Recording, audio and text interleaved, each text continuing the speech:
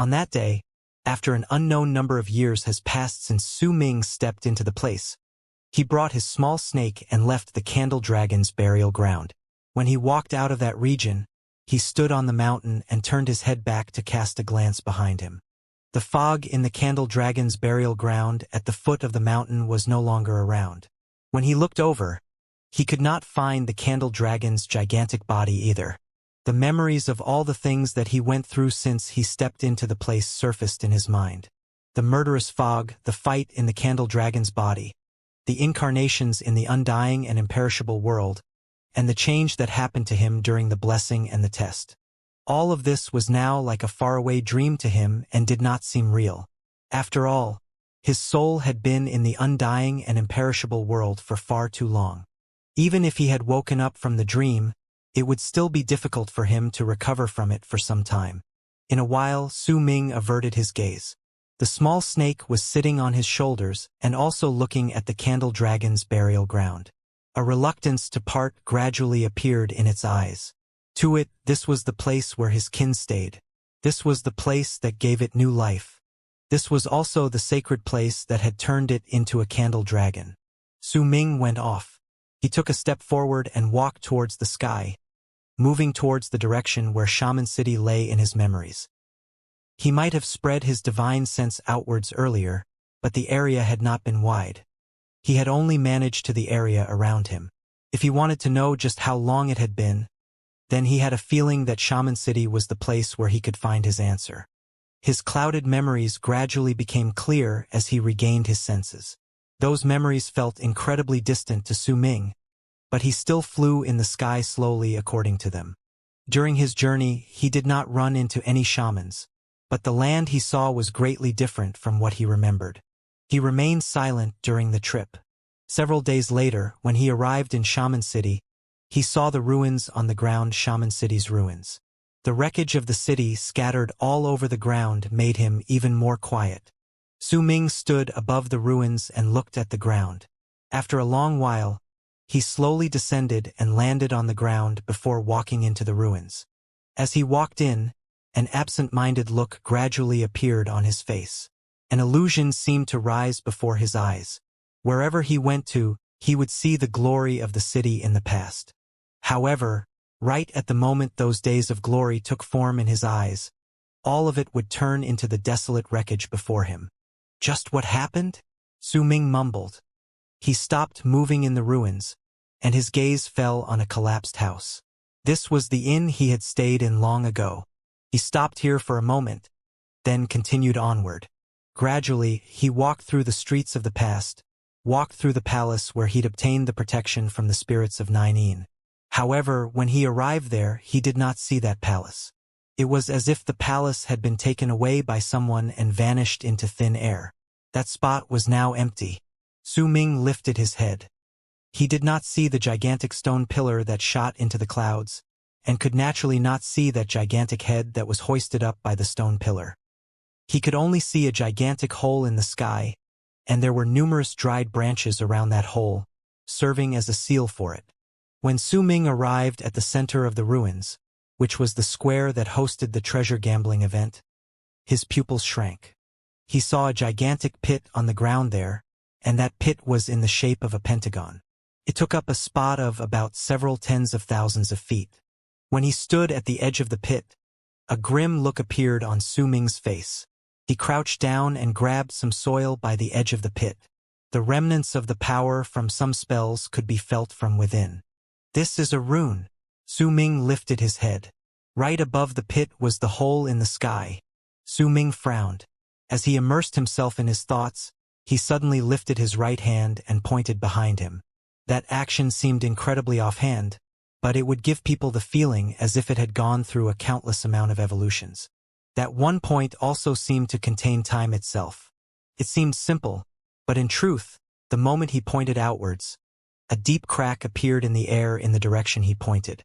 It was as if even space itself could not withstand the power of that point. A thunderous rumble reverberated in the air. Su Ming did not turn his head back, simply continuing to look at the pit before him, still immersed in his thoughts. However, as the rumbling sound echoed in the air, a semi-transparent figure took form in the empty space behind him. That figure exploded and turned into a wave of air that tumbled backwards and only disappeared once it was sent back several thousands of feet. Almost the instant that semi-transparent figure died, nearly 100 of those figures appeared in the air around Su Ming. These figures instantly stopped moving forward and waited near him. They floated without moving, and their gazes as they looked at Su Ming were filled with wariness. After a long while, Su Ming chose not to continue thinking of the use of that rune. Most of his knowledge regarding runes came from his third senior brother, Hu Zi, as well as the Immortal's runes which Hong Luo had left for him. He could vaguely tell that one of the uses of this rune was for relocation, but he couldn't figure out any other uses it might have. He stood up and swept his gaze across all the semi-transparent figures around him. The instant his gaze landed on those figures, they shivered and instinctively moved back.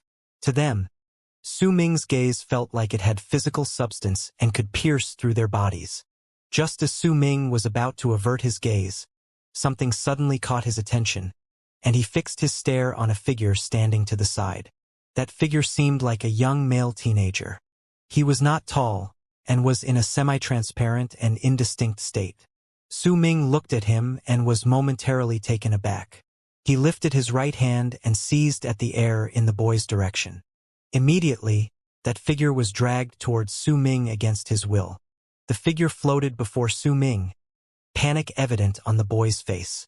He looked as if he wanted to struggle and screamed soundlessly. Su Ming looked at him. He might be indistinct, but when Su Ming observed him from a close proximity, he could still somewhat make out his facial features. As he observed that figure, a complicated look gradually appeared on Su Ming's face. Ahu! After a long moment of thought, Su Ming finally remembered who this person was. He was one of the two children who had come with him into the world of Nine. Just what happened here? Su Ming let go of his hand, and Ahu hastily retreated in panic. Su Ming looked at him fleeing and slowly closed his eyes. He slowly spread his divine sense around the area. At that moment, he no longer thought about the necessity for his nascent divinity to nurse itself back to health. He wanted to know what other changes had occurred in the world of Nine. Once he spread his divine sense out, he saw that there were several tens of thousands of semi-transparent figures like Ahu all over Shaman City. These figures hid themselves within the ruins and lingered about in a daze. They could not be seen with the naked eye, and could only be detected with divine sense. When Su Ming expanded his divine sense further ahead, he saw that practically every single place in the vast land outside the ruins of Shaman City had become different. After a long while, he opened his eyes. He turned around and looked in a direction in the distance. Over there, he discovered a valley, and within that valley, he found some shamans. Su Ming also detected a group of living creatures with huge wings on their backs flying swiftly towards the valley. There were hundreds of them, and all of them had murderous auras that burned the skies as they roared. It's a pity my nascent divinity still needs several months of nursing before I can completely spread my divine sense. Even if I send it out now, it's difficult for me to search in detail. Once my nascent divinity has nursed itself back to health, then I'll activate my divine sense again to search for my poison corpse, my puppet, and my crimson dragon with the connection I have with them. I won't let that old man in black go either. As long as he is still in the world of Nine, then I'll definitely have a way to find him. But I didn't expect that there would still be shamans in that valley. Perhaps I'll be able to find my answers over there. Su Ming turned into a long arc and charged towards the sky, rushing straight towards that valley. Due to the disappearance of the 10th moon in the sky, the shamans who had been staying in the valley within the 1 million lease around the ruins of Shaman City had been living in a constant state of anxiety. Most of them were nervous because they did not know whether there would be new changes in the world of Nine. In a remote corner in the valley, the old man in black who was letting off a rotten stench shuddered. He slowly lowered his mangled right hand down from the center of his brows. With a bitter look, he let out a long sigh. During that instant, no one besides him had discovered a wave of divine sense sweeping past the area. If he had not been on constant alert and cast a secret art despite his injuries during the instant that divine sense filled the area to completely wipe off his presence and existence and avoid being discovered, he would definitely have been noticed. Destiny should be heading here. The old man in black brought out a small black bottle from his bosom, and after a moment of hesitation, put it away again. He did not open that bottle. I still lack 3 medicinal herbs to make this medicinal core. If I eat it now, then I'll only have a 10th of chance to break the curse. If I fail, then I'll lose my intelligence and it'll be no different from dying. But with my secret art and based on what I could tell from the ripples in his divine sense just now, he shouldn't be able to find me. If that's the case, as long as I hide myself well, I should be able to avoid this encounter. The old man in black hesitated for a moment before he got up and retreated into his cave to sit down and circulate all his power to continue the activation of that secret art. If it wasn't because of this curse, then I would have gone to him without even there being a need for him to come find me. As long as I have 3 more years, then I'll be able to raise the possibility of breaking the curse with this medicinal pill to a 5th. The old man in black shook his head and forced down the anxiety in his heart before immersing himself in meditation. Almost the moment the old man began meditating, black clouds rushed towards the valley where the shamans were. Within those black clouds were hundreds of murderous-looking strange creatures with black wings. They rapidly closed in on the valley and piercing shrieks filled the air. The expressions of all the shamans who heard those shrieks instantly changed, and fear along with hatred filled their faces. The appearance of those black clouds too immediately caused the shamans in the valley to be on high alert. Most of the shamans shrank back into their cave abodes, and all of them stared at those black clouds in the sky with anxiety. Nan Gonghen stood on a stone platform in the valley. Behind him were a dozen-something people in ragged clothing. All of them were glaring at the sky. "Sir, we've already made arrangements for our people to go into hiding. The protection rune has also been activated to its full potential. The fiend bow is completely drawn and ready to show its might at any moment. The tunnel for the aura of death in the spirit medium's altar is activated. With what we have accumulated, we can release the power of the aura of death twice. The tribesmen who are sacrificing their lives have also made preparations. They're willing to use their lives to continue keeping the protection rune in operation. It's been 15 years. Nan Gonghen listened to the people behind him and looked at the strange creatures in the black clouds in the sky charging towards the valley swiftly and mumbled under his breath. It's been 15 years since Shaman City was destroyed. We still have no news about reinforcements from the world outside. 15 years ago, we had nearly 10,000 people in the valley. And now, after all these continuous battles, we have less than 1,000 of our people left," he said bitterly. "How many times does it make that the sacred bats have launched a hunt on us? We'll fight, even if we die." In the valley where nearly 1,000 shamans stayed, there were now black clouds charging towards them. Hundreds of sacred bats with wings on their backs could be seen densely packed in the clouds. All of them looked vile and sharp teeth protruded from their mouths. A murderous red glare shone through their eyes and was so bright that it covered the sky and earth. The sacred bats look incredibly terrifying. They were entirely black and were at least 3 times the size of a normal shaman, looking to be nearly 20 feet tall. Their arms were thick and seemed as if they could rip apart a person. They wore no clothes but were covered by fine feathers that looked like long robes. Almost every single one of them held a round-shaped blade in their hands. The blades were red, as if they had been dyed in fresh blood. Roars reverberated in the air. Under the illumination of the moons in the sky, the sacred bats looked like murderous fiends that were getting closer to the valley of the shamans. Nan Gonghen, whose hair on his temples had turned white, stood on the platform in the valley. He looked at the sacred bats closing in on them from the sky and asked in a low voice, "How is Senior Tai Mu?" After a period of silence, one of the dozen people standing beside Nan Gonghen answered softly, "Senior Tai Mu is still in deep sleep. He's not showing any signs of waking up. He was injured too badly last time. We don't have enough medicine with us either, and even if he wakes up, his level of cultivation will fall greatly.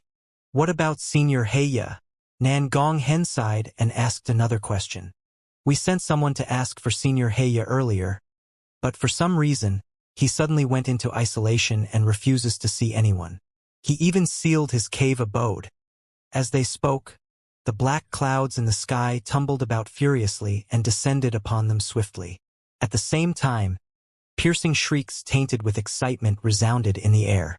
8 of the sacred bats charged down and straight towards the valley. Those sacred bats were incredibly fast and looked as if they were about to close in on them. Nan Gonghen stood on the platform and glared at them, killing intent shining in his eyes. The dozen people behind him all reacted in the same manner. Some of them had even clenched their fists, their expressions dripping with venom. They were not the only ones acting that way. The shamans hiding in the valley had all seen that sight, and it was a nightmare plaguing their dreams, but also a brutal reality that was happening right before their eyes. The sacred bats were already less than 200 feet away from the top of the valley after a moment. With excited shrieks, they charged forward, but right when they arrived 100 feet away from the valley, a loud bang reverberated through the air, and an illusory screen of light emerged around the valley. At that moment, violent waves of ripples appeared on the screen of light, and the 8 sacred bats crashed into it. However, they were completely uninjured by it and were only forced 100-something feet back. The sacred bats' battle strategy still hasn't changed at all. They're still trying to lure us to fight against them to turn us into their prey. Their physical bodies are now comparable to berserkers who have reached the peak in the middle stage of the bone sacrifice realm. They're even stronger than the last time they came here. The next time they come, their physical bodies might already be comparable to a berserker in the later stage of the bone sacrifice realm. A thin, old, and wizened woman standing among the dozen-something people behind Nengonghen whispered with eyes that were filled with red. This time, even the normal members of their race who have joined the invasion have improved greatly. Then the physical strength of their violet thread-ranked sacred bats should have already reached the berserkers in the later stage of the bone sacrifice realm. As the old woman spoke, the screen of light in the valley that had bounced off the 8 sacred bats started shining with a brilliant light. The light from started crisscrossing against each other in midair, turning into a gigantic web that charged towards the 8 sacred bats, to trap all of them within. Yet the moment that web closed in on them, one of the 8 sacred bats placed his right hand before his chest and a string of complex and practically incomprehensible incantations spilled out of his mouth. As those incantations echoed around, the air behind the sacred air seemed to have been torn apart and a gigantic blood-red bat charged out. That blood-red bat was several dozens of feet big, and when it shot out, it rushed straight towards the web with a roar. The instant they touched, the blood-red bat exploded and turned into several hundreds of red sparks that crashed straight into the web. The world rumbled, and the web instantaneously fell apart. The hundreds of red sparks seemed to contain life and started swimming in all directions, looking like several hundreds of crimson-red wandering souls. The strength of their divine abilities has also increased by quite a large margin. It's incredibly obvious compared to last time. Even the normal sacred bats now have power equivalent to mid-medial shamans.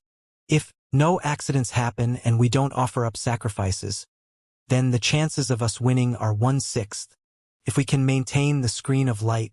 But the price for it is that 300 to 500 of our people's lives will be sucked dry by the screen of light and they will die, the old woman said gravelly, and there was a hint of sorrow in her voice. Nangonghen fell silent. All the people behind him also did not say a single word. A dozen more figures charged out from the black clouds in the sky and rushed straight towards the screen of light with the other 8 people from their race. Booming sounds reverberated in the air. In the valley there was an emptied spot in which was a gigantic rune that was about several thousands of feet large. There were several shamans that were sitting cross-legged within the rune at that moment. These shamans were all thin and pale. As they sat within the rune, their power was continuously sucked inside to become the source that would keep the rune operating. This rune was not a static rune. It continuously sparkled, and the frequency of those sparkles was directly proportionate to the rate of hits dealt to the screen of light. As the screen of light sparkled even more brightly, the 30-something shamans shuddered, and some of them coughed out fresh blood. They looked on the verge of collapse, But before they could fall, someone around them would immediately come forth to carry them off, and someone else would take their place to continue keeping the rune running. The people who were carried off would immediately sit by the side and exercise their breathing without a single moment of delay to try and recover more strength. However, there were some of the people who did not manage to be carried off in time. As the rune continued shining and sucking away their life, these people started laughing brokenly and their bodies rapidly dried up. When they eventually turned into skeletons, they fell apart into dust and scattered into the air. All their life and aura had turned into power to maintain the rune. As time continued trickling by, the number of sacred bats who were ramming themselves against the screen of light in the sky beyond a valley had already increased to nearly 100. These sacred bats continuously crashed into the screen with strange screeches, causing the screen of light to let out creaking sounds as if it was already incredibly difficult for it to maintain its form and it would disintegrate at any moment. "Sir, let's attack. 16 of our people have already died to the rune," someone from among the dozen people behind Nangonghen said in agitation. In silence, Nangonghen shook his head with a pale face. Rumbling sounds continuously echoed in all directions. After a moment, the number of sacred bats who were attacking the screen of light had increased to about 150. When the sacred bats' screeches fell into the shaman's ears, their hearts trembled. "Wait a little longer. We only have one chance, we can't waste it." Nangonghen gritted his teeth and whispered under his breath. "Sir, 43 of our people have already died maintaining the rune. If this continues, then even more will fall." Nangonghen looked at the nearly 200 sacred bats outside the screen of light, then at the black clouds above them, and clenched his jaw. "Prepare the fiend bows." The instant he said those words, someone immediately moved out from the group standing behind him. A dozen-something breaths, and 9 men immediately walked out of some of the cave abodes in the valley. These 9 men were all battle shamans. They stood on the balconies connected to their cave abodes with their heads lifted towards the sky. Each of them held a large black bow in their hands. Those bows were taller than an average human, and these 9 men began drawing these bows slowly. The instant they drew those fiend bows fully, 3 spirit mediums, 3 soul catchers, and 3 thought soothsayers walked out from behind all of them. The spirit mediums started chanting softly, and a dense wave of aura of death gathered from under the valley, charging straight towards the fiend bows that were being drawn by the 9 battle shamans, turning into a faint arrow on each of the bows. The soul catchers opened their eyes, and the strange power that belonged to soul catchers stirred in the air, as if their minds and souls were gathered on the arrows in the fiend bows and would not disappear. The thought soothsayers closed their eyes as if they fell into a trance. The instant they closed their eyes, a white glare instantly appeared in the 9 battle shamans' furious eyes. It was as if they all had lost their souls at that instant, and their white eyes looked empty. "Draw the fiend bows," Nangonghen roared, and the instant his voice reverberated through the valley, the 9 battle shamans growled and drew their fiend bows a little more. Their shoulders and arms were torn, and as fresh blood poured down their arms, they continued pulling the strings until the fiend bows were fully drawn and then abruptly let go. Humming sounds instantly echoed in the valley and reverberated between the sky and earth. At the same time, 9 black dragons charged out from the valley at an extreme speed, piercing through the protective screen of light and closing in straight on the 200 sacred bats just outside the screen of light. Shrill screeches of pain instantly filled the area. The 9 arrows were filled with a wave of madness and a force that would press on without stopping. The instant they pierced through 9 of the sacred bats, they shot past their bodies without any decrease in power. Booming sounds spread through the air, and all the sacred bats whose bodies were pierced through by those arrows exploded and turned into pieces of flesh and blood that splattered everywhere. Each of the 9 fiend arrows took at least 3 lives. When all the remaining power in the 9 arrows was spent, they did not disappear but instead exploded. That explosion turned into a wave of aura of death that covered the entire screen of light in the sky. With the aura of death as a lure, we will release the power of the aura of death once. Nangonghen let out a huge shout, and the valley instantly trembled. Wisps of aura of death charged forth from the ground and gathered at the center of the valley, causing the valley to become obscured from view.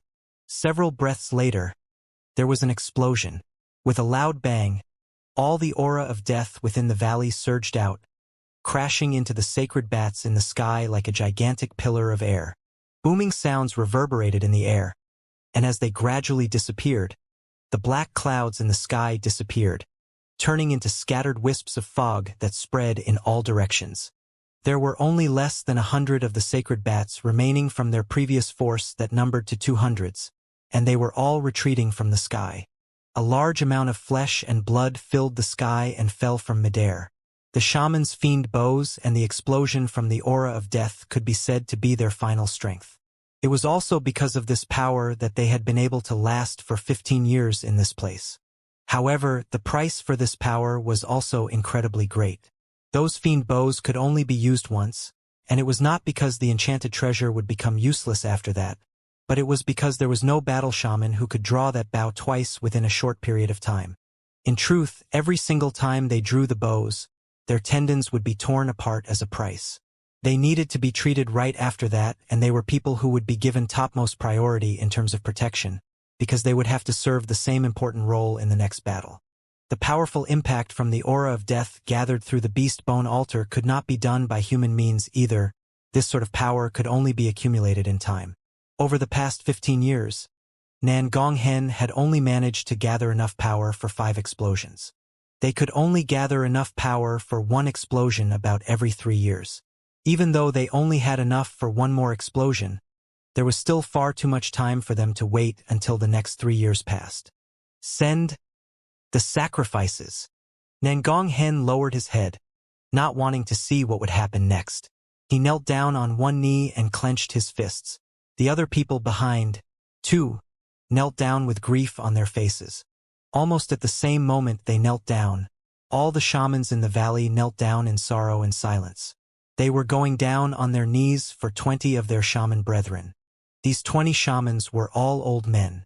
Their bodies slowly flew into the sky and moved towards the screen of light. There was sentiment on their faces, but also faint smiles. They were lamenting over their fates, but smiling towards their kinsmen. They had offered themselves willingly to become sacrifices, because they knew that they no longer had much time left. If their death could bring a period of peace for their people, then at least their deaths would be worthwhile. When all the shamans knelt down on the ground, filled with grief in their hearts, the 20 old men went through the screen of light and appeared outside the valley. They rushed towards the 100-something sacred bats that were still lingering around in the sky and had yet to leave. The sacred bats screeched and flew towards them. A massacre unfolded right before everyone's eyes, and it was one that was met with no resistance from one side. There was only bloody death. When all the shamans saw this, their grief only became stronger in the midst of their silence. When those 20 old men were slaughtered cruelly by the 100 or so sacred bats, the sacred bats spread their wings and flew into the distance. Nan Gonghen lifted his head and red filled his eyes. During these 15 years, they, who had fought against these sacred bats multiple times, knew that this particular race in the world of Nine loved hunting. They would usually come in a large crowd, and if their hunt did not end in success, they would definitely not give up, and would only come in a larger crowd the next time. That was why the shamans would first kill off some of their numbers before they sent out these so-called sacrifices to satisfy the sacred bat's hunting lust. Only by doing so could they earn a period of peace. If they offered these sacrifices without fighting, it would still be useless. Some casualties must appear on the sacred bat side in accordance to the sacred bat's hunting ritual. This was something Nan Gonghen and the others knew clearly after being trapped here for 15 years.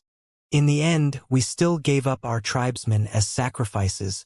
We had a 6th chance to win, but the price was just too great. The old woman behind Nan Gonghen said in a whisper. 67 died keeping the rune functioning, and when we add in the 20 who were willing to become sacrifices, 87 of ours were lost this time. The battle shaman's fiend bows can only be drawn half a year later, and we already don't have enough medicinal herbs for healing. We need to arrange some men to risk themselves and go to Shaman City to search for medicine. We can still use the altar's aura of death one more time. When Nan Gonghen heard the people giving him the reports of this battle, A lost look gradually appeared on his face. 15 years ago, he did not manage to escape during the change and was forced to stay here with his other tribesmen. They waited for others to come save them, and at that time they numbered nearly 10,000. They had many ladder shamans at that time, but through the numerous fights and battles their numbers began decreasing, and in the end they even had a dispute and a part of their people left.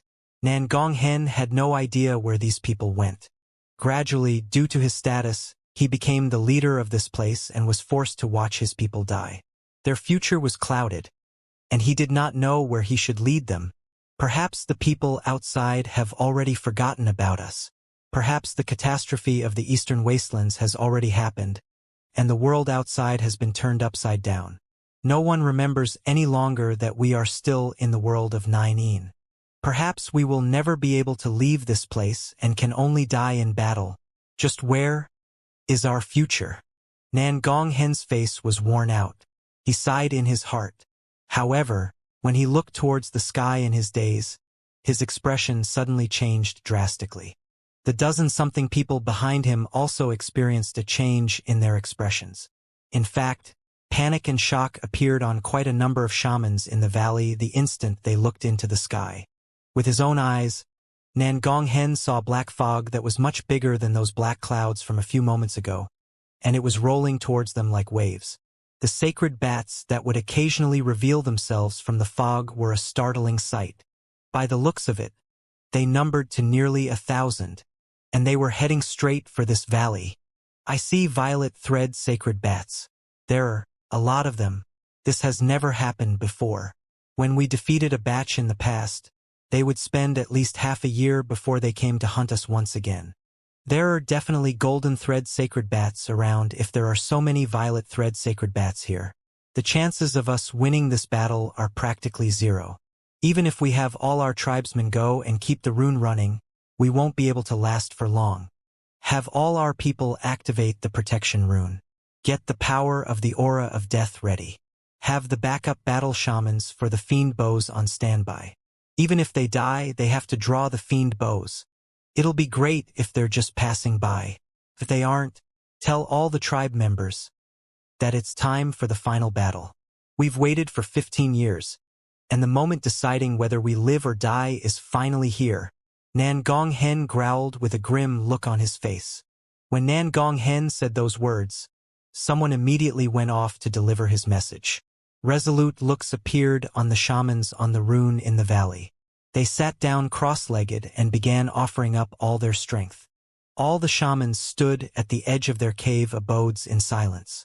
They looked at the sky, wiped their weapons, circulated their power, and determination shone on their faces.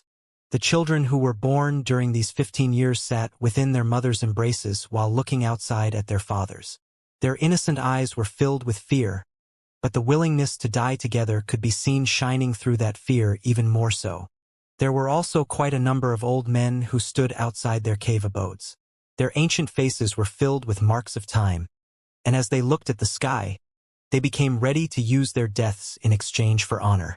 All the shamans looked towards the sky, watching the black fog rolling violently in the sky as they tried to determine whether they were just passing by or whether they were indeed really heading towards the valley. The instant that black fog stopped above the valley, all the shamans who saw this scene knew the answer immediately. The time for the final battle was nigh. Nan Gonghen gritted his teeth. Madness burned in his eyes. When he saw the layer of black fog stopping outside the valley, suddenly hundreds of screeching sacred bats shot down as if that fog had just exploded and they were thrown out by that explosion. The moment these sacred bats charged out, Nan Gonghen let out a low roar. He charged out swiftly, and right behind him were his dozen-something followers. If we fight, we die. If we don't fight, we will still die. But if we fight, at least we'll die without regrets. We've waited for 15 years, and we still have yet to receive any news about reinforcements from the world outside. They might have forgotten about us already, or they might have given up on us. If that is the case, then where is our future? It's in our hands. We can't wait anymore. We'll put up a spectacular fight, and if we're lucky enough to pull through and win, then we will no longer be shamans. We will be our own race. We will control our own fate and pursue our own future. If the outsiders won't save us, then we will save ourselves. From now on, we are fated kin. Nan Gonghen lifted his right hand and seized at the air. Immediately, a long spear materialized in his hand and he wrapped his hand around it. Fated kin. From now on, we are no longer shamans. We're fated kin. Low roars, filled with madness, shot out of the mouths of each and every single one of the shamans' mouths in the valley. Prepare the aura of death. As Nan Gonghen roared, the aura of death from the entire valley gathered up once again and turned into a great power to charge upwards. It shot through the protective screen of light and crashed into the incoming sacred bats. At the instant the booming surged into the sky and reverberated through the air. Nan Gonghen shouted, "Fated kin, kill them!" Shadows of people abruptly rose from the valley, followed by a roaring. This uprisal was like a revolt from a whole race. It was a struggle filled with madness, shouts filled with the unwillingness to admit defeat, and a release of those that had thrown all caution into the wind after 15 years of waiting, of living in oppression, and of having death constantly loom over their heads. Besides the shamans who were still keeping the rune running by sending out their power as they sat to protect the children in the valley. More than 500 shamans rushed out of the valley and clashed against the sacred bats who were attacked by the aura of death. You people think too highly of yourselves. A cold harumph echoed from the sky, and as the black fog spread out, 10 sacred bats with a distinct violet line at the center of their brows flew out. Right behind them was a gigantic sacred bat of 50 feet with a golden thread at the center of his brows. With a cold harumph, he lifted his right hand and pressed downward. The aura of death that was attacking his kind immediately froze and exploded, spreading in all directions, its power to instantly disappear. Our sacred ancestor is on the verge of waking up. We will kill all the outsiders in this land and offer them as sacrifices. The 9 sacred altar here is ours now. Many sacred bats screeched excitedly and charged towards the shamans. Right at that moment, in the sky not too far away from the valley was Su Ming strolling casually over with a calm expression on his face. The small snake on his shoulders lifted its head, stared in the direction ahead, and let out a hiss. Su Ming frowned. He took another step, and his speed instantly increased explosively, stirring up a piercing sound as he sliced through the air in his wake. This was a crazed battle. Compared to the shamans who had always been low on medicinal herbs during the past 15 years, who had been at a loss for what they should do, and who did not know where their future lay, the sacred bats were all incredibly powerful. During these 15 years, too many of the shamans' own had died as they fought against these sacred bats. Most of their powerful warriors had already fallen, and the only ones who were left were the old and the young. They did not have much power to form their core battle strength. The wearing down of willpower had also caused fear to root itself deeply within the shamans' hearts towards the races residing in the world of 9 especially a golden thread sacred bats that had appeared this time. This was the second time during these past 15 years that a golden thread sacred bat had appeared, but it was clear that the current one was much stronger than the one around 10 years ago. Nan Gonghen's words and actions only managed to stir up the shaman's ardor for a moment. Once the slaughter started, this energy did not manage to last long. Shrill screams of pain filled the air. In the face of the tall sacred bats, the shamans could only resist in vain. Even if they struggled and fought back, the sacred bats had bodies that were as sturdy as a berserker's and had divine abilities that surpassed the might of the shamans. Their numbers were great as well, and to the shamans this battle could only end in devastation and nothing else. It was especially so since the dozen-something violet thread sacred bats possessed a power equivalent to a ladder shaman and the body that was as sturdy and powerful as a berserker in the berserker soul realm. Wherever they went to, cruel laughter would reverberate in the air, and all the shamans who tried to block their paths would be torn apart alive. These bats did not even cast any divine abilities. Their strong arms were enough to replace everything. The shamans' heads were separated from their bodies, their limbs torn off, and their flesh and blood gushed everywhere, turning into a picture that would last for eternity in the sky.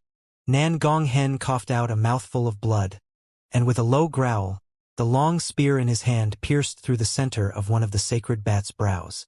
He lifted his left hand, and with a swing, a large amount of aura of death immediately gathered together, turning into a vortex around him.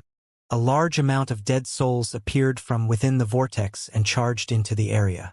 He was a spirit medium, but even if he was one, and even if most spirit mediums pitted the dead and were cold towards the living, this was different for Nan Gonghen. Even becoming a spirit medium could not suppress his boisterous nature, and this was the key reason why he could not become a ladder shaman.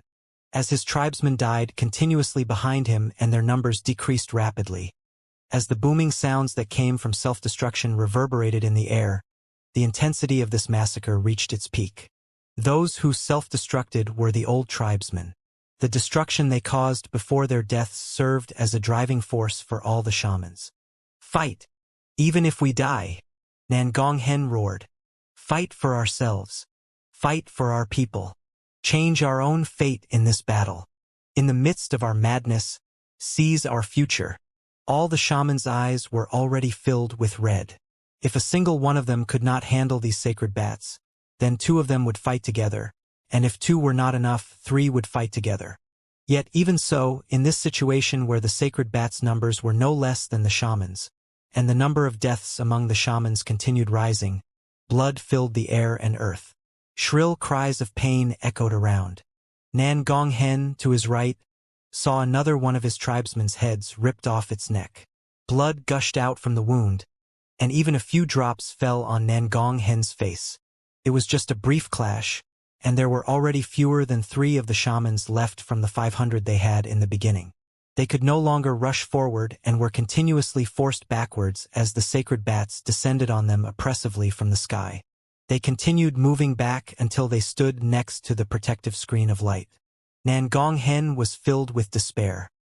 He watched his tribesmen die, watched the faces that had grown familiar to him during the 15 years shattering right before his eyes, watched all of this, and could do nothing to change it. However, when they were forced back to the side of the screen, suddenly, a gigantic hand appeared in the sky, and with an astonishing speed, charged towards Nan Gonghen and the other shamans. From the distance, that palm looked monstrously huge. It was several thousands of feet big, and as it descended on them, rumbling sounds spread through the air. Right on top of the palm was the sacred bat with the golden thread in the center of his brows. He had his right hand lifted and was pressing downwards slowly. Disdain and contempt appeared at the corners of his lips in the form of a sneer. To him, these outsiders were all so weak they could not even put up a fight. With a roar, veins popped up on Nan Gonghen's face. All his tribesmen behind him started circulating all their power in a frenzy to fight against that huge palm. Their deaths were of secondary concern because if they could not resist this, then it was going to be difficult for the protective light screen to endure it. And once that protective light screen shattered, the children in the valley and all their injured tribesmen would have to go through a brutal genocide where they could absolutely not fight back. The hand was already less than 500 feet away when a roar shot forth from the valley. Right before everyone's eyes, an old man with a pale face and a head full of white hair shot out from the valley. He traveled so quickly that he pierced through the screen of light in the blink of an eye, passed by Nan Gonghen and the rest, and stopped right above them, alone against that hand. He lifted his right hand, clenched his fist, and rammed it against the gigantic hand pressing downwards. Senior Tai Mu! It's Senior Tai Mu! Cries filled with cheer spread out from the crowd. That old man was the person who had been injured during the previous battle and had been in a coma since then because he could not heal properly. Tai Mu. When such a crisis fell upon the entire valley, he woke up, and without care for himself, he attacked. The instant his fist came into contact with that gigantic palm, Tai Mu coughed out a large mouthful of blood. Blood mist burst forth from his entire body, and like a kite with a broken thread, he was sent tumbling back. Is this the most powerful force from the outsiders in this place? So weak you cannot even put up a fight. All of you outsiders, die! An indifferent voice traveled forth from the sky, and the sacred bats started floating in the air all around the valley, their faces filled with only scorn. The dozen-something violet thread sacred bats mostly laughed coldly as they looked at the scene beneath them. The person who said those words was the golden thread sacred bat that had brought forth that gigantic palm from the highest point in the sky. Nangong Hen sank into despair. He immediately went up to support Tai Mu. Tai Mu's face was already bloodless and his eyes were shut tight. He was injured heavily to begin with, and after forcing himself to attack, he was injured badly once again.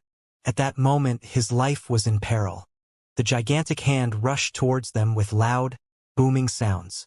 Right when it was about to touch Nangong Hen and the others, Nangong Hen let out a roar, and all the shamans retreated into the screen of light. Then, right before their eyes, they watched that palm crash into the screen of light. A huge rumble that shook the sky and earth reverberated in the air, and the screen of light exploded, turning into numerous shards that scattered in all directions. At that moment, the entire valley no longer had any form of protection. After the gigantic hand shattered the screen of light, it did not disappear. Instead, it pressed down against all the shamans in the valley in a manner that screamed with the intention of destroying everything. The mountain crumbled. A large amount of shattered stones fell down and turned into dust. Because the ground could not withstand the power of that strike, cracks formed, as if the land was about to shatter. There were no corpses within the ruin in the valley, only layers upon layers of ashes.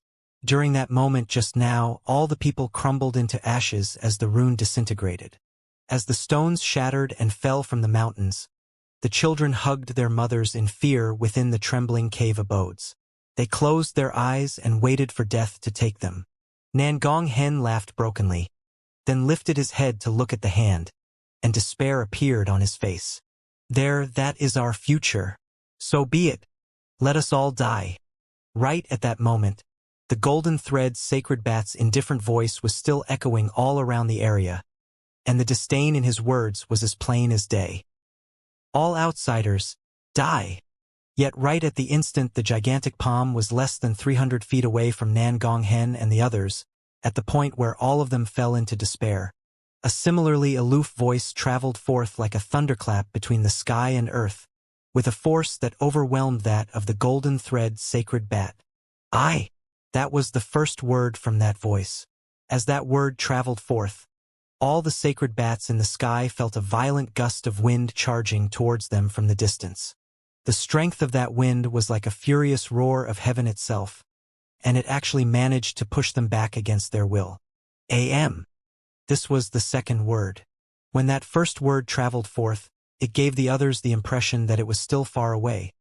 But when the second word reached them, they had a feeling as if the word was said right beside their ears. It was like a huge clap of thunder roaring in the sky, causing all the sacred bats who heard it to feel booming sounds going off in their heads and souls. With an indescribable speed, a flash of golden light appeared within the valley, and right under that gigantic palm, that golden light turned into a person. His face could not be seen clearly, the only thing in sight being him lifting his right hand and stretching out a finger. Then, seemingly casually, he tapped at the center of that gigantic palm. Also, this was the third word. It was calm, but it gave others the impression that it held some sort of universal law within that replaced all the sounds in the area. That person was incredibly tiny compared to the palm, but the instant his finger touched that gigantic hand, an astonishing boom reverberated violently in the air and spread in several hundreds of lis. A huge wave of impact also spread out in all directions as the boom echoed in the air, and it traveled forth like a violent gust of wind, like raging waves sweeping through the sea. As the booming sound echoed in the air, the gigantic hand trembled and started cracking up inch by inch, exploding eventually, turning into a wave of impact that was sent charging backwards into the sky. An outsider. The two final words in the sentence were uttered slowly as that hand crumbled apart and was sent reeling backwards. At that moment, as violent gusts of wind blew around the area with furious howls, the figure stood in midair. His long hair danced in the wind and his robes were as white as snow. He was a handsome man, and there was a diamond-shaped brand at the center of his brows. On his shoulders was a small snake who had its head lifted and was hissing with its forked tongue out of its mouth at that moment. The man stood there, and he seized everyone's attention onto himself. His gaze was profound, as if it contained all of heaven. Waves of golden light spread from all over his body, causing him to look as if he was wearing a layer of golden armor. Apart from that profound gaze, there was also a look within his eyes that would strike fear in other people's hearts. And all the sacred bats who came into contact with that gaze felt booming sounds going off in their minds. It was as if, with just one glance into his eyes, their bodies would disintegrate. This was a form strength, a strength that surpassed all forms of power in this place. This was a form of might, a might that could cause the palm from before to fall apart with just one finger, could make this entire massacre freeze right in its place with just one sentence, could strike all these sacred bats dumb with shock. I am also an outsider. Su Ming lifted his head and looked at the sacred bats in the sky, as well as the golden thread sacred bat whose expression had changed drastically as he stood at the highest point in the sky. The blood and massacres in this place made Su Ming's expression turn dark. If he came a little later, then perhaps there would be no survivors in this place. If that truly happened, then he would need to think of some other way to obtain the answers he wanted. Besides, even though the people who died were shamans, these shamans looked too much like berserkers. Their cultivation methods and skills might be different, but they were still people. These things in the sky, however, had wings of a bat growing off their backs and were obviously some other race that belonged to this place. They looked incredibly strange, but to Su Ming, they felt somewhat similar to wings of the moon. As the sacred bat's expressions changed swiftly, Su Ming let loose a cold harumph and took a step towards the sky. The golden thread sacred bat in the sky cried out shrilly right at that moment. As he roared, expressions of madness and ferociousness appeared on the faces of the other sacred bats around it. They rushed straight towards Su Ming, and those dozen-something violet thread sacred bats were the ones leading the charge. Su Ming's expression remained as dark as ever. Golden light shone on his entire body, and he did not even bother executing any sort of divine ability. Instead, he lifted his right hand, clenched it, and hurled his fist straight ahead. As of then, a sixth of his bones had turned into berserker bones, and Su Ming only had a rough estimation of his power. He had yet to have any sort of comparison for him to arrive at a specific idea of how strong he was at the moment. That was why these sacred bats had turned into a great way for him to gauge his strength in his eyes. The punch landed on thin air, and a loud rumble instantly rang through the entire world. The golden light on Su Ming's body abruptly grew brighter, up to a blinding degree. It was as if he had turned into the sun. At the instant he hurled his fist forward, a crack appeared in the air before turning into a huge black vortex. That vortex rushed forward, and all the sacred bats who came into contact with that vortex would cry out shrilly as their bodies were sucked in. And as they screamed, they were grounded to powder and disintegrated into nothing. Su Ming took a step forward. The instant his foot landed, the world shook, and a crack appeared in the air, as if it could not withstand the might of that one step. As that crack spread outwards with a huge rumble, the dozen-something violet thread sacred bats closed in on him. Su Ming did not dodge. With his right index finger, he sliced through the air before him. One of the violet thread sacred bats roared and pushed down on his finger with his right hand, thinking of using its powerful, raw physical strength to resist that attack. Then, with his left hand shaped in the form of a claw, he swiped against Su Ming's chest. He was already prepared to have half his body fall apart. In his mind, even if half of his body was destroyed, it would not matter as long as he got to injure this person. However, he did not expect to feel an indescribable power erupting from his right hand at the instant it came into contact with Su Ming's finger. In the span of a breath, he lost his consciousness and fell into eternal slumber.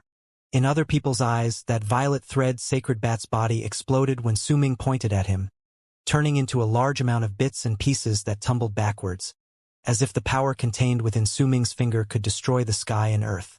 He killed a violet thread sacred bat with just one finger. This did not happen over a long span of time and was over in an instant, and it was so quick that it made the golden thread sacred bat's pupils shrink. This brought out a loud cheer from the shamans underneath when they saw it. However, right at the moment that cheer shot into the air, it immediately died down because the shamans underneath saw the other violet thread sacred bats closing in on that golden figure. All of them struck at the same time, and all their attacks landed squarely on that golden figure. Su Ming did not dodge and simply allowed the violet thread sacred bats' attacks to land on him. Those violet thread sacred bats all looked incredibly ferocious, and crazed murderous intent could be seen on their faces, but all of them froze in an instant. Too weak. Su Ming shook his head. As of then, his body had already become so powerful that he could barely feel these attacks. The only effect was that his chi churned, slightly. He took a deep breath, and all the power from his berserker bones burst outwards. This was his power in the bone sacrifice realm, and it was also the strongest power he held within his physical body at the moment. At the instant that power erupted forth, the golden light from within Su Ming covered an area of 1,000 feet. Booming sounds and cries of pain filled the air, and the violet thread sacred bats who attacked Su Ming just now coughed out fresh blood before they fell backwards. Their bodies started crumbling. As calm as ever, Su Ming lifted his right hand and seized at the air. Immediately, one of those violet thread sacred bats who was falling backwards rushed towards Su Ming against his will. Su Ming grabbed his throat, squeezed it lightly, and with a bang coming forth from the bat's entire body, that sacred bat immediately fell to the side and died. So weak, you cannot even put up a fight. Su Ming let go of his hand, and as that violet thread sacred bat's body fell to the ground, he lifted his head, with a face as dark as night, to look at the golden thread sacred bat standing at the highest point in the sky. His words right at that moment were the exact same ones as the words delivered by the golden thread sacred bat to fated kin earlier. He was simply returning them right back to that creature. The hundreds of sacred bats who originally wanted to charge forth all moved back with shock and intense horror on their faces. Not a single one of them dared move even half a step forward. "Who are you?" the golden thread sacred bat demanded darkly. Su Ming might be looking at him with his head lifted as he stood underneath, but it made the golden thread sacred bat feel as if Su Ming was looking down on him. It made him feel shocked to the core, because the other's appearance and that astonishing presence he exuded, as well as the swift kills he delivered, made the golden thread shaman bat feel as if he was about to suffocate. One of the reasons why he brought so many of his kind to the valley where the shamans stayed this time was because they wanted to occupy the altar. However, they could have occupied that altar any time they wanted. It could have been earlier or later, but since the spot was the intersecting point between the three races and they made a promise with the spirits of 9 in the past, they had to let a handful of the shamans survive. That was why the shamans could remain till this day. If no accidents had happened, the shamans would have continued weakening. They would not be eradicated within a short period of time, but they would slowly be enslaved and turned into prey. There was a very great reason as to why he chose to come at this point of time. This reason was due to the disappearance of the 10th moon. At the same moment the 10th moon disappeared, the only 4 golden thread sacred bats among their entire race felt their sacred ancestors' call simultaneously. His will was clearly delivered within that call, and it was a desire for an offering made of the blood and soul of outsiders. Perhaps that desire was aimed towards one person, perhaps it was aimed towards an entire race. The instructions were rather unclear, but it was the reason behind the massacre just now. All the souls of those who died just now had been secretly taken away by the sacred bats, and it was the same for the blood and flesh they spilled as well. However, with Su Ming's appearance and the sudden change in this entire massacre, the golden thread sacred bat could not help but experience a drastic change in his expression. He had a vague feeling that perhaps his sacred ancestor did not want all the outsiders as an offering, just an incredibly powerful warrior from among them. With a composed expression, Su Ming no longer bothered himself with that golden thread sacred bat, but instead turned around and looked at the hundreds of shamans who were staring at him blankly. His gaze swept past all these people and eventually landed on Nan Gonghen. All the eyes of the shamans who met his gaze were filled with feverish zeal. They lowered their heads in respect.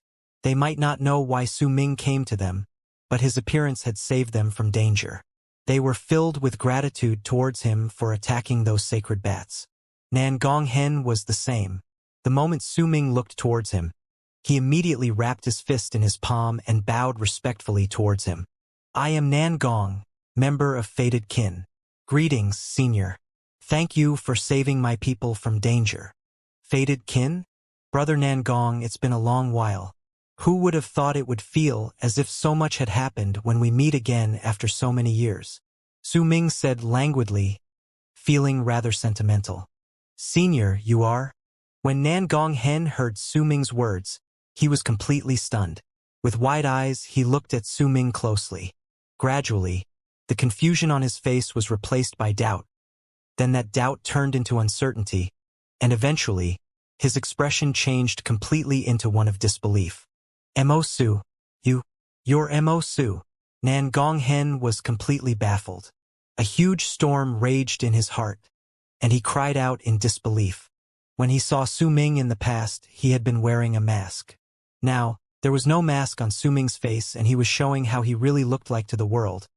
But Su Ming's voice, his words, and everything else was like a bolt of lightning flashing in Nan Gong Hen's head. I should have guessed. When you left the treasure gambling event with the 2 children in the past, you should have gone to the Candle Dragon's burial ground. You disappeared after that, and the 10th moon appeared in the sky. Nan Gong Hen's head buzzed noisily as he mumbled under his breath. Mo Su? He's Mo Su. I remember that name. I was there during the treasure gambling event as well, and I still can't forget those miraculous scenes that happened during that time. But how did he become so strong? I remember now. This person actually managed to keep up with Senior Tai Mu's attacks in the past, and he was just a medial shaman at that time. Now he became so strong. A commotion rose among the hundreds of shamans. Su Ming's appearance and his identity caused them to sink into disbelief. It was difficult to associate the figure in the past with the person before them right then. Su Ming smiled faintly.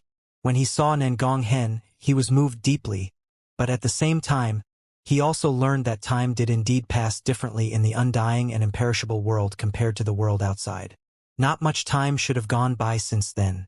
Or else, those thousands of years that had seemed like a dream would have caused the outside world to change greatly, and Nan Gong Hen would have also been reduced to a skeleton a long time ago. Mo Su. Very well. We won't let what happened today end so easily. We'll meet again in the future. The golden thread sacred bat gritted his teeth, and flapping his wings, he charged into the distance. Let's go. As he spoke, all the sacred bats around breathed a sigh of relief in their hearts. Coming face to face with the terror of Su Ming's might had left them trembling with fear. They flapped their wings rapidly, but just as they were about to leave the place, "Are you leaving just like that?" Su Ming turned around and glared coldly at the sacred bats who were just about to leave. "What now? Are you actually not letting us go?" The golden thread sacred bat turned around swiftly and glared at Su Ming from midair. His voice was ghastly and held a slightly sharp edge. "This is the world of 9 sanctities, and we sacred bats are one of the sacred races. You shamans only number to hundreds. Do you really want to be destroyed? And you, even if you have extraordinary power, you've already offended us, so you will definitely die." The golden thread sacred bat's voice was dark, but Su Ming could tell with just one glance that he was just putting up a tough act. As that golden thread sacred bat spoke with that piercing voice, the other sacred bats around him put on ferocious looks once again. Red filled their eyes as they glared at Su Ming. They might be afraid, but at that moment they had to put up such an appearance. Senior Mo, just let them go." Nan Gong Hen hesitated for a moment before he whispered to Su Ming. Su Ming cast a look at Nan Gong Hen. Since the people here did not want to engage in more fights, then as an outsider it was only natural that he did not meddle too much. Once he asked about the things he wanted to know, then Su Ming would set off to do what he wanted to do. He would not stay here for long. "At least you shamans know your place." The golden thread sacred bat let out a sigh of relief within, but he still let out a cold harumph while appearing as fierce as ever. He was certain that these shamans would not dare provoke them too much, but he was incredibly worried about this Mo Su who was extremely terrifying in his eyes. He was just about to leave swiftly, but right at that moment, The originally unconscious Tai Mu struggled to open his eyes. Supported by his tribesmen, he spoke to Su Ming hoarsely. "Don't let them go. How can we let them go when they've killed so many of our people? If it wasn't because of your presence here, we would have been wiped off. Our entire race would have died. They have brought too much grief and resentment to us. We have to take revenge." "But," Nan Gonghen hesitated for a moment. "But what? If we let them go, will they be grateful to us? Are they going to stop coming after our lives? Are they going to stop hunting us as if we're prey?" "Nan Gonghen, you imbecile! Brother Mo, I beg of you, please attack them. Don't let a single one of these sacred bats leave. Kill every single one of them." Tai Mu struggled to move his mouth. In his agitation and rage, he coughed out a large mouthful of blood, only managing to not fall unconscious again after clenching his jaw tightly. His ragged breathing turned his originally old face even older, and he now looked like an oil lamp that might extinguish at any moment. "As long as you help us, then we will listen and fulfill all your requests. We will even acknowledge you as our master." A faint, red flush had appeared on Tai Mu's face, and it was clearly the sign that this was the last ounce of his strength, just like the last burst of light from an oil lamp that was about to go off. The golden thread's sacred bat's expression changed drastically in the sky, and without even a hint of hesitation, he quickly ran off, not even bothering with the kinsmen around him. "As you wish, but you don't have to acknowledge me as your master." Su Ming cast a glance at Tai Mu. The things that happened between him and this old man appeared in his head. These memories were originally rather clouded, but as of then, they were gradually getting clearer. This old man was already at the last vestiges of his life and would not be able to last long.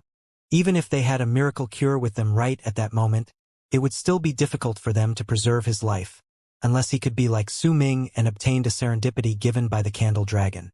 Su Ming sighed, then averted his gaze to look at the valley around him. He lifted his right hand and seized at the air, and immediately, one of the fiend bows flew out from the hands of the battle shaman standing outside his cave abode. Su Ming caught it in his hands. With the black fiend bow in his hands, he took a step in midair. When he was in the sky, he looked at the hundreds of sacred bats scattering and fleeing. His gaze gradually turned cold, and with his left hand holding the bow, he lifted his right hand to pull the bowstring. With a hum, the fiend bow that could only be used by battle shamans was fully drawn. As the bow was drawn, wisps of golden light spread out from Su Ming's body and gathered into a golden arrow. The instant Su Ming's right hand released the bowstring, golden light shot out and stirred up a wave of ripples that shook the sky. The arrow charged into the distance as if slicing through the entire sky. With a loud bang, the arrow shot through several sacred bats, and they died, shattered. Su Ming did not stop. He drew the fiend bow once again, and immediately the attention of all those around him, especially the battle shamans, filled with feverish zeal as they looked at him. After all, battle shamans could only draw these fiend bows once, and if they wanted to draw that bow twice within a short span of time, they would have to pay a devastating price. However, Su Ming was drawing that bow twice in a row, and there was not a single pause during the entire process. From this alone, it was clear that the strength of his physical body had already surpassed the battle shamans here by several fold. The second arrow, the third, the fourth, the fifth. Su Ming stood in the sky and continued drawing that bowstring, doing it so quickly that eventually, he was practically already drawing the bow right after letting go of the bowstring. Buzzing sounds sliced through the air, and booming sounds filled the sky and earth. A large amount of ripples charged through the sky. Each arrow that was fired would stir up a loud bang, and several sacred bats would die as they screamed in pain. It did not matter how quickly they escaped and how far they were from Su Ming at that moment. The arrows would rush towards them to take their lives, to destroy them one by one with a presence that shook the skies. In the span of 30 breaths, Su Ming fired around 90 arrows, causing the sky to distort and those booming sounds that lingered in the air to overlap with each and create a sound so loud it was deafening. It also made the sacred bats who had already escaped far in the distance feel their hearts quake in fear. They looked as if they were scared out of their wits. To them, the span of these 30 breaths was akin to hell, and one where they had turned into prey. Every single time the sharp whistle came from behind them, one of their kind would die while screaming shrilly, and every single time the buzzing sounds echoed in the air, there would be a high chance that it would be the last sound they would ever hear in their lives. This extreme terror was enough to make anyone's soul and mind completely shatter. In the span of 30 breaths, the bats' numbers were reduced to less than 20 from their initial hundreds, and they had all been fleeing. This terror made the remaining sacred bats let out piercing shrieks of fear as they trembled. Then, in their desperation, they started fleeing madly with the fastest speed they could muster. When Su Ming drew the fiend bow once again, it snapped in two with a bang. Su Ming's continual usage had actually become too much for it, and it shattered. The shamans who were looking at Su Ming all had their mouths hanging open in shock. They knew very clearly just how powerful the fiend bows were, and the more they knew, the more shocked they were by what they saw. It was especially so for the battle shamans. They were struck completely dumb, because they simply could not imagine just what sort of power a person would need to make a fiend bow shatter from inability to withstand continuously being drawn. Su Ming tossed away the broken fiend bow and took a step forward. With that one step alone, he disappeared. This sort of disappearance was not because he was traveling so quickly that people could not see his movements clearly. He had truly disappeared. This was warping. The instant Su Ming disappeared, he reappeared in the distance, right before one of the sacred bats. That sacred bat had not even noticed the arrival. In fact, before Su Ming's reflection could enter his pupils, Su Ming had already left. The moment he left, the sacred bat charged another several dozens of feet forward before he opened his mouth, and as confusion appeared in his eyes, a bloody hole emerged at the center of his brows, and he plummeted straight down to the ground. The same scene happened in succession in the sky. Most of the sacred bats spread in the area met the same fate. Before they even noticed it, their lives had already been taken away. One of the violet thread sacred bats had actually managed to detect Su Ming appearing before him, but he could not dodge his aloof tap of a finger at the center of his brows. To that violet thread sacred bat, that finger felt as if it was the law of the universe. When it appeared, it gave the sacred bat a feeling as if he could not escape his fate. Then his vision darkened and his head exploded with a bang. Su Ming pulled his finger back. This particular jab did not have a name. It was a killing move that he had polished after going through countless incarnations and an endless amount of years in the undying and imperishable world. That jab contained the fusions contained within the undying and imperishable world. It might not be Su Ming's fusion between the past and future, but the concept of binary opposites was still contained within it. At that moment, there were only two sacred bats who were fleeing madly in the world. One of them was the golden thread sacred bat. The other was a violet thread sacred bat that had cast some sort of mysterious art, allowing his speed as he fled to be almost on par with the golden thread sacred bats despite the fact that he was injured.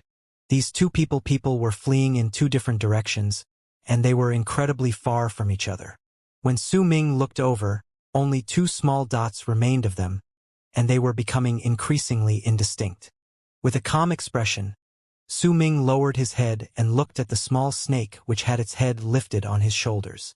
When a finger pointed at the violet thread sacred bat in the distance, the small snake immediately shot out like lightning from Su Ming's shoulders with a hiss, charging straight towards that unfortunate creature.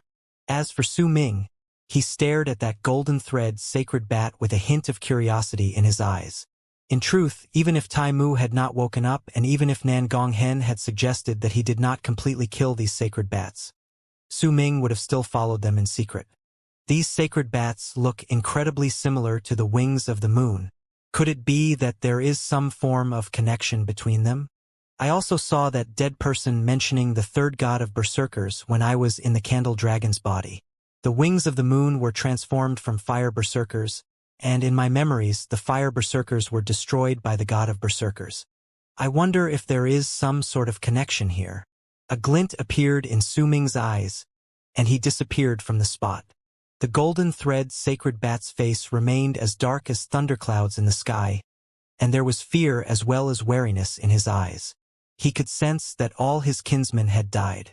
Once again, he was struck by a strong sensation of how terrifying this Mo Su was. Damn it! Why did I run into such a terrifying existence? His physical strength alone can allow him to endure the brunt of a dozen-something attacks from violet threads. This sort of power has already far surpassed what I can withstand. Even the chief elder would have difficulty doing this. Just what sort of skills did he practice? How did he actually manage to do this? His name is Mo. Judging from the shaman's reactions, they are incredibly familiar with this person, and most of them were shocked. If that is the case, then this person wasn't this powerful in their memories. Just what sort of serendipity did he receive in the world of 9 sanctities that turned him into such a terrifying existence? The 10th moon. Could it be? The golden thread sacred bat sucked in a sharp breath when he thought of a possibility.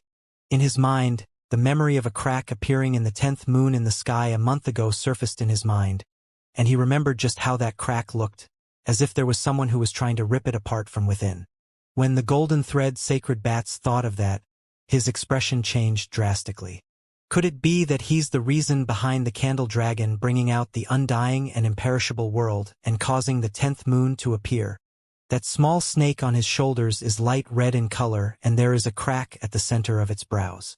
When it looked at me, I felt my skin crawl. Could it be that it's... The golden thread sacred bat's breathing quickened. Cold sweat broke out on his forehead, and he fled even faster. Could it be that the candle dragon has resurrected? The golden thread sacred bat's teeth chattered. Right at the moment that thought that caused fear to crawl down his spine appeared in his head. A powerful roar came from the distance. It was a sound that made him feel such extreme fear that he felt as if his soul was about to leave his body. That roar was one that could steal other people's souls. It made him instinctively turn his head back to look, and the instant he saw the direction from which that roar came from, his face immediately turned pale, and not a single hint of blood could be seen on his face. He saw a gigantic shadow in the sky in the distance, and that shadow belonged to a candle dragon. It had its mouth opened wide, and as it roared, it looked as if it was devouring something. That shadow might be barely perceptible, but there was no way he would be wrong about this.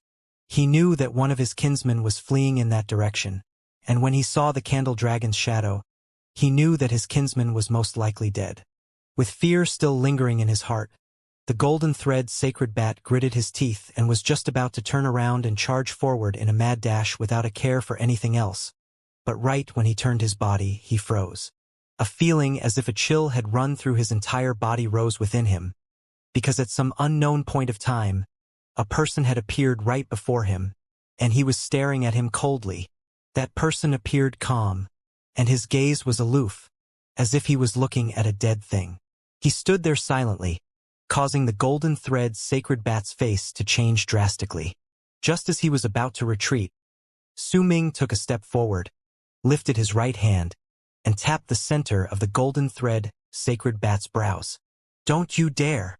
The golden thread sacred bat let out a sharp screech, and his wings came forward diagonally to form a shield before him. Right at that instant, he began forming a seal quickly with his hands and pushed forward swiftly. Waves of ripples instantly appeared. As the ripples spread out, they looked like a ferocious face of an evil spirit that was moving forward to devour whatever was in its path. At the same time, he bit the tip of his tongue and coughed out a mouthful of golden blood. That blood turned into a golden bat, and with a piercing screech, it charged forward.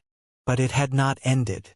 Once he finished doing these things, the golden thread sacred bat seized the air with his right hand. Immediately, a spherical-shaped, golden scimitar appeared in his hand. With a swing of the scimitar, a ray of golden light shot up and charged towards Su Ming. In his haste, the golden thread sacred bat could only execute these moves. However, to be able to cast these divine abilities in such a short amount of time was proof of just how powerful he was. Su Ming's tap had stirred a sound that sliced through the air and sounded as if the earth and heaven were about to shatter. His finger touched the golden thread sacred bat's wings, which were acting as his shield, and a loud banging sound spread out. Blood instantly covered the entirety of his wings, and the sound of bones being broken traveled forth. If the golden thread sacred bat had not immediately spread his wings outwards, they would have fallen apart straight away, reduced to pieces of flesh and blood. Su Ming's finger did not stop moving even after the sacred bat spread his wings outwards. He tapped on the golden thread sacred bat's second layer of defense, and rumbling sounds emerged from the malicious ghost face formed from the ripples. When these ripples completely disappeared, the golden bat that was formed from the golden thread sacred bat's blood let out a piercing screech and rushed towards Su Ming's finger. Before the lingering rumbling sounds in the air disappeared, new booming sounds rang out. Under the might of that one jab, the golden bat exploded with a screech. However, the speed on that one jab had been greatly reduced. As the golden bat disappeared, the golden thread sacred bat's golden scimitar in the shape of a full moon appeared right before Su Ming's finger. Both of them clashed at that instant. A loud crash that shook the skies rang out, and blood flowed out of the corners of the sacred bat's mouth as he was sent rapidly tumbling backwards. A glint appeared in Su Ming's eyes. He stood in midair and did not move back even an inch. However, he did not pull back his finger. That one jab had no name. After millions of evolutions, it was completed in the undying and imperishable world.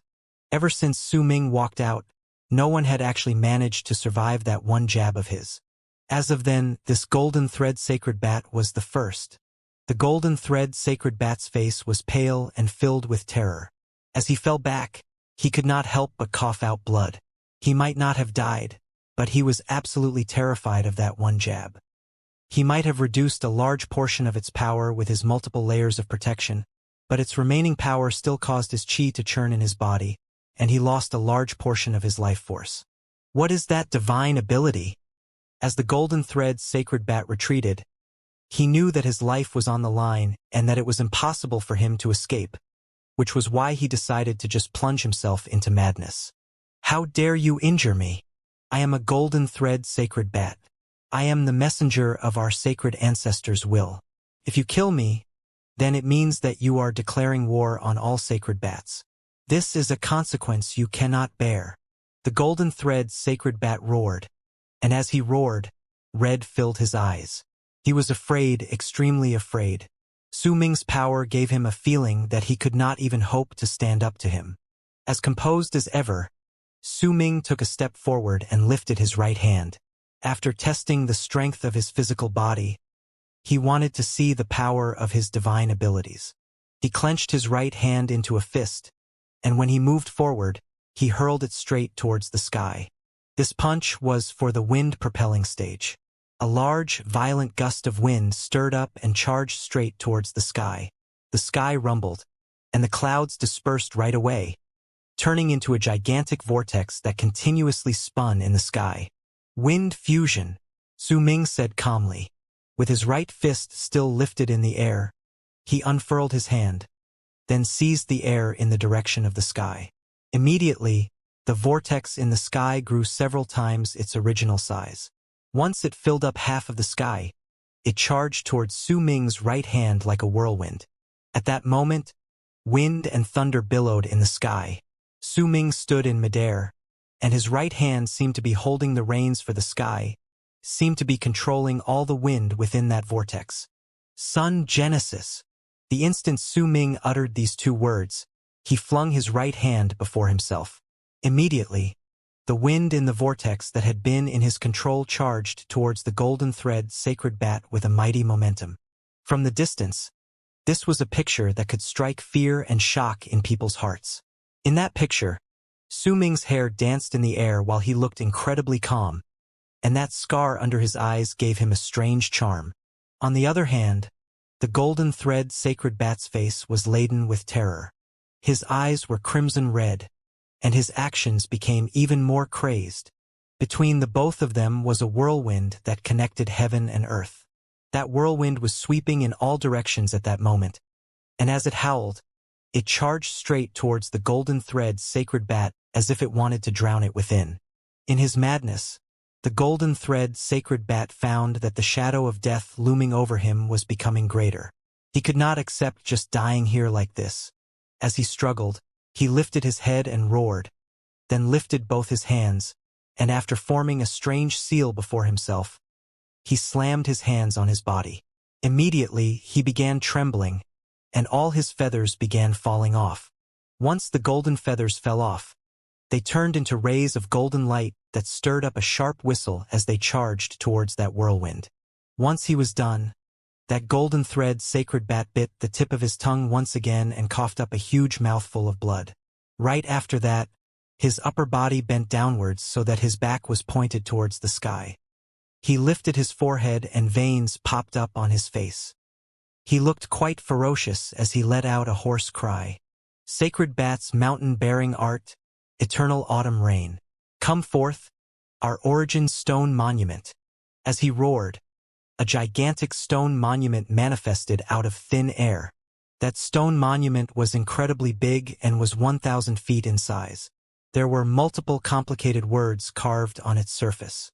Once it appeared, it pressed down swiftly on the golden thread sacred bat's back, making it seem as if he was carrying the stone monument.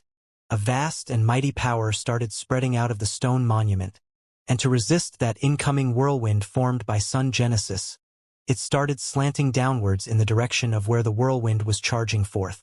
Both sides crashed into each other instantaneously. Su Ming's wind formed through Sun Genesis came first into contact with the light formed by the endless golden feathers. Loud booming sounds shot into the sky, and those feathers completely shattered. The whirlwind swept them aside, and without stopping even for a moment, it crashed into the stone monument that was formed by the golden thread sacred bat's divine ability. Booming sounds swept through the entire world. Those sounds entered the shaman's valley, causing all the shamans to look at the sky with trembling hearts. Those sounds then traveled further away. The stone monument started cracking inch by inch and eventually completely shattered. But similarly, a large portion of Su Ming's wind dissipated as that stone monument crumbled. However, that gust of wind still had power lingering within it, and it swept through the land to charge straight towards the golden thread sacred bat. The sacred bat coughed out blood once again, and his body instantly shriveled up. Despair appeared in his eyes, along with a madness that screamed of ending his own life. He no longer dodged, but instead knelt down on one knee and let out the strongest howl he could muster towards the sky. Moon progenitor, the sacred ancestor we sacred bats have worshipped since ancient times. With my body of a golden thread sacred bat, I ask to borrow your power to worship the moon, and allow me to bow to you 3 times to perform the burning of my blood. As the golden thread sacred bat roared, he kowtowed once towards the 9 moons in the sky. When he kowtowed towards the moons, Su Ming's heart shuddered, because he could clearly feel that the 9th moon among the 9 moons in the sky had grown slightly larger. With this one bow, please borrow me the power to call forth a sea of fire that would surge into the skies and burn everything. The golden thread sacred bat looked as if his body could no longer endure it after kowtowing once towards the moons. From within his body, a blast of violet flames could be seen erupting forth. From his eyes, ears, nose, and mouth, in an instant, that fire filled the entire area, turning into a sea that surged into the skies. If anyone looked up towards the sky from the ground, they would be able to clearly see that the sea of fire looked like a person's hand. The hand formed by the sea of fire lifted itself, and as if it contained some sort of will on its own, it pressed down on Su Ming. I knew it. They are indeed related to the wings of the moon and to the fire berserkers. The fire berserkers' burning of blood and the art of worshipping the blood moon 9 times has truly appeared here.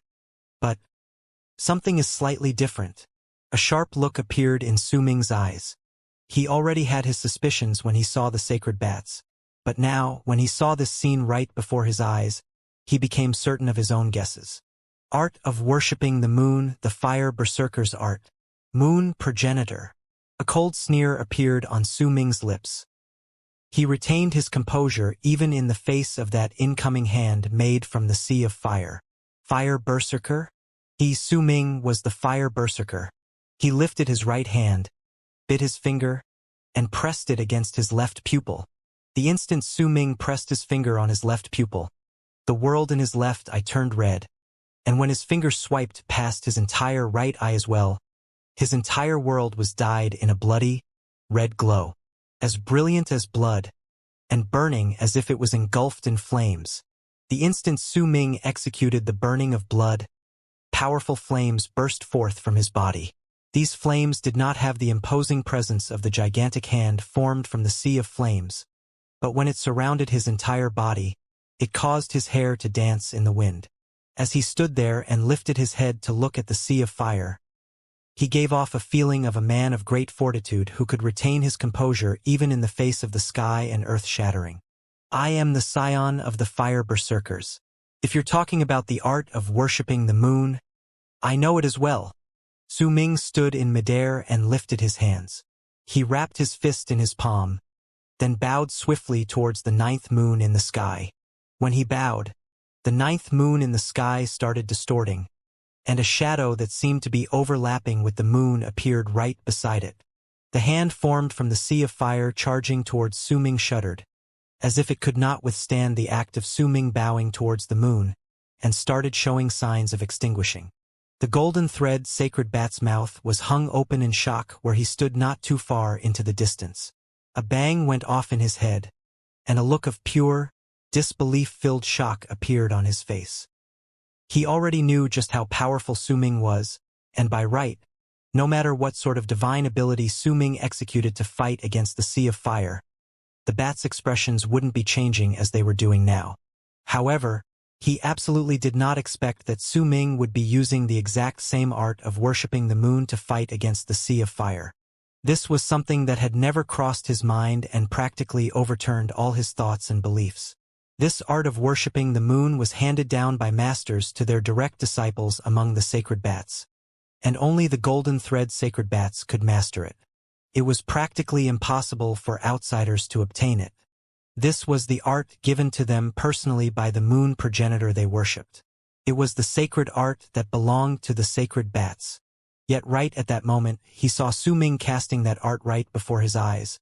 And in fact, when he cast it, the golden thread sacred bat even had the feeling that Su Ming's version of the art of worshipping the moon was even more authentic than his. After all, if he wanted to cast this art, he needed to borrow power from the moon progenitor. He could not just perform that art with his own hands. More importantly, he only knew how to worship the moon. He did not know how to perform the burning of blood. The moon progenitor would only give the great elder and their chief leader the method to practice performing the burning of blood. This was the sacred bat's strongest art. But that was not all. What really made the golden thread sacred bat feel as if his will was about to break was the presence and aura that spread from Su Ming's body when he performed the burning of blood and bowed towards the ninth moon in the sky. The golden thread sacred bat actually felt as if he had come face to face with sacred ancestor statue in Eternal Li Mountain. Fear and respect grew in the depths of his heart. Who are you? Just who are you? Why do you know the art that is given to us by our moon progenitor? The golden thread sacred bat screamed with a voice that signaled he was near a mental breakdown. As he did so, he swiftly retreated. The art of worshipping the moon you speak of is a divine ability only given to the direct descendants of fire berserkers. Who even are you? Su Ming's expression was dark and cold when he took a step forward. He swiftly spread out his divine sense to form a wave of pressure, and with the imposing air brought forth after he performed the burning of blood, he started pressing onward towards the golden thread sacred bat. I am a member of the sacred bat. The golden thread sacred bat had only just begun uttering his sentence when he was immediately cut off by Su Ming's words. I am the direct descendant for the art of worshipping the moon. I am the only fire berserker in the world. How dare you ask me that question? Su Ming smiled coldly, and his words traveled forth along with that overbearing pressure from his body. You sacred bats look incredibly similar to the wings of the moon. I am the one who is curious as to what sort of connection you have with the wings of the moon. Su Ming took a step forward. Who is the moon progenitor you speak of? Why does he know this art? Su Ming's words continued, and he had absolutely no intention to give enough time for that retreating golden thread sacred bat to think. With the imposing pressure coming from his powerful divine sense, he continued his interrogation as the golden thread sacred bat's mind was thrown into complete chaos. How did you sacred bats start worshipping this so-called moon progenitor of yours? The fire berserker's art you practice isn't complete, you only know a part of it. Do you know how to perform the burning of blood? You practice the fire berserker's art, but how dare you execute it before me? I won't even be talking about how grossly you overestimated yourself for the moment. Who gave you the authority to launch such a large-scale attack? After asking several questions in a row, Su Ming's voice suddenly became louder, and with a voice like a clap of thunder, he asked his next question. Who let you come? That question was like a roar of thunder, and under the continuous barrage of questions and the pressure from his divine sense, it caused the golden thread sacred bat's will to eventually break. The moon progenitor. He staggered backwards, his head filled with buzzing noises. Su Ming's thunderous question gave him a feeling that he had to answer that question. It was as if some sort of will had descended on his body, and he could not go against that will. Where is the moon progenitor? Su Ming moved forward once again, and his voice boomed in the air even louder this time. Eternal Li Mountain. When did your people start worshipping him? Su Ming continued closing in on him, and his voice turned increasingly louder, causing blood to pour out of the golden thread sacred bat's eyes, nose, mouth, and ears as his mind continued breaking down. A very long time ago, I don't know, By the end, the golden thread sacred bat could no longer withstand the pressure and let out a shrill cry of pain. He pressed his hands to his head and moved swiftly backwards while his screams echoed in the air. His eyes were clouded and blood trickled down the corners of his mouth. Su Ming's voice was reverberating in his head at that moment, and it was becoming louder and clearer with each passing moment. It was as if that voice was trying to make his mind break down. Su Ming stopped moving and cast the staggering sacred bat a glance. He then retrieved his divine sense and his presence of a fire berserker after he performed the burning of blood. He lifted his right hand and flicked his wrist in the direction of that golden thread sacred bat. With that flick, a gigantic shadow immediately appeared behind the mentally breaking down golden thread sacred bat, and that shadow belonged to a candle dragon. Su Ming frowned and sank into a moment of pensive silence as he stood in midair. It's not He Feng. By what this sacred bat said, this so-called moon progenitor has been worshipped for a very long time. The time doesn't really match, but I'll still can't tell just how much time has passed in the world outside while I was in the undying and imperishable world. Eternal Li Mountain. As Su Ming was gathering his thoughts, he found that the name seemed somewhat familiar to him, but he just could not remember what part of it rang a bell in his head. While was immersed in his thoughts, he turned around and walked towards the valley housing the shamans. Even when he saw the valley where the shamans stayed in the distance, he still could not remember why that Eternal Li Mountain sounded familiar. However, he was absolutely certain that he had never heard of that mountain before. When Su Ming returned to the valley, he received a grand welcome. All the remaining shamans walked out of their cave abodes, and when they saw Su Ming, all of them knelt down on the ground in worship. We are all people who have been abandoned, and we identify ourselves as fated kin. Greetings, Sir Mo Su. Hundreds of people bowed down to him, and hundreds of voices fused together to form a wave of sound that echoed in the air. Those voices were filled with sincerity and gratitude, along with zealous reverence. To them, Su Ming's appearance was like a lamp in the dark, like a beacon of hope in the midst of despair. Su Ming descended slowly from midair and stood right before these people who called themselves fated kin. He looked at this group of people who were mostly just skin and bones, who were all dressed in ragged clothing, then looked into their eyes, which were all shining with excitement and respect. Why do you call yourselves fated kin? Su Ming asked calmly. We were abandoned by the shamans. We have no future, no hope, and we decided that we might as well create our own future and control our own hope, just as if we are controlling our own fate. That's why we call ourselves fated kin. Nan Gonghen was also kneeling on the ground. At that moment, he lifted his head and spoke firmly. Su Ming remained silent and swept his gaze past these people once again. He saw a resolve that burned like a flame within those gazes besides the feverish zeal and respect. That resolve was a desire to control their own fate, a desire to become powerful warriors that could decide their own fate so that they could show the shamans who abandoned them that they no longer needed anyone to pity and save them. They were fated kin. There were very few elderly folk among these people. Besides some people who were in the prime of their life, most of this group were young children. These children were born in this place. In their minds, shamans was just a name. Ever since they were young, they watched their tribesmen die. Even if they were children, their gazes when they looked at Su Ming were similarly filled with zealous respect and resolve. This was a race born after being oppressed by fate. This was a race that was completely unrelated to the shamans, a group of people that possessed a will of their own, a will that even the shamans did not have. That will was still relatively weak, but if fated kin had enough time to grow stronger and eventually develop themselves, then this race would become an incredibly terrifying existence. We are all willing to receive you as our master, respected Senior Mo. From now on, we will only listen to your orders. Nan Gonghen gritted his teeth. As he spoke, all fated kin kneeling behind him said the same words. We are willing to receive you as our master, respected Senior Mo. We will only listen to your orders. Those voices were like waves of sound that raged towards the sky, reverberating in all directions, not disappearing even after a long time had passed.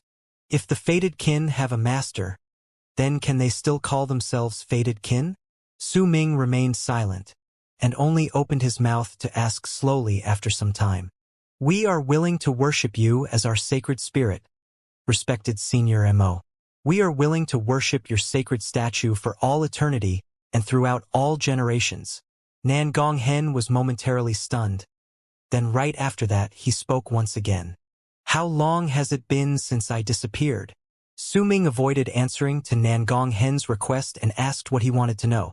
It's been 15 years since you disappeared, respected Senior Mo. Nan Gonghen answered in a low tone. Shaman City has been reduced to ruins. The landscape within 1 million lis has changed. All of you stayed here, but did the others leave? Just what happened during these past 15 years? Su Ming's gaze was grave as he looked at Nan Gonghen. This was the goal as to why he came to this valley. Bitterness appeared on Nan Gonghen's face. After remaining silent for a moment, he spoke slowly. 15 years ago, 3 months after you disappeared. When Nan Gonghen spoke up to that point, suddenly, the small snake on Su Ming's shoulders lifted its head and opened its eyes swiftly. A freezing glare appeared in its eyes and it let out a piercing howl. A fierce and brutal glint appeared in its gaze, and it was looking straight at a cave abode that was sealed within the valley. The change in the small snake's behavior caused Nan Gonghen's words to die in his throat. He was momentarily stunned, and he immediately whipped his head around to look at the source that brought out the small snake's ferociousness. When he saw that sealed cave abode, a glint appeared in Nan Gonghen's eyes. Su Ming narrowed his eyes and his gaze fell on the sealed cave. The small snake's howls grew even louder as it sat on his shoulders. The hatred in its eyes caused all the people who saw it to feel fear blooming in their hearts. That is Senior He Yu's cave abode, Nan Gonghen muttered softly. With a calm expression, Su Ming lifted his right hand and seized the air. Immediately, a wisp of green smoke appeared in his hands. As that smoke swirled around his hand, it turned into an illusory shadow that looked like it was drifting towards that cave abode as if it was being absorbed. That shadow looked like the old man in black that had plotted against Su Ming in the past. The green wisp of smoke had been extracted from the wisp of divine sense of the old man when Su Ming was still in the undying and imperishable world. Back then, he'd thought of using it to search for him when he was in the world outside. Once he saw the small snake's abnormal behavior, he fell into a moment of deep thought, then brought out that green wisp of smoke to test it out, and immediately, a bone-chilling murderous intent appeared in his eyes. So you're here? Su Ming smiled coldly, then took a step forward. The small snake on his shoulders charged out and rushed towards the sealed cave. Almost the instant Su Ming took that step forward, a low roar traveled out from that sealed cave. The door to the cave exploded with a bang, and a black figure flew out from within. Right when that black figure appeared, he immediately ran into the small snake charging towards him. Sparks flew into the air, and the black figure let out a muffled groan. but he still managed to cast some sort of divine ability that caused the small snake's body to freeze. Right at the instant its body froze, the black figure charged to the sky. With a cold harumph, Su Ming took a step forward and disappeared. When he reappeared, he was already standing in midair, right above the black figure. When he lifted his right hand and pressed down, the black figure let out a roar. He lifted his right hand as well, and their palms crashed against each other in the air. A loud bang rang out. Su Ming did not even budge an inch, but the black figure coughed out a huge mouthful of blood and his body plummeted straight to the ground. At that moment, his appearance was revealed. The black figure was wearing a black robe, and he was indeed the old man in black who Su Ming wanted to kill. As he fell to the ground, the hood covering his head was blown off by the violent gust of wind that stirred up, revealing a face that was covered in rotten flesh. That face looked incredibly ugly. Most of the flesh and blood was already rotten, and bones could even be seen in certain parts of the face. Destiny! The old man let out a piercing howl and glared at Su Ming. He originally thought that he could avoid Su Ming's divine sense, and like the darkness residing under a lamp, he could remain undiscovered, but he forgot about the snake. When the small snake had been in his grasp when he used it to threaten the candle dragon and Su Ming, it might have looked like it had fallen unconscious, but in truth, it was still awake. It thus had engraved the old man's presence deep in its memories. Although that presence only belonged to a wisp of his divine sense. Once the small snake obtained its legacy from the candle dragon, it was no longer the snake it was in the past. That was why it could recognize the person hiding in the cave based on his presence, even when he had avoided Su Ming's divine sense. So what if you escaped from the undying and imperishable realm? You can't escape from my master's arrangements. You can't escape from your destiny. The old man laughed sinisterly. He knew that he could not escape from death. That was why he swallowed a medicinal core before he ran out just now. That core gave 1/10 of a chance to break the curse, but there was also a 9/10 of a chance where he would quickly lose his will, his memories would fall apart, and he would end up like a wild beast. A hint of murderous intent shone in Su Ming's eyes. He had originally held his suspicions about the old man's origins, and now, he no longer had any doubts. This person was indeed Di Tian's lapdog. He took a swift step forward and appeared before the old man in a moment. Madness appeared in the old man's eyes, and he formed a seal, thinking of executing a divine ability. Yet his body was already incredibly weakened. Before he could even execute that divine ability, his hands were pushed aside by Su Ming's right hand. Su Ming grabbed his black robe, yanked it, and tore the entire black robe from the old man's body. Once the black robe was pulled off, the old man's emaciated body was revealed, along with that rotten stench that spread through a large area in the sky. You look neither a human nor a ghost. Su Ming immediately tapped his right index finger on the old man's chest. Once his finger touched him, the old man shuddered and staggered back a few steps, black blood starting to flow out from his eyes, ears, nose, and mouth. So what if I die? At least I have all my memories with me. What about you? Take those fragmented memories of yours and your confusion to walk down your path as destiny. The old man was incredibly weakened and did not show even a hint of resistance before Su Ming. But his laughter, containing all his madness, continued ringing in the air and reverberated through the area. Su Ming did not speak. He took a few steps forward and lifted his right hand to tap the old man's chest once again. Once he tapped several spots on his body, black wisps of smoke instantly surged out of the old man's chest and charged straight to his right hand, causing his entire right arm to look completely black. It started rapidly rotting away. Destiny. You will only be destiny throughout your life. I'll wait for you in hell. The old man's curse completely burst forth once Su Ming jabbed those few spots. In his pain, he roared, and he looked as if he had descended into madness. However, the moment he started shouting, Su Ming appeared beside his right hand, grabbed it, and then with his left hand positioned straight like a blade, he cut down. A crack rang in the air, and the old man's blackened right arm was instantly torn off. The intense pain caused the old man to descend further into madness. With the curse around, His nascent divinity could not leave his body, and he could not even self-destruct. In the midst of that pain, his screams became even stronger. Master's clone will come at any time now. I'd like to see just how you'll stand up against him. Destiny. Haha. In the end, you'll still be walking on the path you should take. As the old man shouted, Su Ming's right index finger swiftly tapped a few spots on his chest, causing his left arm to instantly turn dark as well. Then Su Ming cut off the old man's left arm. As the old man who had lost both his arms screamed in pain, he continued shouting out those malicious words without stop.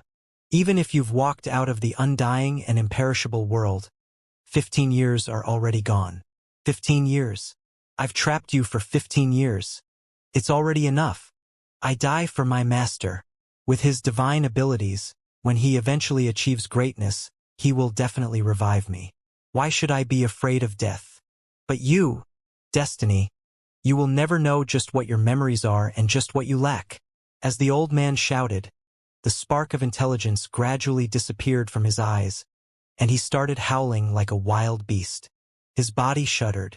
Not only had the full power of the curse erupted forth in his body, it was also rapidly eating away his life force. Haha, I didn't die in your hands, but in the curse's hands.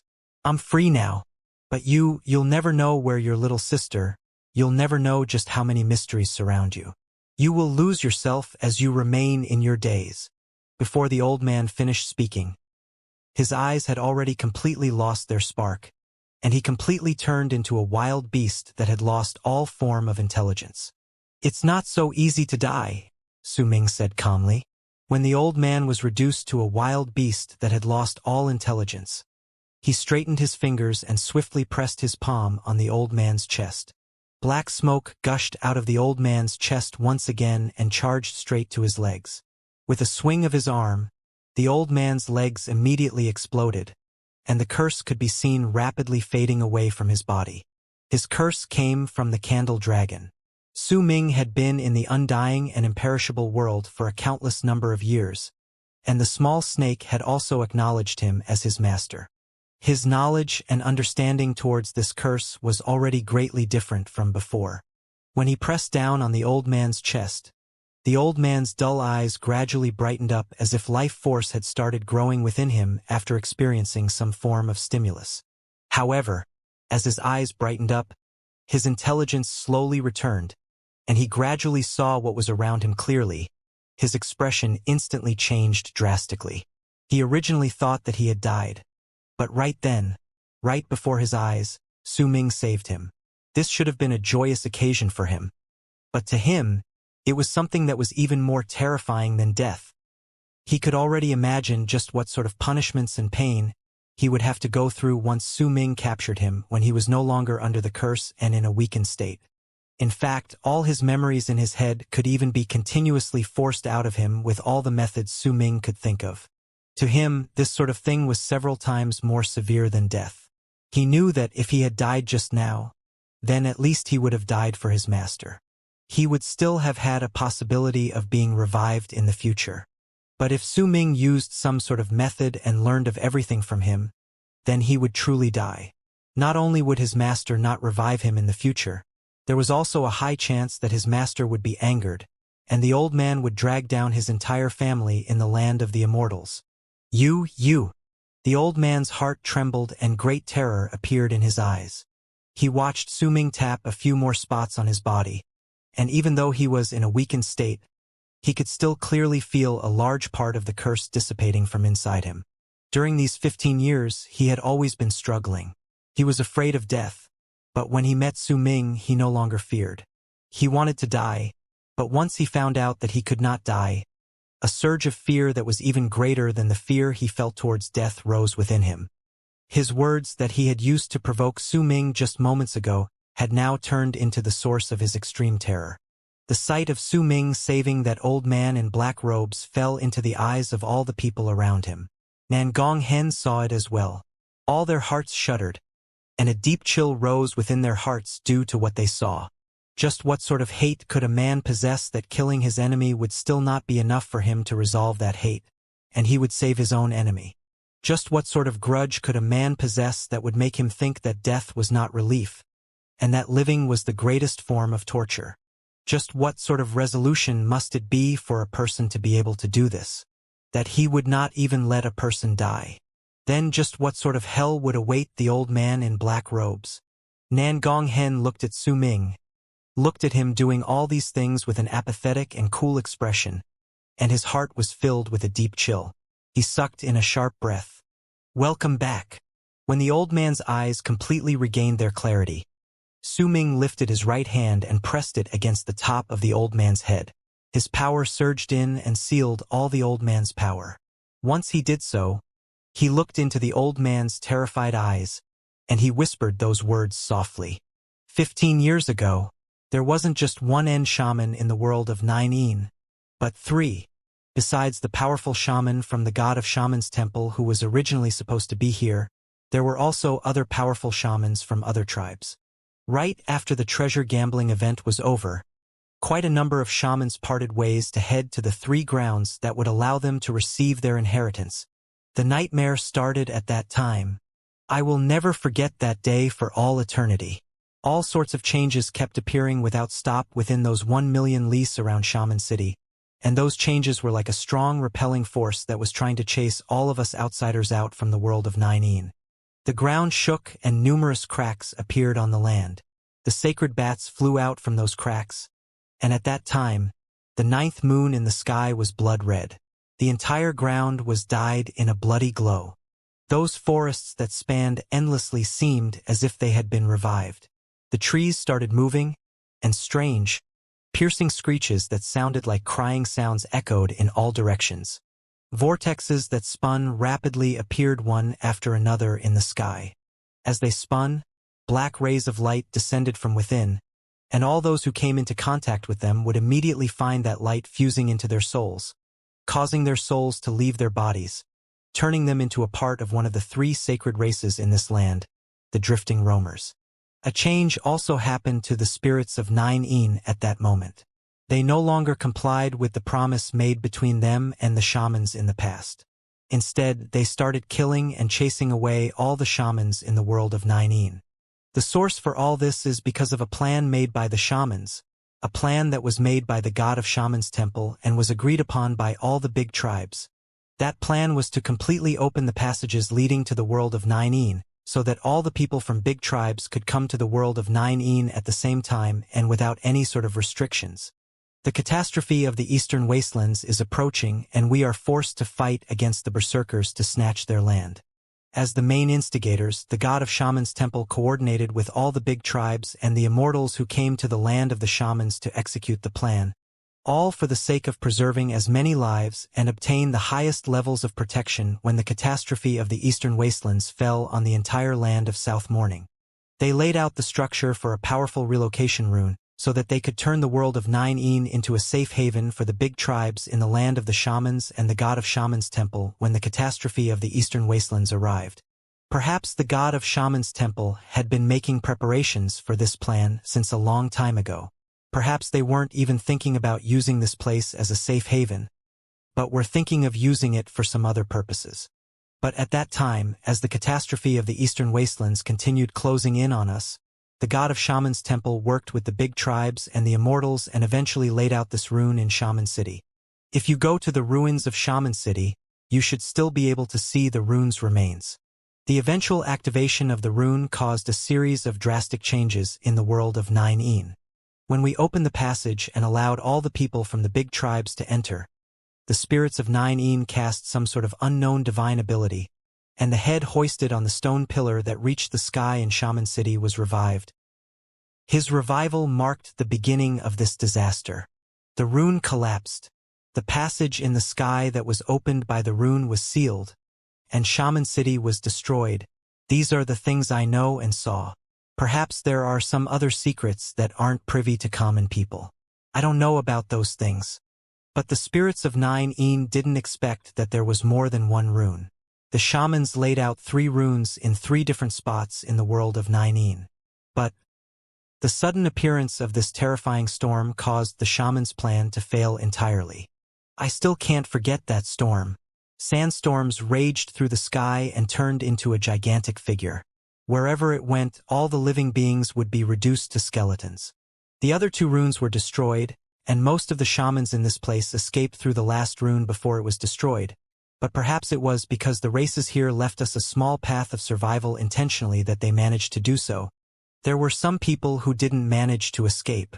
When the rune was destroyed, they were forcefully made to stay in this place, and after going through a cycle of death and elimination among their numbers, these people gathered together. At that time, they numbered to 10,000 people, but now only several hundreds remain. These people are us. The 9 moons hung high in the sky and shone brightly.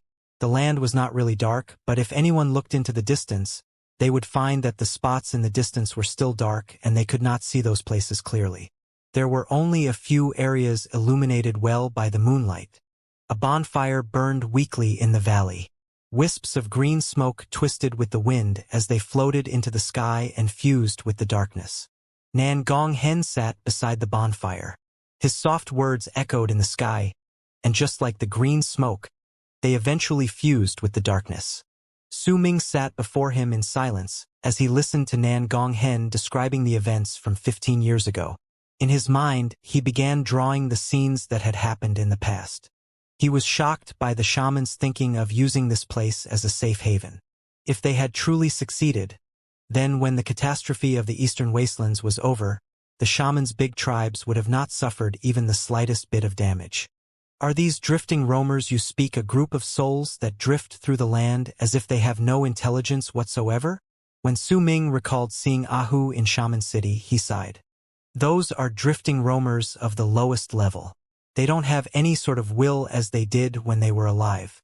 Based on the experience I have fighting against them over these past 15 years, this is a sacred race that acts as leeches.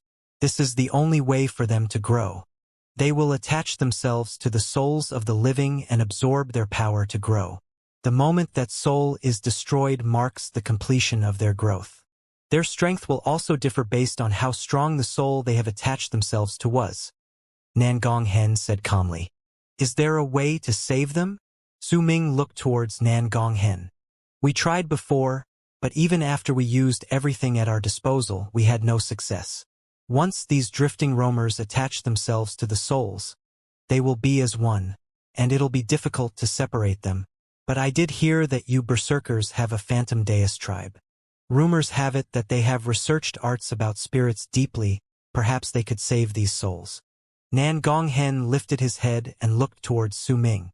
If he still did not know that Su Ming was a berserker at this point, then there was no way he could have become the leader of fated kin. In truth, once Su Ming stopped wearing his mask, his berserker mark had told Nan Gong Hen everything. Many people had also been able to tell through his conversation with Di Tian's servant and their different arts when they fought. However, they were no longer shamans. They were fated kin. It did not matter to them where Su Ming came from, much less that he was a berserker. These are all the things that happened 15 years ago.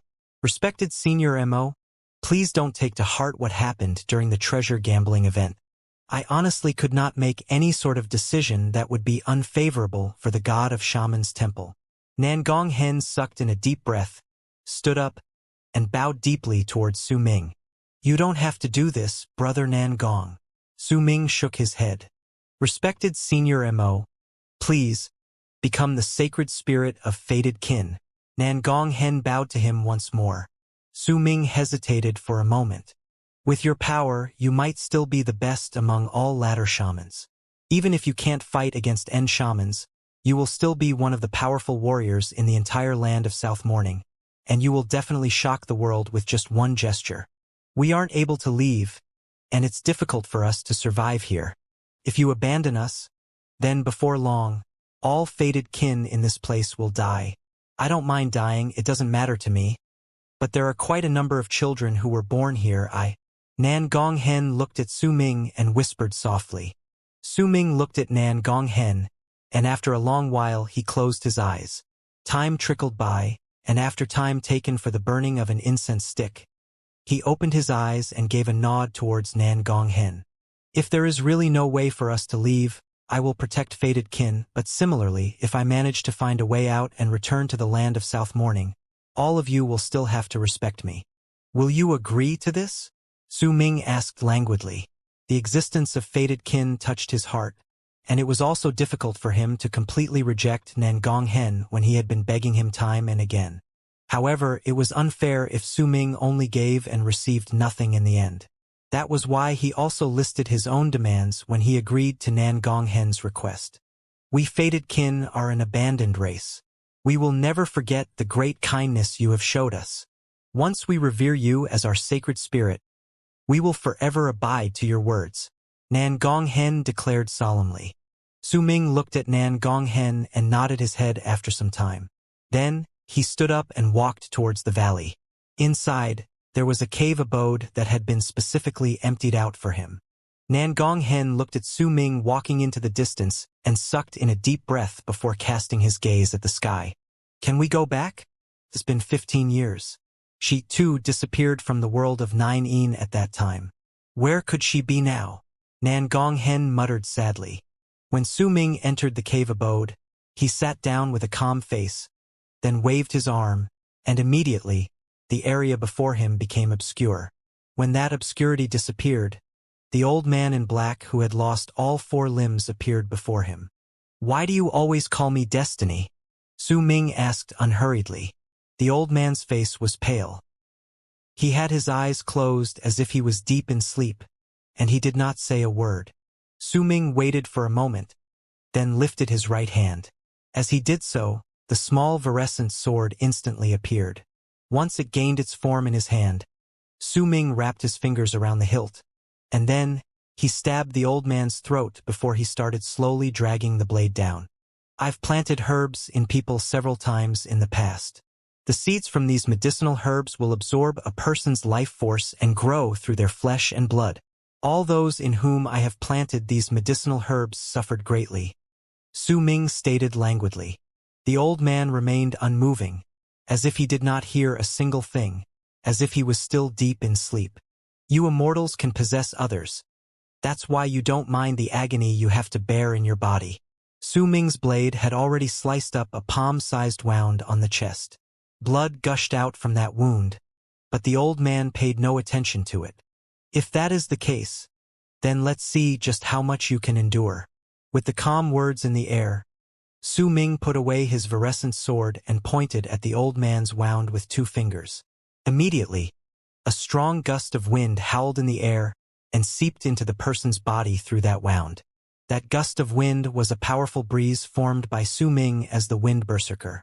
The wind swept through the old man's flesh and blood with a howl, incessantly tearing at his organs. The pain that came from that barrage caused the old man to tremble furiously. He opened his bloodshot eyes swiftly and glared at Su Ming. Why do you always refer to me as Destiny? Su Ming looked at the old man and asked flatly. Bastard, do whatever you want. I'm not even afraid of death. Why should I be afraid of your petty tricks? I will not tell you the things you want to know. If you want to know, then go on ahead and perform a soul search. But even in my weakened state, with your power in the soul formation stage, you will only be able to torture me. You will not be able to search through my soul.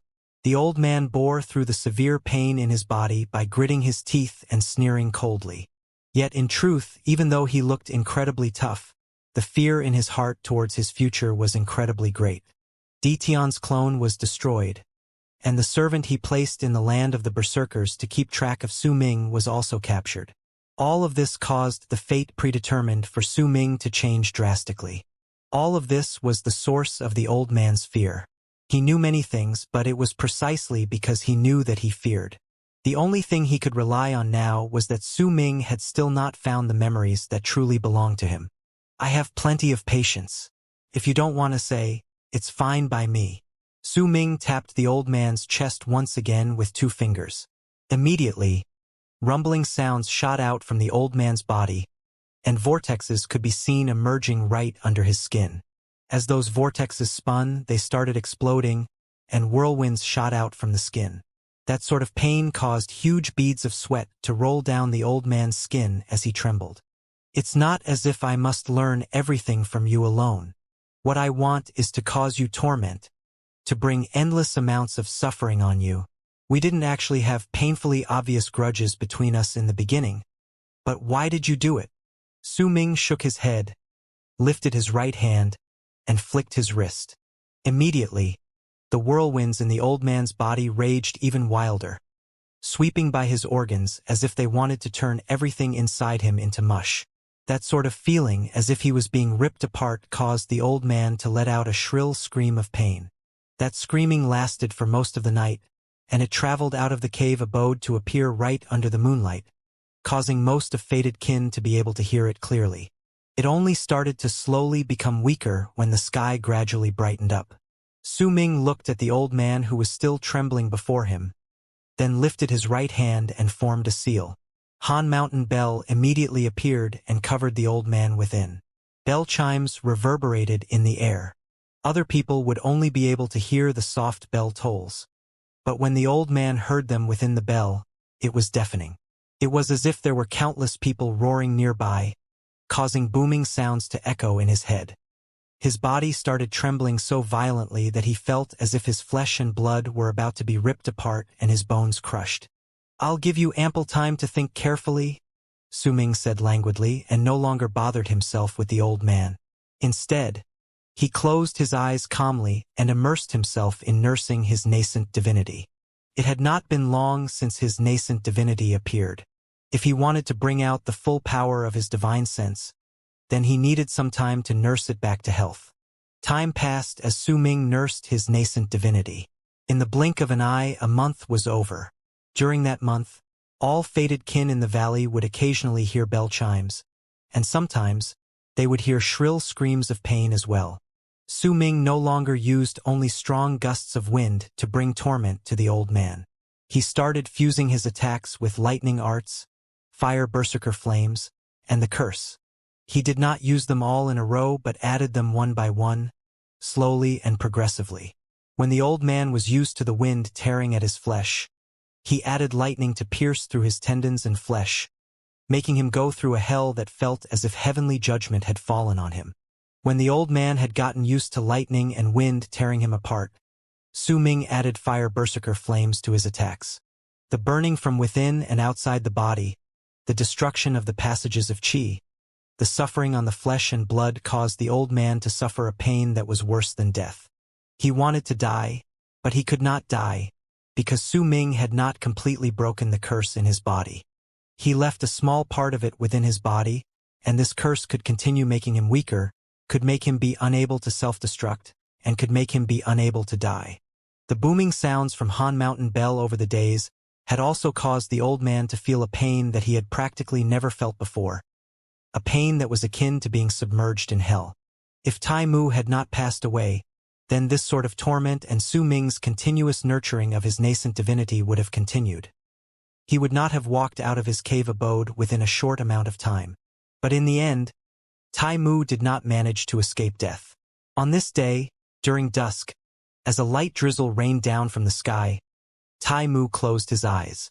Su Ming did try saving him before, but Tai Mu, who was already at the last hours of his life, was already too far gone to be saved. Rain poured down. It was not rare in the world of Nainin, and once it appeared, it would usually last for several months. The entire world turned indistinct under the rain, and no one could see too far ahead. The hundreds of fated kin in the valley walked out of their cave abodes. Right at the bottom of the valley was Tai Mu, who was covered by a sheet by his tribesmen, and who laid on the ground as rain poured on him. He had his eyes closed and he looked at peace. He did not seem to be in too much pain, and instead looked as if he had been released. It was quiet all around the area. Even the sounds of crying were drowned out by the pouring rain. Su Ming also walked out of his cave abode and stood beside Tai Mu's corpse. He looked at this familiar face before him, and the memories of what happened between them in the past appeared in his head.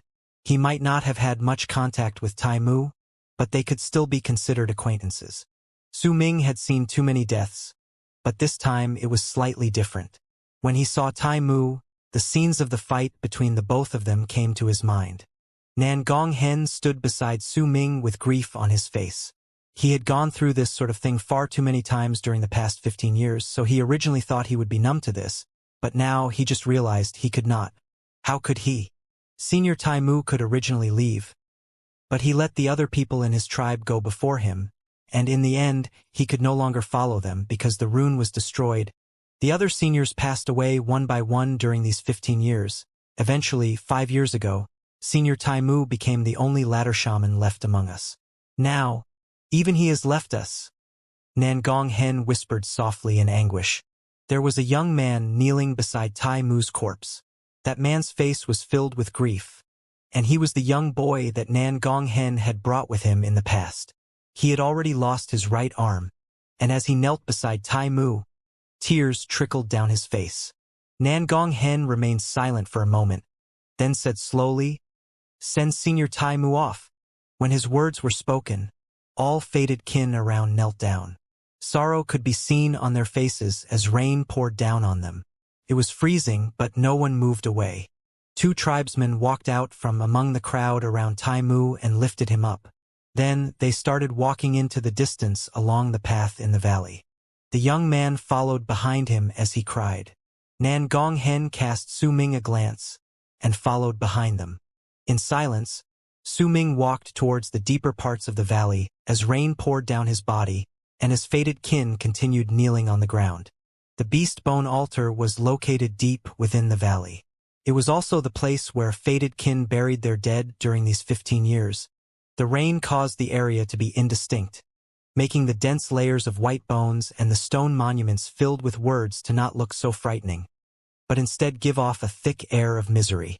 Su Ming was not deeply impacted by that misery, but Nangong Hen, whenever he came to this place, he would feel as if his heart was being stabbed. Once they buried Taimu, they erected a stone monument above his grave. They carved his name and his affiliation as a fated kin on that monument, as well as all his battle achievements in life.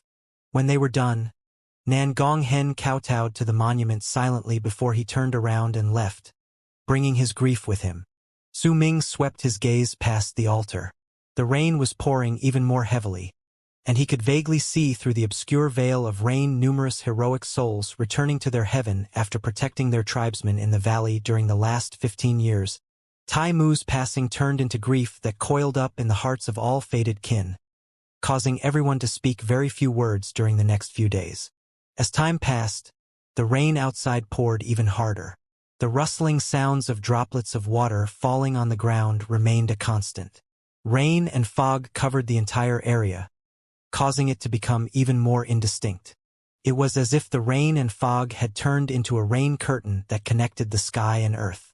Su Ming listened to the sounds of rain outside from within his cave abode. He continued immersing himself in meditation, and did not stop with raining down torment on Di Tian's servant either. Taimu's death did not affect him greatly, and it was the same for the grief that filled this place. After all, he had not stayed in this place for 15 years, and he did not have many memories about this place. However, for some unknown reason, he was feeling rather depressed. When you die, you will want to be buried in your own country, but in the end, your bones are buried in foreign land. Even for ladder shamans, it is difficult for them to determine where they will die. Taimu is still in a better situation. At least he knows where his home is. He also knows the road back to his home. But where is my home? Just, where is Dark Mountain? Or perhaps, Dark Mountain isn't even my real hometown. Elder once told me to go to Berserker's Realm Mountain, Su Ming mumbled, and a lost look appeared in his eyes. The memories of Dark Mountain rose before his eyes, and gradually, they faded away. Time passed once more, and another month went by slowly.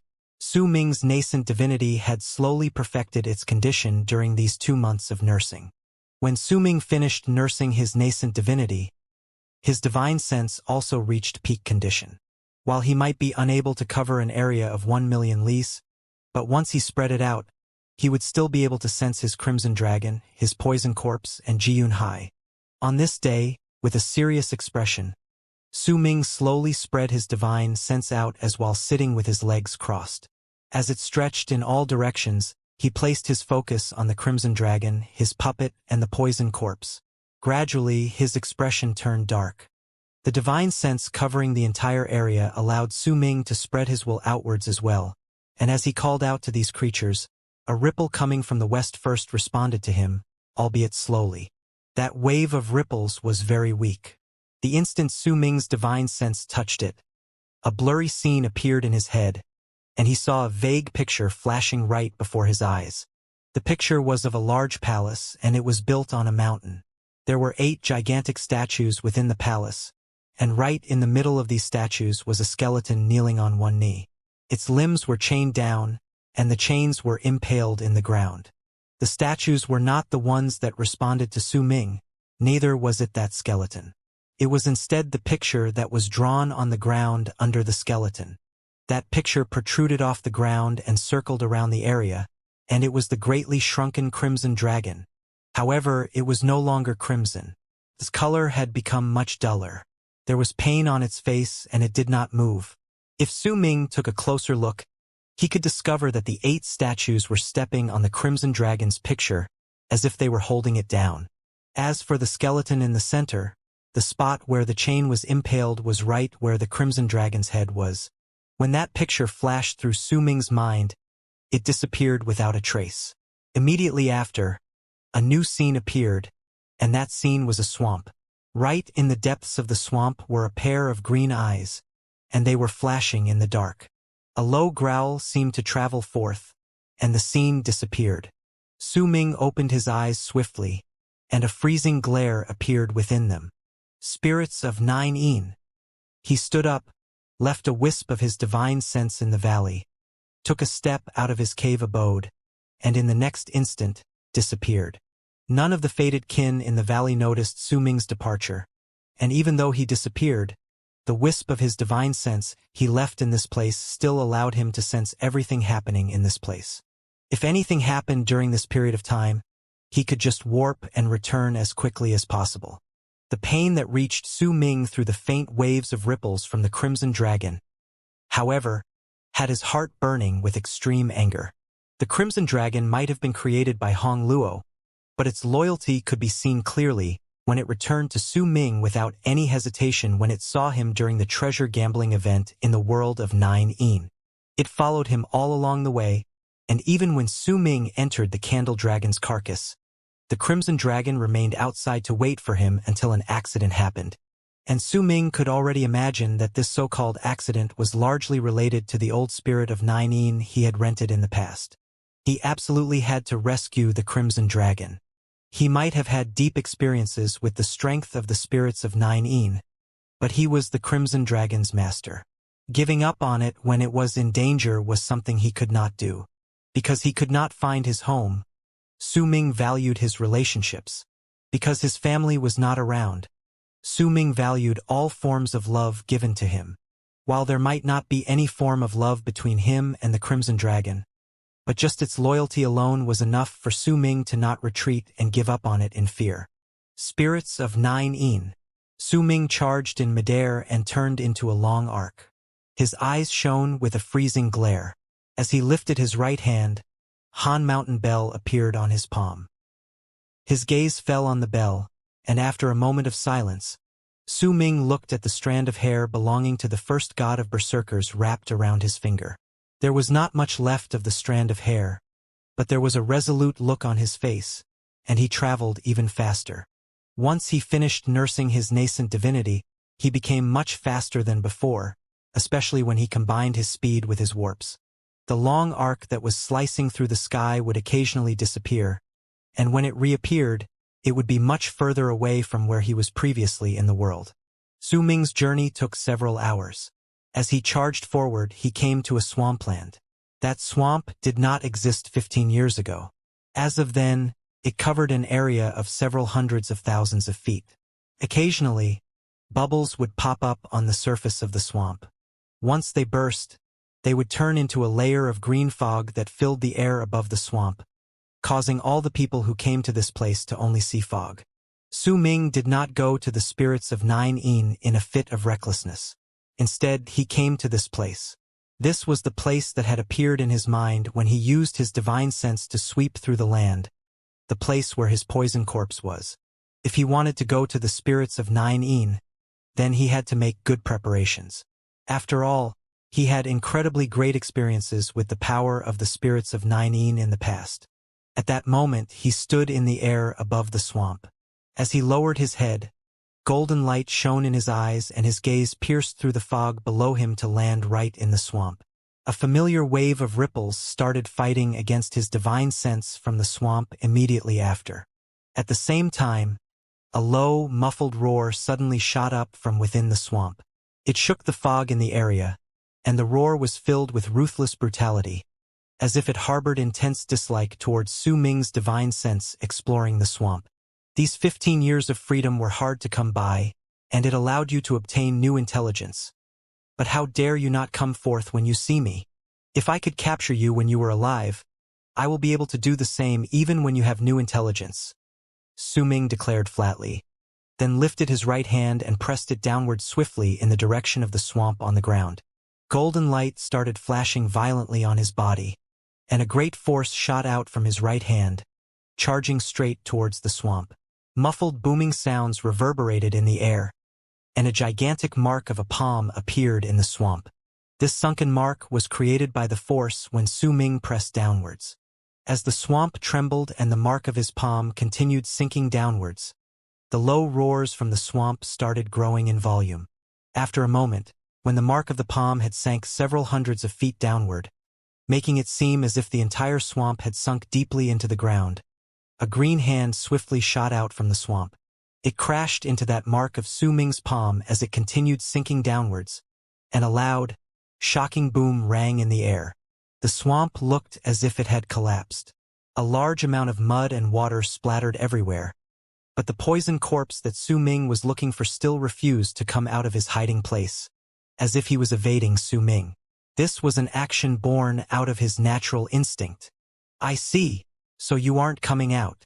A glint appeared in Su Ming's eyes, and he activated the full force of his divine sense to charge into the swamp. It swiftly infiltrated the place, and as it swept through the place, Su Ming saw a large amount of skeletons belonging to humans and beasts. He also saw a figure squatting in the depths of the swamp. His eyes were shining with a dark light, and he was roaring.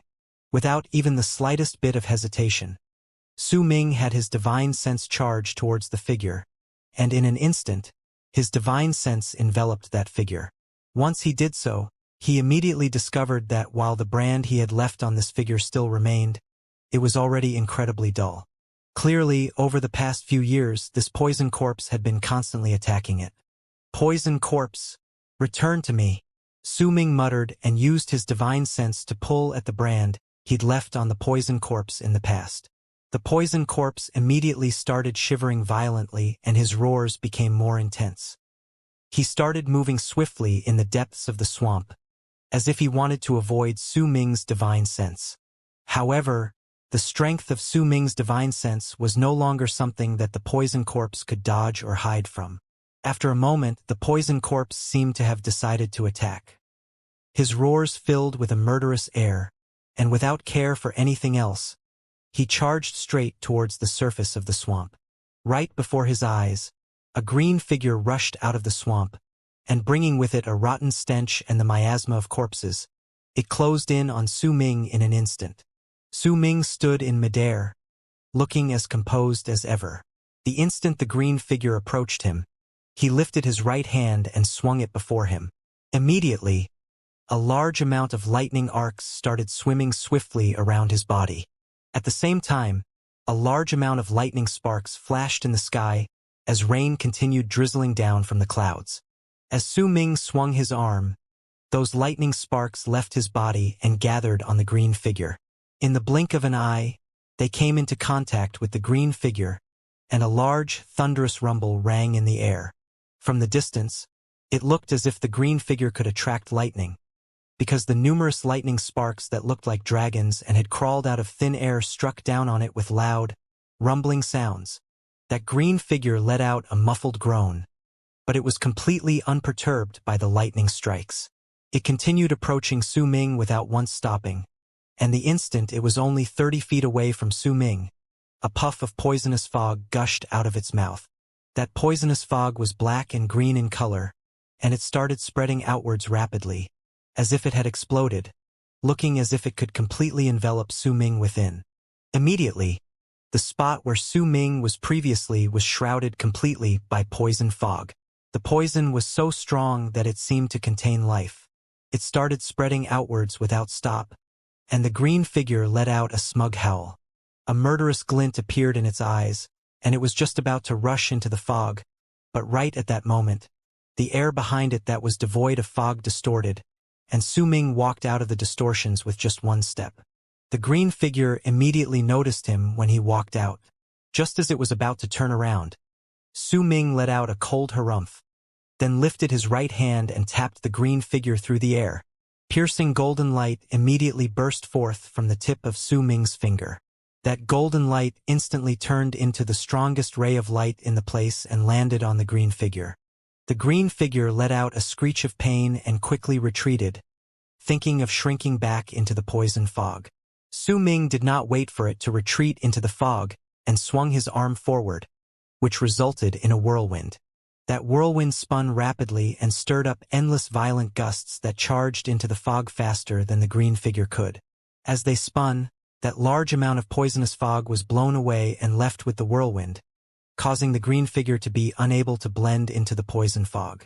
The green figure's footsteps came to an abrupt halt, and it turned around to start howling and roaring loudly at Su Ming. It was also right at that moment that its appearance was revealed. This was a person with green fur growing on him. That green fur was like rather sharp-looking needles, and they covered his entire body. His eyes glowed with a green light, and he was glaring at Su Ming. At the center of his brows was a tuft of white fur. As he breathed, puffs of black poison fog came from his mouth and nose before they were sucked back into his body, in a cyclic manner. It could still be somewhat seen that this was Su Ming's poison corpse from the past. It was unknown as to what sort of serendipity he had run into during these 15 years that changed him in this way, but by the ripples coming from his power, he was clearly much stronger than he was in the past. By the looks of it, he was currently equivalent to a powerful berserker in the middle stage of the berserker soul realm. The poison fog was especially alarming, or else Su Ming would not have chosen to dodge it by warping when it appeared moments ago. He could tell with just one glance that there was an unknown poisonous substance in that poison fog besides the small snake's poison, and the fusion of these two different types of poison in that poison fog was able to instill fear in other people's hearts. Once the poison corpse let out a roar towards Su Ming, he moved but no longer attacked, choosing instead to charge towards the swamp on the ground. Su Ming remained calm, but there was a whirlwind spinning around him, which could scatter away all poison fog. When he saw the poison fog rushing towards the swamp, he did not stop him. Instead, he lifted his right hand and seized the air. Immediately, a large spiked club appeared in his hand. Almost the instant that poison corpse charged into the swamp, Su Ming lifted the spiked club with his right hand. That spiked club instantly grew bigger, and when it was nearly 1,000 feet long, Su Ming rammed it down on the swamp. A muffled boom that shook the entire region reverberated through the air. The instant the spiked club fell on the swamp, a powerful tremor instantly swept through the entire area, causing it to be instantly squashed, and a powerful rebounding force erupted forth. That force spread out in a moment, causing the poison corpse that was about to rush into the swamp to be bounced out against his will. The instant he was rebounded, Su Ming closed in on him like lightning. With his right index finger, he tapped the poison corpse's chest through the air, causing the poison corpse to continuously retreat with panic on his face. If I can turn you into a puppet, then I can naturally wipe you off of the face of Earth. But since you now have intelligence, make your own decision. Will you continue following me, or suffer a true death here and now? Su Ming stopped moving and had his divine sense envelope the poison corpse. The taps he delivered on the poison corpse's body all contained a few wisps of his power of bone sacrifice. He just needed a single thought, and this poison corpse would explode. In his fear, the poison corpse started roaring madly, and the poison fog in his body spread out swiftly until his entire body was covered in fog. He was just about to run when Su Ming's lips curled up in a cold smile. He did not chase after the poison corpse, merely let a single thought surface in his head. and a loud bang immediately traveled forth from within the fog. Another 6 bangs rang out consecutively, and with one wave of his arm, the whirlwind around his body spread out and swept away the fog, revealing the poison corpse in midair. His body was a wreck, eyes dull, and blood was trickling out of his mouth. He looked incredibly weakened, and when he looked at Su Ming, the fear in his eyes grew stronger. "Will you die, or will you obey?" Su Ming looked at the poison corpse and asked languidly. Struggle appeared on the poison corpse's face. After some time, he lowered his head and knelt before Su Ming, letting out sobbing sounds as he allowed Su Ming's divine sense to charge into his body and fuse with the brand he'd left in the past. Then, no longer bothering with the poison corpse, Su Ming looked in the direction where the spirits of 9 were and moved there. The poison corpse followed behind him obediently, occasionally turning his head back to look at the swamp, not being able to bear parting with the place. In fact, before Su Ming even managed to take a few steps forward, the poison corpse behind him let out a low roar, still swathed in his emotions of not wanting to leave the place. There was no longer any sort of murderous intent in his roar, but he was instead sending out another message. Su Ming turned his head and cast the poison corpse a glance, then nodded. Immediately, the poison corpse's spirits were lifted, and he turned around to immediately charge towards the swamp below him. When he sank entirely into it, Su Ming stood in midair and started waiting without any form of anxiety. After about the time taken for half an incense stick to burn, the green fog that surrounded the swamp started churning as if some sort of suction force had appeared within the swamp and was all absorbed into the swamp. After some time, a vortex appeared within the swamp, and it spun faster with each passing moment. Eventually, the poison corpse charged out from the vortex. Su Ming's pupils shrank.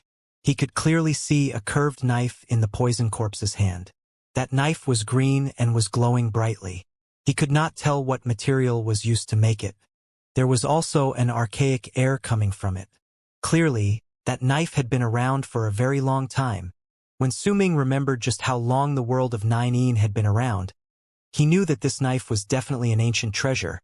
He just did not know how the poison corpse had managed to get his hands on it. But now that he thought about it, this knife must have been the cause for the change in the poison corpse's poison fog. As if the poison corpse was worried that Su Ming would take away his knife, the moment he flew out with the knife, he immediately stabbed his own chest with it. Su Ming saw the knife melting when it entered the poison corpse's body, then watched as it seeped into him and disappeared. Pain appeared on the poison corpse's face. After struggling for a moment, he managed to bear through it by sheer willpower. The injuries on his body also recovered in an instant. In fact, his eyes were sparkling even brighter than before. He was in a much better form than he was previously. Questions rose in Su Ming's mind when he saw the poison corpse in this state. If the knife had such effects, then why did the poison corpse not bring it out previously? The poison corpse might already possess intelligence, but he could only express simple emotions, such as happiness, anger, sadness, and joy. He could not communicate with Su Ming. There was no way for Su Ming to obtain an answer to his questions. So he kept a mental note in his head and began to observe the poison corpse in secret while maintaining his guard. However, this was not the time for him to delve too deeply into it. Once he was certain that his brand on the poison corpse had become much more secure and he could control the poison corpse without problems, he averted his gaze. He looked in the direction of where the spirits of 9 were and charged towards that place. The poison corpse turned into a ray of green light and followed closely behind him. It's a pity that I still can't find the puppet that was formed from Ji Yunhai's body even with my divine sense covering the area, or else my battle prowess would reach its peak. Rain continued pouring from the sky and covered a large area in the world of 9. When dusk arrived, a dense forest region took form before Su Ming as he continued charging forward. Vaguely, he could see several tall mountains located deep in the forest. There were also many palaces that surrounded the mountains. In fact, Su Ming could even see numerous statues standing stock-still outside those palaces. It was as if everything in this place was in deep slumber. The entire forest was dead silent.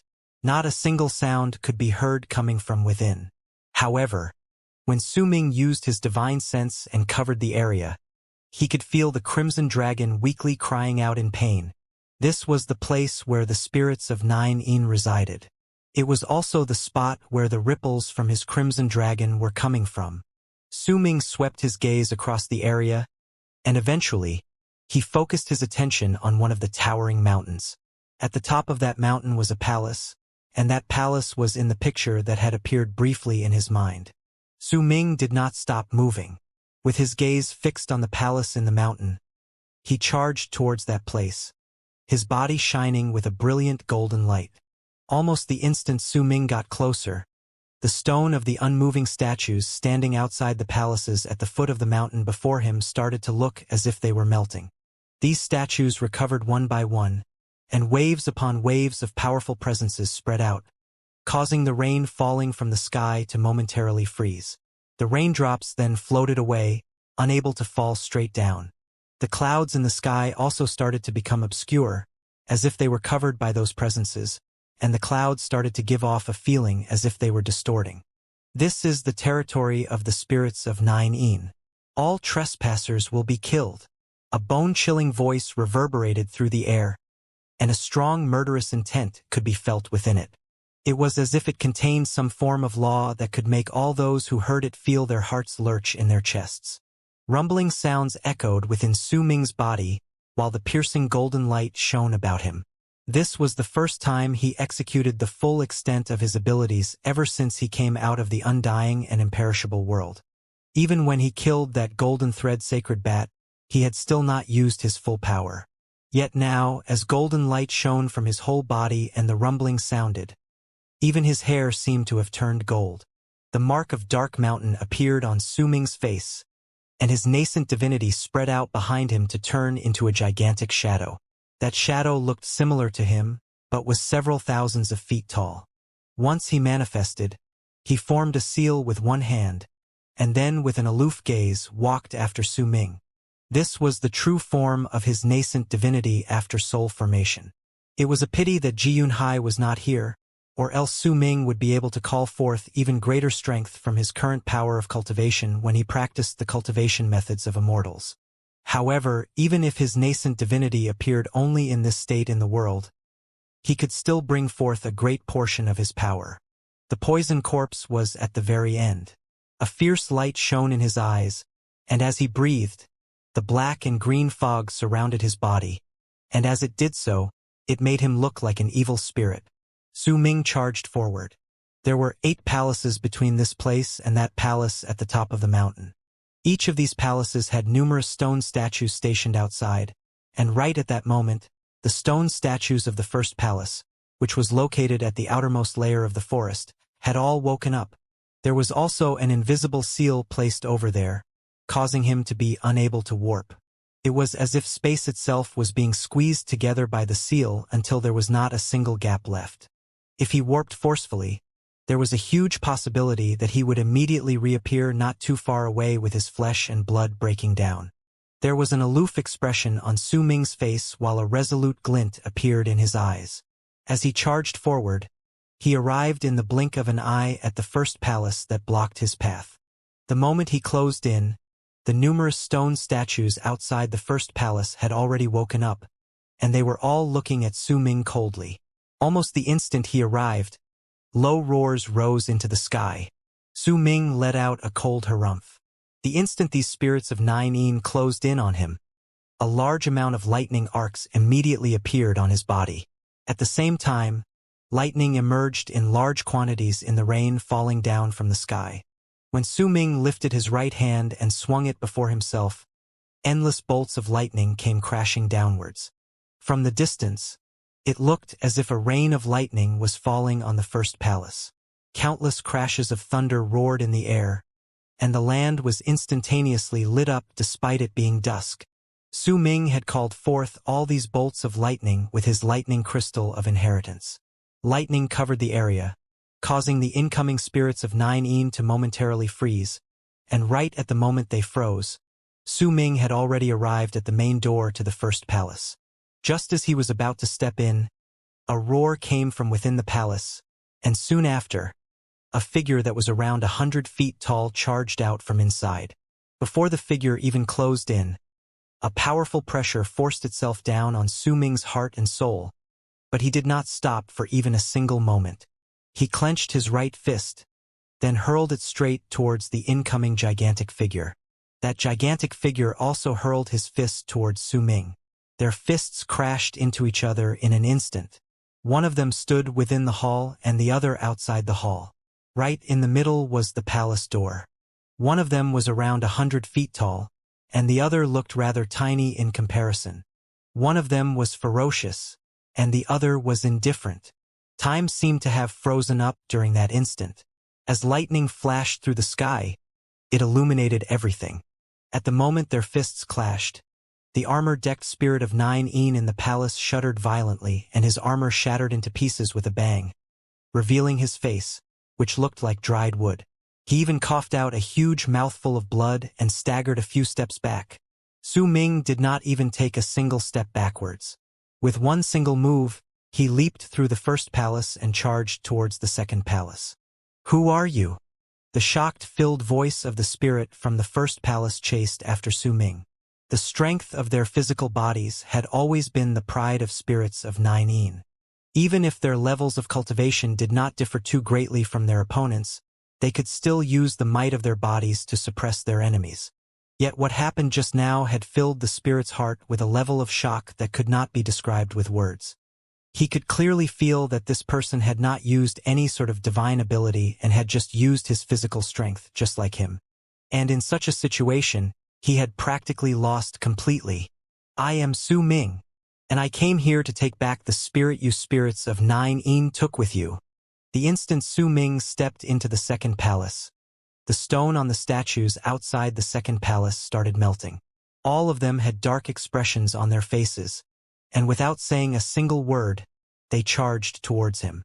This time, Su Ming did not attack. His poison corpse did.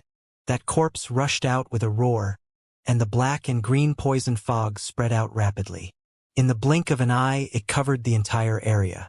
Su Ming knew that if he wanted to save the Crimson Dragon, he had to be fast. He had to use the fastest speed he could muster and charge towards the place where the Crimson Dragon was sealed. Without stopping, he arrived before the door to the second palace. At the instant he stepped in, a huge spirit walked out of the second palace. He held a long spear in his hand, and the moment he walked out, he sent that spear charging straight towards Su Ming's face. It brought with it a piercing sound as it sliced through the air, and it was so loud that the sound was deafening. It was as if he had prepared this attack since a long time ago and chosen to unleash it right at that moment. The spear was just about to touch Su Ming when he lifted his right hand, and immediately, Han Mountain Bell appeared in it. As if his fist had turned into the bell itself. The bell crashed into the long spear in an instant, and a loud chime that shook the skies rang through the world. The body of the spirit with the long spear lurched forward, and the long spear in his hands started shattering inch by inch. He fell several steps backwards and blood trickled out of the corners of his mouth. Without a hint of hesitation, Su Ming went past the palace and charged towards the third palace. Yet the instant he stepped into the third palace, not only did all the statues outside the palace wake up, even the guardian in the palace had walked out with a long spear in his hand. When the spirit lifted the spear, all the spirits of 9-een around lifted their spears and tossed them at the same time. Sharp, piercing whistles charged towards Su Ming. Su Ming still looked as calm as ever. In the face of all the long spears charging towards him, he lifted his left hand and pressed at the air before him gently. "My left hand symbolizes time that has passed. As if your bodies are all searching for the signs of time, move back." Su Ming muttered softly. The instant those words left his lips, he pushed against the air, and the numerous long spears that were charging towards him no longer moved forward, but backwards.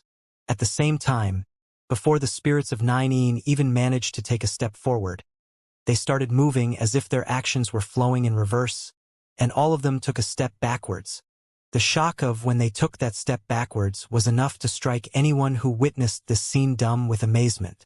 Then, like a bolt of lightning, Su Ming leaped over the third palace and headed towards the fourth palace. For some strange reason, the spirits of 9 in the fourth palace had not woken up. Only a powerful spirit of 300-something feet tall stood outside the palace, looking at Su Ming with a complicated gaze. "Are you going to stop me as well?" Su Ming asked calmly. Once Su Ming mastered the fusion between the past and the future, destiny was contained between the back and front of his hands. This method, which allowed him to cause time to flow back, came through the epiphany he gained when he isolated himself during those 2 months and nursed his nascent soul back to health. His destiny style. This was his creation, the third style that came after Berserker Obliteration and that extreme speed. This was destiny's past. This style looked simple and as if it could change the course of time, but in truth that was not so. Su Ming still could not truly do that. What he could do, however, was channel his understanding towards that one word into wind, and make it seem as if the wind's memories were flowing backwards based on that understanding. Is he truly turned into destiny? Then he could bring forth the power of this one style to its greatest extent, but he had not transformed at the moment. That was why when he executed this attack, he could only cause things to move in reverse for a single moment. Nonetheless, even if it was just for a single moment, it was still enough to stir up enough shock among the spirits of 9, because this sort of divine ability had already reached an incredibly abstruse level. At that moment, that was exactly how the 300-something feet tall spirit standing outside the fourth palace felt. He did not even bother hiding the complicated look on his face as he looked at Su Ming. His name was Li Hua. Su Ming also looked at the huge spirit before him, and he felt as if he could still hear the words the spirit had once said echoing faintly in his ears. "My name is Li Hua. According to the treaty made between my tribe and the shaman tribe, I am willing to serve you." In the face of Su Ming's question, the conflicted look on Li Hua's face became even greater. He lifted his head swiftly, and resolution appeared in his eyes. "There are certain things that a man can and cannot do. Because of personal reasons, I shouldn't stop you, but as a member of my race, I must stop you. You saved me before I—" The spirit lifted his right hand abruptly and seized the air. Immediately, a gigantic axe appeared out of thin air with a huge boom. Once he held it in his hand, he placed it on the ground. The ground shuddered, and thin cracks spread out with loud, rumbling sounds ringing in the air. "Have wronged you in this matter." Li Hua let go of his right hand.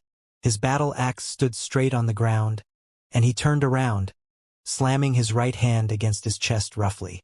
He staggered a few steps backwards and coughed out a huge mouthful of blood. His helmet shattered, revealing his dried wood-like face, and he opened up the path. "Go!" Li Hua gritted his teeth and growled. All the spirits of 9 around him were starting to awaken slowly. All of them looked at Li Hua, and in the midst of their silence, they remained still. Su Ming wrapped his fist in his palm towards Li Hua, and a complicated look also appeared on his face. With one move, he leaped up and was about to rush into the fifth palace. But right at the instant he jumped up, all the other spirits of 9 in the fourth palace lifted their heads. "Let him go!"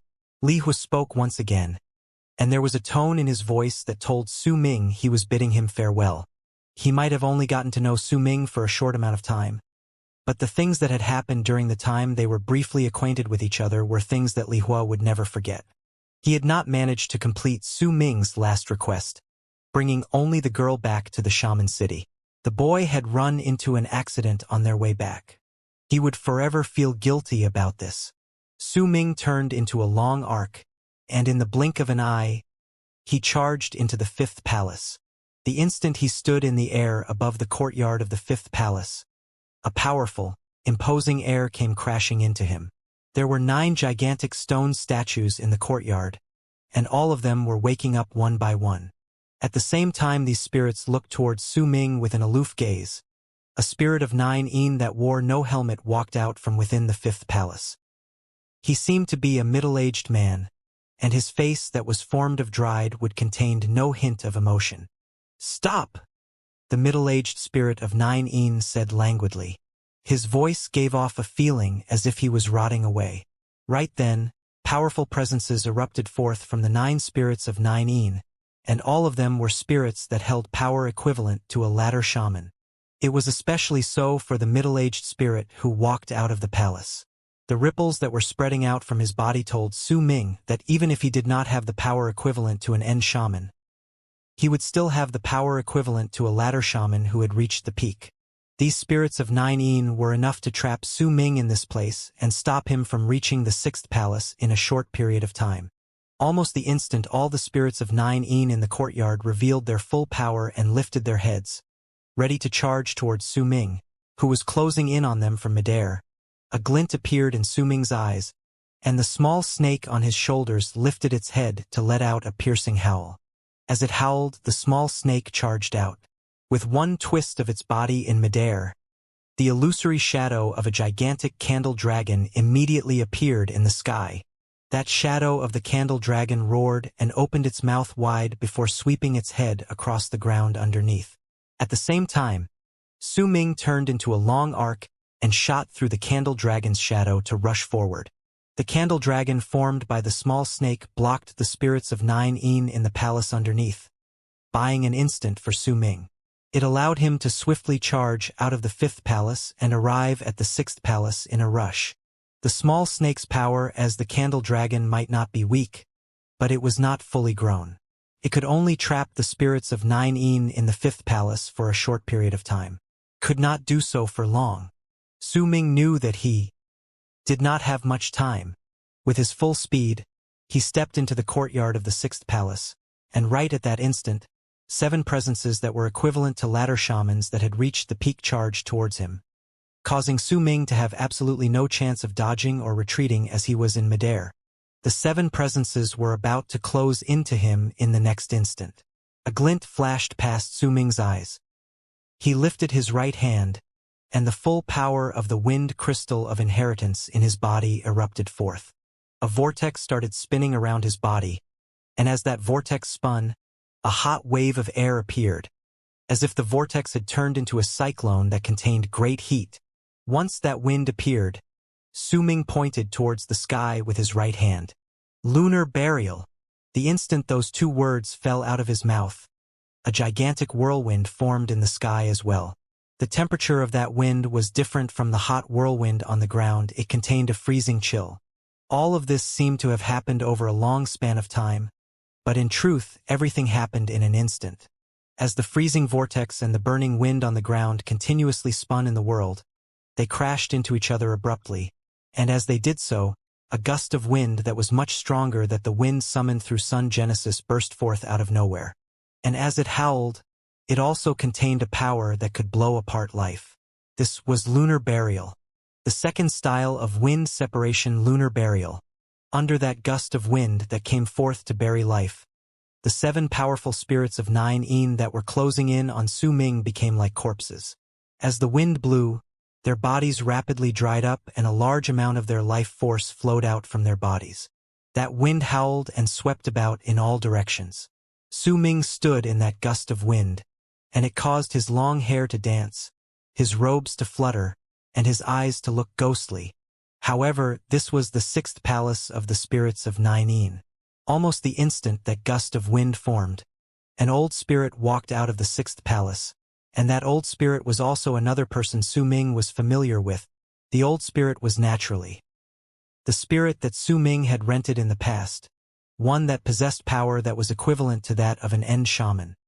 He was also the one who had taken away the Crimson Dragon with some unknown method and caused the Crimson Dragon to be sealed in this place. He also had a complicated look on his face, but different from Li Hua stepping aside to clear the path. He took a step forward, and as that gust of wind swirled in the air, he lifted his right hand and pointed at the wind.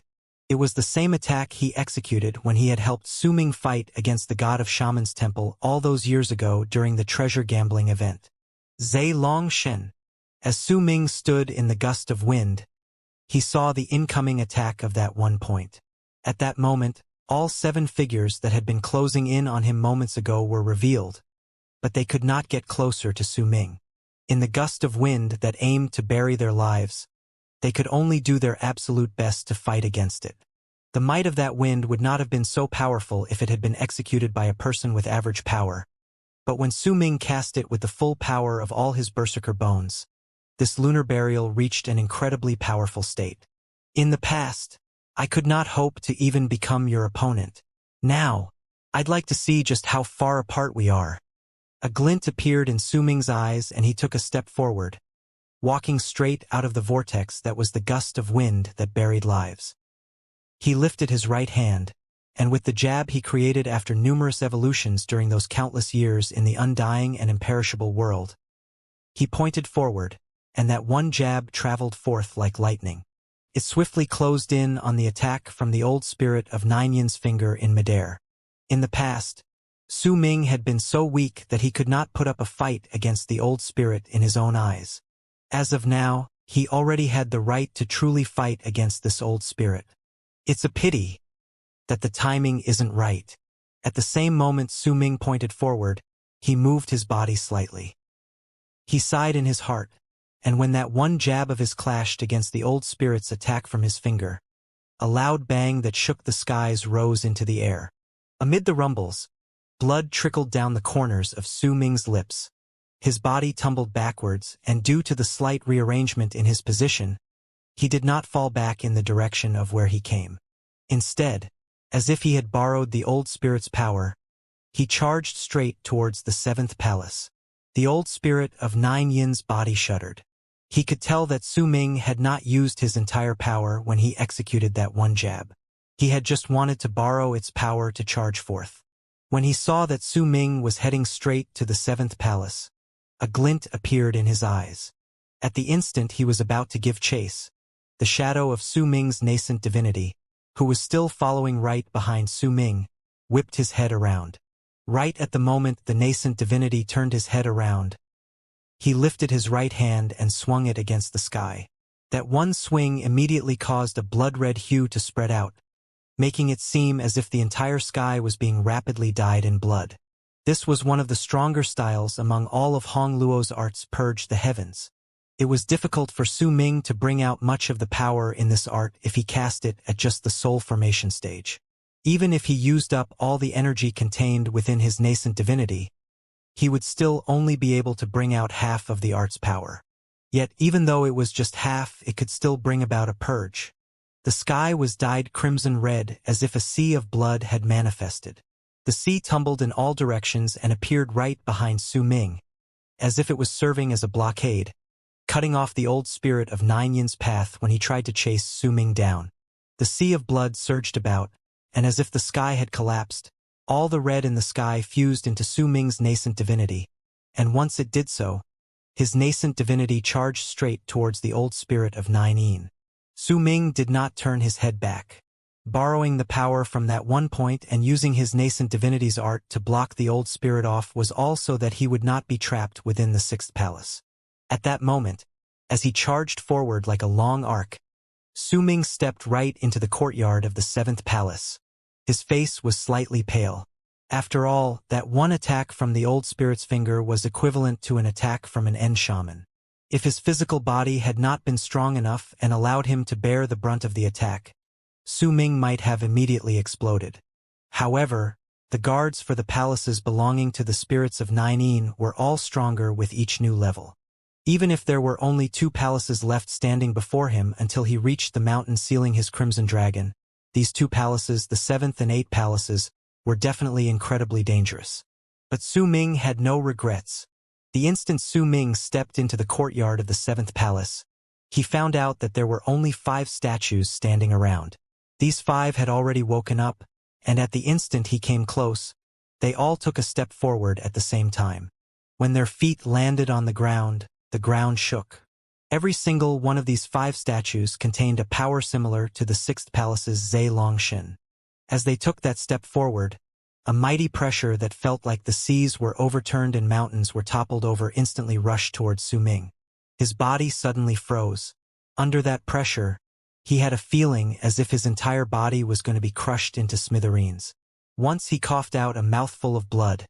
He formed a seal with his right hand and pointed forward. Immediately, bell chimes reverberated in the air and spread out. Han Mountain Bell instantaneously appeared right in between Su Ming and the 5 powerful statues. As Su Ming changed the seals in his right hand, Han Mountain Bell grew larger. And when a loud roar rose up and reverberated through the 9 heavens, the 9-headed dragon appeared as an illusion in the air above the 7th palace. At that moment, many of the heads belonging to the 9-headed beast roared and charged towards the 5 powerful spirits of 9 However, each and every single one of these 5 spirits of 9 possessed power equivalent to an end shaman. The level of their strength was simply unimaginable. And right at the moment the 9-headed dragon appeared, an old spirit walked out of the 7th palace. That old spirit wore a green robe, and while he looked like a block of dried-up wood, he was not tall. In fact, his physique was not that much different compared to Su Ming.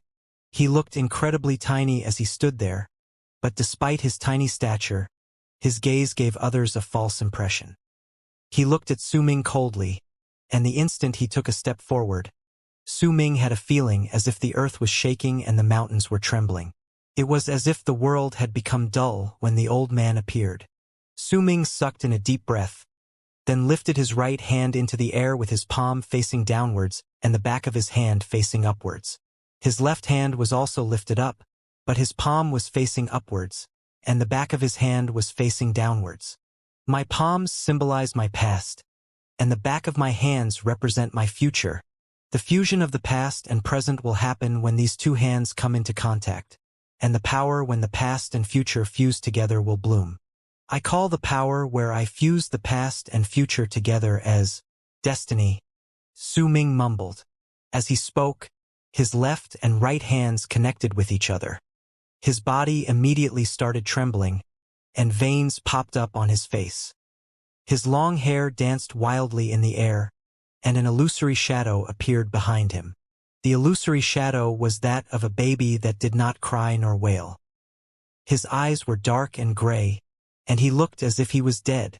That baby seemed to be looking at the sky as he remained still and unmoving. If anyone took a closer look, they would be able to see that there was resentment burning on his dull face, and it was aimed towards the world.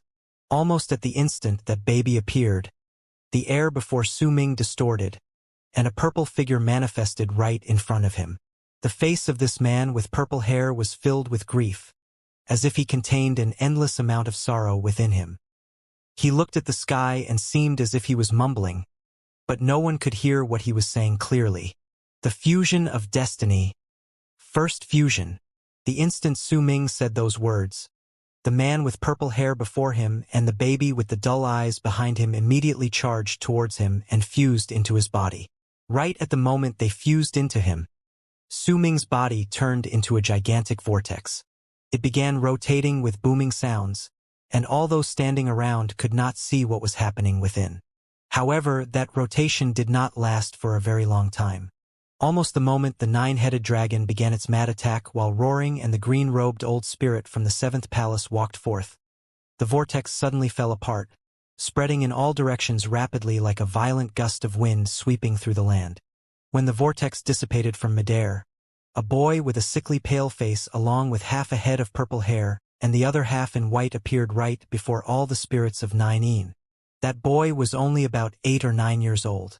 Not only was his face completely void of blood, even his skin had a grayish hue that gave off a dreary air.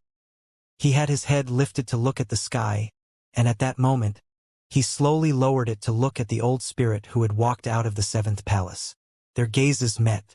The old man's feet came to an abrupt halt, and a powerful sense of danger swiftly rose in his heart. He could even sense a feeling of time and age from this person's gaze. Only 15 breaths. Su Ming, who had turned into a young boy, mumbled. This time, when he turned into destiny, he could clearly sense his time limit. It was different from when he was in the undying and imperishable world. When he executed the fusion outside, he would only have the span of 15 breaths in this form. A glint appeared in his eyes. Without a single bit of hesitation, he took a step towards the old spirit from the 7th palace. In the process of taking that one step, while his body looked as if he was still rooted to his original spot, the old spirit that had walked out of the 7th palace lifted his right hand and pushed forward swiftly. Booming sounds reverberated through the place, and distortions appeared in the air before the old man. Su Ming walked forth without stopping. As he moved towards the old man, he lifted his right hand and seized the air. Immediately, a ray of purple light manifested in his right hand, and then he pointed towards the old man. The ray of purple light immediately charged towards the old man. A grim expression appeared on the old man's face, and just when he was about to execute a divine ability to resist that purple light, Su-Ming lifted his left hand and swung it in the air. Immediately, the old man froze, and as if time had turned back on him, he took a step back against his will. The divine ability he was about to cast was also interrupted and cut off. His right hand started moving until he had it lifted up in the air, just like he had held it moments ago. Shock and disbelief appeared in his eyes. He could only watch the ray of purple light close in on him, and when that light enveloped his entire body, a loud bang traveled through the air. As that bang echoed in the sky, the old man coughed out blood. His body tumbled backwards, but before he could move much further down, Su-Ming lifted his right hand and seized the air. Immediately, the direction the old spirit's feet and body were moving changed once again. He took a few steps forward and returned to the spot before he suffered the attack from the ray of purple light. In fact, even that ray of purple light that had crashed into the old spirit's body moved out from within him, and the scene just then repeated itself. Booming sounds rang out in the air once more. The process continued repeating itself, and in a short instant, the old spirit had already gone through 13 cycles of falling backwards and moving forward, as well as 13 cycles of being attacked and the ray of light flowing out of his body to attack him again. Only when Su-Ming walked past him and out of the 7th palace to arrive at the 8th palace did the old spirit's body stop suffering from the barrage of attacks caused by the endless loop between the past and the future. However, once the cycle stopped, 13 loud bangs erupted from his body, and a ray of purple light surged into the sky while illuminating the entire area. Once those 13 bangs ended, the old spirit coughed out a huge mouthful of blood, and as he staggered, he whipped his head around. With a pale face, he looked towards Su-Ming in shock. He could tell clearly, if it was not because this person did not harbor strong killing intent, then if he had to bear through the barrage of attacks caused by the loop between the past and the future a little longer, he would have died. This sort of attack, this sort of divine ability, and this sort of unbelievable change caused fear to instinctively rise in the old spirit's heart towards Su-Ming. He was not the only one afraid. The other 5 spirits of Nine were all the same. At that moment, Su-Ming was not Su-Ming. He was Destiny. 7 breaths had gone by since Destiny appeared till the moment he walked into the 8th palace. When the 8th breath was over, Su-Ming arrived in the 8th palace. There were only 3 statues in the 8th palace, and at that moment those 3 were rapidly recovering. In the blink of an eye they had already awakened. At the same time, a cold harumph came from the 8th palace itself. A foot also took a step outside. The owner of that foot was still largely hidden in the darkness of the palace, and as he moved forward, his figure was gradually revealed. However, all of this started rapidly changing the moment Su-Ming stepped into the 8th palace. As he, with half his hair purple and the other half white, walked forward, the 3 statues that had already awakened and opened their eyes immediately closed them. Their recovered bodies started turning to stone from their heads, and when Su-Ming walked past them, the 3 powerful statues had fallen asleep once again, as if time had reversed around them. The cold harumph that came from the 8th palace also became weaker from the initial strength it had. The one step its owner had taken was also moving backwards slowly, but Su-Ming could see that the leg was trembling, as if the owner of that leg was doing his absolute best to struggle against that force. Nonetheless, as Su-Ming continued moving forward, the struggle turned into powerlessness in the end, and that leg retreated back into the palace without appearing again. Su-Ming moved past the 8th palace, and right before him was the mountain that sealed his crimson dragon. At the top of the mountain was the final palace that kept his crimson dragon captive. The 9th palace in this area. Su-Ming walked past the 8th palace and stepped on the mountain. Right at the instant he stood outside the 9th palace, an illusion surrounded his body.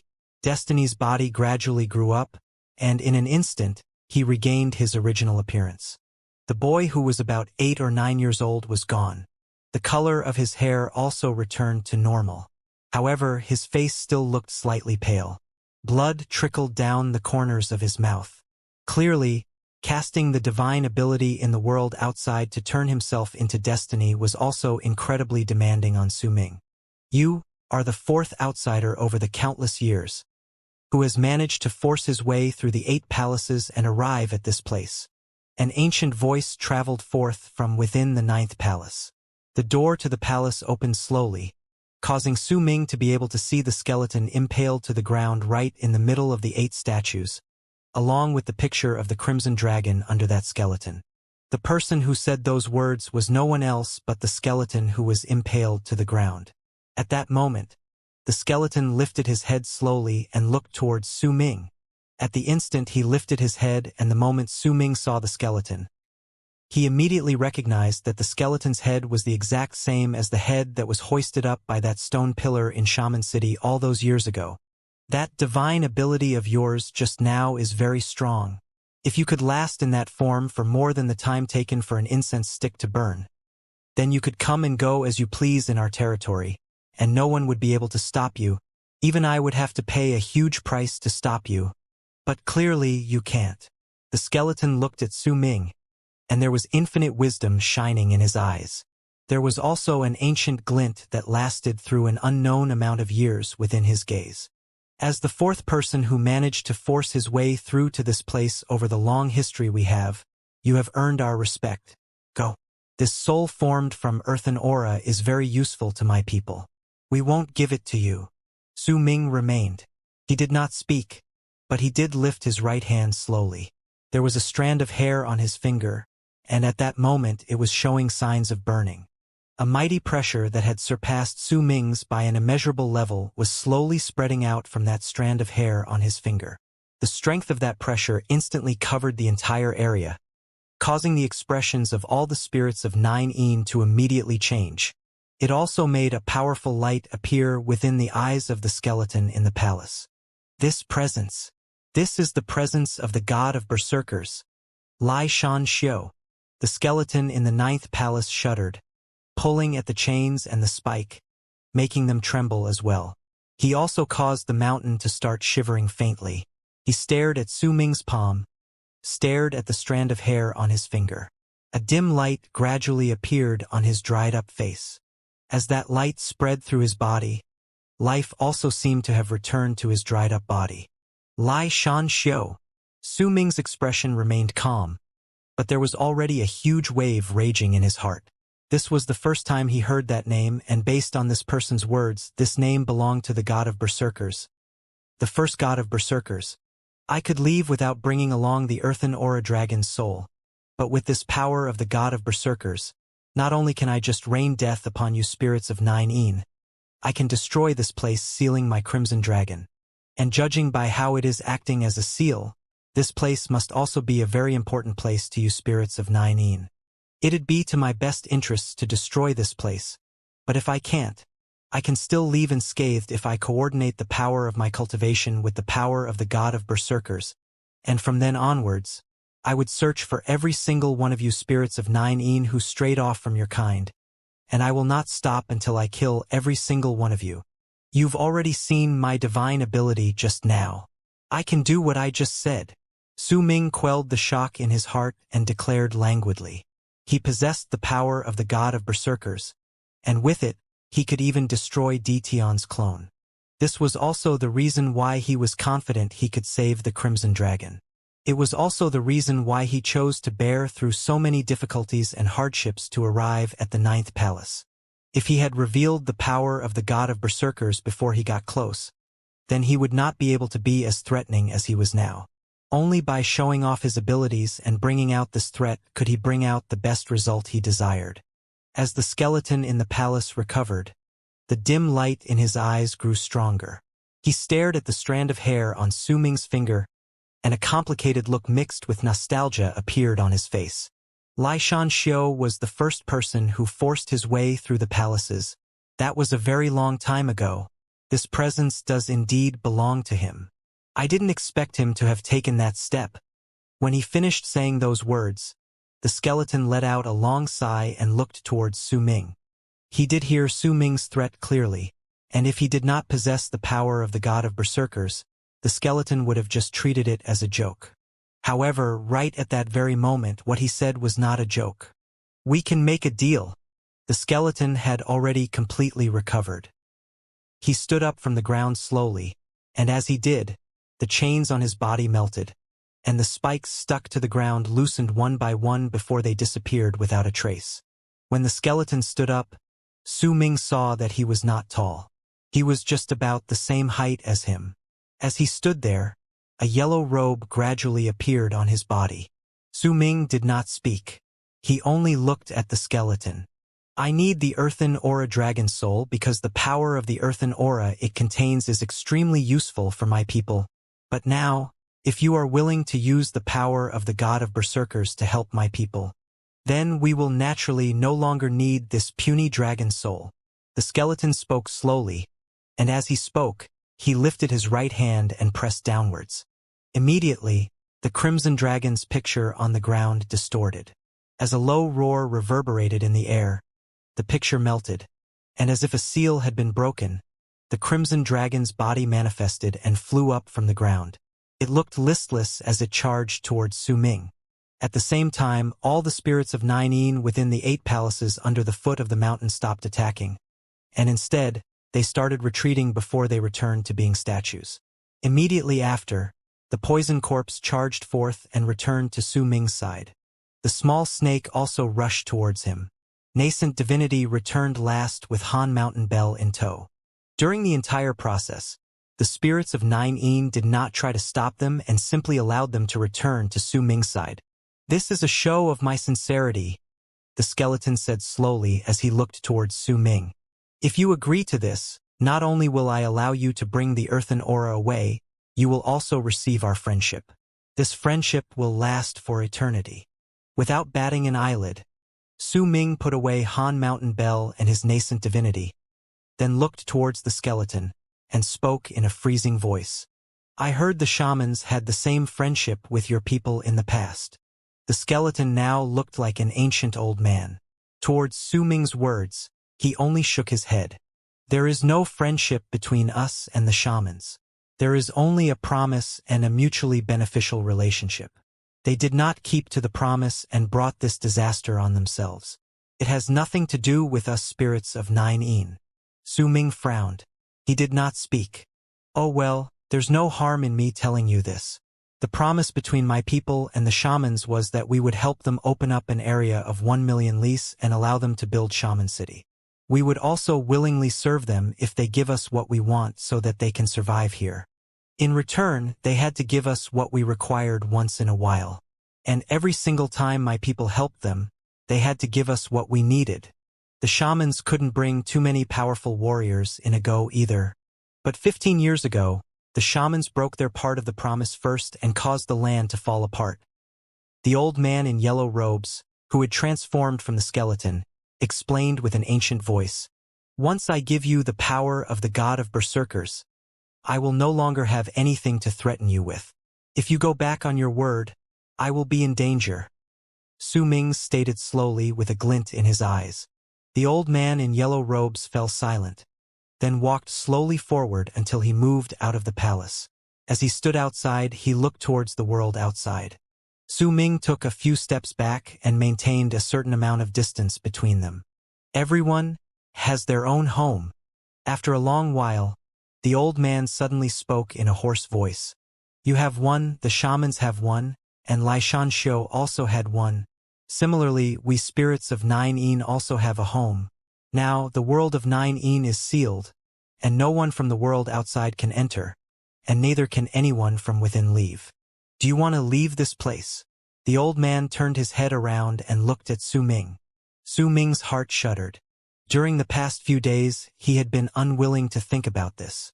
The things that had happened to fated kin had moved his heart greatly, but he had a vague hunch that it was going to be incredibly difficult for them to leave the world of 9. However, he did not give up hope.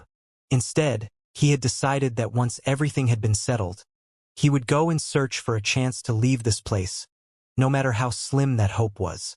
"If you help us, you will also be helping yourself," the old man said slowly. Su Ming remained silent.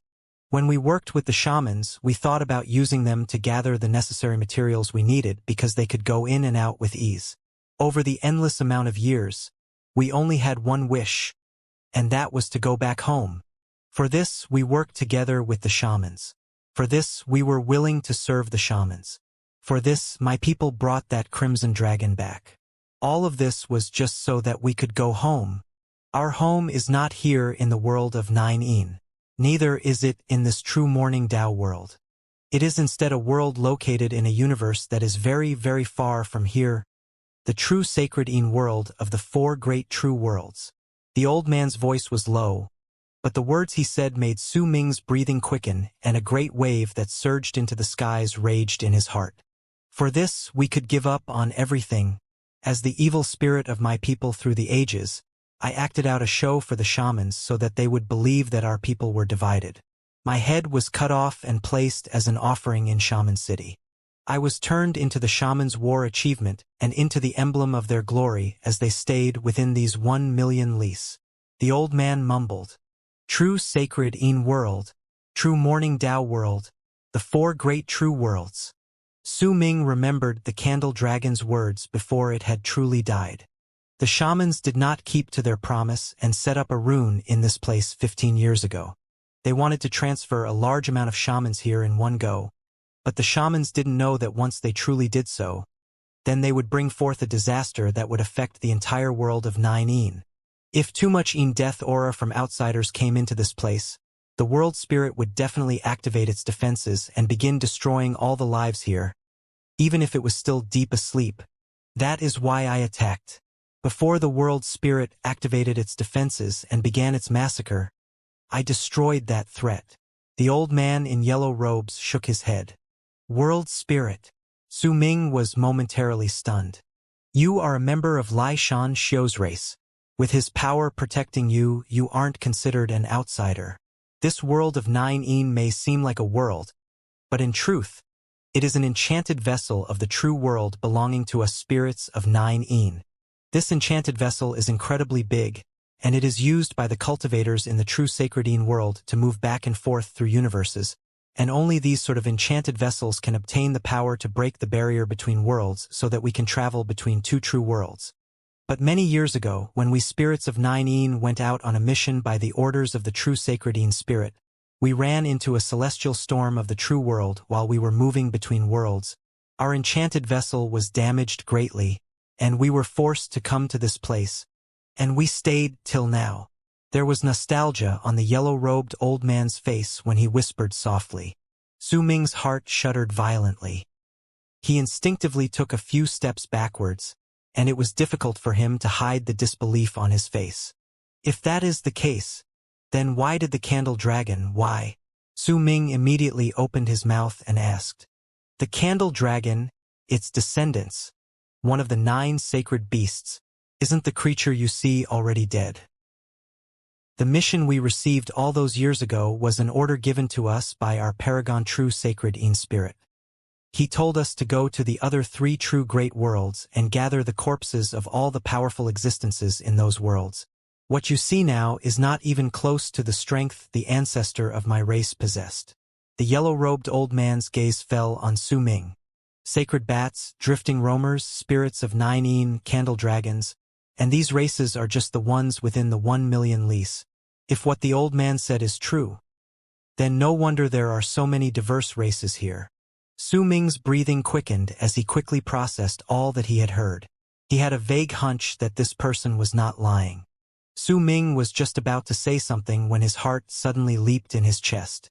He suddenly remembered the old man talking about the world spirit activating its defenses and killing everything, and he mentioned this so-called In death aura from the outside world. What is this In death aura? The old man in yellow robes remained silent for a moment before he cast Su Ming a complicated look. Over the years, even if we are considered one of the top 10 powerful races to the true sacred In spirit, but do you really think that my people can remain forever and not die? It is especially so when we had to suffer the impact of the enchanted vessel being damaged. Did you think we would have survived? Su Ming was momentarily stunned. Then his expression suddenly changed drastically. He suddenly remembered the skeleton in the palace before this old man's life force was restored. You're already dead. There were loud, booming noises going off in Su Ming's head. You can put it that way, the old man sighed. If you're dead, how could you still appear here? Are you a soul? Or are you a fragment of your will? Su Ming forced down the shock in his heart. When he remembered the candle dragon's will, he found that he could still offer an explanation to this, even though that explanation was very forced. The old man remained silent and lifted his head to look at the sky. After a long while he turned towards Su Ming. The complicated look on his face became more prominent with each passing moment. Then why are you here as well? As if a hammer had struck his soul, Su Ming staggered a few steps back. With a dismal expression on his face, 3 scenes rapidly flashed in his head. The first scene was of when he saw Bei Ling and Lei Chun on the chains of Han Mountain in Han Mountain City, and the one sentence he had heard at that time. You died. I buried you with my own hands. This scene disappeared in an instant and was replaced by the moment Hong Luo was disappearing. Su Ming stood on the coffin on the mountain in the land of the shamans, and right at the instant he touched the coffin, he was plunged into a memory of darkness that felt like a dream. There were 2 babies at that time. She was the one alive, and I was the one dead.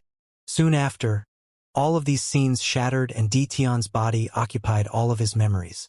That one aloof word echoed repeatedly in Su Ming's mind, and did not disappear even after a long time. Destiny. Su Ming stood there and looked at the old man in yellow robes, then at the world behind him. After a long while he asked, burdened with anguish, Am I dead? Perhaps, perhaps not. The old man in yellow robes cast Su Ming a glance and shook his head. What do you mean? Su Ming remained silent for a moment before he asked. He did not find it in himself to be unable to accept what the old man said. In truth, he had already discovered some clues about this many years ago, but he had simply been unable to piece the information together. There is a binary opposite that exists in the world. If we say that one side of the binary opposite is being alive, then we can say that the other side of the binary opposite is being dead. But what exactly is death and what exactly is meant by the other side? Who can really say clearly? Perhaps we can look at the boundary between these 2 sides as a mirror. When a person standing outside the mirror looks into the mirror, the person inside the mirror is also looking outside. He will see himself, but at the same time he might also not be looking at himself. Do you understand? The old man in yellow robes asked. Su Ming frowned. After some time he looked towards the world in the distance. Do you mean that the people in mirrors have their own lives, and the people outside the mirrors don't know about it, and that you and I are in these mirrors? Your comprehensive abilities aren't too shabby. As the person who is regarded highly by Xianxia, you must definitely have something outstanding about you. My home, the true sacredine world, has been examining this binary opposite along with yin and yang since a long time ago. The results we obtained are that the universe contains this binary opposite as well.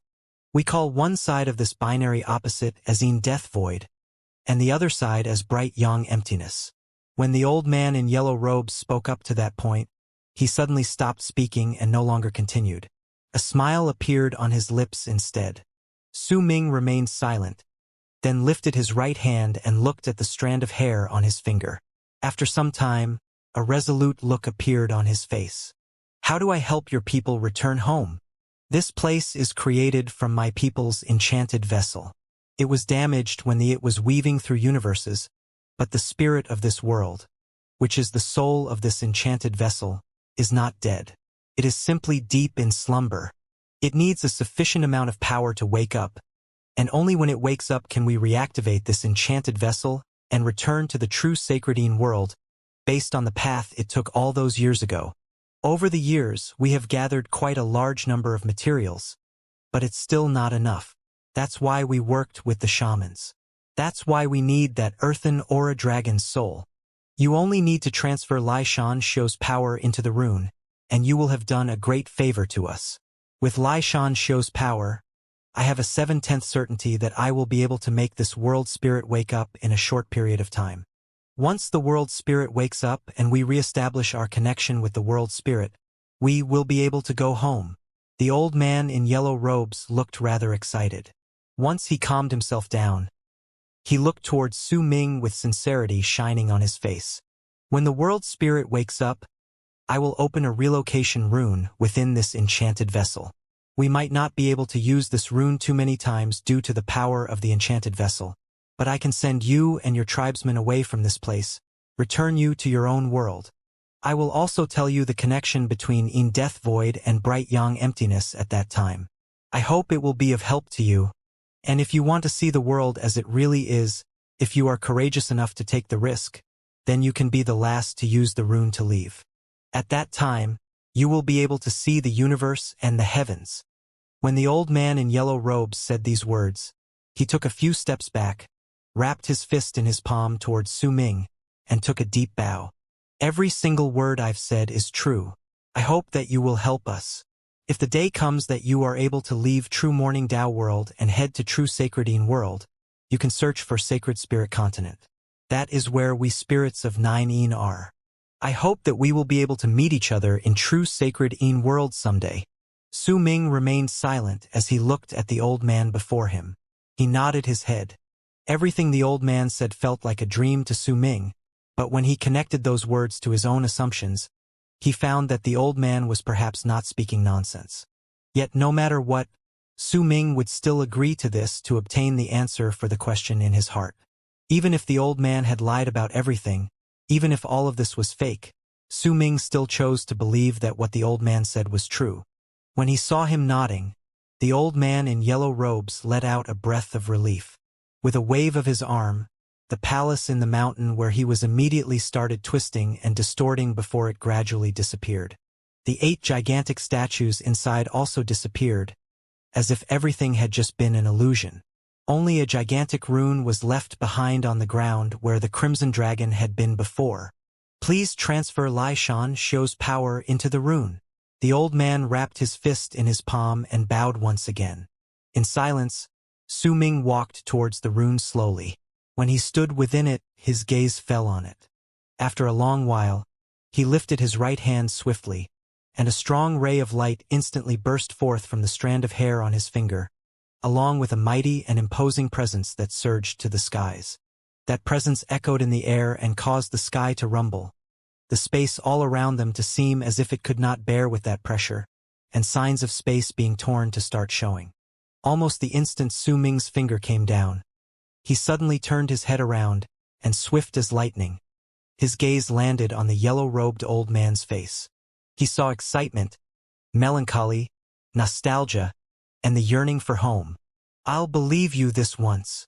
Su Ming's right hand was brought down swiftly, and the instant he tapped the rune, the strand of hair on his finger started burning rapidly. A large wave of power that was simply unimaginable burst forth, and it all surged into the rune. At the same time, the mountain where Su Ming stood at the moment started cracking and breaking apart, inch by inch turning into dust, but the rune remained. It floated in midair, and the light on it started becoming brighter. Soon after, all the palaces in the disappeared mountain vanished into thin air in an instant. All of them turned into dust and ashes, and those statues fell to the side to become one with the ground, as if a gust of wind that aimed to vanquish everything had swept past them. When that windstorm was over and the light from the rune became so bright that it was piercing to the eyes, there were no longer any mountains or palaces in the area, and there were also only 10 of the statues that were transformed from the spirits of 9. These 10 statues were all broken and tattered. They gave off a declining, ancient air, as if they had lived through a countless number of years. The rune in midair was becoming brighter with each passing moment and eventually turned into a pillar of light that was so bright that it pierced the eyes. That light erupted forth from the rune and charged straight towards the end of the sky. The instant the pillar of light shot into the sky, another one shot into the clouds from the distant land. Soon after, pillars of light started appearing one by one without stop in the boundless world of 9. Su Ming might not be able to see all of them, but he could sense the world shaking. There was only a little left of the strand of hair on his finger. When the pillar of light erupted, his body was bounced off by a great power, and he was forced back several thousands of feet. His face turned pale, and he coughed out a mouthful of blood. He looked around him dumbly, and saw the vanishing palaces and the disappearing statues. All of this felt incredibly real to him, which also meant that whatever the old man told him just now was indeed not fake. "We will remember your kindness." With an excited look on his face, the old man in yellow robes wrapped his fist in his palm towards Su Ming, then charged straight into the pillar of light in the rune. "We will continue activating the rune, and with all my strength, I will call upon the world spirit to wake up. If I am quick, it'll take half a month, and if I am slow, then it'll take a month. The world of 9 will be overturned by then. So please gather your tribesmen quickly, our Lord Benefactor. When the world spirit wakes up, I will open the passage for all of you." Su Ming watched the old man in yellow robes disappear into the pillar of light, and after remaining silent for a moment, he gave up thinking about turning into destiny once again without care for everything. A melancholic expression appeared on his face instead. This was the final move he had in case any accidents happened. If everything that the old man had said been false, then Su Ming could use the span of 15 breaths and revert things slightly. However, it did not matter whether it was the drastic change around him or the yellow-robed old man's actions. All of them were proof that the person bore no ill will. Based on that alone, the believability of his words had almost reached the level where he was absolutely telling the truth. This was what Su Ming wanted to know desperately, but also something that he did not want to face. In silence, he put away his crimson dragon, causing it to turn into a picture on his left arm once again. The dragon had spent too much of its energy and had entered into deep slumber. Su Ming did not know when it would wake up again. With the poison corpse and the small snake, he turned around and headed towards the fated Kin's Valley. His back looked incredibly desolate, and there was an air of lonely befuddlement about him. Gradually, he left into the distance. Behind him was a pillar of light that surged into the skies. The ground under his feet shook, and the clouds tumbled about in the sky above his head. All of this signified that a change turning the world upside down was happening right at that moment. "Half a month. A month. I will obtain all of these answers the instant I leave this place," Su Ming mumbled under his breath. A determined light gradually shone in his eyes. It did not matter what sort of answer he would obtain, he would still walk down his path. It did not matter what that answer signified. Su Ming simply believed that he should know all these things. His body disappeared into the distance.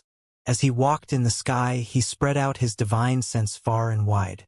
When he saw the ruins of Shaman City in his divine sense, he saw a wandering soul drifting about in the ruins. It was Ahu's soul. There was also a group of invisible drifting roamers wandering about outside the ruins of Shaman City, and among them was a woman that Su Ming was familiar with. Did she not leave all those years ago?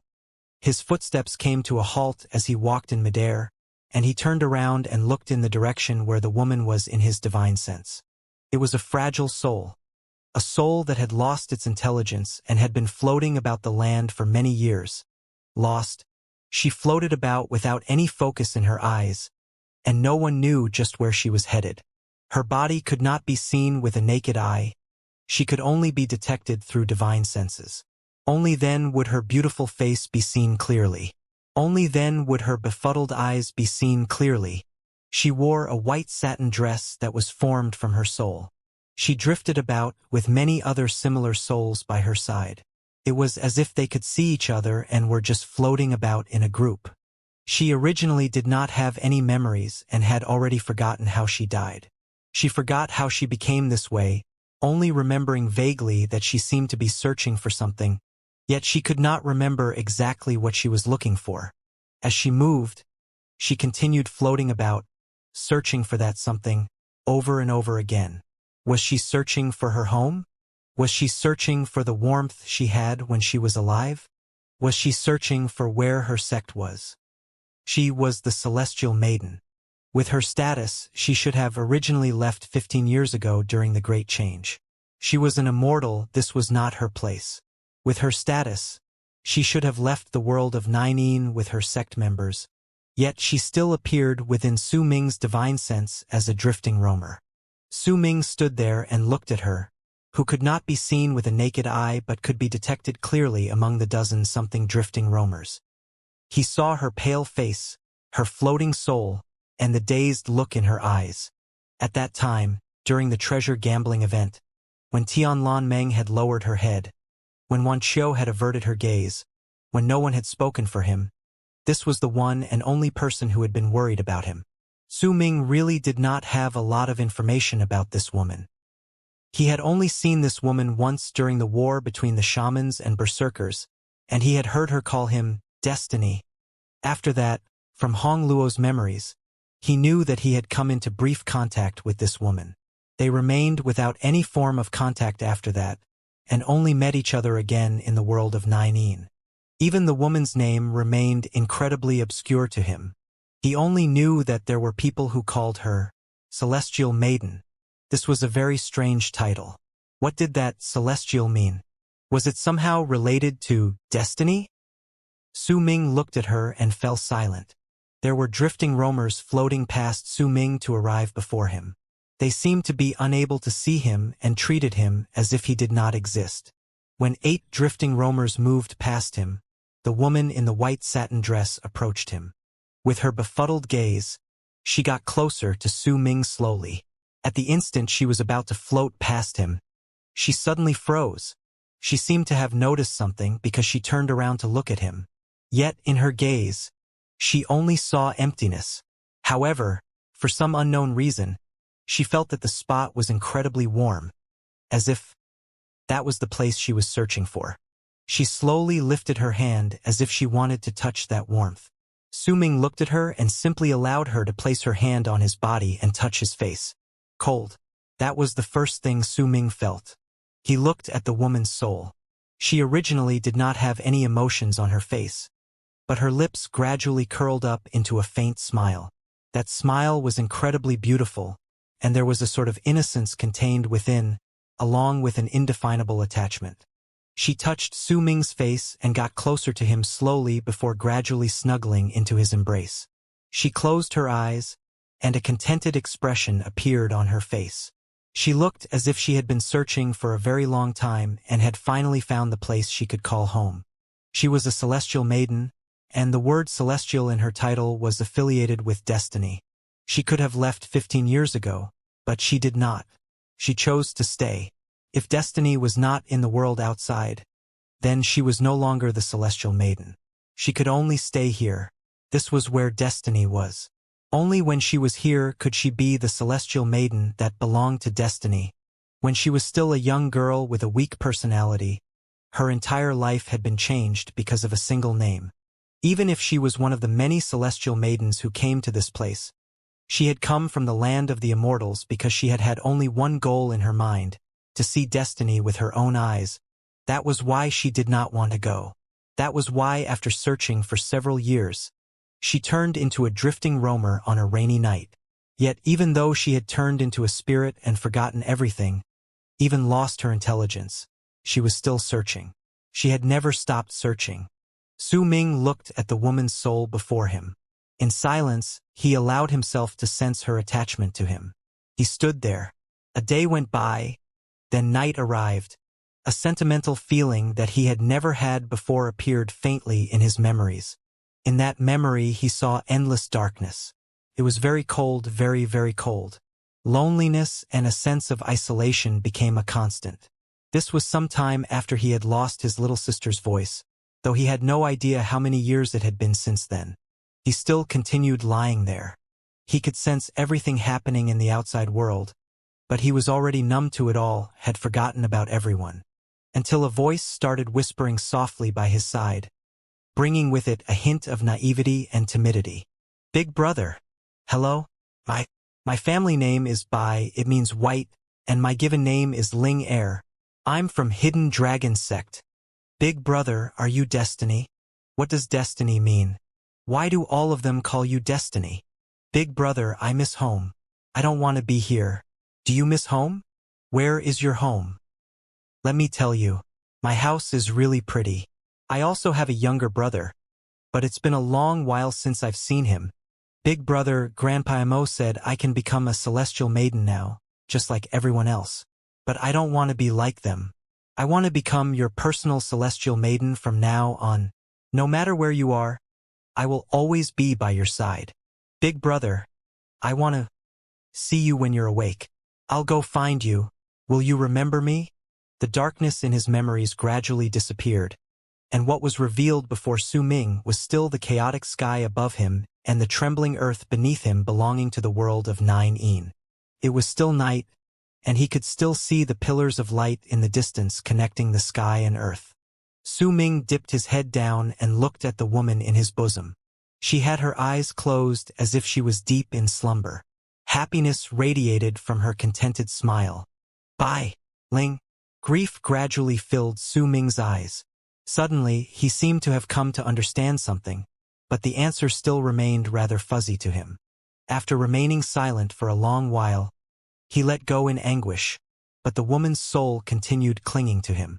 Even if she did not manage to catch him, she did not want to let him go. Su Ming put her away into his storage bag, then moved to the ruins of Shaman City and found Ahu's soul. He did the same thing to Ahu. Then, alone, he walked towards the fated Kin's Valley in the darkness. When morning arrived, Su Ming returned to the fated Kin's Valley. As he stood in the valley and looked at these hundreds of fated kin before him, he suddenly could not tell whether these people were alive or dead. He sat down, looked at the sky, and felt lost. The sun rose and set. One day went by, and another day passed as well. Su Ming continued sitting there, but he did not obtain the answer.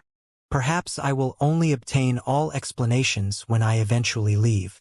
When the third midnight arrived, Su Ming opened his eyes.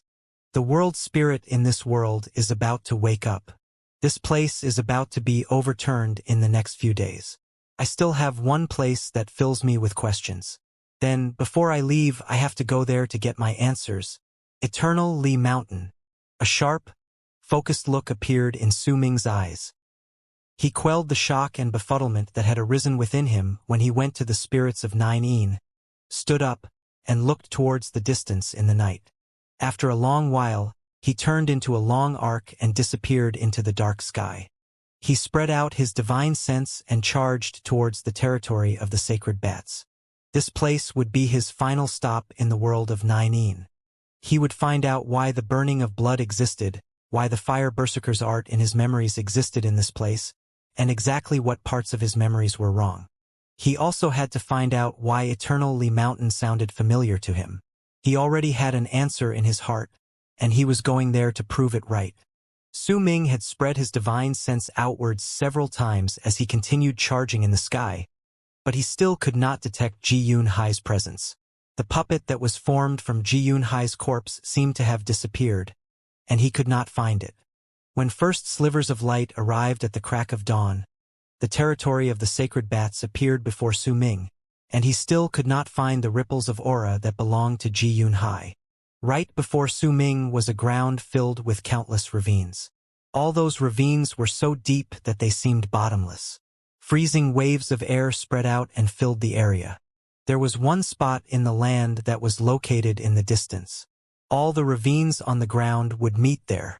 There was no pit there, neither were there a lot of ravines. There was instead a mountain over at that spot. It was a black mountain that towered into the clouds, and it was exuding waves of eerie, chilling air. This mountain did not exist 15 years ago. It was as if it had crawled out of the earth and was now standing tall between the sky and earth. Almost at the instant Su Ming approached the place, he saw numerous pairs of aloof eyes suddenly appearing within the innumerable ravines on the ground around him. Those eyes were shining in the darkness, and they were all staring at him. Not only were the ravines filled with these sort of eyes, Su Ming also saw many of these gazes gathering on his person from the towering mountain. Aloofness, emotionlessness, bloodthirstiness, and other sorts of emotions were contained within those pairs of eyes on the ground. It was enough to shake the hearts of all those who saw them. However, Su Ming was not affected. He moved silently forward. He only had one goal in his mind, and that was the mountain that was known as Eternal Li by these sacred bats. As Su Ming closed in, piercing shrieks shot out from the ground and reverberated in the air. This was not the voice of one sacred bat alone, but came from all the sacred bats in this place screaming together. That voice was like a wave of sound containing a presence that could shake the sky and earth. At the moment the wave surged into the air, even the slivers of light lighting up the sky during dawn seemed to have been forced away. But the wave of sound did not manage to cause Su Ming's footsteps to pause even for a single moment. When the sound reverberated through the air, the flapping of wings also appeared. Right before Su Ming's eyes, those pairs of eyes in the darkness closed in on him with light shining in them, and all of them turned into an endless amount of sacred bats. At the moment these sacred bats charged towards Su Ming, an ancient voice suddenly traveled forth slowly from the top of the mountain. Sacred bats, my worshippers, do not cause a ruckus. This is my guest. I have been waiting for him for a long time, for a very long time. As that voice reverberated through the air, the charging sacred bats all ceased making any sound. Instead, they returned to the ravine, and the sparkle within their eyes slowly faded away as well, causing the land to be swathed in darkness once again. Su Ming continued walking forward. Heplane moved past the ravines on the ground and headed to the core of the territory belonging to the sacred bats, the peak of the mountain. Over there, he saw a stone monument. The stone monument stood high and erect. From the distance, it looked like the peak of the mountain. There were a large amount of words carved on that monument, and at the foot of it was an old man, sitting there with his legs crossed. The old man's clothes were tattered and shabby. His hair was messy and spilled all over his shoulders. His face could not be seen clearly, because he had his head lowered as if he was meditating. Millions of years ago, the god of berserkers, Xianxia, had developed the land of the berserkers and created his own cultivation methods and skills to give to the world, and had thus brought the berserkers to greatness, had thus built the great Yu dynasty, and had made all races and tribes bow down to worship him.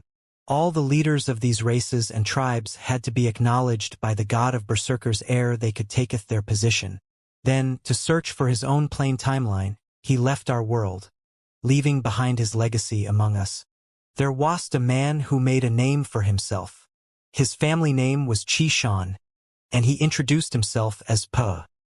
He gained an epiphany from the god of berserkers will in great Yu dynasty and hath receiveth one half of the legacy, yet not the other. He was known as the second god of berserkers, Qi Shan Pe. The immortals and evil immortals found it that they were unable to accept this, and a great calamity fell on us again.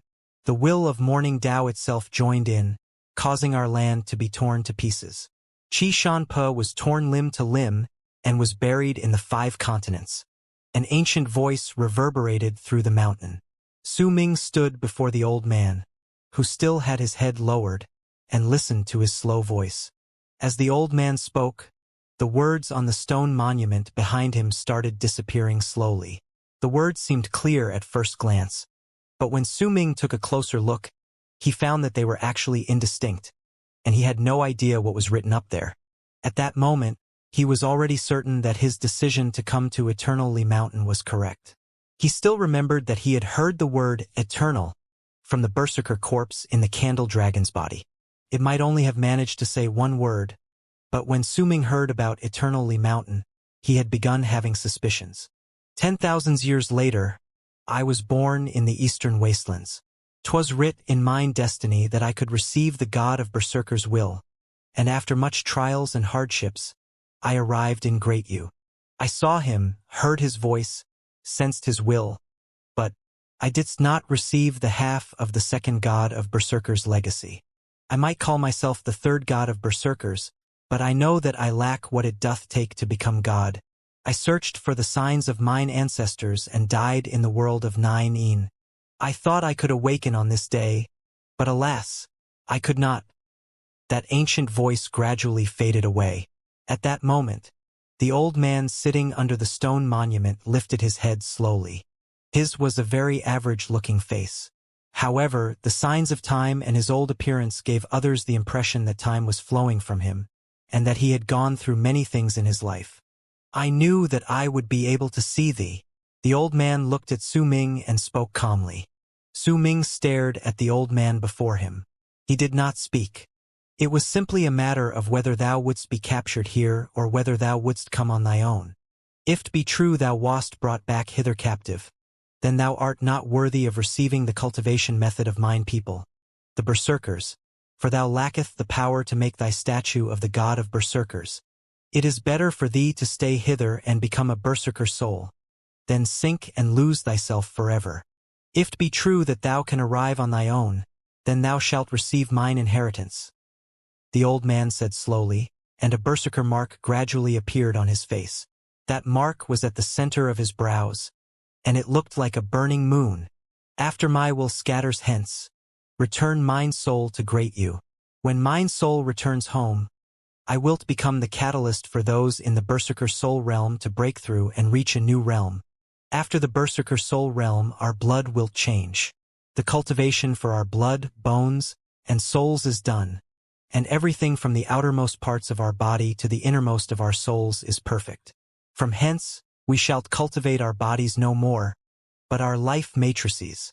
We must break our life matrices and tread on the path to find what is lacking in our lives. This is called life privation. We must learn of what we lack in ourselves like we know of the regrets the world possesses and like we understand the changes in the world. This is life palace. When we have the life palace in our hands, then we wilt receive endless glory. We wilt be able to use the power of the world plane, and this is called the world of life. Life matrix, life privation, life palace, world of life, these are all after the Berserker soul realm, and it is the path of life cultivation that belongs to us Berserkers. If we step onto this path, the old man looked at Su Ming. His words spread out and his voice echoed in the air. However, Su Ming simply continued standing there, only listening and not speaking. I lacked fire in my life, hence I absorbed all manner of fire in my path of life cultivation. Yet, in the end, to mine shock, I discovered that the fire I lacked was not of yang properties, but the flames possessing extreme yin properties. These flames only exist in the moon. Hence I worshipped the moon and called myself a Berserker walking down the path of fire cultivation.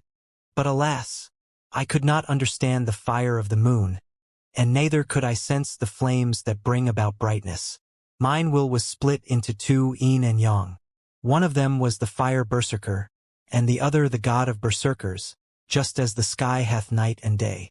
All that was left was my anguish, and I asked the blue sky why it cried. I received an innumerable amount of serendipities in mine life, but in the end, I died in the enchanted vessel belonging to sacred yin. I had been sad, I had grieved, I had felt bitterness, I had been overcome by greed. The old mumbled as he looked at Su Ming, and his words were filled with endless regrets. Most of the words on the stone monument behind him had disappeared, and soon, there would be no words left. I am the third god of Berserkers, Li Xianxia. Before mine death, I looked at the sky, and mine eyes remained gazing at it even as I closed mine eyes. If thou art one of the descendants of mine race, then doth not forget mine path. The stone monument behind mine body is the legacy of the first god of Berserkers. Yet, it ends at the third. When the old man finished speaking, the final line of words on the stone monument behind him turned indistinct and finally disappeared. At that moment, the entire stone monument was empty. As the words on the stone monument completely disappeared, the face of the old man who had been looking at Su Ming while mumbling began rotting away, and gradually, he crumbled before Su Ming's eyes. A gentle breeze swept past at that moment and blew away the old man's ashes. It brought them along and floated into the distance. The only things that couldn't be blown away by that gust of wind were 3 round pearls that remained on the ground where the old man sat. These 3 pearls were dark, but there was an indefinable mysteriousness about them. They looked as if they could devour light, and were incredibly striking. The old man had already died a long time ago. What remained of him was perhaps a wisp of his soul or a hint of his will. It might even be another sort of existence, but no matter what, the fact that he had died a long time ago remained. That was why Su Ming did not speak. He had been able to see since a long time ago that his reflection did not exist in the old man's pupils, even if he was looking at him. Right at that moment he understood. What the old man saw was something left behind since an unknown amount of years ago, not Su Ming himself. Su Ming did not understand this whole concept of gaining consciousness. However, the instant he stood on the mountain and saw the old man, he had only been able to see the 3 pearls that were left on the ground. The old man had been an illusion. He was a semi-transparent entity floating above the 3 pearls, as if he was just an illusory shadow that persisted through time. The only thing he wanted to do was to say those words and pass down the legacy of the god of berserkers. At the same time, the old man disappeared and the words on the stone monument vanished. The sacred bats in the numerous ravines on the ground at the foot of the mountain started shuddering. Gradually, their bodies began degenerating. They started shrinking, and their human forms eventually turned into those of bats. They flew in the sky in circles, and it looked as if they had covered the entire sky.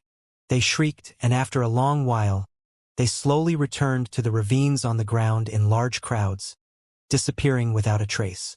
As they left, the mountain where Su Ming was started trembling and began to sink down slowly. By the looks of it, it wanted to return to the depths of the ground, to the state it was before it rose all those years ago. Su Ming stood on the mountain, experiencing the mountain sinking down. He closed his eyes. He might not have obtained the answers he wanted despite having come here, but somewhere in the depths of his mind, he felt as if he had still obtained some form of an answer. After the Berserker Soul Realm is Life Matrix, Life Privation, Life Palace, and World of Life. This is known as the Path of Life Cultivation.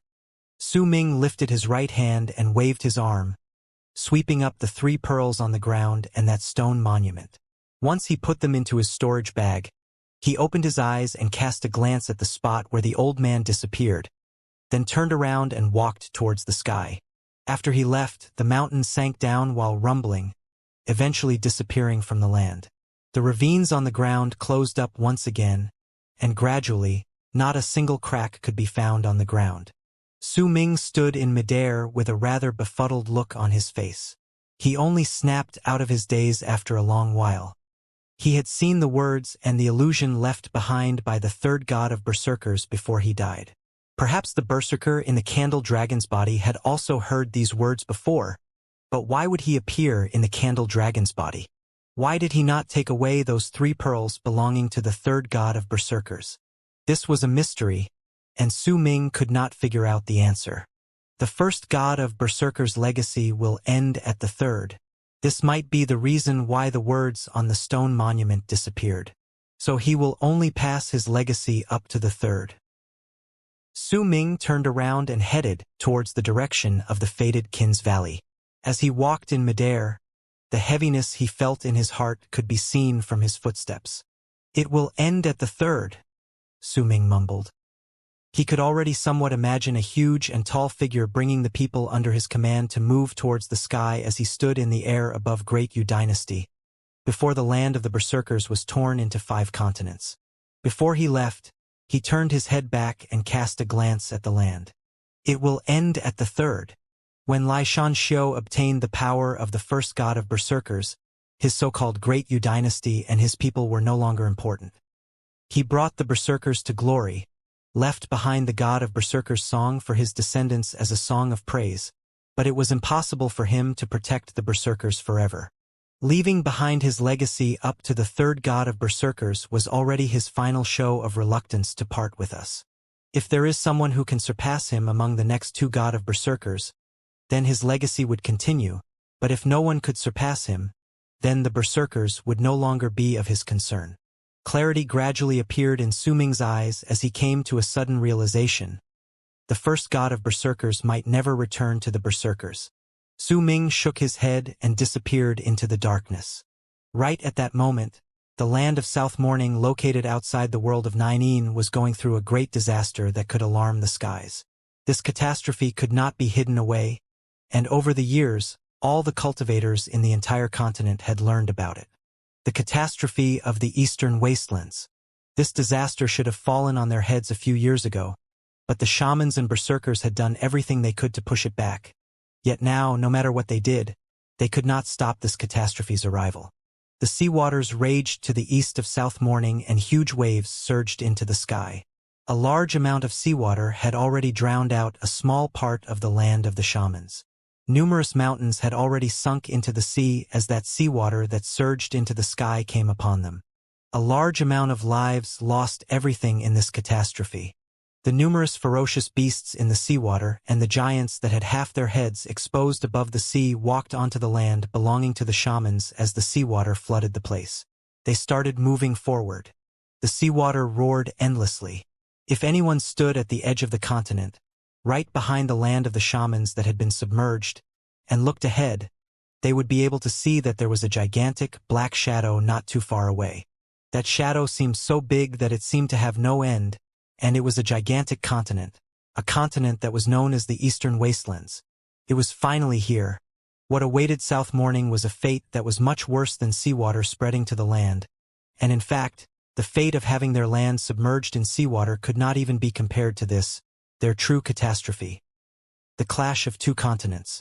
One among the two would definitely crumble and shatter.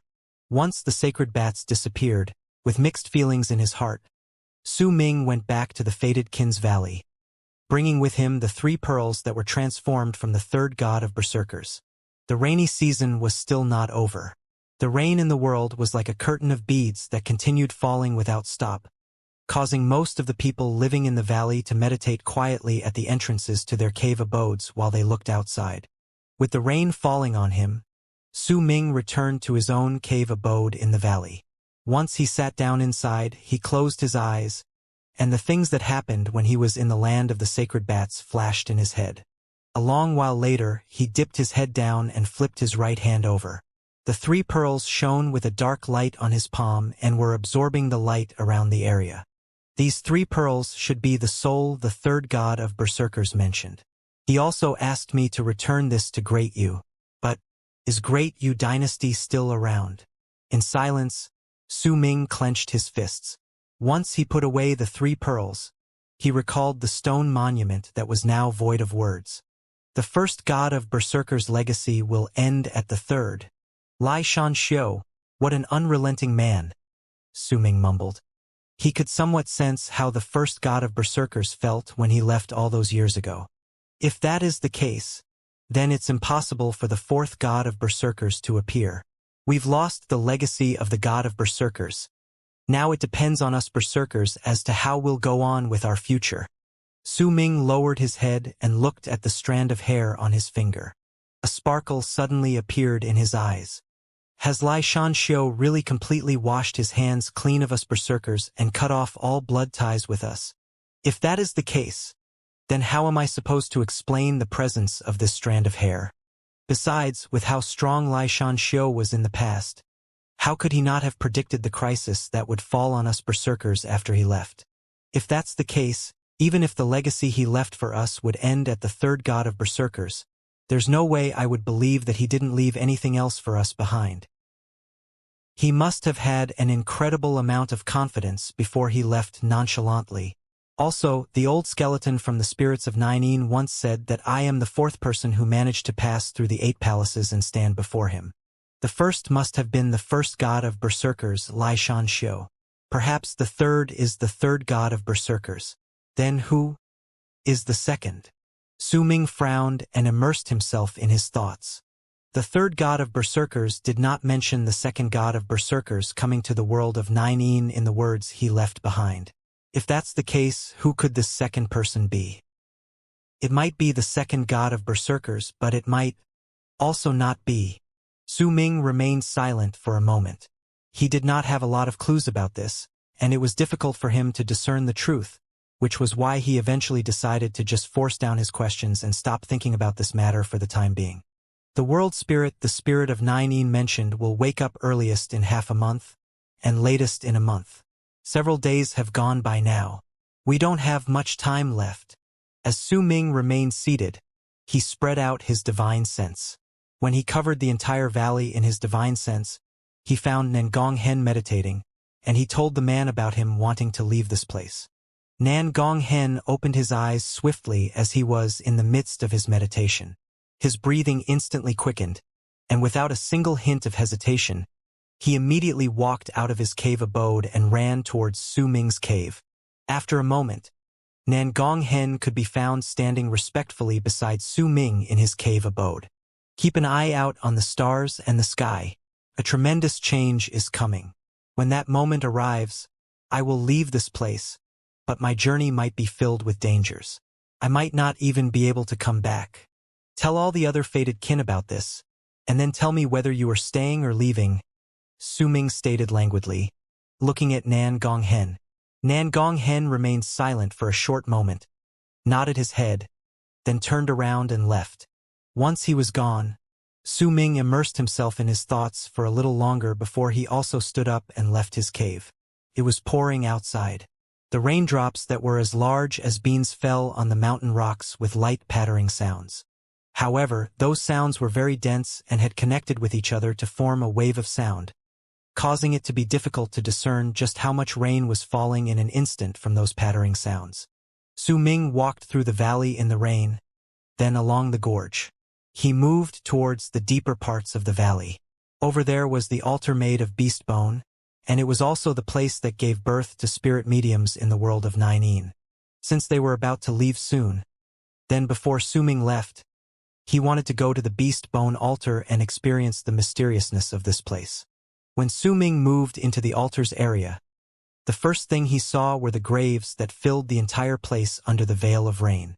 The names of all those who had died during the past 15 years were carved on these stone monuments. As Su Ming walked past these graves, he saw Tai Mu's grave. He stood there in silence for some time before he continued walking forward. Before long, Su Ming heard a soft voice calling to him as he moved forward. It was not a single voice calling to him, but an entire crowd. It gave him the impression that there was an uncountable amount of people calling out to him. The rain around him poured even harder, causing his view to become even more obscured. There were even wisps of fog seeping out of the ground and floating into midair, filling his vision. Su Ming came to a halt. Right before him was a gigantic altar. It towered into the sky, and because the view here was obscured, he could not see the top of the altar. He could only see a flight of stairs leading up to it. The stairs were dark and gave off an air of bloodiness, as if a large amount of blood had been spilled and sunk into the altar over an innumerable amount of years. As it dried up, the blood became one with the altar, causing all the rain that fell on them to also turn into red streams of water. Yet the rain could never wash away the bloodstains.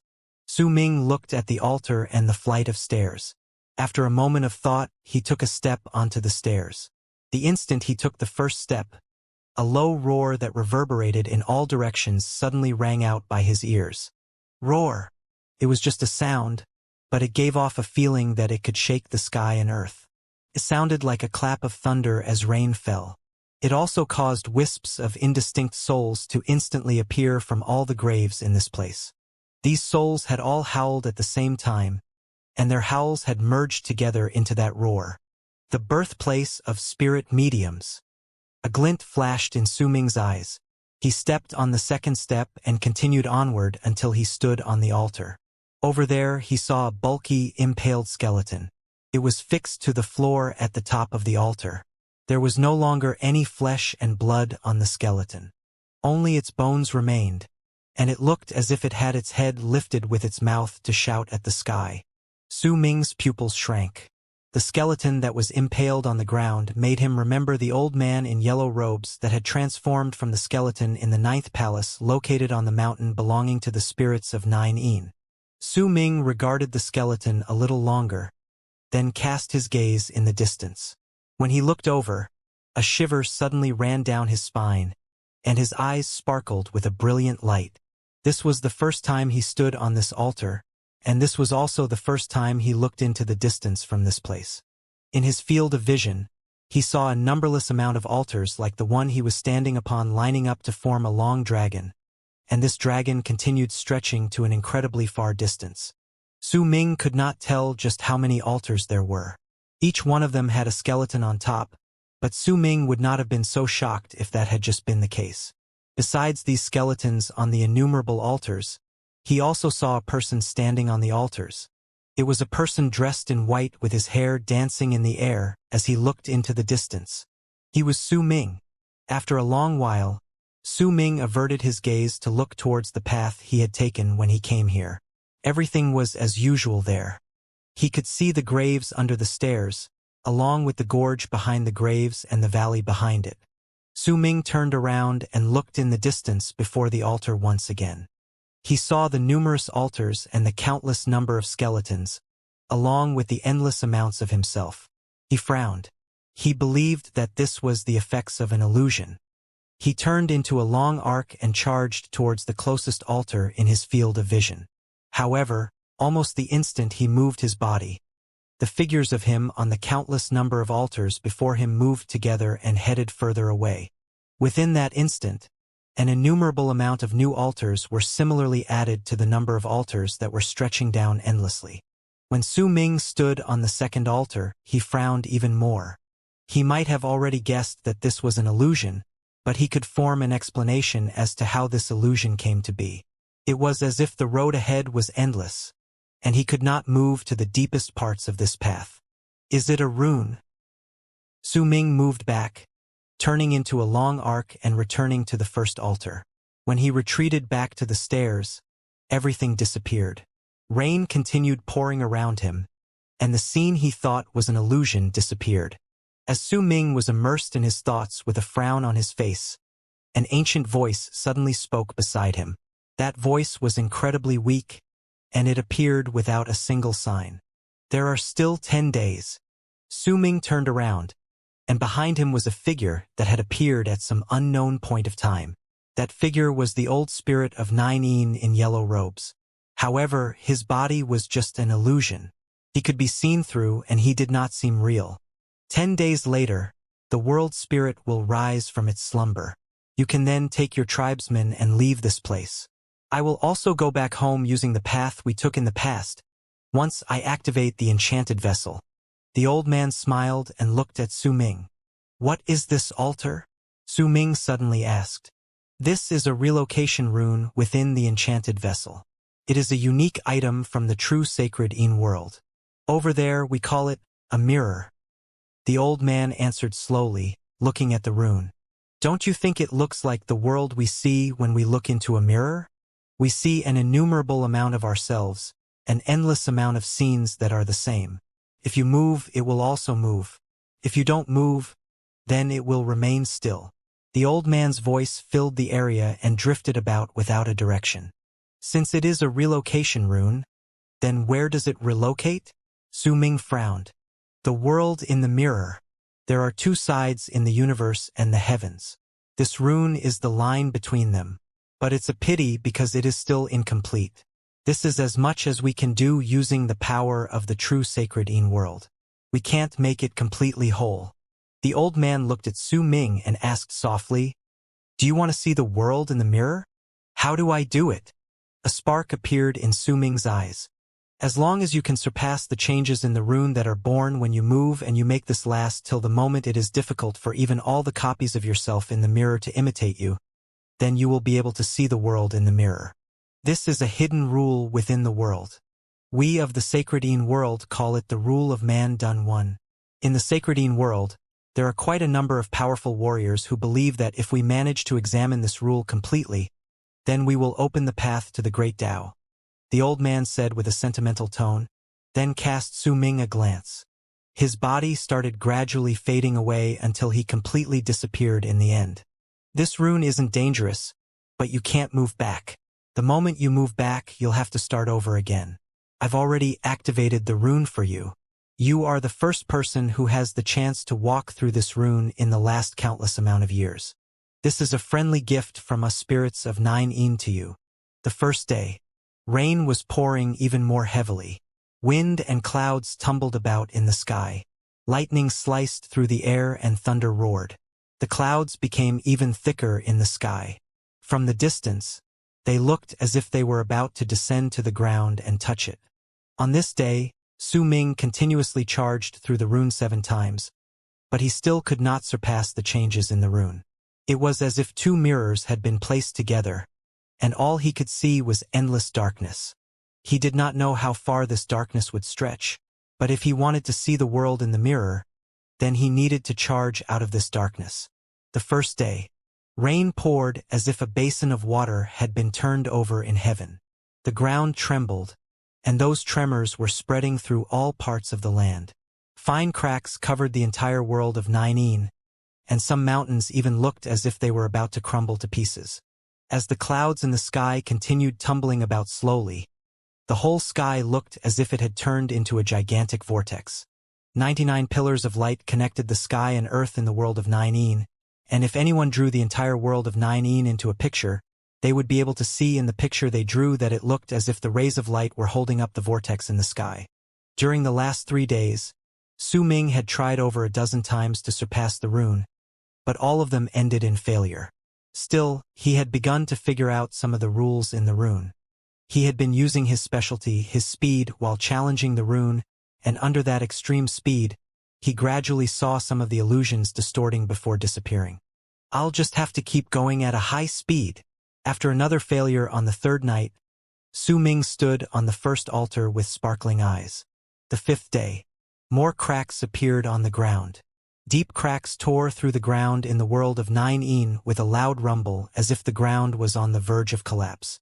As those cracks spread all over the land, many mountains crumbled. Stones fell off these mountains and fell into the bottomless cracks. If anyone looked down from the sky to the ground, they would be able to see that the land seemed to have been destroyed, and the damage was spreading slowly towards the area, making it seem as if there was something that was going to charge out of the ground. A large amount of rainwater surged into these cracks from the sky, but they were never able to fill them up. The vortex in the clouds started rotating faster. The loud booming sounds in the air turned into a sound that remained a constant in the world of Nine. Bolts of lightning flashed and crackled continuously in the vortex of clouds in the sky as if they wanted to blast off the center of the vortex. Su Ming continued failing, and when the 5th day was over, he had already lost count of how many times he had failed without succeeding even once. However, he had already managed to make hundreds of illusions disappear under his high speed. However, it was difficult for Su Ming to maintain this sort of charge for longer stretches of time. Because of that, he could not surpass all the changes in the rune. The 7th day. At first glance, the vortex in the sky looked as if it was no longer spinning, but that was only because it was simply rotating too fast, which was why it gave off the false impression that it was no longer spinning. With that high rotation speed around, the booming sounds in the sky had turned into shocking roars. As they reverberated in the air, a gigantic face of a human appeared within. The face possessed 4 eyes. The extra 2 eyes were at the center of the brows. As of then, all 4 of the eyes were shut. The face protruded from within the vortex, and the spot where lightning had filled the center of the vortex was right where the person's 4th eye was. This was the world spirit, which was also the spirit vessel that had fallen into deep slumber as the enchanted vessel of the sacred world had turned into the world of Nine. When the face appeared, the destruction on the ground reached its peak. Even the fated Kin's Valley had collapsed. Fortunately, the people had been prepared for this a long time ago. As of then, they had all gathered together, and under Nan Gonghen's guidance, were waiting for Su Ming's return outside the altar. When Su Ming was preparing to challenge the rune on the altar, he had spread his divine sense outwards to tell Nan Gonghen the precise time when the world would change and where he would be before that. Since the 5th day, Su Ming had been sitting cross-legged on the first altar. He no longer went on to try challenging the altar, but chose instead to meditate quietly. Even as the 7th day went by, he still remained seated. The 9th day. On this day, most of the land had already sunk deeply. Nan Gonghen brought the hundreds of fated kin away from the altar's area. They could see Su Ming sitting on it not too far away, and could also see that the valley they had stayed in for the past 15 years had completely collapsed. It was now gone without a trace.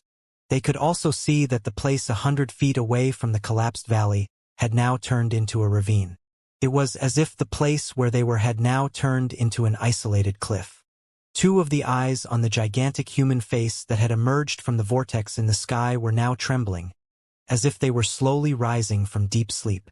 The 2 eyes at the center of the brows were trembling rather intensely as well, as if they were about to open at any moment. At that moment, the 99 pillars of light also looked as if they were about to reach their limit. 7 of those pillars were rapidly fading away and then disappeared altogether. After they were gone, another dozen-something pillars of light also faded away, as if they could last no longer and were gradually disappearing. Su Ming continued sitting cross-legged on the altar without moving. He had been like this for the past few days, and while he might not be moving, the fated kin that had been observing him had noticed that Su Ming's aura had been growing increasingly stronger day after day. He was practically getting stronger with each passing moment, and on the 9th day, distortions started appearing in the air around him, as if it could no longer withstand the amount of power Su Ming was accumulating in his body. Several days ago, his body had still been glowing in gold, but at that moment, that golden light was fading away slowly. It did not disappear though.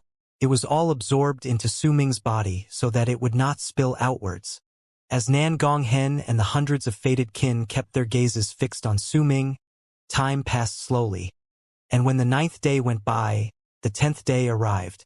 Not long into it, the eyes of the gigantic face in the sky shook even more violently. The clouds rumbled and moved about in the air, and even the spot where the altar was located was also shivering. As if it could no longer withstand it, cracks started appearing on the altar as well. Right at that moment, a person in yellow robes appeared in the sky in a spot where the people could not see. He stood in midair, formed a seal with his hands, and pointed towards the sky. Spirit of the enchanted vessel, with my status as chief elder of the spirits of 9 I call to you, rise from your sleep. The shivers on the face in the sky became even more violent, but it still could not open its eyes. It was as if there was a force contained within the spirit's mind that made it difficult for him to wake up. At that moment, the pillars of light in the world of 9 were rapidly disappearing, and there were only 27 left, which were all swiftly fading away. If all these pillars of light disappeared and the world spirit did not wake up, then everything they had done would end in failure. As those pillars of light disappeared and as the altar on the ground started breaking down, the rune formed on the altar also looked as if it had loosened up. Once Su Ming absorbed the final ray of golden light into his body, he opened his eyes swiftly. His gaze was profound, and not a single hint of golden light could be seen shining within his eyes. Su Ming had been accumulating his strength for the past few days, and during these days, he had completely ignored the world around him, placing all his focus on gathering up his power. The instant he opened his eyes, he charged forth with an indescribable speed. This was the fastest speed Su Ming had executed during these past 10 days. Almost the instant he charged out of the altar, an uncountable amount of altars and an equally uncountable number of himselves rushing forward immediately appeared before him. However, almost the moment these illusory figures appeared, several dozens of them immediately started distorting and disappearing. Clearly, they were unable to keep up with Su Ming's speed, and were all surpassed by him. Everything before Su Ming's eyes disappeared right at that moment, and the only thing that was left was the endless path of the altar that seemed like a black hole stretching out before him. He forgot everything and executed his fastest speed to charge forward. The illusory figures disappeared around him, and after a while, hundreds of them were gone. But there was still an innumerable numbers in front of Su Ming. Making nearly 100 figures disappear was his limit a few days ago. However, this was not so today. All the power in his berserker bones erupted forth, and he became slightly faster. As he charged forth, he saw illusions filling his entire field of vision. But as they appeared, a large number of them disappeared as well. Su Ming did not know how much time had passed.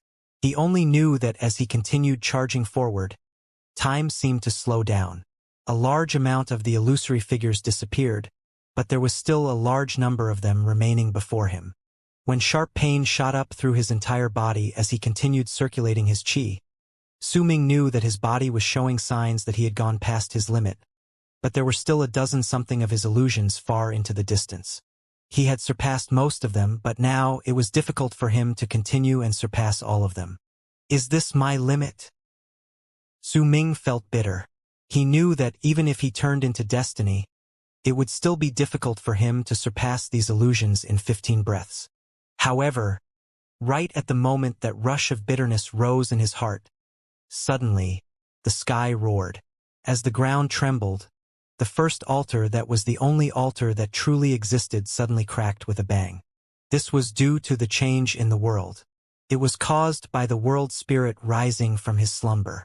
The instant the altar started breaking down, Su Ming immediately noticed that the dozen-something illusions before him froze simultaneously. Their action immediately made Su Ming's eyes shine with a strong light. Without a single bit of hesitation, he charged forward. As he did so, his body turned into a vortex, and when he rushed out of the vortex, the boy who was destiny appeared. With just one step, he made all the dozen-something illusions stop eternally at the moment they froze up. They repeatedly froze up and moved back, and when 15 breaths were over, destiny turned back into Su Ming, and he was already less than 5 feet away from these illusions. Yet even though there were only 5 feet left, he had already surpassed all the changes in the rune. He felt his body crashing into something that seemed like a membrane. That membrane stopped his body from passing through, but it could not stop his eyes from looking into it. He saw. Almost the instant Su Ming looked in the world in the mirror, the old man in yellow robes spread his arms wide open in the sky of the world of 9 When there were just 3 pillars of light remaining, a low roar could be heard from the sunken ground. World spirit, rise from your slumber. Along with the muffled roar before came a dried-up arm that stretched out from the depths of the abyss in the sunken ground. Right behind that arm was a gigantic head of dried wood, along with a monstrously huge body that was 10,000 feet tall. The figure looked like a person carved out of a block of dried wood from a big tree that was 10,000 feet tall. His head was the one that had been hoisted up on the shaman city in the past, and his body was the true body of the yellow-robed old spirit of 9 The instant those roars that shook the sky reverberated through the air, the final 3 pillars of light were extinguished. But right at the moment they faded away, the eyes on the gigantic face in the vortex flew open, along with the 3rd and 4th eyes at the center of its brows. The world spirit had risen from his slumber. The instant the world spirit woke up, the few remaining regions in the world of 9 all shuddered and slowly fell apart, as if the ground never existed in the first place. As the ground disappeared, even the altar where Su Ming and the other fated kin stood fell apart. The ground before the hundreds of fated kin started collapsing inch by inch, as if there was a gigantic invisible mouth that was devouring the ground, causing the fated kin to float in midair. They looked towards where Su Ming was, but they still couldn't find him in their field of vision. They could only see something blurry in the spot where Su Ming was previously, and there was also a strong distortion there that seemed like it was about to rip through their gazes. The sky rumbled. The protruding face in the huge vortex had now opened all 4 of its eyes. Light that reached 100,000 feet shone before him, and the gigantic figure made of dried-up wood charged towards the human face as if it wanted to fuse with it. On Su Ming's side, under that extreme speed of his, he had surpassed all the illusions formed by the rune. He felt a membrane stopping his body from moving forward in the rune, but it could not block his gaze. It pierced through that invisible membrane, and he saw an endless expanse of black water. The expanse of water was boundless. There were 5 huge continents floating on it. And at that moment, among the 5 continents, the continent at the center and 2 of the continents at the south were incredibly close to each other. If he did not look closely, he would think that they had fused together. Yet when he took a closer look, he discovered that these continents were in no way connected to each other. It was clear that the continent to the east was ramming itself against the southern continent at an incredible speed. The world in the mirror. A bang went off in Su Ming's head. He had a feeling as if he had come to understand something. He cast his gaze swiftly to the west, towards the continent on the west. However, he could not see that continent clearly. He could only see the contour of the land, and after that a huge force shot out from the membrane, and he was instantly ricocheted off. Almost the instant Su Ming was bounced off, the membrane broke down. The altar which acted as the center of the rune had collapsed. Su Ming took a few steps back consecutively, and with each step he took, he looked as if he was revealing himself under that extreme speed. When he took the 10th step back, he appeared once again in sight of all the fated kin in the area. It was also at that moment that the human face that had opened his eyes in the vortex finished fusing with the body that was made of dried wood. At the instant they fused together, the vortex exploded abruptly and turned into a powerful wave of air that swept through the land and blew in all directions. The strength of that wave of air was so great that it turned into a violent gust of wind as it rumbled in the air. As it charged forward, it spread out in a circular form, and it was so quick that it covered the entire region where the fated kin were in an instant. If that gust of wind was allowed to blow at will, then a large number of fated kin would be blown away and torn apart by the wave of air as if they were autumn leaves. The faces of the hundreds of fated kin changed drastically. Without any hesitation, Nangong Hen rushed a few steps forward and stood before his tribesmen. Some of the people who had higher levels of cultivation also gritted their teeth and rushed out, wanting to resist the incoming wave of air and protect the safety of their tribesmen. Almost the instant these people put up a stance to oppose that wave of air, it came towards them with loud, booming sounds. When it crashed into Nangong Hen, he coughed out a mouthful of blood, feeling as if a mountain had rammed into him. The other fated kin beside him not only coughed up blood, but also felt as if their bodies were being torn apart. They moved back against their will, but right behind them were the fated kin, their tribesmen. Some of them were just children, and they could not fly on their own. They needed other tribesmen to carry them, and the slightest contact with this wave of air would definitely kill them. Nangong Hen's eyes turned red. He wanted to stand against this wave of air, but he could not control his own body. As he was continuously forced back, the wave of air charged forward, and right at the instant it was about to flood his tribesmen. Suddenly, a white figure arrived and stood right before Nangong Hen and all the other fated kin. This person was dressed entirely in white, and he was Su Ming. He had forced down the shock that arose within him because of the world he saw in the mirror and lifted his right hand to push against the incoming wave of air. As he pressed against it, golden light abruptly spread out from his body, and once the hundreds of fated kin behind him were bathed in it, he began resisting that alarming gust of wind. It was just 3 breaths, and Su Ming felt himself struggling to endure them. He might have extraordinary power and his body might be incredibly sturdy due to most of his bones, flesh, and bone having turned into berserker bones, but it was still difficult for him to last for long in that wave of air. In truth, the entire reason as to why he could last till now was because of the strength of his physical body. If anyone else had taken his place, they then would have also been like Nangong Hen, being pushed back the instant they came into contact with that wave of air, injured.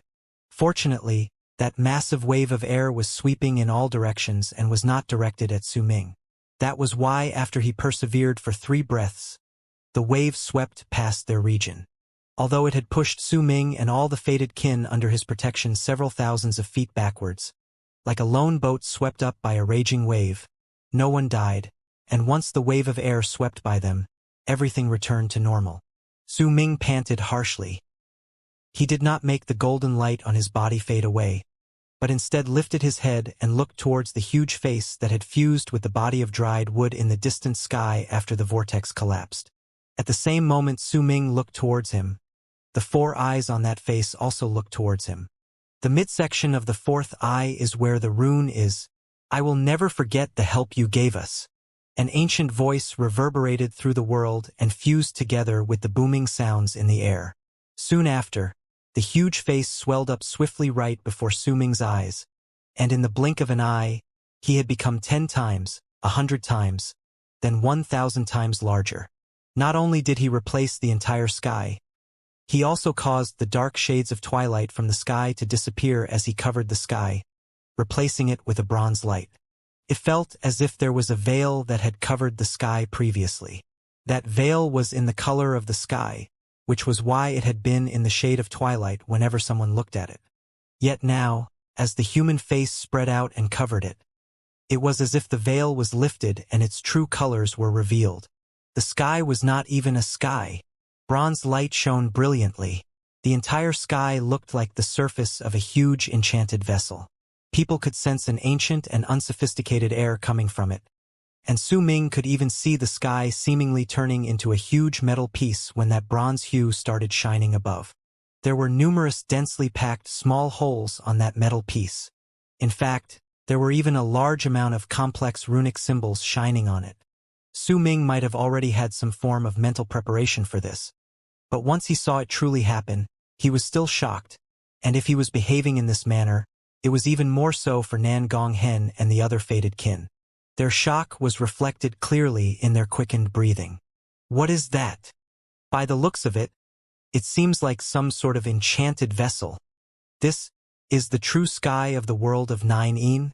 Could it be that the sky we saw was fake? The ground we stood upon was also just an illusion, and this is the real thing. After the people recovered from their shock, a buzzing arose among hundreds of people. They were in disbelief of what they saw. As the veil in the sky was lifted, and as the true sky that looked like bronze was revealed, 9 big runic symbols in the shape of moons emerged and caught Su Ming's attention.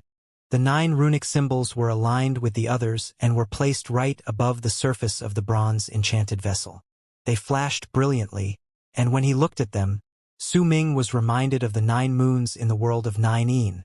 At the moment his pupils shrank due to the shock that was brought by the change in the world of Nine Yin. Suddenly, the 4th eye at the center of the gigantic human face's brows overlapped with a certain spot on the bronze sky. The instant that happened, booming sounds immediately traveled forth from that spot, and as if the sky was moving, a gap appeared. Light spilled forth from that gap. It might not be big, but it gave off a feeling that it was in decline. The gap was right above Su Ming, and looked as if it had been torn open on purpose. I can only last for 10 breaths with my power. Enter with haste. The ancient voice from the old spirit of Nine Yin instantly reverberated through the air.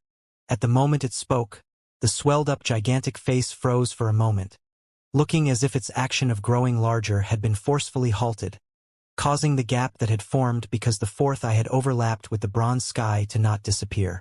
A glint appeared in Su Ming's eyes, and he charged straight towards the sky.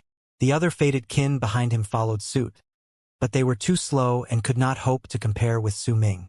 That was why when Su Ming took that first step, golden light shone on his entire body once again and swept up all the hundreds of fated kin behind him, and they charged towards the sky with a loud whistle.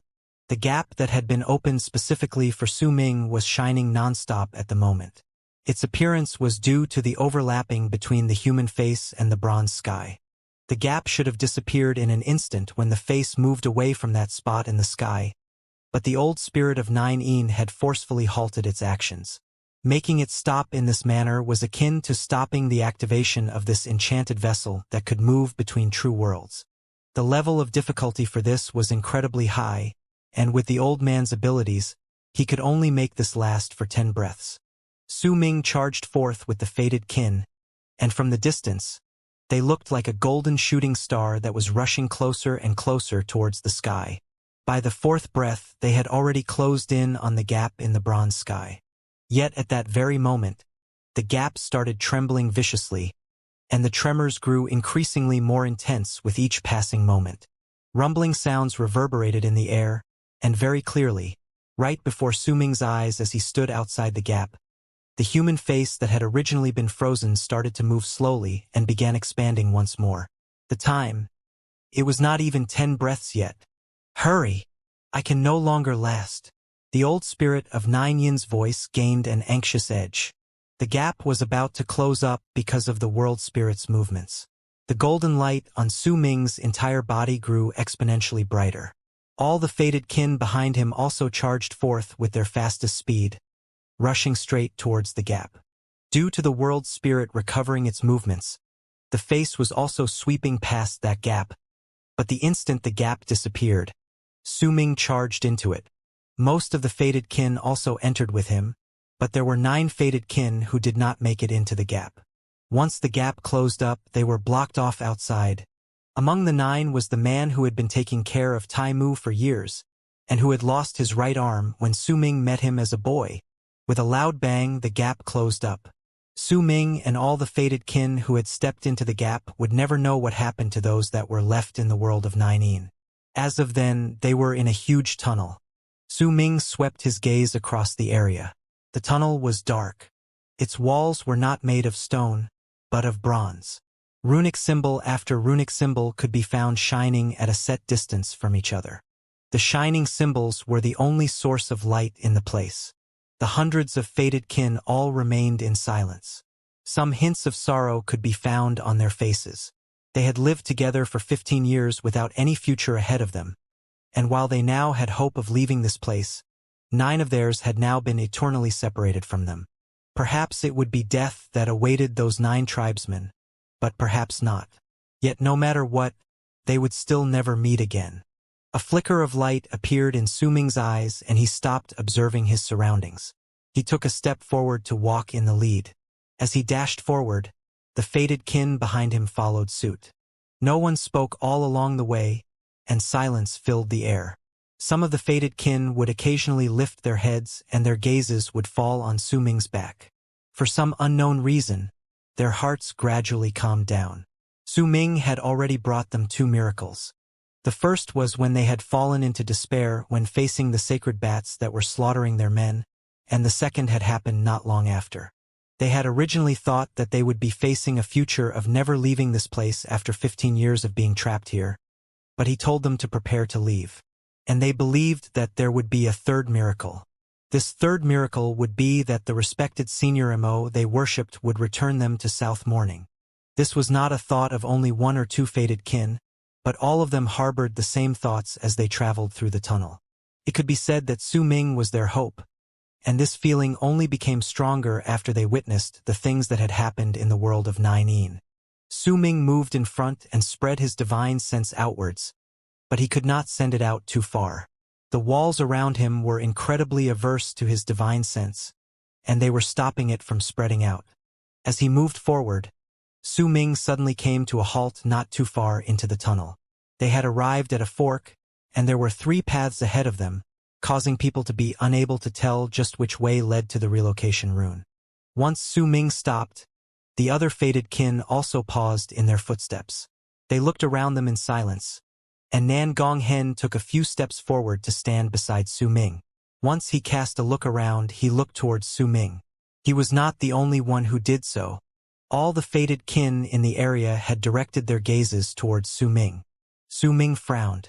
The old spirit of 9-een had not mentioned that there would be a fork here. He knew that he could not choose the wrong path from among the 3 paths before him. Once he made the choice, he would be losing on precious time. Almost the moment Su Ming and the others arrived at the fork and looked at the 3 paths, the entire tunnel suddenly trembled and shook viciously, causing the people there to almost be unable to stand properly. Muffled booming sounds traveled forth from outside, as if the tunnel was about to collapse. The runic symbols around them started flashing more frequently, and it caused the people to begin feeling agitated and annoyed once they stayed here for a long period of time. Su Ming took a few steps forward. He did not immediately make a decision under the gazes of the fated kin, but chose instead to sit down cross-legged on the floor.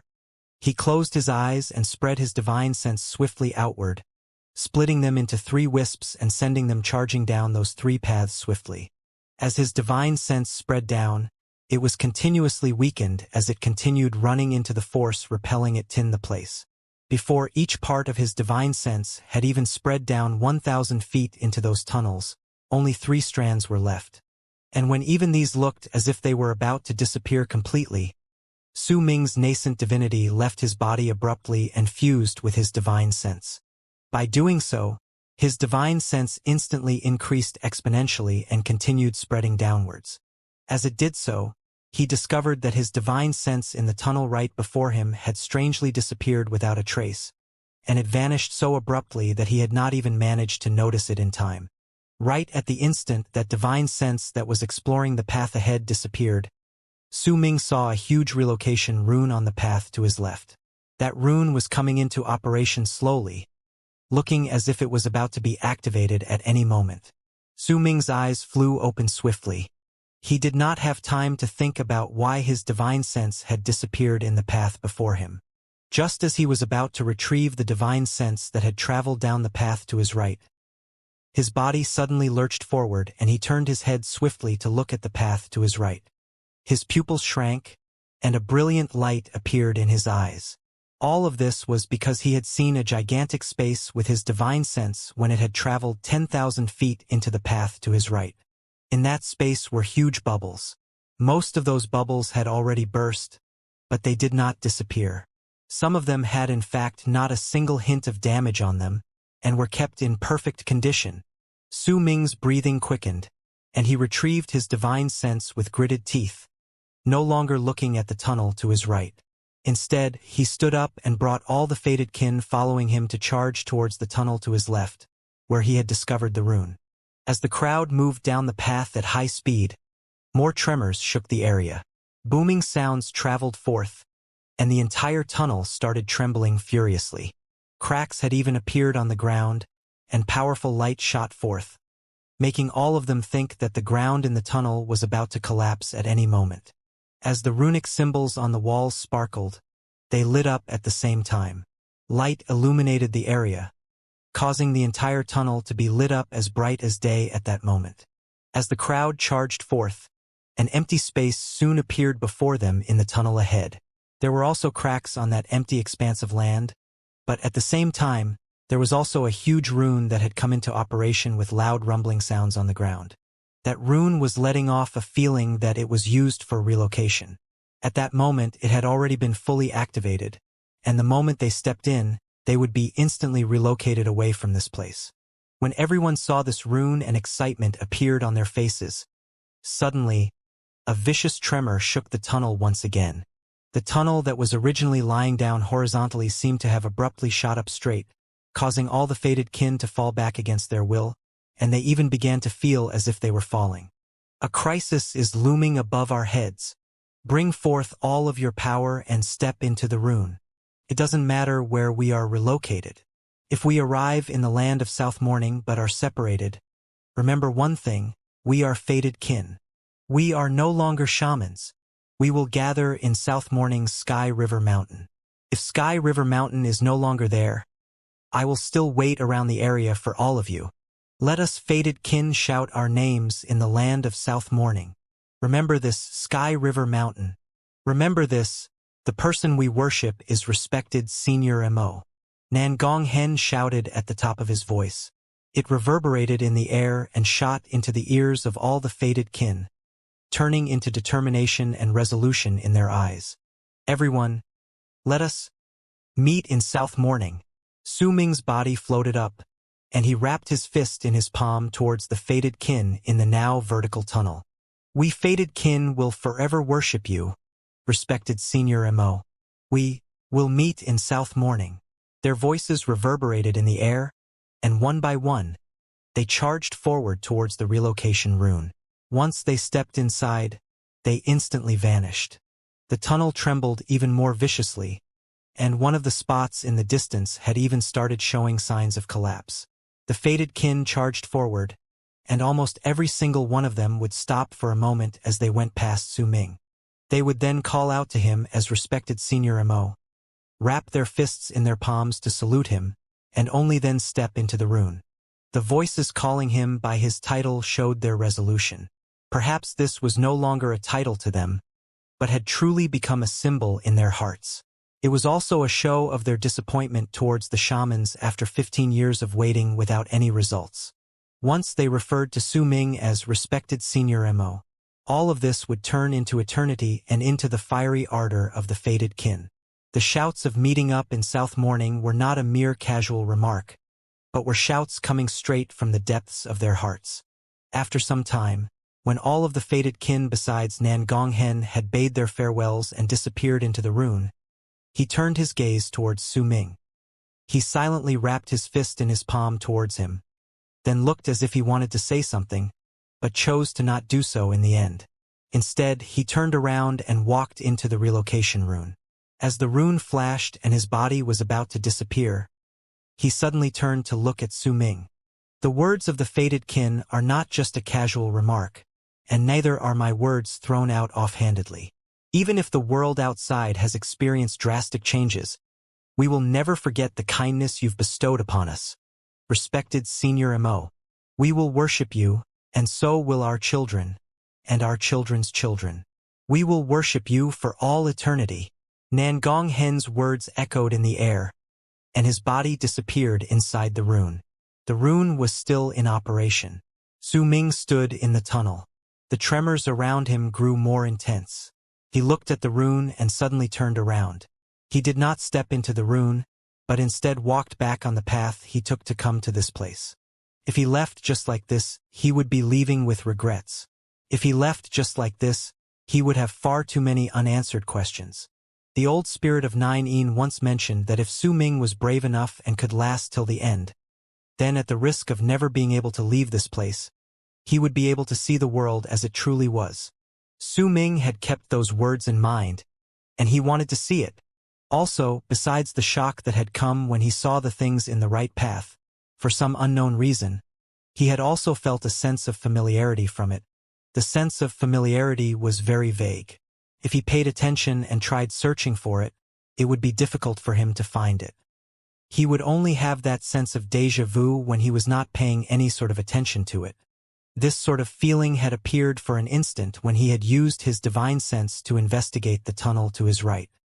He did not know what this sort of feeling was, neither did he know whether there were other people in the world who would have this sense of déjà vu when they arrived in a place by pure coincidence, or when they saw something by pure coincidence, or after they did something by pure coincidence. Su Ming charged forth and went through the tunnel in the span of a breath. He shot past several stretches of roads that had collapsed and arrived at the fork. Then, without hesitating, he charged towards the tunnel to his right. At that moment, the tunnel to the right had also stood up vertically. As if he was running up a path on a stone pillar, Su Ming shot upwards. The runic symbols on the path were shining brightly and were no longer flickering. More cracks appeared all around him, and strong rays of light shone through those cracks.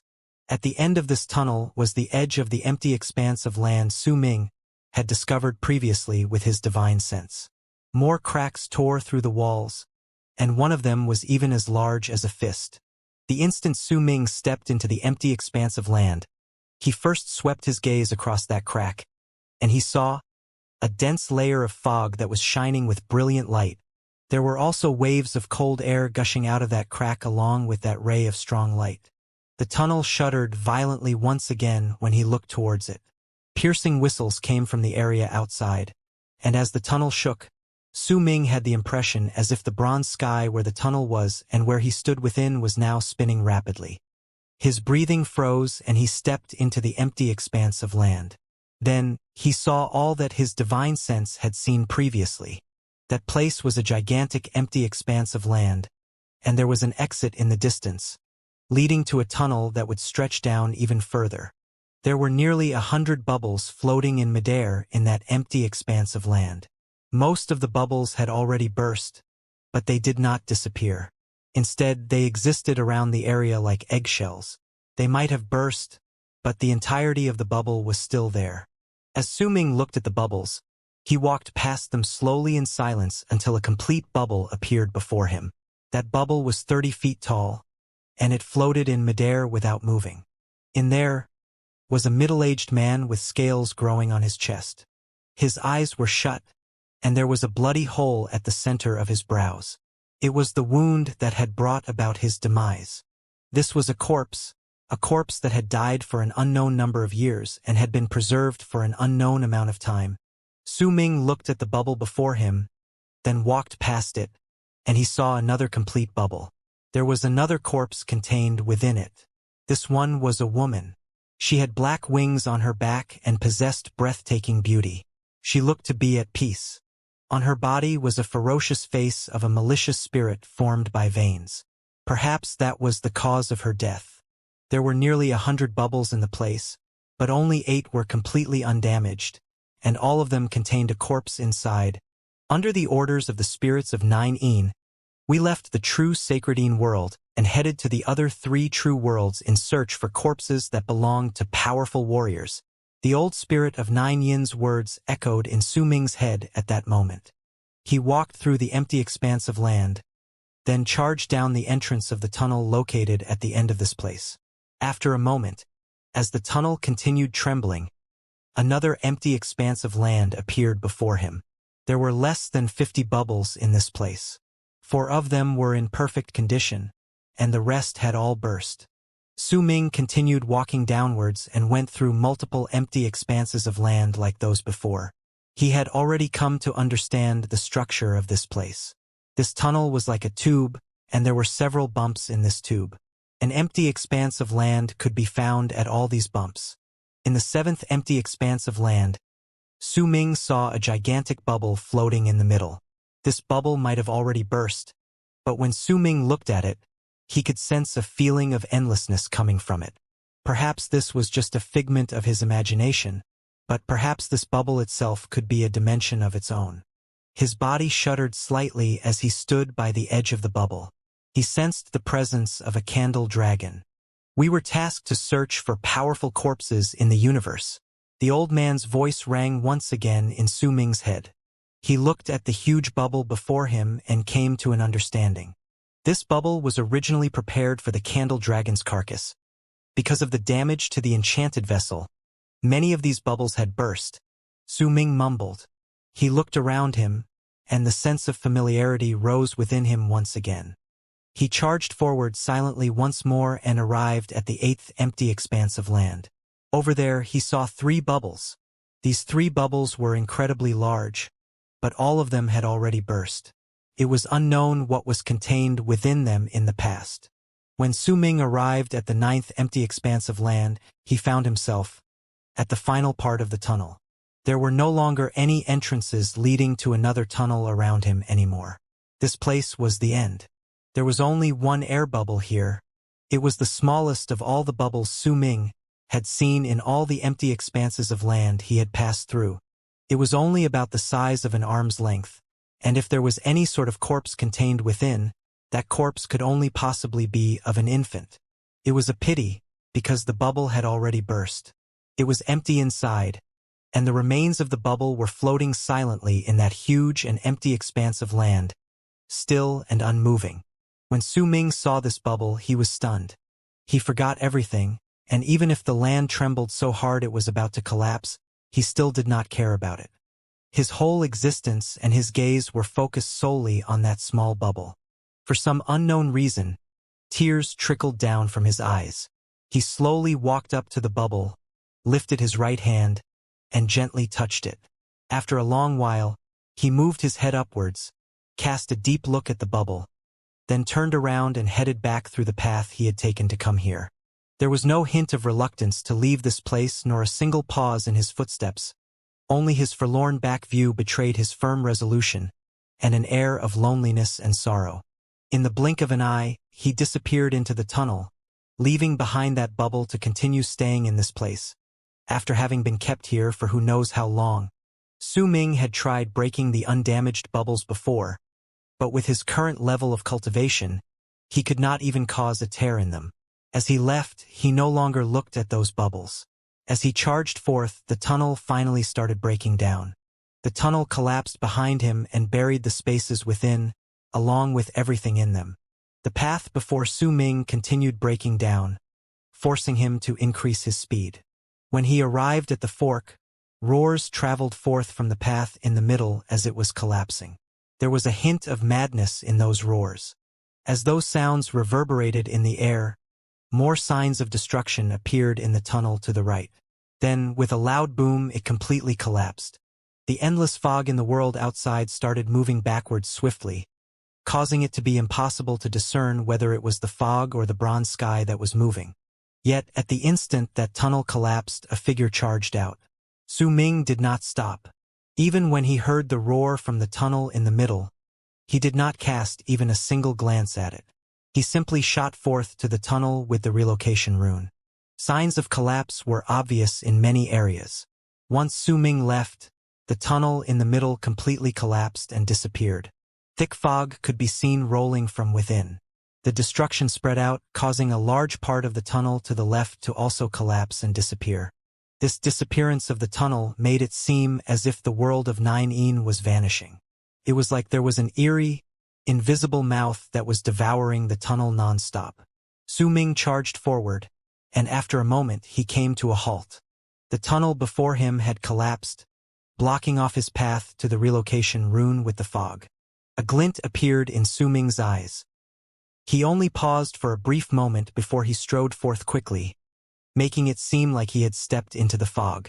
A powerful suction force pulled his body inside, and a cold wave of air also closed in on him, as if it wanted to drag him into the darkness of the fog. Golden light shone around Su Ming's entire body, and banging sounds echoed within it. At the instant the suction force came sweeping towards him, he turned into a long arc and shot forward as the tunnel collapsed before him. Once Su Ming went through that collapsing tunnel, his breathing became labored and his face was pale, but he did not stop. He continued charging forward, eventually reaching the relocation rune as the area continued breaking down. There were now more cracks in this place, causing the rune to seem as if it was about to be torn apart and destroyed. The light on the rune had become much duller. Once the light was extinguished, the rune would cease operations, and even if Su Ming wanted to leave by then, it would be impossible. If he stepped onto the rune right at that moment, he could still be relocated, but he remained standing at its edge. There was firm decisiveness in his eyes, and he did not step inside.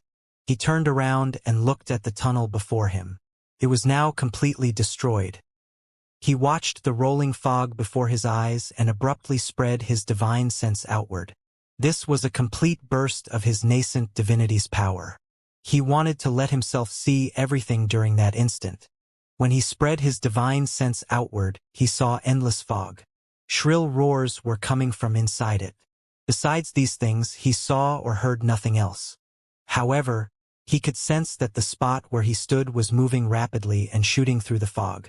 After a moment, everything beside the rune beside Su Ming broke down, and he immediately detected that the large layer of fog within his divine sense was tumbling about intensely. He saw the fog turn into a gigantic vortex, and then a powerful ray of light shoot through the center of that vortex. Right after, an ancient shuttle-shaped bronze sword that shone with a bronze light and was so large that its end could not be seen emerged from that ray of light. With an indescribable speed, that sword seemed to be struggling to break free of the vortex made of thick fog. Light sparkled brilliantly on its body, and gradually, it flew out of the fog with a bang. The instant it flew out, a black claw of fog shot out to grab that sword, but it did not manage to catch it. The ancient, shuttle-shaped, gigantic, bronze sword broke free of the vortex with its charge. It was also right at that moment that Su Ming could clearly feel where he was. He was within the ancient bronze sword that had shot out of the fog, and this sword was clearly the enchanted vessel of the sacredine world that could move through true worlds. The relocation rune behind Su Ming turned even duller, as if all the power that was supporting its operations was being absorbed by the ancient gigantic bronze sword. "Wait a little longer. Just a little longer," Su Ming mumbled. His eyes were blood-red. He had spread his divine sense to cover a large area, and he could see the ancient gigantic bronze sword. He also saw the entirety of the vortex in the fog as the sword continued flying into the distance. This was a wide expanse of a galaxy, and in a spot of that galaxy was a vortex of fog rotating endlessly. As it rotated and as the ancient bronze sword left into the distance, the rotations in the fog gradually disappeared, just like how a black hole would slowly close up after a time of being open. At the same time, Su Ming's face slowly started changing.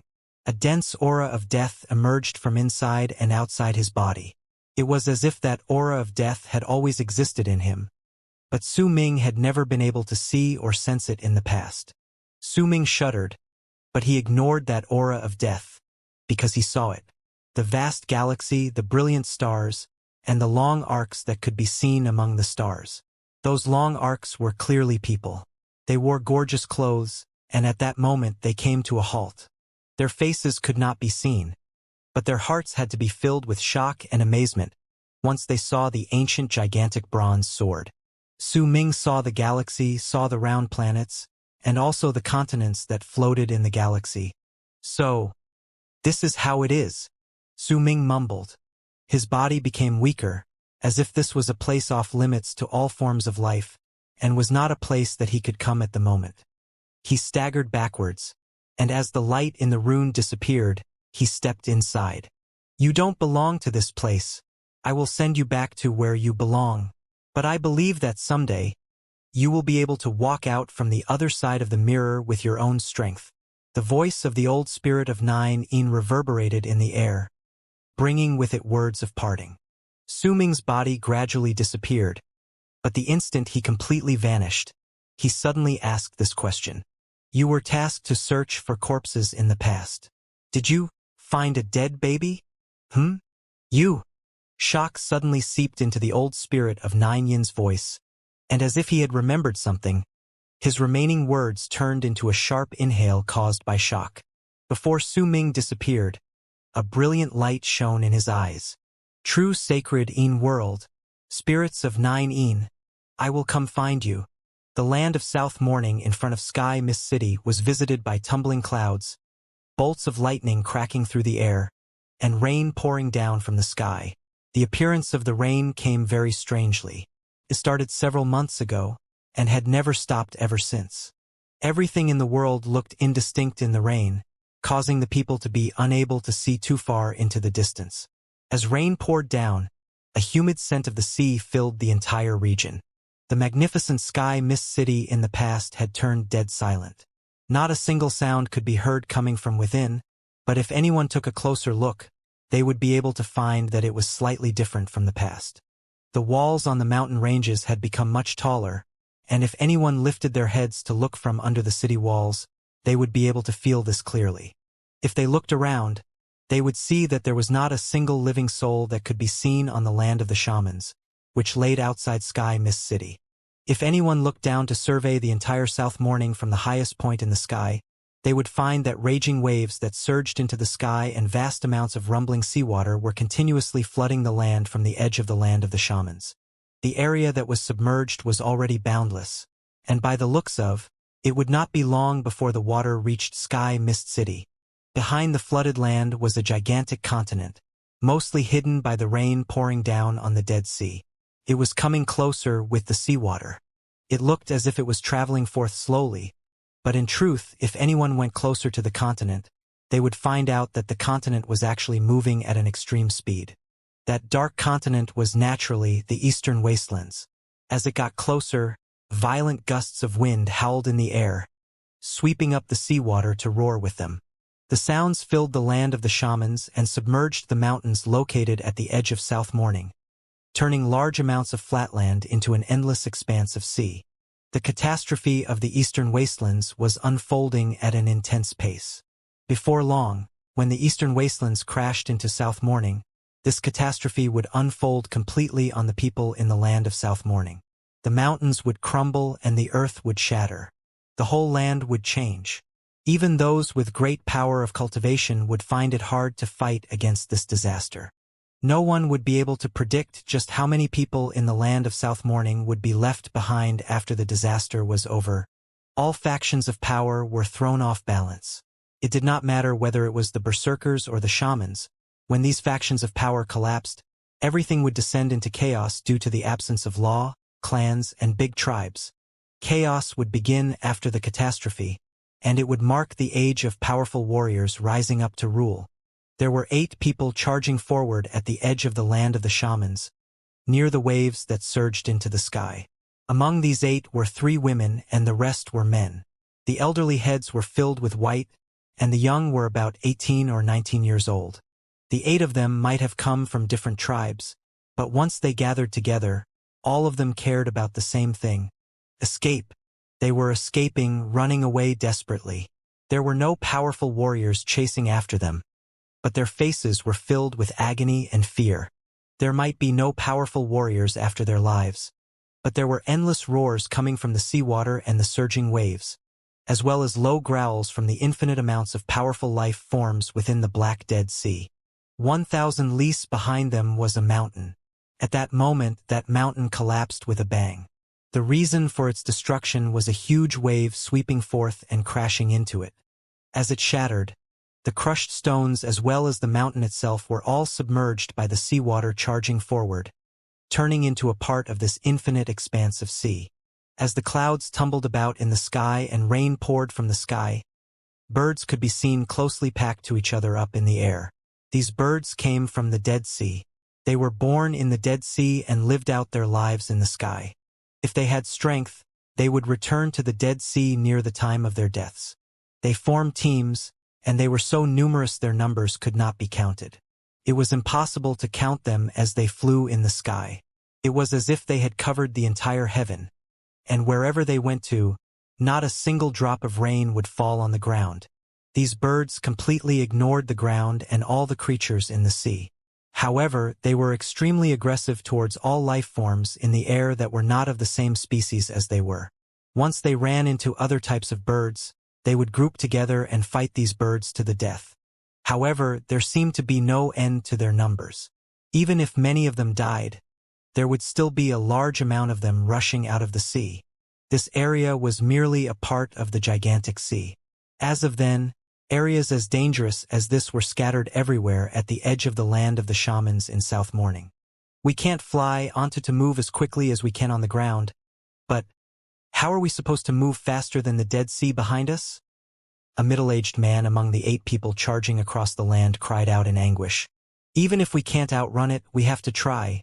As long as we reach Lasting Hoop Mountain, we will have a chance at survival. Lasting Hoop Mountain is the closest rescue station to our current location. There is a short-distance relocation rune in that mountain that will transport us to all other locations in the land of the shamans. As long as the seawater hasn't flooded the mountain, we can use that rune and leave this place, and only like that can we by the time to leave the land of the shamans for good. The person who spoke was a woman among the 8 people. Her face was pale as she spoke hastily.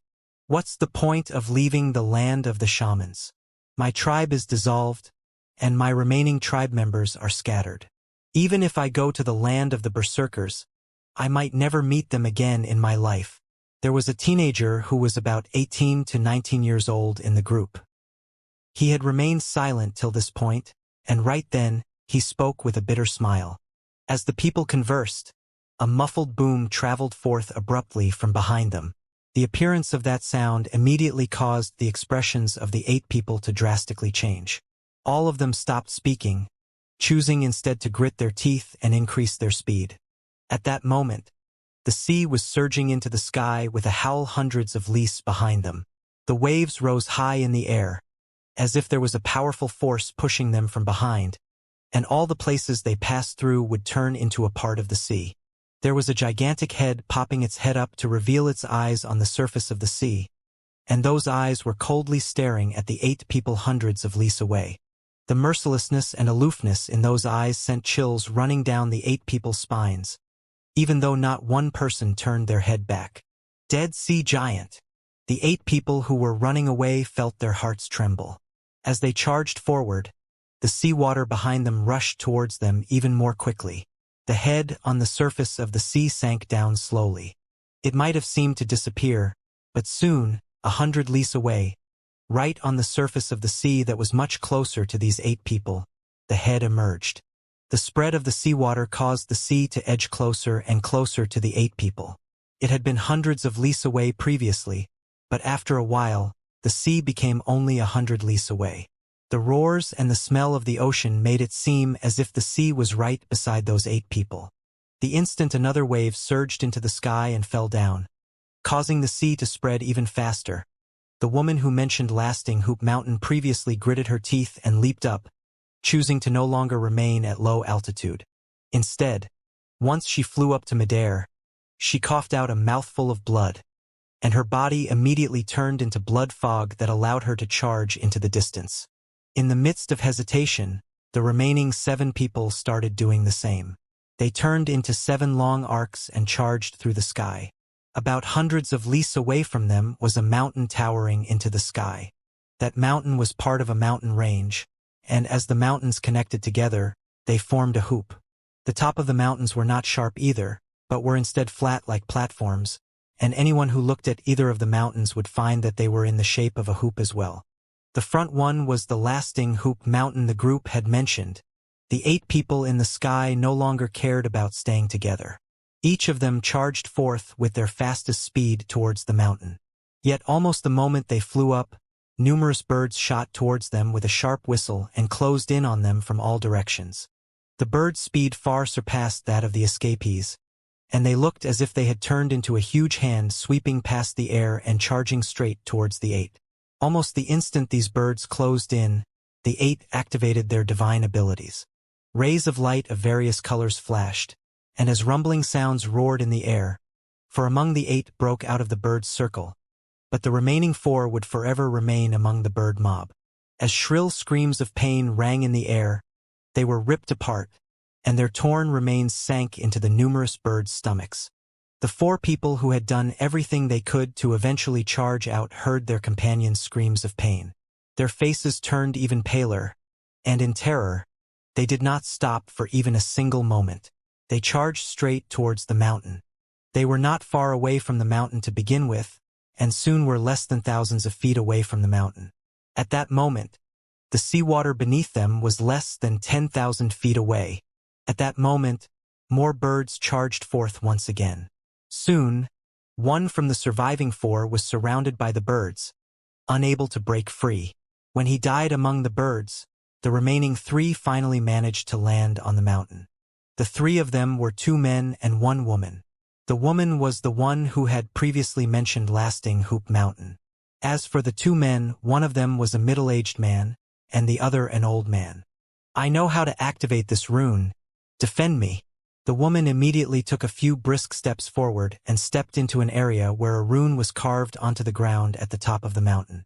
Just as she was fiddling with the rune, trying to activate it, the seawater closed in on the foot of the mountain.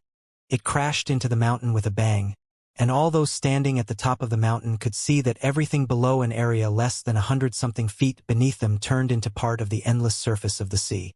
The mountain trembled and cracks tore through its walls, as if it could not withstand the sea ramming into it and was about to crumble. At that moment, that gigantic head popped out of the surface of the sea next to the mountain. As the sea charged forth, a huge black hand shot out from the depths of the sea to grab the 3 people on the mountain. From the distance, it was as if there was a giant in the sea that was lifting his hand to destroy everything. The woman was not affected, but shock appeared on the faces of the old man and the middle-aged man as their hearts were shaken to the core. The old man immediately took a step towards the middle-aged man and lifted his right hand to push the other towards the hand that was coming to seize them to dodge the disaster that was coming towards him.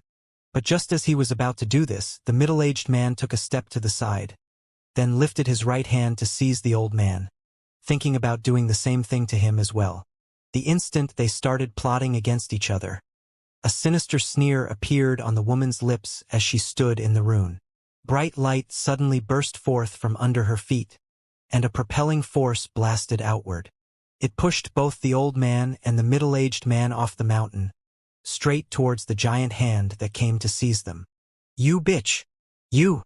The expressions of the old man and the middle-aged man changed drastically, but before they managed to say anything, their words turned into screams of pain.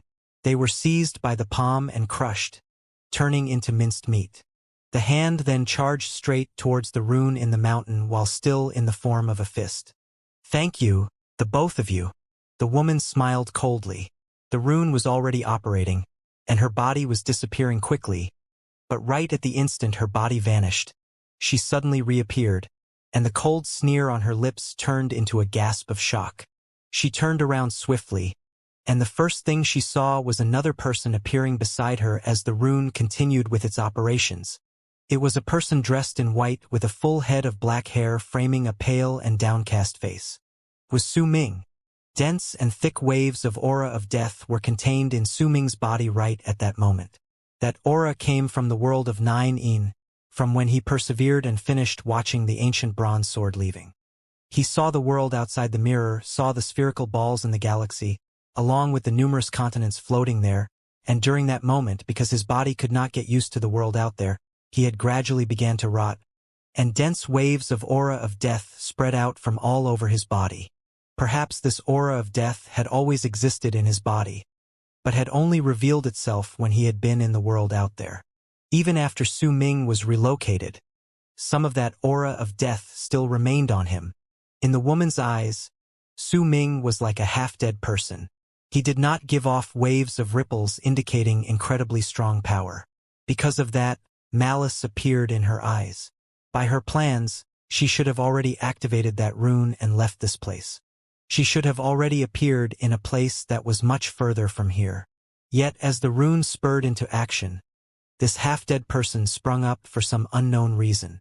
This not only filled the woman with malice, it also made her hate him.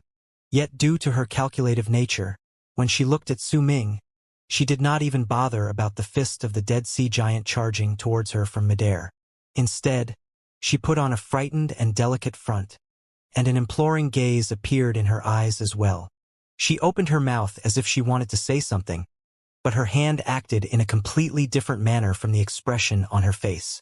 Her hand flew up rapidly to grab Su Ming, who still had a dispirited look on his face, and yanked him forward, wanting to throw him towards that fist. Then, using that chance, she would activate the rune once again. In her mind, this person was clearly half-dead due to the aura of death surrounding him. She was already a late-stage medial shaman, so there was no way anything unexpected would happen. Besides, she had also put up a disguise with her expression which worked well to deceive others. However, she did not expect that the instant she grabbed Su Ming's arm, she did not even manage to make him budge an inch, despite using her full strength to try and throw him out. This left her stunned. Right then, Su Ming lifted his head, and without even looking at the woman, he took a step forward. The woman instinctively loosened her grip on his arm and watched him walk out of the rune. She looked at him lifting his head and training his gaze towards the fist of the dead sea giant falling down on them as the sea roared. "Get lost!" Su Ming's expression was as dark as thunderclouds. The scene in the ancient bronze sword had left him incredibly dejected. The numerous discoveries made him unable to calm down, and right when he had just returned to the land of South Morning and walked out of the rune, he saw a stupid woman and a fist from a giant in the sea hurling towards him. Almost the moment Su Ming spoke, the dead sea giant's fist came with loud banging sounds rumbling in the sky. Killing intent shone in Su Ming's eyes. His mood was horrible at that moment, which was why he chose to lift his right hand without furling it into a fist. Instead, he had his palm facing upwards and pushing against the sky as if to support it. Immediately, his palm clashed against the punch coming towards him. A loud bang reverberated in the air. Su Ming stood there unmoving, but the dead sea giant's huge fist, which had been pushed upwards, started vibrating viciously. Soon its flesh was torn apart. The sea giant that had revealed half of his head from the sea let out a pained howl. This scene caused the woman behind Su Ming to widen her eyes in disbelief. Her breathing instantly froze, and her mind turned blank. The dead sea giant completely revealed his head on the surface of the sea. Just as he was about to lift up his right hand, Su Ming smiled coldly and seized the sea giant's fist with his lifted right hand. He dug his fingers into the giant's fist, causing him to be unable to retrieve his hand, and at that instant, he swiftly flung his right hand outwards. The sea roared, and a giant that was 1,000 feet tall was dragged out of the sea. His body was thrown into the air in the shape of an arc. Right then, Su Ming let go of his right hand, and immediately, the giant was flung out like a kite in the wind with a broken string. However, almost the instant he was thrown out, Su Ming took a step forward and leaped into the air, catching up with him. He then jabbed the center of the giant's brows with his right index finger. Booming sounds reverberated in the air, and the sea giant's head exploded. His body fell with a huge splash in the distant sea. Then, after a few spasms, his body gradually sank to the bottom of the sea. The woman in the rune in the mountain was trembling at that moment. Her gaze as she looked at Su Ming was filled with shock and fear. She knew that these dead sea giants were incredibly powerful, and each of them had power that was equivalent to a ladder shaman. They also had natural advantage when they were in the seawater. Power equivalent to a middle-stage ladder shaman was usually required to kill one single sea giant. She had also seen her patriarch, who was a middle-stage ladder shaman, attack a dead sea giant. While he had managed to kill him, he had spent nearly an hour doing so. But now, this white-robed young man before her had practically just ran into the giant, and had managed to kill him with just one move executed smoothly and cleanly. It was clear he was far much stronger than her patriarch. "Senior," the woman was just about to speak, but her words died in her throat. because she saw Su Ming casting a cold glance at her from midair. With just that one glance, a bang went off in the woman's head, and her thoughts instantly became muddled. When her mind cleared up once again, she could no longer see Su Ming. All she could see was a huge wave that surged into the sky, and as it charged forward, it moved towards her. Before she even had time to activate the rune beneath her again, it broke down with the contact of the huge wave, and both woman and rune were swept into the Dead Sea and drowned. Su Ming walked in midair and looked at the seawater beneath him, then at the raging waves surging into the sky, along with the huge heads emerging on the surface of the sea, as well as the numerous strange, ferocious beasts that popped up from the sea. Everything was different from what he remembered. The catastrophe of the eastern wastelands was unfolding rapidly, and even though the final stage of the disaster was not on their heads as of yet, it was already not too far away. The fire ape. Su Ming's pupils shrank. He remembered the fire ape, as well as his cave abode and the medicinal cauldron he had kept there. Sharp whistling sounds traveled forth from all around Su Ming as he stood in midair. A large amount of birds closed in on him from all directions. Brutality and bloodthirstiness shone in their eyes, and they were getting closer to Su Ming. When the catastrophe of the eastern wastelands comes, even the land of the berserkers will experience a great disaster. Everyone's in danger during that disaster, and it'll be as if the apocalypse had been unleashed on us. Now is not the time for me to return to the berserkers. I can only go back when the disaster is over.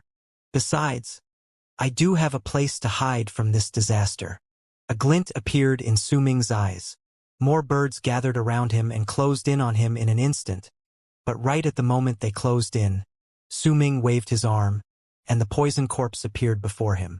Ruthlessness shone in the poison corpse's eyes.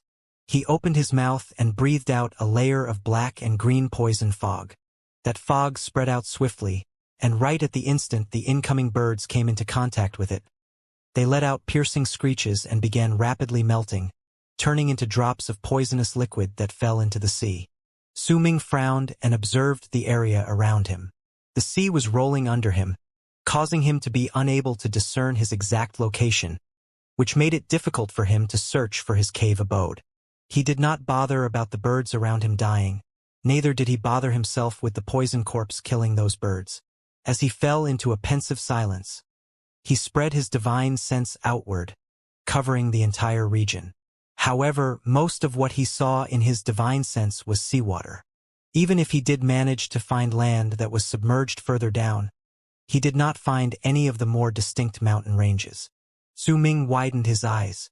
In silence, the image of the mountain where the woman was just moments ago appeared in his head. A flicker of light shone in his eyes. Then he lifted his right hand and patted his storage bag. Immediately, a wooden slip appeared in his hand.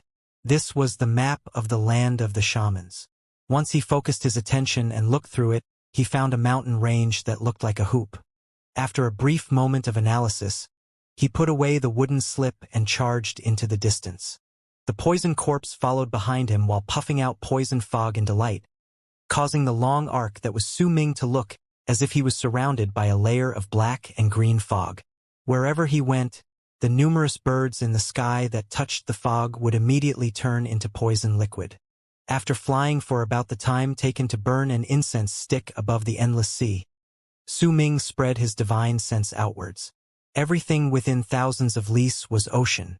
There were also many ferocious beasts in the sea who seemed to have noticed his divine sense and whipped their heads around to look in his direction, especially the giants in the sea.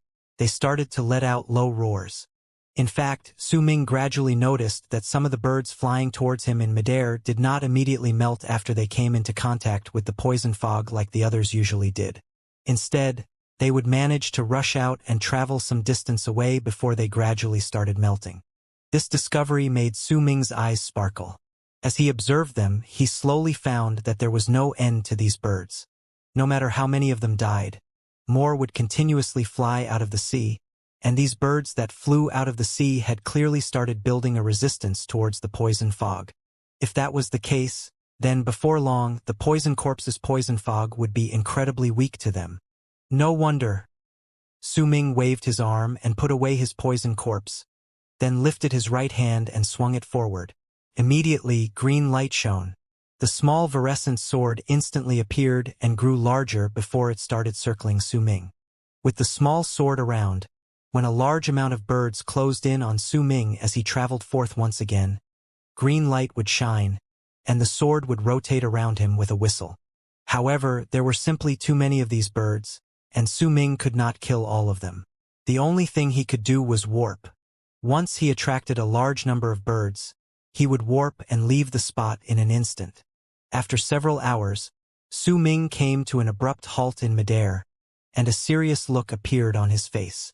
With his divine sense, he saw a vortex on the surface of the sea thousands of leagues away.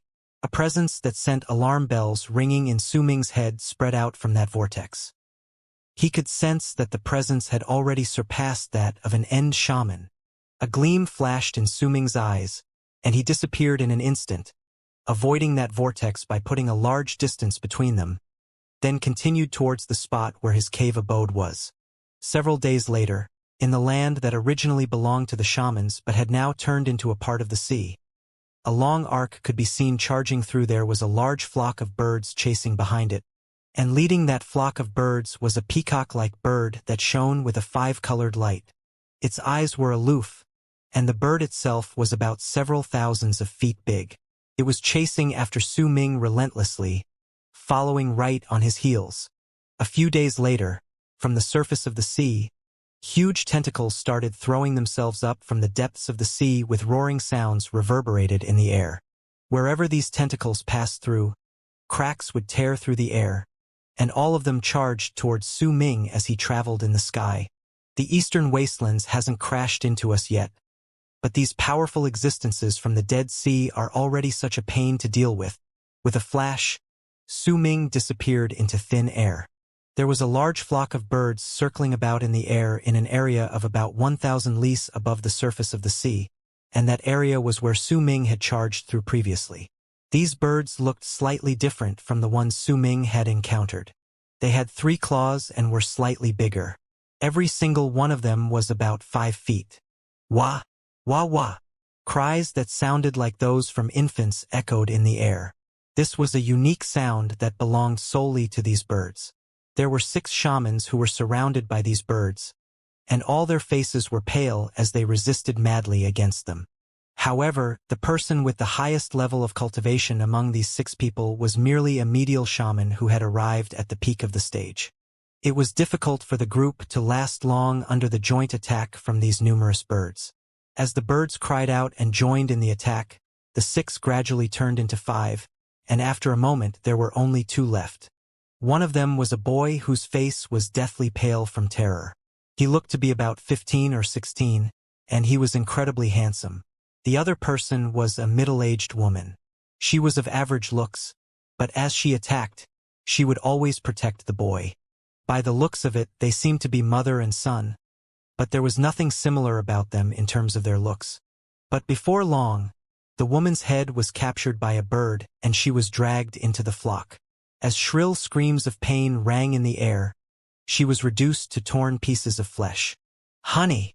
The boy let out a cry of sorrow. Tears welled up in his eyes, and grief filled his face. "You are my 39th wife, and now you have left me as well. How am I to survive without you?" The boy's sorrow seemed to have reached its peak, and with bloodshot eyes, he roared towards the ruthless birds that lunged at him. "Damn you all! We're the same kind. How could you be so rude? I'm angry now." When the boy saw that the birds were drawing closer, he gritted his teeth and turned into a black fog with a bang. The sudden change caused the birds around him to freeze for a moment, and the instant they froze, the black fog immediately gathered up to turn into a black crane. The crane howled, then flapped its wings and flew a few rounds before these birds, as if it was telling these birds that it also had wings. "Do you see? Do you see now? I'm also a bird, we're family." The brutal birds around the area just froze for a moment from the boy's sudden change before lunging at him without any hesitation, causing the black crane to immediately widen its eyes, great sorrow shining within them. You're all bullies. A bang came from within the black crane's body once again, and it turned into fog once more. Yet soon, that fog gathered together, and what appeared before those birds was a bird that was the exact same as them in appearance. A bird with 3 claws. Their kin. This transformation left all the birds stunned. With their low-level intelligence, they could not discern what was happening before them, and uncertainty could be seen flashing in their brutal eyes, making the black crane that had transformed into one of them to be extremely nervous. Wah, wah, wah, wah, wah, wah. In its nervousness, the black crane hastily opened its mouth and imitated these birds' cry, quickly throwing out some sounds. Perhaps these few unique sounds brought about an effect, or perhaps it was due to the sudden appearance of a long arc in the distance that drew the birds' attention. But once the black crane let out those sounds, the birds in the area immediately turned their heads around. As the arc charged forward, those birds rushed towards it while crying out with those shrill baby wails of theirs. The black crane that had transformed into one of them originally wanted to leave, but the birds crowded around it, and it did not dare to leave alone, attracting attention to itself. That was why it decided to grit its teeth and charge towards the long arc with the birds. As it flew, it heard the other birds letting out those piercing caws, and without any hesitation, it started cawing at the top of its lungs as well. Wah, wah, wah, wah, wah, wah, wah, wah, wah, wah. As the black crane continued cawing, it started feeling that the sounds were tumbling out of its mouth rather smoothly. When it remembered that it had escaped with its feathers intact because of this caw, the crane felt pleased with itself and started cawing even louder. Soon, the crane's voice stood out from the crowds incredibly distinctly. Su Ming had turned into a long arc moving through the air quickly, occasionally warping to avoid the dangers in the area, as well as the pursuits he could not shake off. He also had in-depth experience with powerful existences in the air. It had just been a few days since he came back, and he already ran into several of them. If his divine sense had not been powerful enough and he did not know how to warp, then it would have been difficult for him to avoid these creatures. He continued rushing, and before long, something caught his attention. He saw a flock of birds he had never seen before right in front of him, and they were charging towards him with loud screeching. These birds were much larger than the ones he had seen before, and they were also much faster than the others. They had also spread out to block his path. In just an instant, they filled the entire area and closed in on him. With an aloof expression, Su Ming continued onward without pause and charged straight towards those birds. The moment both sides approached each other, green light immediately shone beside Su Ming, and wherever it went, the birds that happened to be in its path would be pierced through as they screeched shrilly. Su Ming's attacks were decisive and clean. Not a single bit of uncertainty could be found in his actions. By the looks of it, he wanted to force his way through, killing his way out of the bird mob. Su Ming had done this multiple times over the past few days. He didn't need to kill all of them, just open up a gap and move through. That in itself was already enough for him to shake off all the birds and put a large distance between them. Unless he ran into the 5-colored peacock from 3 days ago, then everything would be just fine. Su Ming still felt fear pounding in his heart when he thought of that peacock. That bird's strength lay in its 5-colored light. It actually possessed a power that could confuse minds. As Su Ming moved forward, he lifted his right index finger, and each time his finger pointed in a direction, one of the birds would disintegrate and die. In about the span of 10 breaths, Su Ming had already made his way into the deep parts of the flock of birds. Before long, he would be able to break through the blockade like an arrow. Right at that moment, he saw a 3-clawed bird cawing and looking as if it wanted to move back, but had its path blocked off by all the other birds that were rushing forward, and was pushed towards Su Ming. As Su Ming took a step forward, he lifted his right hand and pointed towards the frightened and cawing bird. But right when his finger was going to land in the direction of that bird, it stopped cawing and instead widened his eyes and let out a piercing sound. "It's me. It's me. I'm not the same as them. I'm that crane." The bird that was really the black crane immediately started shouting loudly in its fear, and as if it was afraid Su Ming would not believe him, black fog instantaneously gathered on its face to reveal a crane's head. Su Ming was momentarily stunned, and his right index finger immediately froze in action. But he did not have time to think, for there was a five-colored light flashing from the direction he had come. The five-colored peacock that had been chasing him a few days ago came charging forward incredibly quickly. Su Ming's expression changed, and he ignored the black crane, turning around instead to take a step forward and charge straight towards the birds before him. As rumbling sounds reverberated in the air, Su Ming broke through the bird mob, then charged at full speed towards the distance. As the birds screeched, they pursued him. The five-colored peacock shot past the flock of birds with a flash and chased after Su Ming. There was hate burning in its eyes, and it looked as if it would absolutely not give up until it caught up to him. Su Ming charged forward with the five-colored peacock right behind him and the large flock of birds at the very end of the line. After the span of a breath, this group had already disappeared in the distance, leaving behind the black crane that had revealed its head, who was still lingering around in midair. It blinked, then started laughing loudly and smugly. There was also an excited look on its face. Well, bullocks, if I want to change, I should at least change into that big five-colored bird. Only that thing suits my status. I'd like to see who would dare to bully me once I change into that big bird. I'll scare the shit out of whoever dares bully me again. Feeling smug, the black crane turned into a layer of black fog. Once it gradually gathered together, it immediately turned into a five-colored peacock in midair. It looked at its current appearance excitedly, then lifted its head elegantly and flew slowly into the distance. If five colors are already so powerful, then wouldn't I be even scarier if I turned into a seven-colored bird? Before long, the eyes of the five-colored peacock that was really the black crane twinkled, and its body turned into black fog once again. After a moment, a beautiful seven-colored peacock appeared in the world. Then, with arrogance and pride, it flew into the distance. On Su Ming's side, after a few warps in succession, he had finally managed to temporarily shake off the five-colored peacock's pursuit. When he first met this peacock a few days ago, he had fought against it, but not only could the five-colored light confuse his mind, it also contained a strange power that suppressed his power, preventing him from unleashing it completely. The peacock's appearance would usually cause a large amount of birds to flock around it very soon, and because of that, it would be incredibly difficult to continue with the battle. Even Su Ming felt his skin crawl once he was surrounded by several hundreds of thousands, even millions, and perhaps even more of those birds. When he shook off that peacock, he brought out the wooden slip and checked his location once again before he sucked in a deep breath and rushed forward.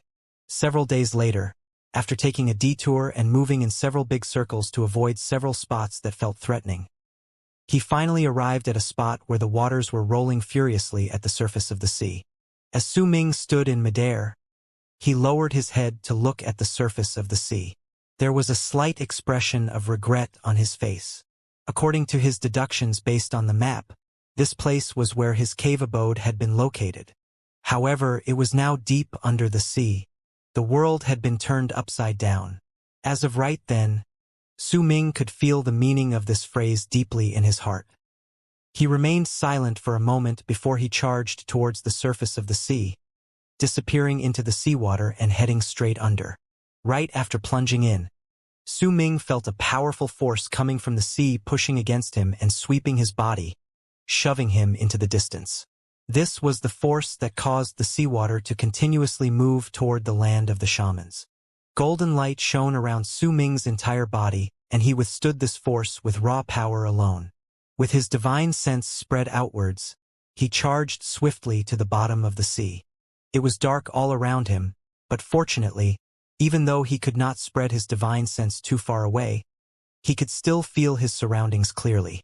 The sea was not too deep either. After some time, once Su Ming avoided the ferocious creatures in the sea, he gradually began to see a mountain range that looked like a dragon's mouth at the depths of the sea. Along with a huge crack outside the mountain range, as well as a dull screen of light, the screen of light had been set up by Hong Luo in the past. 15 years had passed by since then, but it had actually managed to still stay around. However, it was clearly much weaker now, which was why it could no longer be used to hide the mountain, but it was still sufficient enough to be used for protection. Su Ming charged towards the screen of light and closed in on it in the blink of an eye. He then lifted his right hand, pressed his palm against the screen, and his body passed through the screen of light. There was no seawater. When Su Ming disappeared into the screen of light located at the depths of the sea and stepped into the mountain range once again after 15 years, though it actually felt like an eternity to Su Ming, he looked at his surroundings and found that the area still looked somewhat familiar to the scene in his memories. A sentimental look appeared on his face. Due to the screen of light, the seawater outside still had not surged in, but by the looks of it, this screen would not be able to last for long before it shattered. This place then would be submerged, and it would truly become part of the sea. The frozen gate at the foot of the mountain range was still around and was letting out waves of frozen air. Su Ming's gaze landed on it, and a glint appeared in his eyes. The spot he had thought to use to avoid the catastrophe of the eastern wastelands while heading here was the place this frozen gate lead to, the frozen world. Based on Su Ming's deductions, the terrifying turtle from the past should no longer be waiting there. That was why that frozen world would be the best hiding place for him. It doesn't matter whether it's the shamans or berserkers.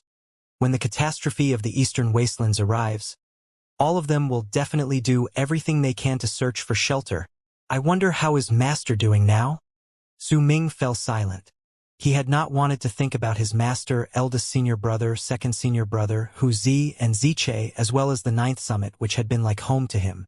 Because every single time he thought back on it, mixed feelings would rise in his heart. He had left the ninth summit to fight in the battle between the shamans and berserkers in the past, and he absolutely did not expect that they would be apart from each other for nearly 20 years. With Master's power, even if the catastrophe of the eastern wastelands arrives, he shouldn't be in much trouble. Eldest senior brother might have already come out of isolation. Second senior brother, is he still in the ninth summit? And Hu Zi as well? Su Ming closed his eyes. Ever since he came back from the world of Nine Yin and learned of many things that shocked him, then saw the world outside that belonged to the Immortals, a great wave of longing grew within him towards the ninth summit. He missed it, truly missed it. The memories of the past gradually rose in his head. The grass and plants in the ninth summit, his eldest senior brother's silent concern, and his second senior brother lifting his head to let sunlight shine on the side of his face as he wore a smile on his face while saying, "This is no good." Those words echoed softly in Su Ming's ears. Hu Zi's snores and his terrible fondness for peeking at others, as well as his master's love for wearing all sorts of clothing, all of these things from the past had now turned into mere memories. I'll hide from the catastrophe of the eastern wastelands here, and once the disaster is over, I'll go back to the ninth summit. Su Ming declared and opened his eyes. The fire ape did not come to him. Su Ming had noticed this when he stepped into the screen of light and spread his divine sense to cover the entire area just now. The fire ape was no longer around. Perhaps before the seawater flooded this place, the fire ape had gone off, and when it wanted to return, everything had been flooded in water. Su Ming let out a light sigh, then charged towards the cave abode. Once he stepped into the stone chamber with the medicinal cauldron, his footsteps came to an abrupt halt. He could smell a faint medicinal fragrance in the air. His eyes sparkled, and his gaze immediately landed on the medicinal cauldron. Once he observed it carefully, he fell into a moment of pensive silence before waving his arm and putting it away. He then went around his cave abode. Once he put away all the things he'd left behind before, he stood at the wall deep within the cave and fell into deep thought. This wall was the spot connecting the whole mountain range together. Once it was opened, then the full power of the execution of three evils in this place would erupt forth like a dragon's head rising from its slumber. When Su Ming had finished structuring this place in the past, he had not opened up this place completely, because he had been worried about the dense power of the world surging in and attracting outside attention. Yet he found it rather difficult to accept leaving just like this and simply allowing the seawater to flood and destroy this place. He did not want to waste his past efforts in laying out the structure of this place. Once I open up this place, the vast power of the world that will gather here will not just be good for my cultivation, which will further refine my berserker bones once I absorb it. It will also speed up the development of the medicinal pill in the medicinal cauldron to the highest degree. Su Ming began pondering over the problem. When he had been in the process of putting away the medicinal cauldron, a faint medicinal fragrance had wafted in his nose. He had also made some simple observations and discovered that the medicinal pill inside was in the final stages of its development and was about to fully form. A freezing glare shone in Su Ming's eyes. He lifted his right hand and waved it in the air. Immediately, the medicinal cauldron he had previously put away appeared once more. This time, he placed it right before the wall, and this spot was right at the center of where the power of the world would gather once he broke the wall. It was also the spot where the densest amount of power of the world would gather, which would raise the possibility of the pill to fully form to the highest degree. Once Su Ming placed the medicinal cauldron down, his body instantly turned indistinct and he disappeared without a trace. When he reappeared, he was already standing in the air outside the cave. He looked at the dull screen of light, and after a moment of deep thought, he abruptly spread his divine sense outward.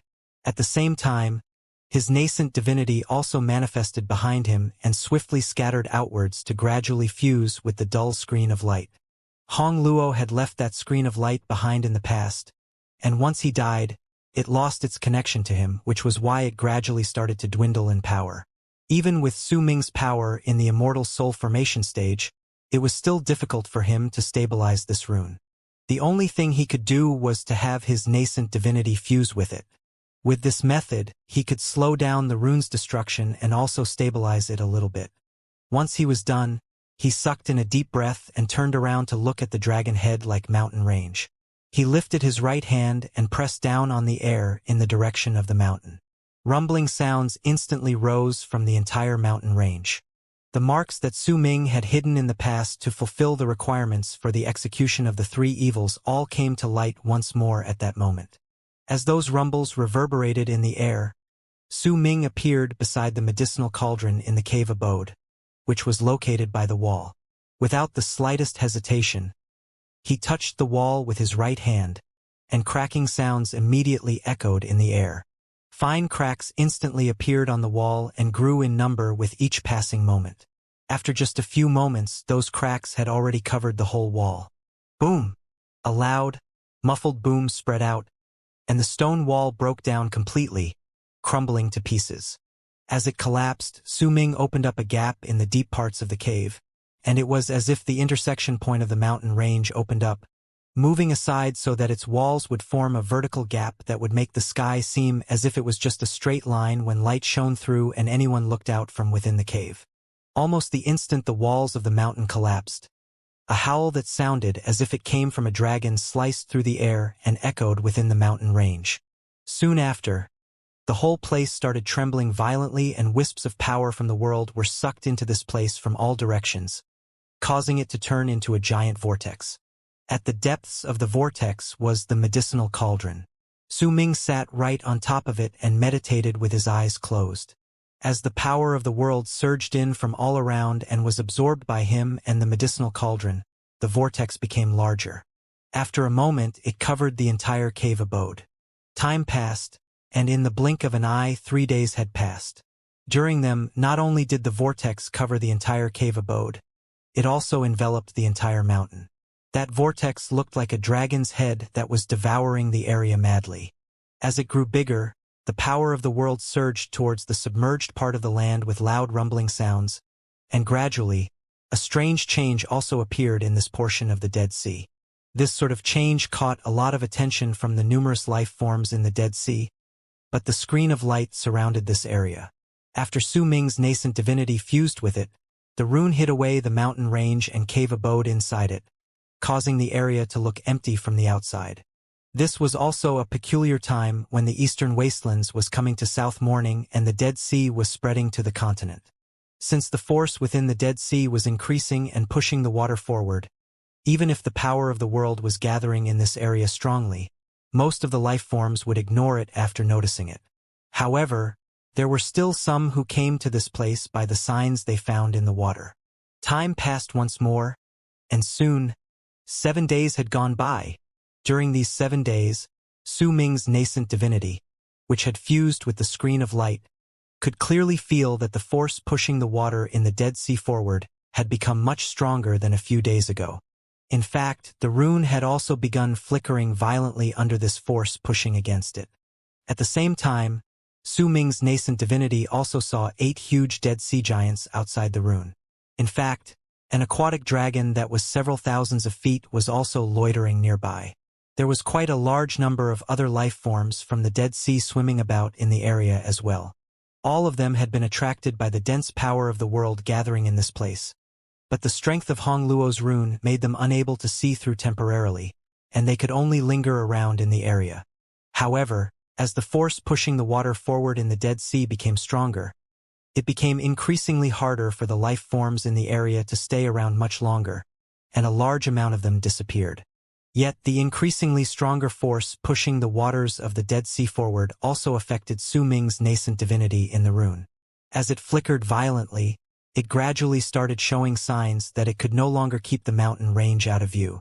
Eventually, when 3 more days went by, the rune slowly revealed itself, and the instant its light shone in the area, several powerful presences locked onto it from all around the place.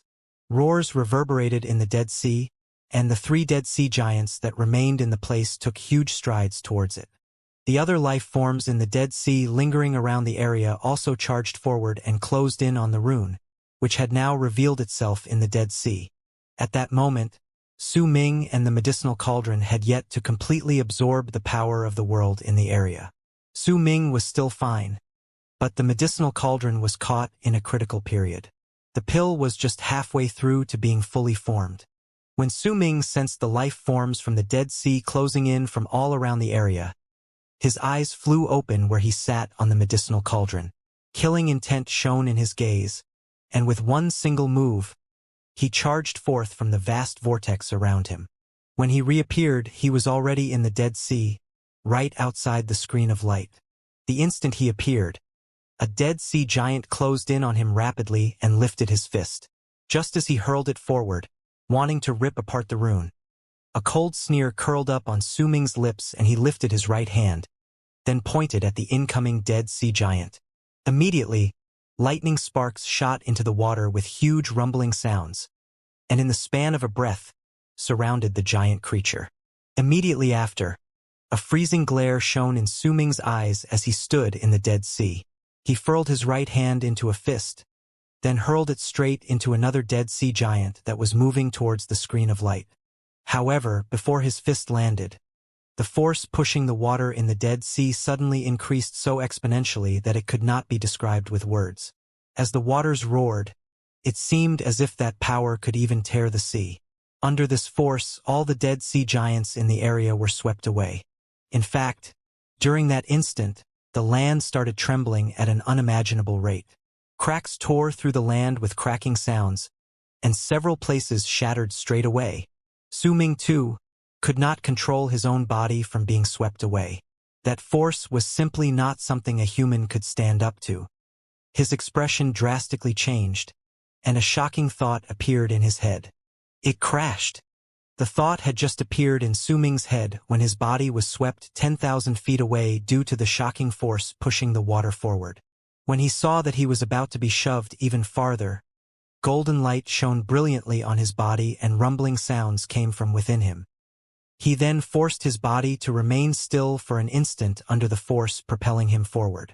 Right when his body stopped moving, his nascent divinity appeared behind him, and with a warp, he disappeared with Su Ming from the mad flow of the Dead Sea. When Su Ming reappeared, he was already inside the rune. At that moment, it was flashing intensely. Fine marks emerged on the surface of the screen, and it looked like it could no longer last for a very long time. The catastrophe of the Eastern Wastelands is starting. While having his nascent divinity fortify the rune, Su Ming stood by the side and looked at the strong flow of water sweeping by the area outside as he mumbled under his breath. He could hear muffled booms coming from the area outside. The seabed was experiencing a violent collapse.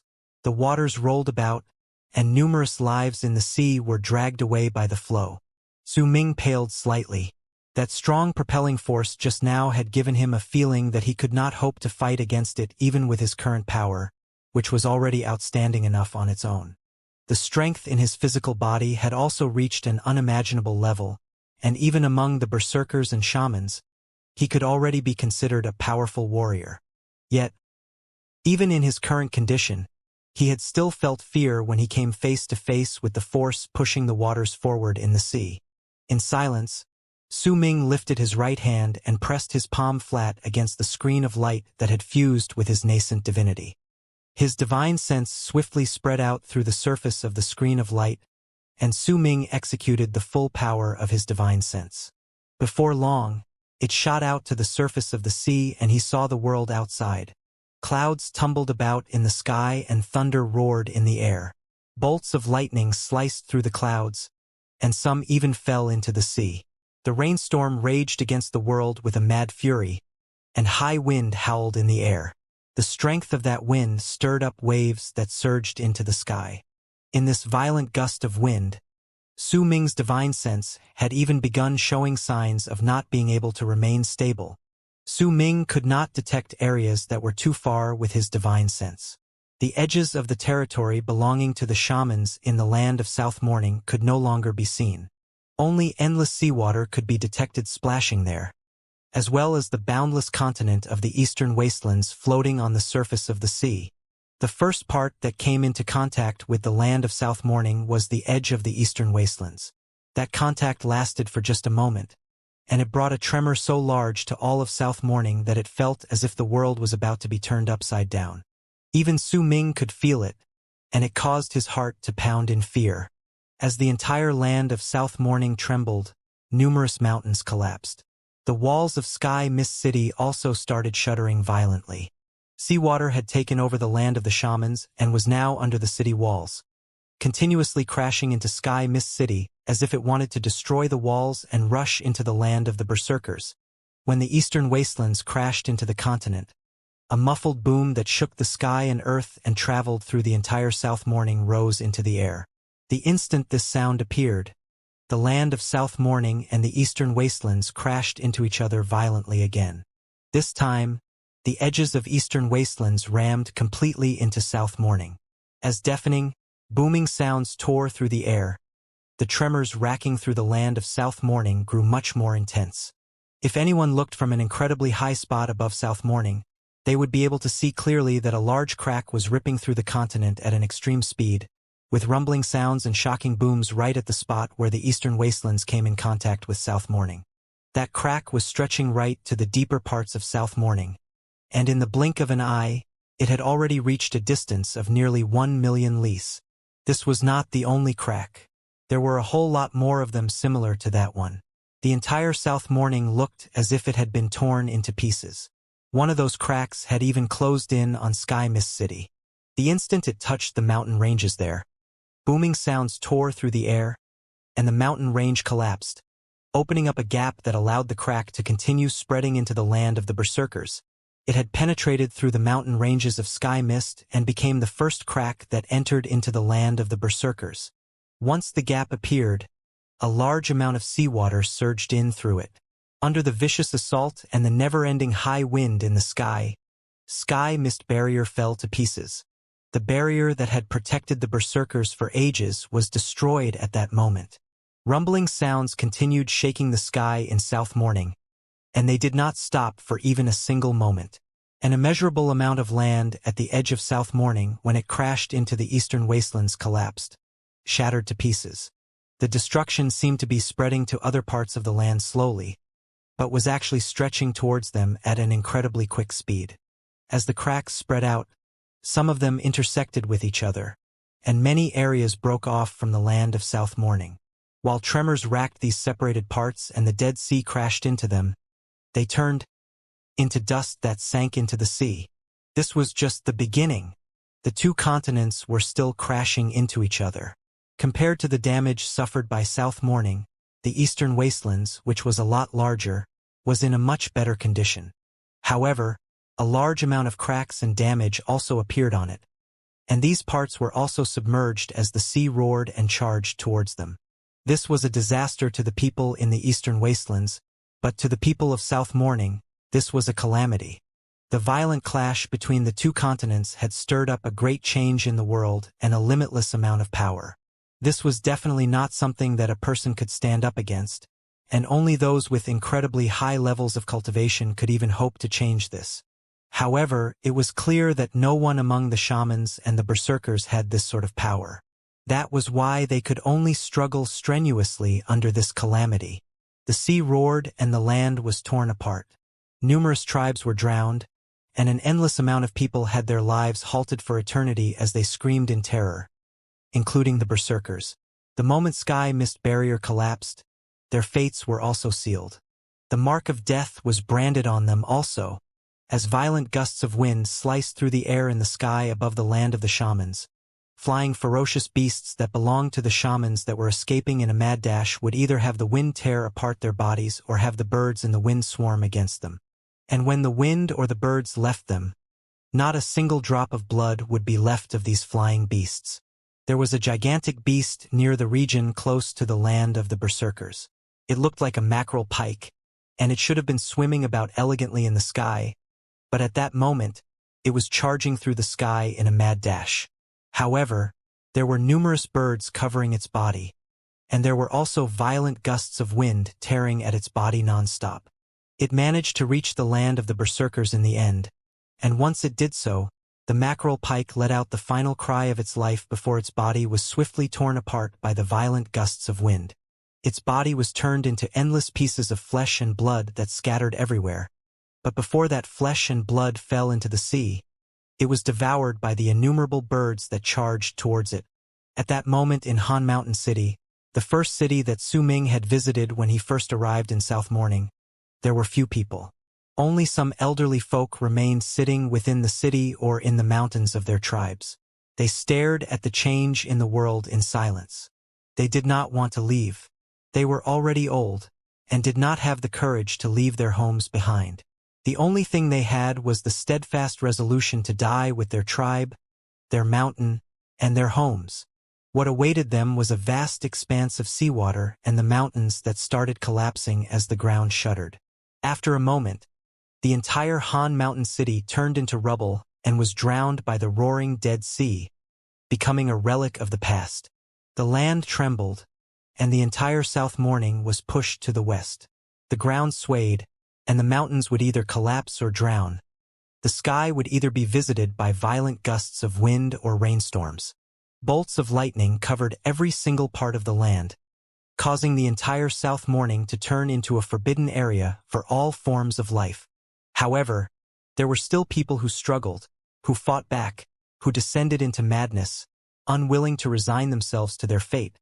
But in the end, besides death, besides giving up, they had no other choice. When a lot of cracks appeared, the land that belonged to the shamans located at the edge of South Morning shattered completely. Numerous small pieces of land floated on the sea, and the cracks that filled the entire South Morning had extended so deep into the ground that they reached straight down to the bottom of the continent. Usually, when these cracks intersected with each other, the land would break up. This was the true calamity. No one knew how long it would last. Neither did anyone know just how this change would develop. Yet clearly, all of this was just the start of the calamity. Su Ming could not see the changes in the entire continent. He could only see the things happening in a circular area of thousands of li around where he was. He saw the land shattering, saw the mountains collapsing, saw the earth breaking apart and separating from each other, and saw a gigantic crack rushing towards his cave abode from thousands of li away. His heart trembled, and he instantly retrieved his divine sense. From a violent gust of wind, a large part of his divine sense had also scattered away. When Su Ming retrieved it, his face turned pale. He quickly retreated, and in the blink of an eye, he appeared at the spot where his medicinal cauldron rested. At that moment, the medicinal pill in the cauldron had still not fully formed, but there was only a bit left until it was. It was also right at that moment that the screen of light that had fused with Su Ming's nascent divinity collapsed, unable to bear with the tremors and shoves anymore. As it shattered and the nascent divinity tumbled back towards Su Ming, a large amount of seawater gushed into the area madly. The powerful force propelling the water forward also came charging in swiftly. Almost the same instant, the entire cave abode and the mountain range were submerged beneath the Dead Sea. When the place was flooded, golden light shone around Su Ming's entire body, and it covered the medicinal cauldron as well. With Su Ming resisting the power of the Dead Sea, he had the medicinal cauldron last several more breaths. And when a medicinal fragrance spread to a large area in the air, the medicinal pill was fully formed. Su Ming's face was sickly pale and blood trickled down the corners of his mouth. Without a single bit of hesitation, he immediately put away the medicinal cauldron. He did not even have time to check the medicinal pill inside as he warped to the world outside the cave. When he reappeared, he was right beside the frozen gate that was submerged by the water. Almost the instant he arrived, a crack that was several thousands of feet wide came charging swiftly from 1,000 feet away with booming sounds reverberating in the air. It shot straight past the land under Su Ming's feet, causing his feet to step on nothing, and the frozen gate to fall into the depths of the crack. It was dark in there. This was the bottom of the land of South Morning. Perhaps it could even be considered to truly be the deepest part of the Dead Sea. Without any hesitation, Su Ming warped several times, and once he coughed out a mouthful of blood. He caught up to the sinking frozen gate. He pushed his palm against the gate, and the instant the ice shattered, he rushed inside. A flash of dark light flickered in the darkness, and Su Ming disappeared. The frozen gate continued sinking downward until it disappeared into the darkness, sinking into some unknown part of the sea. The catastrophe of the eastern wastelands was unfolding viciously. All those still alive were resisting and struggling against it. Numerous tribes had been submerged and sunk to the bottom of the Dead Sea. Among these innumerable tribes were large amounts of broken houses, and within these houses were people who had not managed to leave in time or had not wanted to leave. Their eyes were wide open, and they turned into corpses that would stay forever in the depths of the Dead Sea. There was a frozen world in the dark and quiet world. There was no powerful wind propelling anything forward. Neither was there trembling under anyone's feet on the ground that would make people uneasy. There was only dead silence in that place. The ice statues and ice mountains everywhere were a scene that would never change in the frozen world. Besides, a gigantic turtle. It had its eyes wide open and was glaring hatefully at an ice mountain with labored breathing. If gazes could kill, then Su Ming, who was in the ice mountain, would have died several times. Su Ming smiled wryly, and besides doing that, he simply had no other way to express the gloominess in his heart. He did not expect that this turtle would still be holding onto his grudge even after 15 years. It laid there, staring at the ice mountain for 15 years. Then, 2 hours ago, that turtle saw his quarry. Right when Su Ming arrived to this place, the turtle was the first thing he saw, and he was completely stunned. As for the turtle, its eyes started glowing with a brilliant light, and it kept its glare trained on Su Ming. The human and turtle were separated by the ice mountain, and they simply looked at each other like that. The turtle had left a deep impression on Su Ming in the past. The memory of its strength remained clear in his head, and because his power had become so much more different than before, Su Ming could tell even clearer now just how powerful this turtle was. This was a strength that had surpassed those of N shamans. Based on Su Ming's analysis, the turtle might already be equivalent to those who were walking down the path of life cultivation. He fell into a moment of pensive silence, unsure of what to do. Then he lifted his right hand slowly, but right at the moment he did so, the turtle lifted its head swiftly and let out a roar towards him. Its roar shot through the glacier, and Su Ming's ears rang in sharp pain. A glint appeared in his eyes. He did not stop moving his right hand, but instead continued lifting it into the air, then pushed forward. Immediately, the layer of ice before him let out cracking sounds, and cracks appeared on its surface. When the turtle saw that its roar did not intimidate Su Ming, it roared again while lifting its tail swiftly, lashing it against the ice mountain. A howl sliced through the water. When the tail almost touched the ice mountain, the turtle retrieved its tail swiftly and started letting out agitated and annoyed roars. Su Ming let out a sigh of relief in his heart.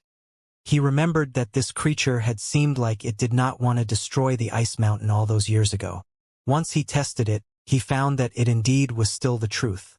"Then I just won't go out," Su Ming gritted his teeth and no longer bothered himself with the turtle glaring fiercely at him outside the ice mountain. Instead, he lifted his hand and broke the layers of ice around to open up an area for him to sit down and meditate, while also serving as an area that could accommodate a few other things. I wonder where the gate in South Morning has sunk to. I won't be able to go back so soon. This catastrophe of the Eastern Wastelands might last for several years before it ends.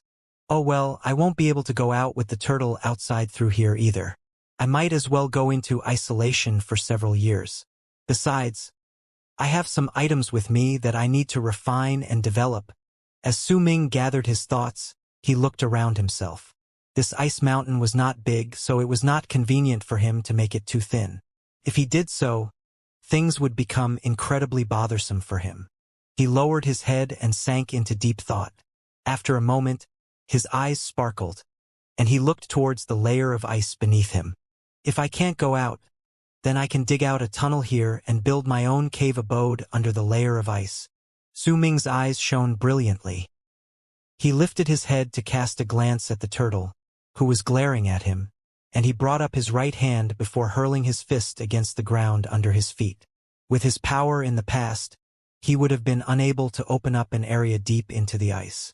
However, the current Su Ming was no longer his past self. The instant his punch landed on the ice, cracks immediately formed on its surface. The turtle outside was clearly taken aback, and then it started roaring even louder. It swung its tail back and forth, as if Su Ming's actions were fueling its anger even more. Su Ming ignored the turtle outside. Then after throwing out a dozen-something punches in succession, the layer of ice under his feet shattered, and his body immediately sank down. As booming sounds reverberated in the air non-stop, a simple cave abode under the ice mountain in the glacier where the turtle laid was formed. The cave abode was still incredibly crude and could only be considered a big cave.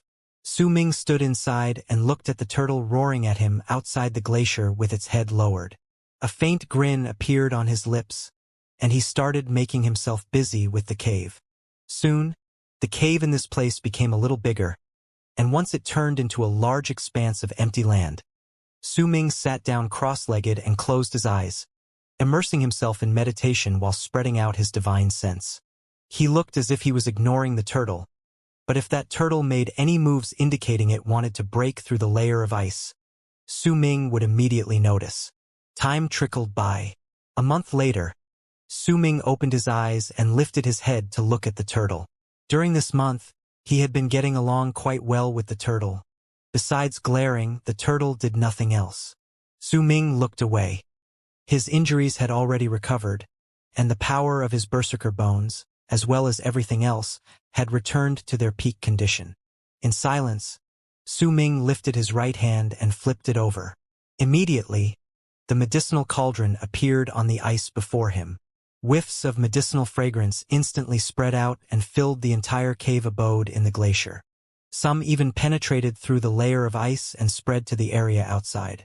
Almost the instant the medicinal fragrance spread out, Su Ming's senses tingled, and he saw the small snake flying out of his storage bag. It stared at the medicinal cauldron and hissed at Su Ming. The turtle on the glacier also widened its eyes, and for the first time, it shifted its gaze from Su Ming's body to look at the cauldron. While looking at the medicinal cauldron, Su Ming felt a wave of sentiment welling in him. This item had been with him for many years since he bought it from the auction all those years ago. It had received 15 years of nourishment and even had the power of the world surge into it in the end. The development of the pill had finally been completed, and the medicinal pill inside had regained its medicinal properties. Right then, it had arrived at a nearly completed state from its previous half-made state. This medicinal fragrance, it doesn't seem like those I've finished making myself. Scattering too much. Looks like I didn't manage to make it perfect in the end, but there's nothing else I can do about it. Su Ming shook his head, then stood up and went beside the cauldron. He focused his attention on it for a moment before he lifted his right hand resolutely and pressed his palm against it. The medicinal cauldron started trembling viciously, and banging sounds came from the lid. A large amount of white smoke spread out from beneath the lid, and the medicinal fragrance instantly turned thicker, causing the small snake by the side to immediately start hissing excitedly. The turtle on the layer of ice also stood up and widened its eyes to look, seemingly very curious. As the white smoke spread out, a frown gradually appeared between Su Ming's brows. This was not a good sign. Before he opened the lid, he could have still said that the medicinal fragrance in the air was merely some of the scent escaping from the pill itself. However, if such a thick fragrance appeared after he opened the lid, then it could only mean that the medicinal pill inside had melted and did not turn into a pill. As white smoke spread out, the lid lifted itself slowly after several breaths. Once it moved away completely, the inside of the cauldron was revealed. When Su Ming looked inside, his pupils shrank. There was only one medicinal pill inside the cauldron, but there was a pool of black liquid beside it. The thick medicinal fragrance came from this pool of black liquid. Su Ming sank into his thoughts for a moment, then brought out 2 small bottles. He first took out the complete medicinal pill and scrutinized it as he held it in his hand, but he could not tell just what were its effects. He did not eat it in a fit of recklessness. Instead, he put it into a bottle, then brought out the other bottle and placed the black liquid in it. The small snake immediately let out a hiss and wrapped itself around Su Ming's head, lifting its small head to look at the bottle, then at Su Ming, looking like it really wanted to take a bite out of the pill. This pill is something that is at least several thousands of years old, and we don't even know its effects. Are you sure you want to eat it? Su Ming tapped the small snake's lifted head. Then his gaze automatically wandered to the turtle staring curiously at that small bottle with wide eyes. A faint smile appeared at the corners of Su Ming's lips. He brought the bottle up and swayed it slightly before he returned to the ice mountain that had received him when he first arrived. He lifted his right hand, then tapped the ice mountain. Immediately, a crack appeared, and once it penetrated through the ice, a small hole was formed in the mountain. The turtle roared, then turned around and glared at Su Ming. Su Ming first shook the medicinal bottle in his hands right before the turtle with the glacier between them, then poured out 1 drop and flicked it through the small hole. That drop of black medicinal liquid appeared before the turtle in the span of breath, then floated before it without moving. That turtle hesitated for a moment, then took a few sniffs of it. An intoxicated look appeared on its face. It did not look at Su Ming staring at it. The small snake on Su Ming's arm also looked at the turtle with a rather nervous gaze. Clearly, it knew exactly what its master's intentions were. The turtle seemed to be rather hesitant, but eventually breathed out 2 puffs of air from its nostrils, then turned its head around in disdain, no longer looking at the black liquid that was spreading out whiffs of medicinal fragrance. Su Ming averted his gaze and no longer looked at the turtle. He returned to his cave abode under the layer of ice and observed the medicinal bottle in his hands closely before putting it away. Since the turtle refused to eat it, he could not see its effects for the time being. The only thing he could do was to search for its effects once he left this place. The small snake looked at Su Ming putting away the medicinal bottle with a great reluctance to part with that bottle shining in its eyes. That medicinal fragrance was incredibly attractive to it, but since Su Ming refused to give any of it, the snake could do nothing about it either. Su Ming no longer bothered himself with the ancient medicine and sat down and patted his storage bag. Immediately, a ray of purple light shot out of the bag. That purple light instantly caught the turtle's attention as it continued lying on the ice. However, Su Ming was no longer concerned about the turtle that was clearly curious about everything. He looked at the purple armor before him and sank into deep thought. He had obtained this armor from the single person in the candle dragon's body. This was also the person who had mentioned the 3rd god of berserkers. This is definitely not the armor for divine generals of bone sacrifice. This should be the armor for divine generals of berserker soul, and it's not an illusion like the one I have. This is the real divine general armor. Su Ming stared at the purple armor before him, and as his eyes sparkled, he bit the tip of his tongue and coughed out a mouthful of berserker blood. Right at the instant that blood touched the armor, it immediately fused in, and a ray of light flashed on the armor, but it soon became dull once again. Su Ming remained as composed as ever, as if he knew since a long time ago that this would happen. A pensive look appeared in his eyes, and after some time, he opened his mouth and sucked in a breath in the direction of the armor. That armor instantly turned into a ray of purple light. As it shrank, it went into Su Ming's mouth, and he swallowed it. He closed his eyes, and golden light shone within his body. All his berserker bones were activated, and their power enveloped that purple armor, seeping into it inch by inch. He wanted to forcefully refine it and turn it into his own armor. Ever since he obtained it, he did not have much time to do this thing. However, now that he was under the layer of ice, Su Ming had all the time in the world, which was why he decided to make this armor his personal property. As Su Ming closed his eyes and refined this armor, the turtle on the layer of ice cast a sideways glance at the black liquid floating beside it. Its face was filled with disdain, but before long, it looked towards that drop of liquid again, and after a moment of internal struggle, it opened its mouth hesitantly and swallowed that drop of liquid. It even licked its lips. Su Ming did not see this, but the small snake witnessed everything clearly. It stared at the turtle with an expectant look. The turtle looked incredibly intoxicated, as if it was elated, continued licking its own lips, looking like it wanted to taste more of that liquid. When the snake saw that expression, it regarded the turtle with slight animosity. 2 months passed by, but Su Ming had yet to finish refining the armor, and this lasted till the 3rd day of the 2nd month. On that day, purple light suddenly enveloped his entire body, and as that purple light filled the area, a pair of gauntlets first appeared on his hands. Then a pair of vambraces appeared to cover his arms before the armor stretched to his shoulders to turn into 2 ferocious violet beast heads. After that, the armor covered his entire upper torso.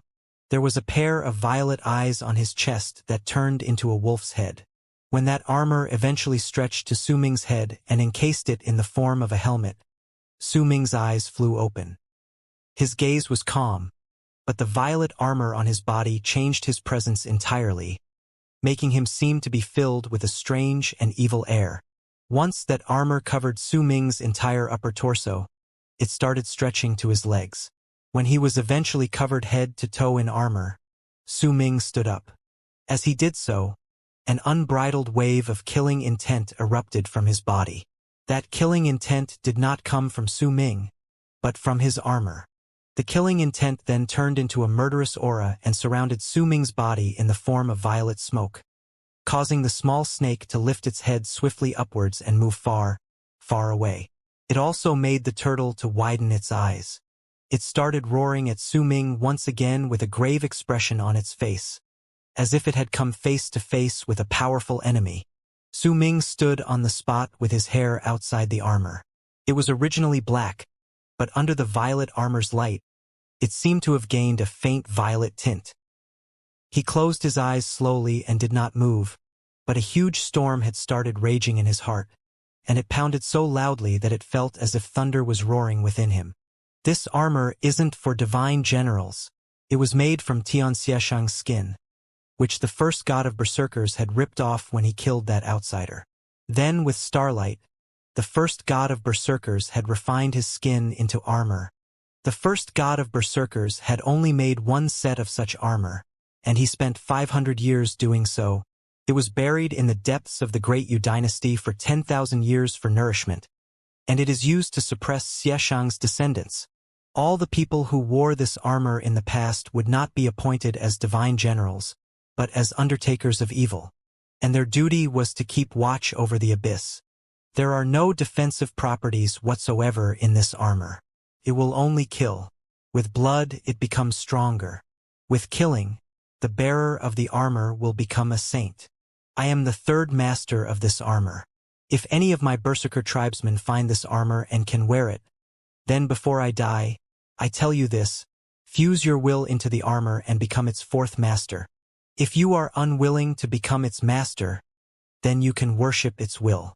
Once you release the armor's bloodlust, send it back to the abyss beneath Great Yu dynasty, so that the descendants of the evil spirit will not bring chaos to us berserkers. Those who possess this armor may possess the undertakers of evil spear. The first god of berserkers had obtained the true spear from the world of 9 Yin. It is of unknown origins, and even the god of berserkers was unable to use it, despite his power. It was left beneath the abyss under Great Yu for the purpose of suppressing the evil spirits. But with his great wisdom, the god of berserkers had copied the Undertakers of Evil spear with a stone from another world and created a legacy item for us Undertakers of Evil. Su Ming's eyes flew open. The calmness in his eyes gradually disappeared and was replaced by a violet glare. His entire being was filled with cold malice. He lifted his right hand and seized the air. The transparent jade slip he had obtained from the candle dragon's body along with this purple armor all those years ago appeared in his hands. With a squeeze, due to its transparency, that jade slip started shining with purple light flowing through Su Ming's body. With a bright flash, that purple light turned into a long purple spear in Su Ming's hand. That spear was 30 feet long and much taller than Su Ming, but when he held it in his fully armored state, he did not feel even the slightest bit off balance. Instead, a frenzied wave of murderous aura came charging forth, causing fear to appear on the small snake's face as it continued retreating. Even the turtle outside started to back off gradually, still roaring. Su Ming stood there and dipped his head down to look at the long spear in his hands. The murderous aura on his body became thicker. He lifted his head slowly and fixed his stare on the turtle outside the layer of ice. A crazed, unbridled presence instantly shot up, as if it was on the verge of exploding forth. An evil spirit gradually appeared behind him. Its appearance could not be seen clearly, but its malicious intent could be felt clearly. It was filled with madness, and it lifted its right hand to point at the turtle outside the ice, as if it wanted to control Su Ming to kill it. However, even after it lifted its right hand, Su Ming continued standing there and did not move. He let out a cold harumph instead, and with it, disbelief surged through the illusory evil spirit behind him. It immediately shattered and disappeared. "You're just a will. How dare you appear before me?" The violent glare in Su Ming's eyes gradually disappeared and serenity reappeared in his eyes. The long spear in his hands vanished and turned back to the invisible jade slip before falling out of Su Ming's hands to float in front of him. Then it fused into his armor. After that, the light on Su Ming's armor gradually faded away, and eventually, as if it had melted, the armor seeped into Su Ming's body and disappeared. But this will isn't too bad. It actually managed to get me caught and immersed in an illusion where I was killing others. It's a pity, compared to the Candle Dragon's undying and imperishable world. This sort of illusion is nothing, Su Ming stated flatly. The instant he had finished refining this armor, he had sensed the armor's will. If the one who wore the armor had been him before he entered the Candle Dragon's undying and imperishable world, he would have definitely caved under the furious attack by that will. But right then, it was just as Su Ming had said. This illusion was truly insignificant. Not only did he manage to keep his mind clear as the illusion of slaughter came to be after he wore the armor, he could also completely suppress the armor's will and even dispel it. This was something that he, Su Ming, had his eyes for. There was no way he would let any sort of will control him. Su Ming was not the strongest in the land of South Morning, but the strength of his will was so great that no berserker or immortal could weaken it. Besides his own personality forming the strength of his will, the infinite incarnations in the undying and imperishable world had also played a crucial part in forging his will.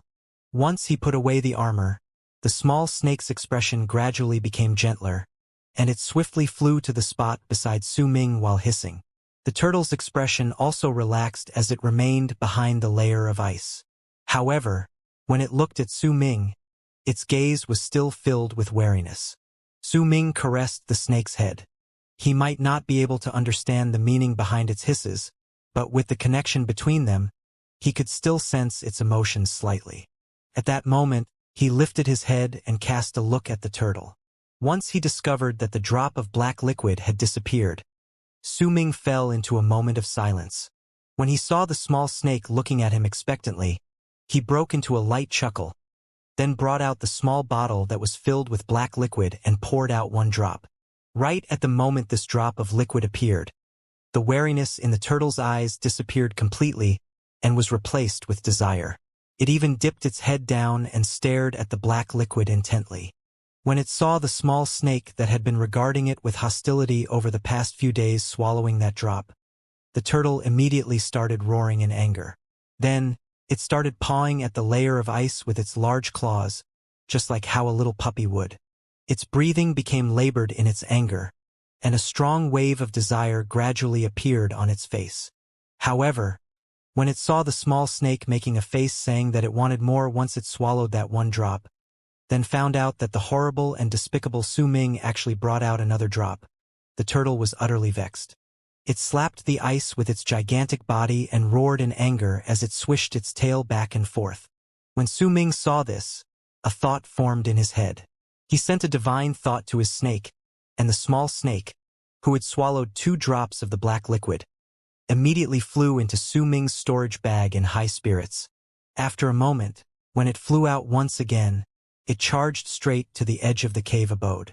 This strange action immediately caught the turtle's attention. Right before its eyes, it saw the snake spinning in circles in the ice cave. Then, with some unknown method, a small sword appeared in its mouth, and it handed the sword to Su Ming. The turtle also saw this person it hated with a burning passion patting the snake's head and bringing out another drop of black liquid.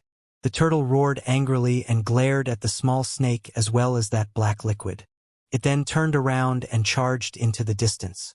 In the blink of an eye, it disappeared from the ice mountain Su Ming was encased in.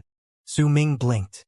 He waited for a moment, but the turtle did not come back, and he started wondering whether this highly inquisitive and obviously intelligent turtle had not managed to understand what he was trying to say. He waited another day, and when he still did not find any signs of the turtle returning, he decided not to think about this matter any longer. Instead, once he sat down, he brought out a ring-shaped enchanted vessel. It was incredibly big and occupied about half of his cave abode. This thing was the item that was used to cut into crimson stones. God's sealing nectar. Just what sort of incredible serendipity could it be? Su Ming mumbled. When he lifted his right hand, a crimson stone appeared right before him. This crimson stone was the stone that contained the purple poisonous wasp within. There were many crimson stones in Su Ming's storage bag. He never had enough time to open them all one by one.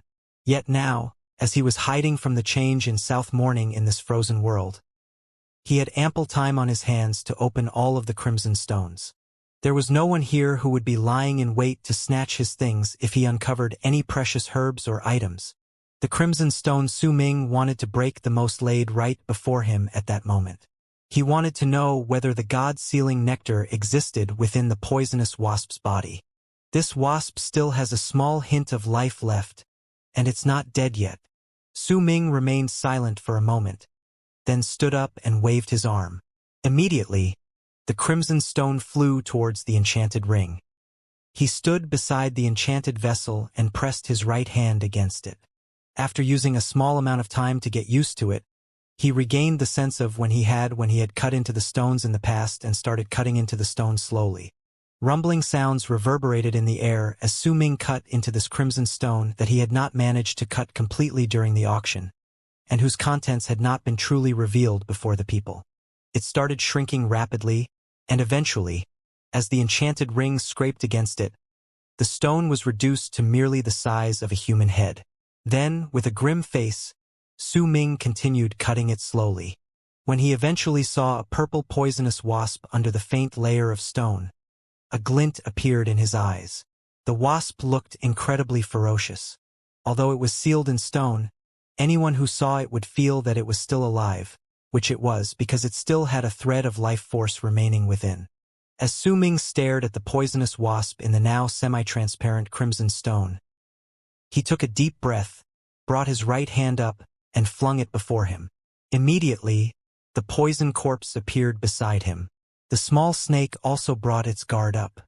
Once Su Ming made full preparations to handle all accidents, he made a move to cut into the stone. But suddenly, a vicious tremor shook through the layer of ice. Su Ming frowned, then lifted his head to look up, and what he saw immediately made his jaw fall slack. For a brief instant, he was completely stunned. He saw the turtle swimming over and, There were various tattered metal swords, damaged shields, and other broken items trailing behind the turtle, as if it was dragging them along. In fact, there were even some of items whose original form could no longer be seen. There were so many of them that it was dazzling at first glance. Yet when Su Ming took a second glance, he did not know whether he wanted to laugh or cry, because all of these items were useless. Some of them still had shards of ice behind them. Clearly, this turtle had just dug everything out from ice. The turtle ran on the ice towards him like a puppy. Once it returned to the spot right above Su Ming's cave abode, it came to an abrupt halt, but the scraps behind him did not stop. They fell on the ice in front with a loud clattering sound. Once they landed into a small hill, the turtle cast a smug look at the small snake, then looked at Su Ming eagerly. It even licked its lips. Su Ming looked at the scraps, then at the smug turtle that now actually seemed rather simple and honest, and lifted his right hand with a wry smile. He flicked his wrist, and the medicinal bottle with the black liquid appeared in his hand. Right after Su Ming brought that bottle out, the small snake lifted its head. A longing look appeared on its face. The turtle outside the layer of ice widened its eyes and puffs of air started rolling out of its nostrils. It even started pawing at the ice instinctively. After a brief moment of pensive silence, Su Ming decided that he did not want to dismiss the turtle's hard work. He poured out a drop of black liquid, cast a glance at the turtle, then took away a large part of the black liquid, leaving behind only a small part of it. He frowned and put on a dissatisfied look. Then, with that small drop of black liquid in his hand, he went to the ice mountain, opened up a small hole once again, and flicked the liquid out. The turtle opened its mouth wide and immediately lunged forward to swallow that small drop of black liquid. An intoxicated look appeared on its face, but after waiting for some time, it saw that Su Ming returning to the ice cave underneath instead of giving it any more of the black liquid. It let out a few roars of displeasure, even moving forward to fiddle with the small hill of trash it had built up. When it saw Su Ming still ignoring it, the turtle became even angrier, and then started walking in circles on the ice. After a time, it seemingly thought of something and flew off the ice and disappeared into the darkness again. When the turtle moved away, Su Ming calmed himself down and stood beside the enchanted ring to look at the poisonous wasp in the semi-transparent mountain stone. After some time, a resolute look appeared on his face, and he lifted his right hand to press his palm against the enchanted vessel. Immediately, the light ring started humming and scraping at the stone. As fragments of the stone fell off, gradually, the semi-transparent mountain rock became smaller and thinner. After a moment, it shattered with a crack. The instant it turned into dust, Su Ming's right hand shot out like lightning, golden light shining on his fingertips. His movements brought up a cyclone that fused with the golden light, and once it surrounded the poisonous wasp in several layers, he caught it between two fingers. Su Ming's heart pounded against his chest. Did the poisonous wasp have any nectar in it? If it did not, then all his expectations would fall flat. If there was indeed nectar in the wasp's body, then would the nectar be from the god-sealing flower? If it was not, then everything would still fall flat. Once he remembered just how wild the people in Shaman City had been for this god-sealing nectar and remembered their comments about it. Remembered that this mysterious and practically extinct god-sealing flower might not be from this world, not from the true Morning Tao world, but instead came from the true Sacredine world or perhaps even from the universe itself. When he remembered its shocking effects, Su Ming found that it was simply impossible for him to not be nervous. As he became anxious over the prospect of possibly gaining the nectar but also worried that he might not, he looked at the poisonous wasp sealed with the golden vortex between his fingers with an electrifying gaze. The god-sealing flower was a legendary item, and its rarity could not be described with words. In fact, it could be said that currently not a single leaf of it could be found in all the continents of the Berserkers. The nectar was even rarer. After all, the flower itself must first exist, and the nectar would only come when it bloomed. As of then, the god-sealing flower was practically a legend, and by mere association, it was also impossible to get its nectar. As Su Ming stared at the poisonous wasp between his fingers, he spread his divine sense outward and fused it into its body. Yet the moment his divine sense touched the wasp, he immediately had a strong hunch about how long this poisonous wasp had slept. It might have a hint of life left within it, but if Su Ming forcefully fused his divine sense in it to examine it, then this wasp would immediately die. Once it died, then would the God-sealing nectar that could possibly be contained inside be affected? Would it disappear along with the wasp? Su Ming was unwilling to take this sort of risk. The easiest way for me to process it is to swallow the poisonous wasp and have it melt in me, but this wasp is an insect that can collect God-sealing nectar. This poison is definitely not weak. If I swallow it just like this. Su Ming's eyes sparkled as he stared at the poison needle on the wasp's butt. After a moment of pensive silence, he decided not to act rashly.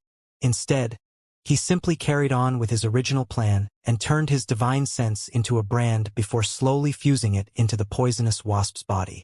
The only thing I can do is to turn this thing into my pet. Only by doing so can I make it throw up the nectar obediently. This is the safest way for me to obtain the nectar, and also the only way I'll be able to get all of the nectar. The God-sealing nectar was simply too rare, and Su Ming did not have room to make even a single mistake. He stared at the sleeping wasp and slowly left his brand on it. However, getting the nectar was not something that could be done so soon. After a moment, Su Ming placed the wasp into a jade box and put it away into his storage bag.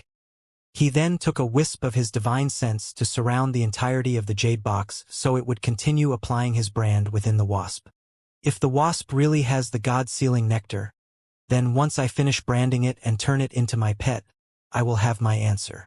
Su Ming forced down his excitement and brought out another crimson stone, going on to break this stone on the frozen ground located at the bottom of the sea. This process of cutting into stone was incredibly dry and boring, but Su Ming was already used to being alone. Was there a loneliness that could compare to the endless incarnations he had to suffer in the undying and imperishable world? Just like that, Su Ming continued staying in the frozen world. Time passed, and in the blink of an eye, a year went by. During that year, the turtle had returned several times, and each time it came back, it would bring over quite a large number of things. However, none of those items were complete or in working condition. They were all broken items, and these items formed numerous small hills on the ice mountain. Su Ming's cave abode under the layer of ice had also become much larger over the year. This was thanks to the poison corpse and the small snake who had managed to gradually make the cave not look so simple as they continued cutting out blocks of ice without stopping. The abode became much larger, and several ice chambers could even be found in there. Besides the small snake and the poison corpse, there were also 2 floating souls in the freezing cave. One of them was a woman. That soul was, naturally, the celestial maiden. Su Ming had taken her out half a year ago, and she had been constantly snuggling up to him while keeping her gaze trained on him. The other drifting soul was Ahu. He floated about at a loss in the cave, simply continuing to wander about. Su Ming had cut open all the crimson stones over the year. He had picked them out personally in the past, and all of them contained medicinal herbs and other items within, causing his storage bag to be filled with a countless number of items. Bringing out any of these items would very possibly cause a stir and people might start fighting for them. In fact, Su Ming didn't even know some of the names of these items, but he had already prepared himself to search for these herbs' effects once he got out.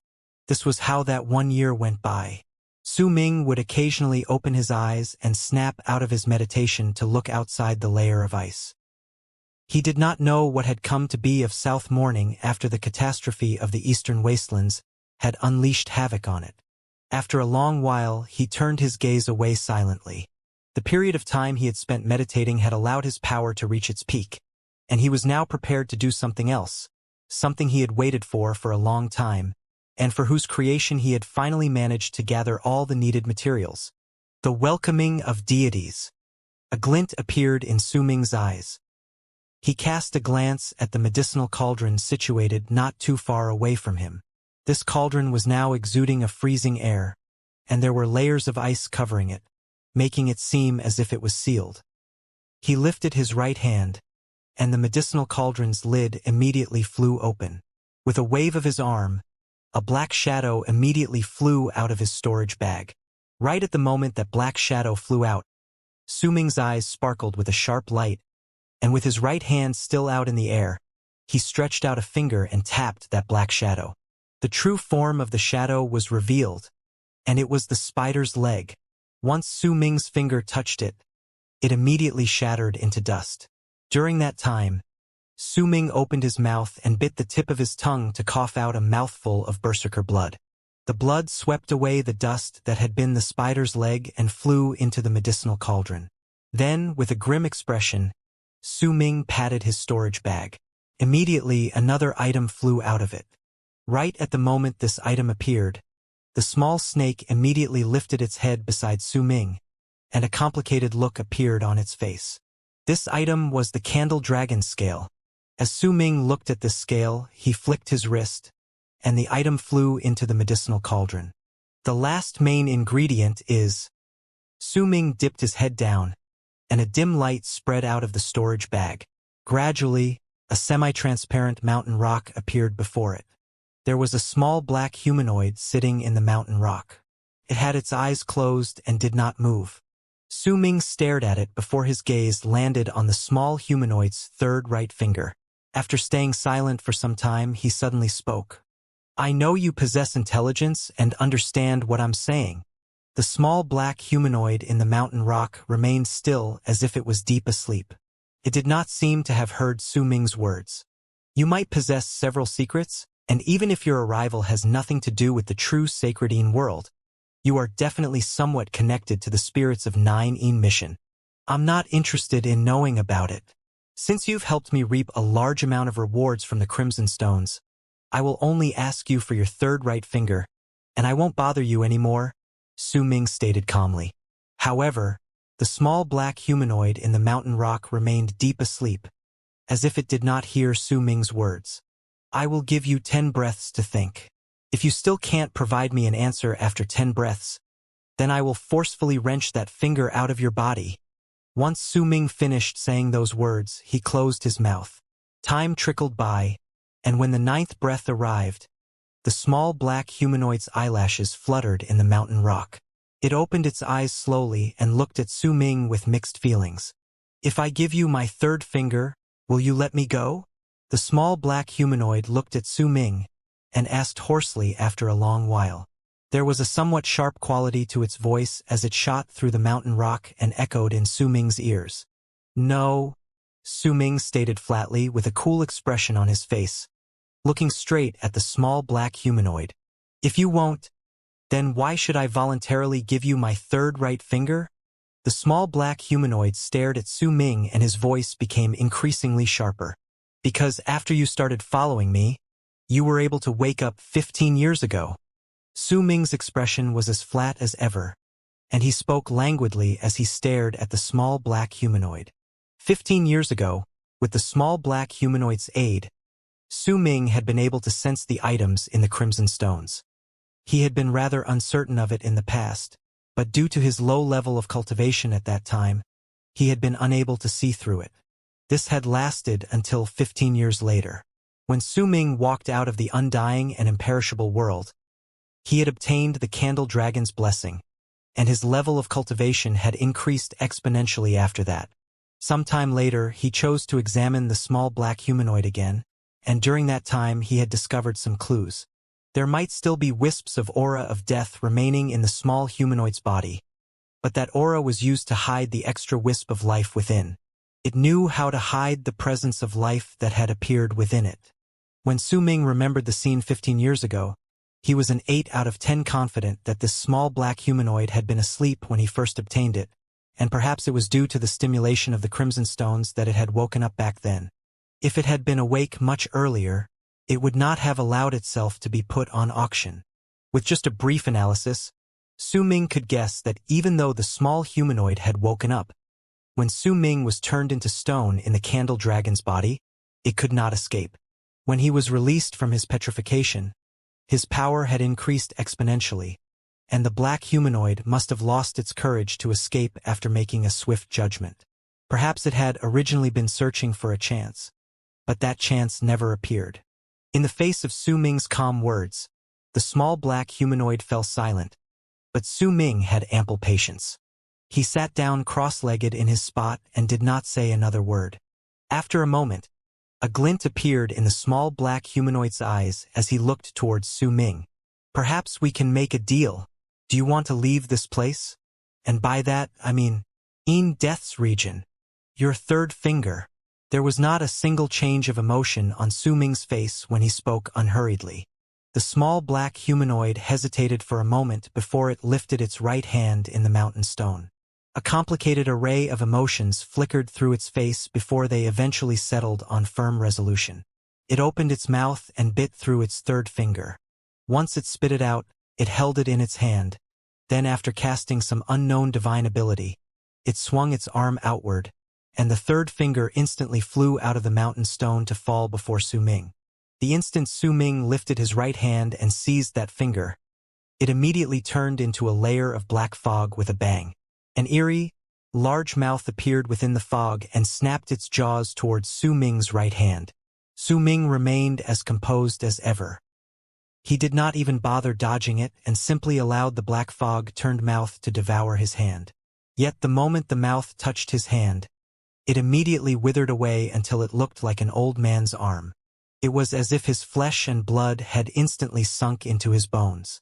The black fog was immediately ricocheted off by a powerful rebounding force and exploded with a bang. Su Ming seized the air with his right hand, and the exploded black fog tumbled towards him to gather in his hand. It then turned into a black finger. At the same time, Su Ming's arm returned to normal, and the withered flesh recovered to its original state. With the black finger in hand, Su Ming cast a glance in the direction before him. Shock appeared on the small black humanoid's face. It stared at Su Ming's right hand blankly, and a dumbfounded expression gradually appeared in its eyes. This is the curse. You actually managed to master the Candle Dragon's curse. Ever since I obtained the Candle Dragon's blessing, I discovered the life force you were hiding away. You might have been able to monitor my words and actions after I left the Candle Dragon's body, but that was because I allowed you to see them, Su Ming said blandly, picking up the third finger. Without waiting for the small black humanoid to continue speaking, he waved his left arm, and immediately, the transparent mountain rock was surrounded by golden light. Once it was enveloped by golden light, Su Ming put it away into his storage bag. With the small black humanoid's third finger in hand, Su Ming no longer bothered himself with that small humanoid.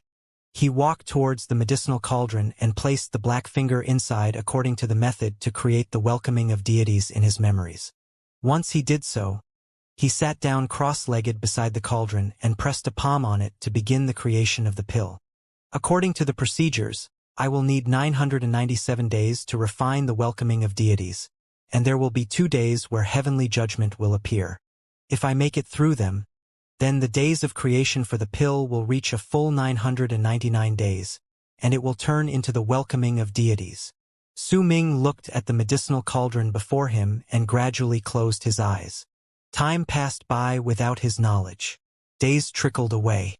In this frozen world at the bottom of the sea, there was only eternal silence. There was not a single thing bothering him, no change between the moon and sun in the sky. There was only limitless darkness around him. Su Ming would occasionally wake up and feed some black liquid to the small snake, as well as reward the turtle that always dropped by to wait after bringing some items over. Perhaps it was because Su Ming had been here for a long time, and perhaps it was because of the black liquid. But the hate the turtle had towards him in the beginning was clearly gone. In fact, it would even occasionally put on a look of flattery so that it could obtain that black liquid. 2 years passed by quietly, just like that. If Su Ming added the year that had gone by previously, then he would have been in this frozen world for 3 years. The welcoming of deities was not yet complete. Days went by without a single change. When the welcoming of deities entered its 998th day of refinement, heavenly judgment did not arrive, though perhaps it was because this place was isolated from the world. When the 999th day arrived, booming sounds came from the medicinal cauldron before Su Ming. Numerous mumbling sounds also spread out from within it. At the instant Su Ming opened his eyes, The medicinal cauldron's lid flew off and a strange ray of light instantly shot out.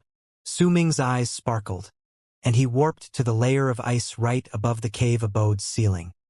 He then took a step forward, lifted his right hand, and went on to catch the incoming strange ray of light. The strange ray of light tried to dodge, but after Su Ming let out a cold harumph, a wave of ripples appeared in the air in the cave abode. Those ripples spread out and seemed to freeze up the air, causing the light to freeze for a moment as well. The instant it froze, Su Ming caught it with his right hand. Right when he touched that light, it faded away, and a purplish-red medicinal pill appeared in his hand. A human face that was the exact same as Su Ming's emerged on the medicinal pill, and it was staring at Su Ming while growling. The welcoming of deities has the power to destroy the sky and earth, can turn into millions of things.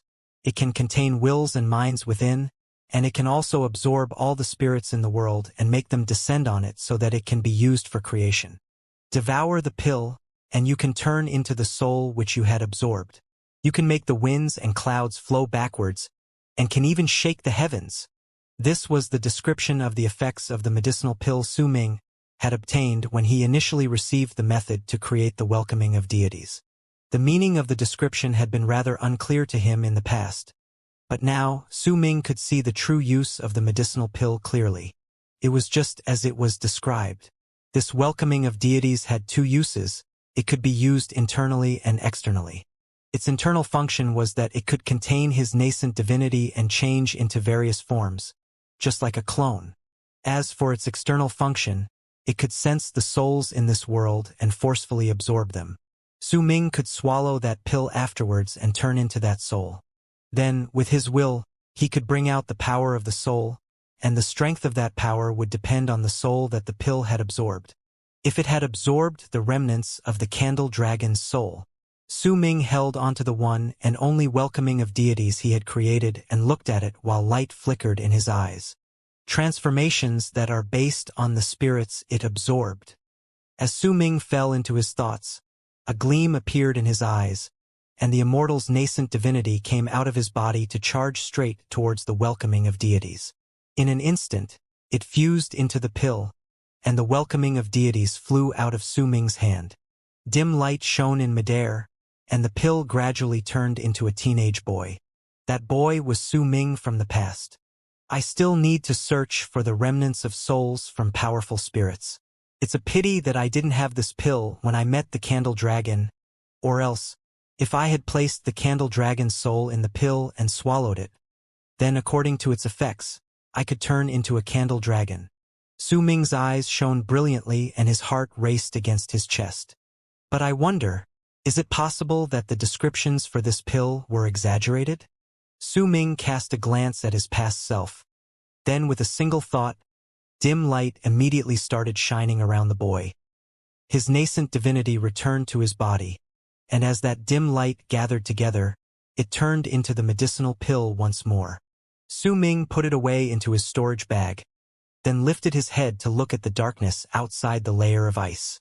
It's been almost 4 years now. I've also increased the amount of berserker bones in my body during this time. Now almost 1/7 of all my bones have turned into berserker bones. The time has come for me to leave. The clash between South Morning and the Eastern Wastelands should have ended. The 9th summit appeared in Su Ming's head. After a long while he closed his eyes. When he reopened them, he started clearing up the cave abode he had stayed in for nearly 4 years.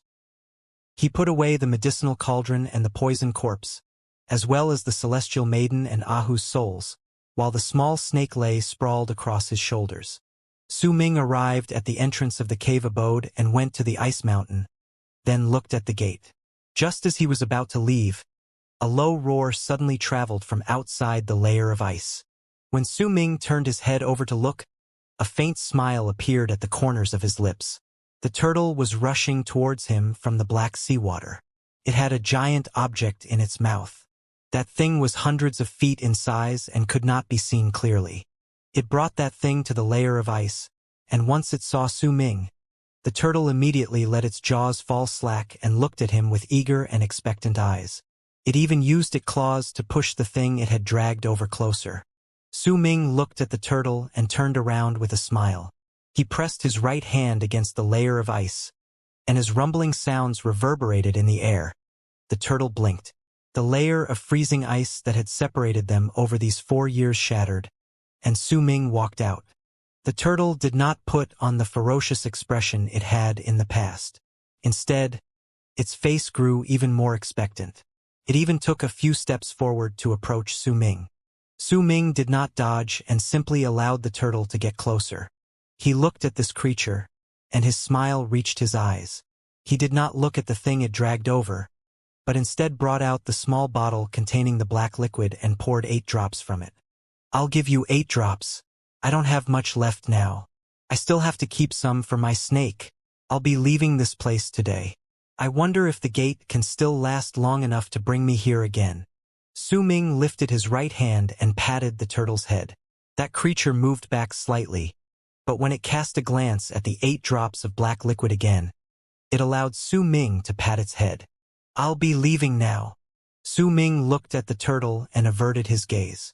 Just as he was about to leave, the turtle stuck out its tongue and swallowed all 8 drops of that black liquid into its mouth, right under the small snake's jealous gaze. An intoxicated look appeared on its face. When it saw that Su Ming wanted to leave, it quickly used its claw and pushed the thing it dragged back several times. Su Ming instinctively looked over. It was still a broken item, and it looked like the remaining part of a tablet's corner from a palace that had shattered. Shattered ice filled the surface of that tablet, and there were even some faded words on it. Su Ming crouched down and wiped away the ice on that broken tablet to look at the rather faded words carved on it. Yet the instant he saw those words, he shuddered and a bang went off in his head. A dazed look appeared on his face. "Great Yu Sky Palace." These 4 words were carved on that broken tablet. "Great Yu Sky Palace." There was an ancient feel to the words, making all those who saw them feel as if the air of an age's decline was crashing right into their faces. Su Ming crouched there, stunned for a long time. Great Yu. These 2 words were incredibly important to any berserker, because the Great Yu dynasty was the berserkers' holy land and the core of their race. The country was created by the first god of berserkers, and it was the symbol for all berserkers. It was especially so after the continents were separated. The Dead Sea cut off the connections between other continents, causing the Great Yu dynasty to slowly turn into a mere legend in the minds of the berserkers as generations passed. Su Ming's knowledge towards the Great Yu dynasty had slowly increased after he became the Divine General of Awakening, and once he became a Divine General of Bone Sacrifice. The country left an increasingly deeper impression in his mind as his experiences increased.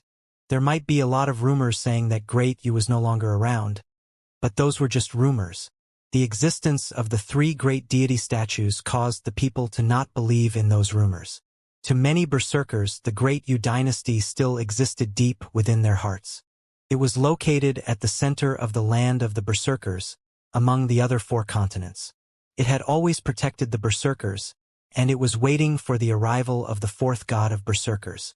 Su Ming stared at the broken palace tablet blankly as a storm raged in his mind, and it would not die down even after a long time had passed. When the time it takes for an incense stick to burn was over, he lifted his head with much difficulty and looked at the pleased turtle. "Where did you get this?" Su Ming asked with an array of mixed feelings in his heart. The turtle tossed its huge head to one side and became even more pleased with itself. "Bring me there," Su Ming requested calmly.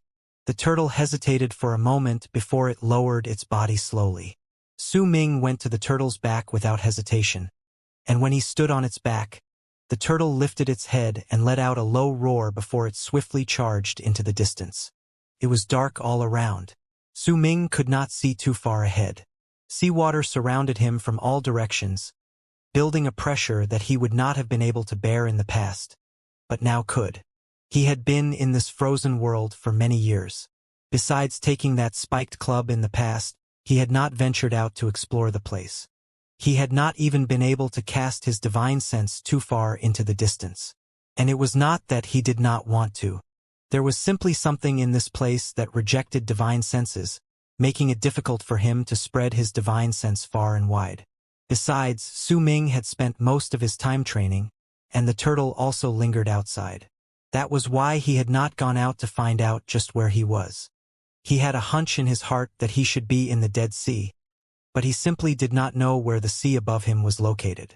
At that moment, as the turtle moved forward, Su Ming left the cave abode that had acted as his lodgings for 4 years and swam towards the distance.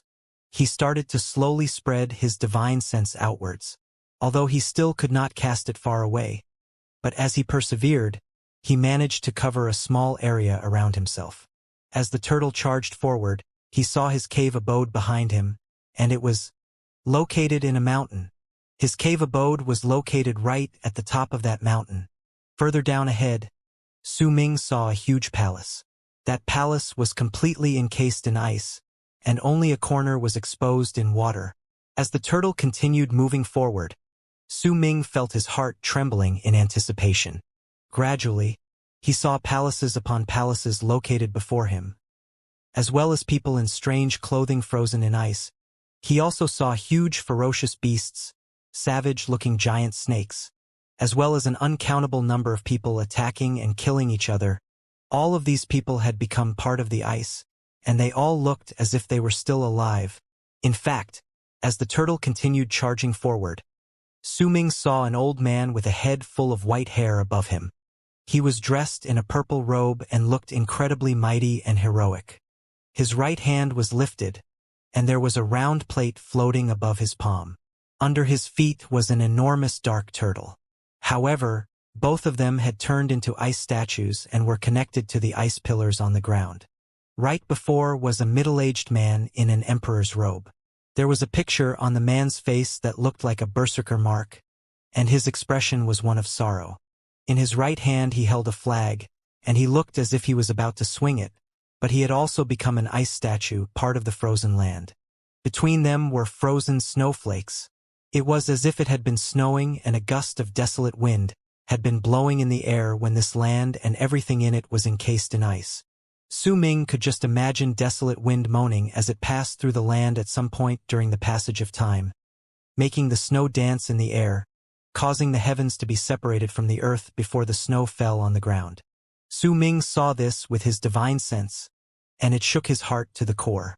As the turtle swam forward, he gradually saw more of the place. The great halls and towers that filled the land were so numerous that no end could be seen.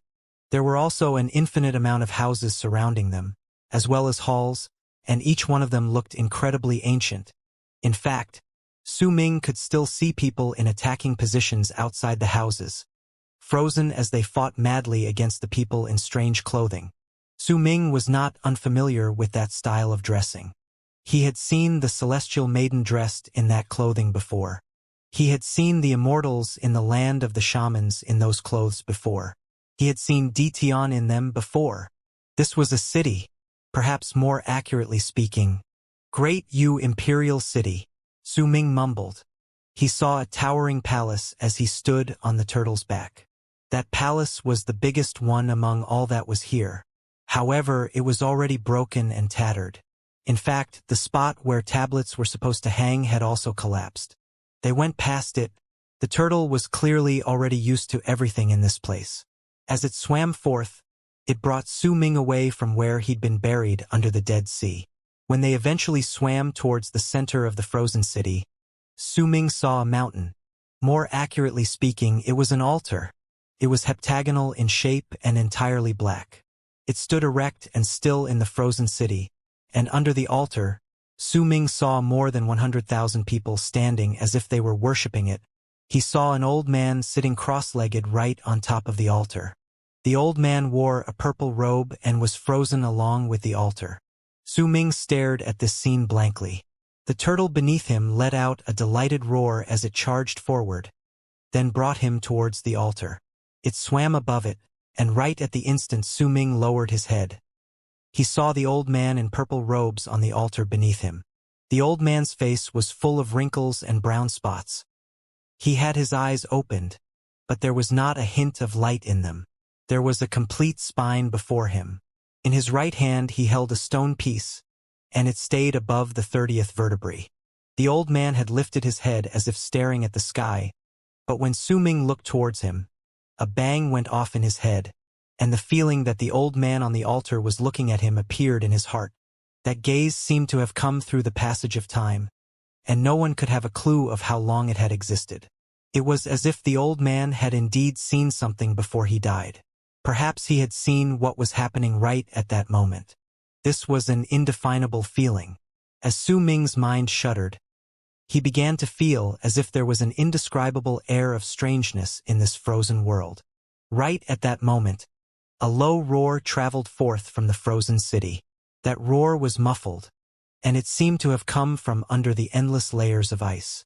It shook the ice and reverberated in the water, as if it had come from a very far-off place. When it rang out, it made the turtle under Su Ming's body let out a shrill, pained cry. It quickly left, and while Su Ming was shocked by that roar, his vision blurred, and he coughed out a mouthful of blood. His cultivation base within his body almost broke down.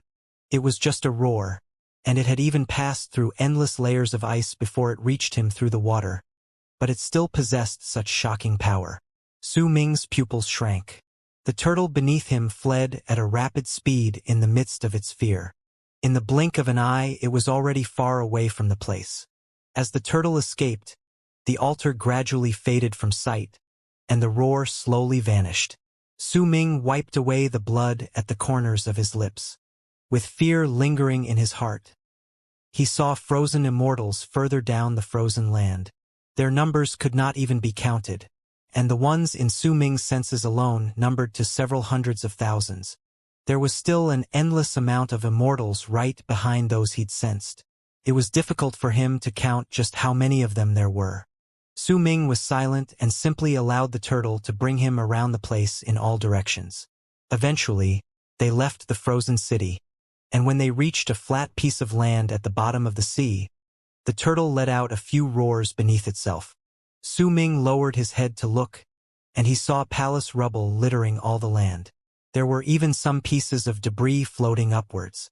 Similarly, as the turtle brought him around in a big circle, he saw debris sinking down from above. Clearly, a great tremor or accident had caused the walls in the palace to shake, and in the process, made the walls loose, making debris fall. Some of it floated to the surface before sinking down once again. Su Ming could already guess that this change was due to the clash between the eastern wastelands and South Morning, which had caused the entire Dead Sea to shake.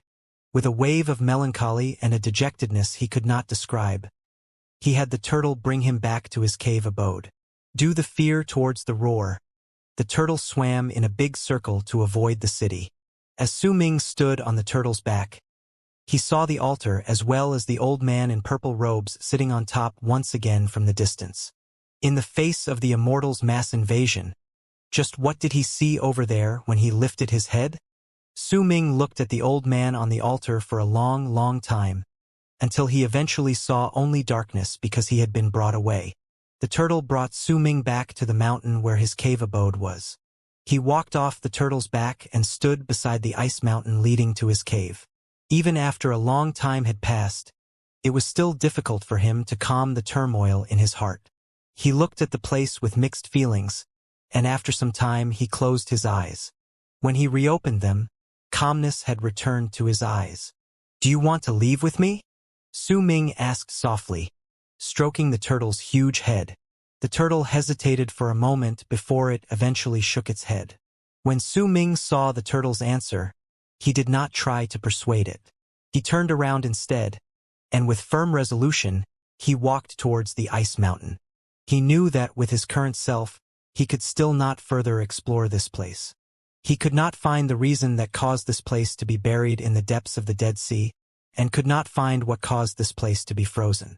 Su Ming believed that eventually, he would come to fully understand everything here. However, while his power might be strong as of then, it was still not enough.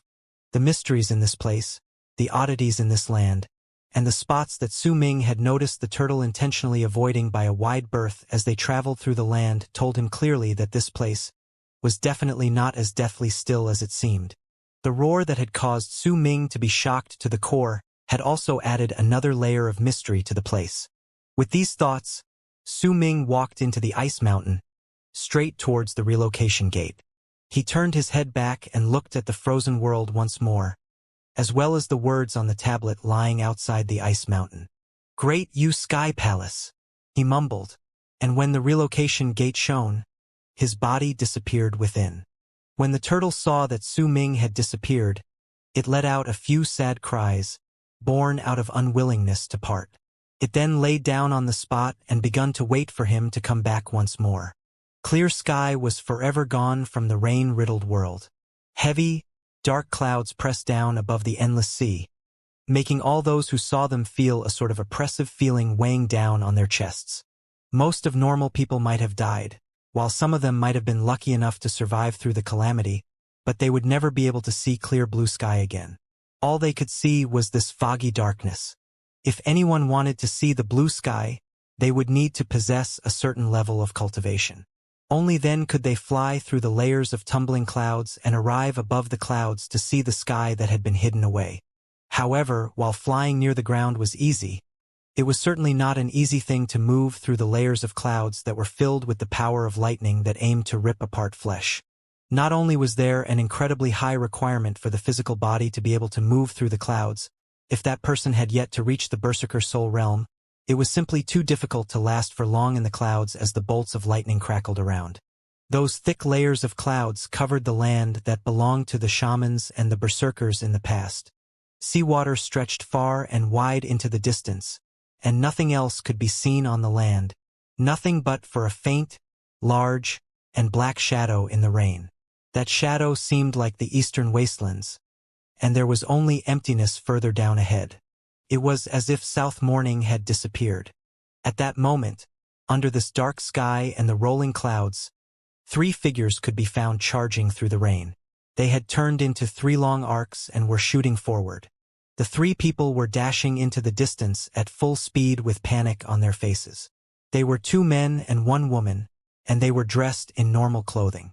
There was nothing outstanding about their appearance, and their levels of cultivation were the only things that were somewhat presentable about them. The strongest among them was a man, and he seemed to be halfway through to becoming a ladder shaman. The other man was around the late stage of a medial shaman. But curiously, the woman among the 3 of them was a berserker, and she did nothing to hide her identity. The waves of ripples belonging to a berserker in the bone sacrifice realm spread from her body clearly. By the looks of it, she should be around the later stage of the bone sacrifice realm. With their power, if the group ran into a normal powerful shaman that had just recently become a ladder shaman, they would still be able to put up a fight, albeit with a struggle. They would still lose, but if they worked together, one of them could still escape. This trio were charging forth above the sea extremely quickly. However, from their panicked expressions and extreme speed, all those who saw them would be able to tell that they were running for their lives. There were 2 long arcs that were chasing the trio down, and they were an old man and a young teenager. The old man's face was indifferent. His body did not move, and his feet merely swept through the air as he traveled forth. The boy behind him had a prideful expression on his face, and he was regarding the 3 people escaping with scorn on his face. "Master, are these 3 people idiots? They know clearly that they don't have any chance to survive, so why are they still escaping so desperately? If it were me, I would fight to the death." The boy cast a glance at the old man beside him when he spoke. "Because I gave them hope," the old man stated blandly. He looked calm and at ease, just like a person would when the sky cleared up after rain. It was as if there were few things in the world that could make his expression change. "With your power, killing these 3 people is as easy as flipping over your hand." The boy frowned. "These 3 people are just bait. This wouldn't have happened if I wasn't out. But since I came out and I brought you with me for the hunt, then we might as well hunt more. They will continue calling for help as they escape, and they will lure out more of those from South Morning. With that, we will also be able to get enough battle achievements for you during the Scour Civ Festival and get you into Scour Civ Temple." The old man still looked calm, as if he had everything completely under control. "Are we fishing now?" A brutal smile appeared on the boy's face. He looked at the 3 people escaping in front, and his smile grew wider. "Scour Civ Festival."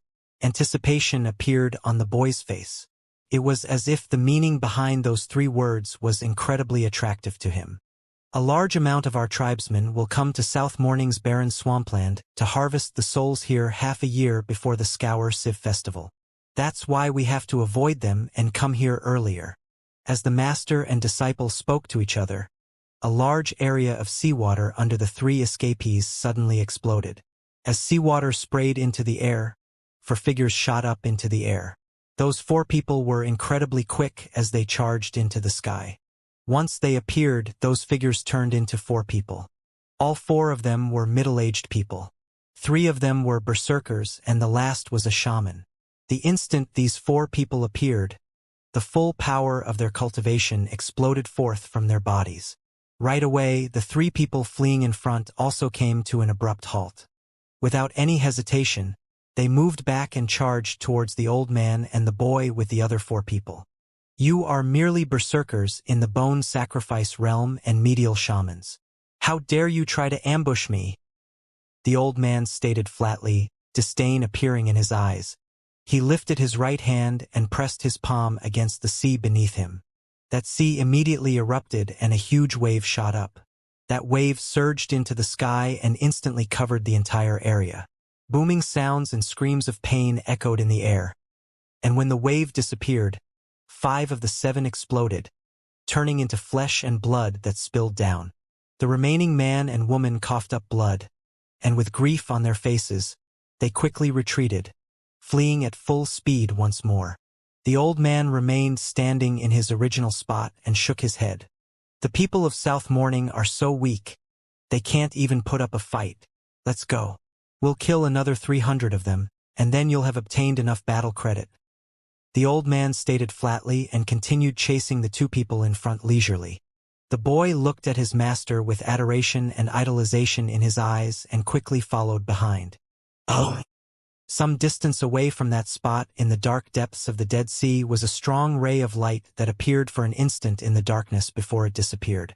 The light had appeared from the bottom of the sea, and it came from a gate that was filled with an air of decline. That gate was near complete collapse, and when the light disappeared, a person took form. That person was Su Ming. He was submerged at the very bottom of the Dead Sea. He turned his head around and cast a glance at the gate. After some time, he charged towards the surface. There was not much light in the Dead Sea, and there were many ferocious beasts that laid within.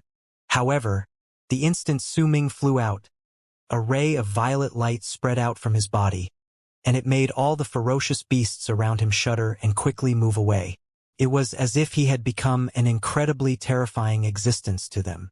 Su Ming dashed forth quietly through the Dead Sea, and he moved so quickly that he stirred up a vortex at the depths of the sea. That vortex moved with loud booming sounds, causing the surface of the sea to start churning slowly as well. After some time, the surface of the sea exploded, and as it reverberated in the air, Su Ming shot out from the bottom of the sea. Seawater shot up and fused with the rain from the sky before it fell to the sea again. Su Ming stood on the surface of the sea and looked around him. There was only an endless expanse of emptiness, and it made him fall silent for a long period of time. South Morning should no longer be around.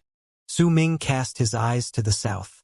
That was where the land of the berserkers was. That was also where the 9th summit was located. As he continued looking, a deep, longing look surfaced in his eyes. He missed the 9th summit, missed his master, missed his eldest senior brother, his second senior brother, and also Hu Zi. 20 years, Su Ming mumbled. He had left the 9th summit for 20 years, and at this moment, he, who had returned from the frozen world, yearned deeply to go to the land of the berserkers, back to the 9th summit, and to see the things that had once existed in the past. With that yearning lingering in his heart, Su Ming turned into a long arc and charged forth in the air, straight towards the direction where the land of the berserkers was located. He did not hide his power. The presence that surged into the sky, the astonishing speed, and the freezing aura that had accumulated in Su Ming's body over several years caused all the people who noticed him as he flew to feel shocked to the core. Even those who had reached the Berserker Soul realm or had become ladder shamans would feel a sort of intimidating pressure once they sensed the presence of Su Ming's body. and that feeling could make their hearts pound in fear. Su Ming charged forth without stop. His gaze landed on the surface of the sea beneath him, and he saw islands floating about. South Morning was torn apart in the clash. The land either sank to the bottom of the sea or turned into numerous islands. South Morning's entire terrain has changed completely. Su Ming shook his head. Then with a flash he instantly disappeared. When he reappeared, he was already far into the distance, heading towards where the land of the Berserkers was located in the past. Just as he was about to continue onward, he suddenly stopped and turned his head sideways to cast a glance at the surface of the sea in the distance. That's... Su Ming was taken aback for a moment. Then he changed his direction. Oh! There was an island on the Dead Sea. It looked small and was filled with mountain rocks. There were no plants on the island, and it looked incredibly empty. There had been originally no island there. In fact, there had never been islands around South Morning in the past.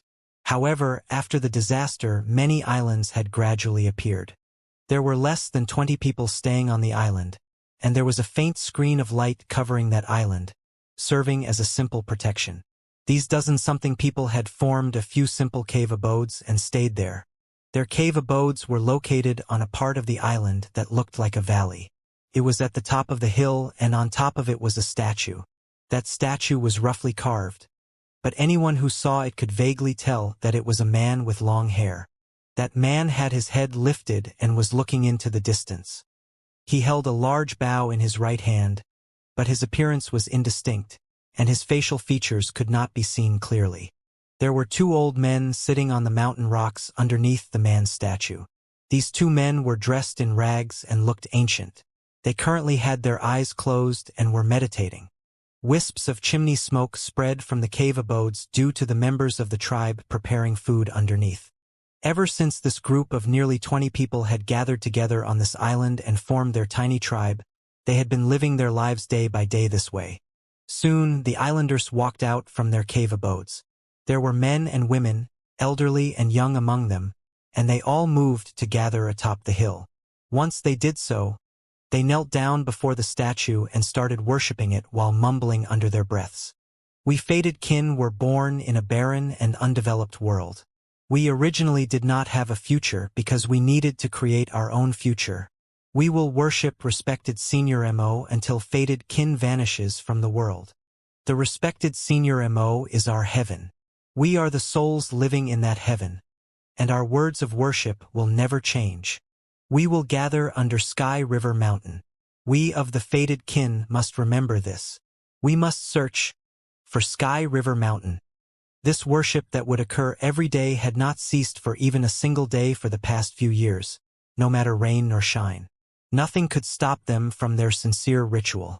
Su Ming appeared in the air above the island. He looked at the people in the island and found the faces somewhat familiar. These people were, naturally, the fated kin from the world of Nine. When Su Ming saw them, a smile appeared on his lips. With a single move, he passed through the screen of light as if it did not exist and walked into the island. His arrival did not catch the attention of the people who were busy worshipping the statue in the valley. Su Ming stood on a mountain rock in the island and stared at the statue being worshipped by the people in the valley not too far away. That statue's appearance might be indistinct, but he could still tell at a single glance that the person was himself. Fated kin. Once again, this race that was born in the world of Nine left a deep impression in his heart.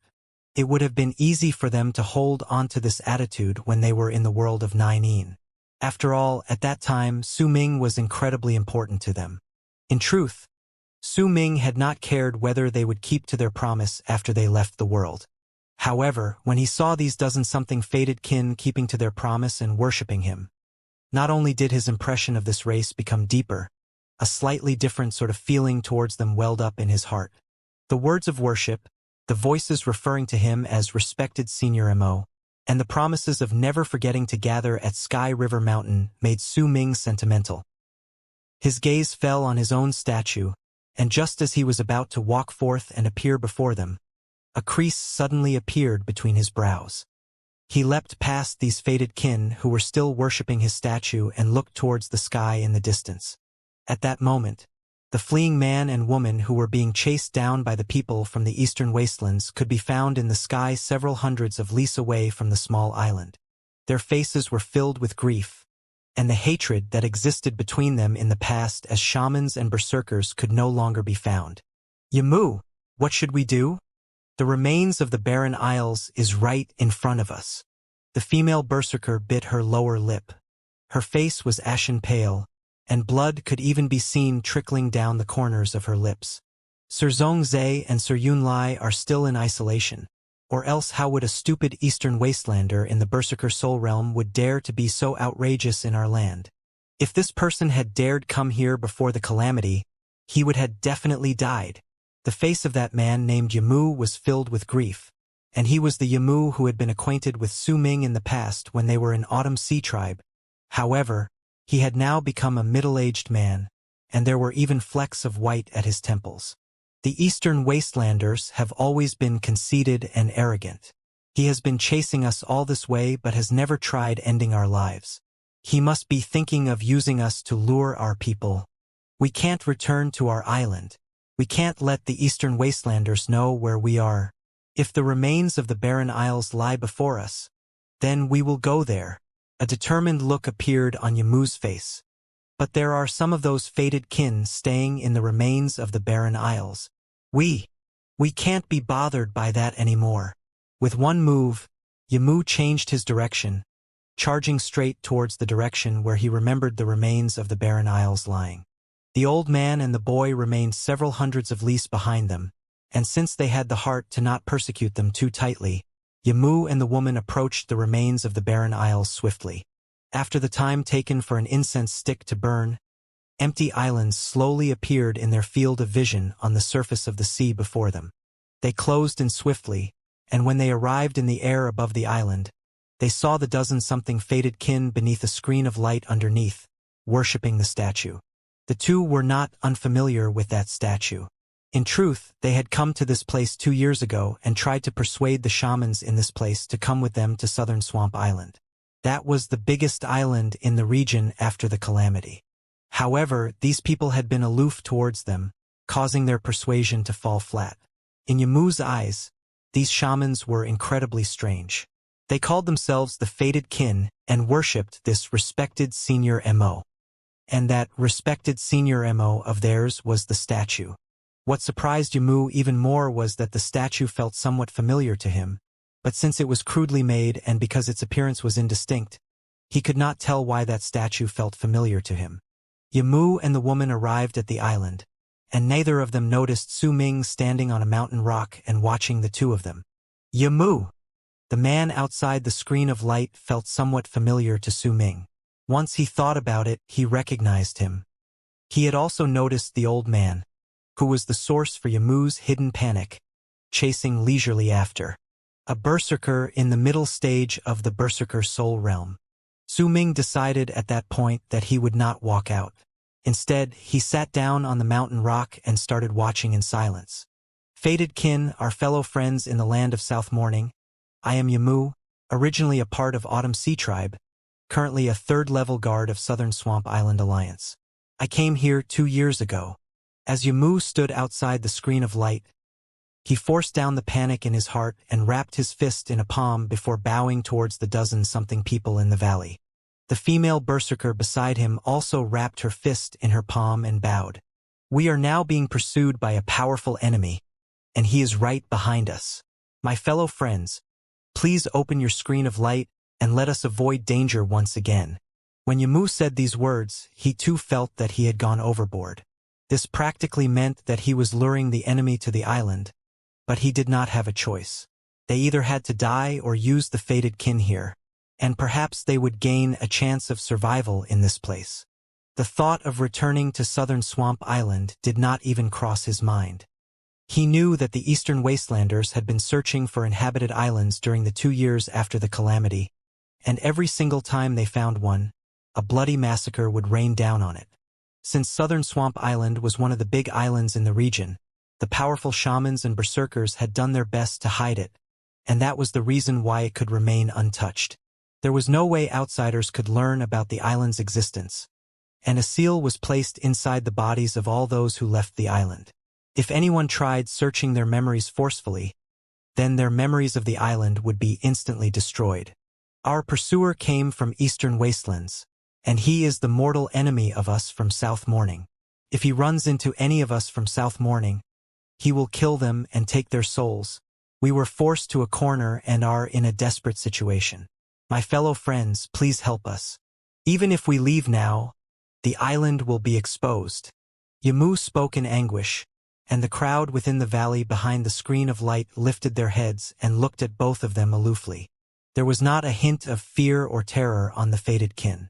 Compared to the things they had to suffer through during those 15 years in the world of Nine, all of this was really just a speck of dust in their eyes. After all, the enemy they had to face now was still human. Not a sacred bat or a drifting roamer or a spirit of Nine. An old man walked out from among the dozen-something fated kin.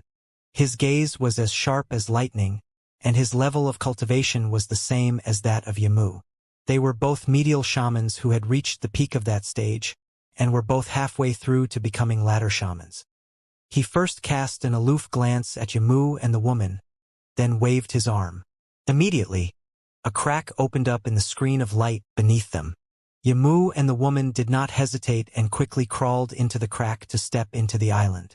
When the crack in the screen of light closed up, an old man with a boy in tow could be seen in the sky far away, walking leisurely in the air.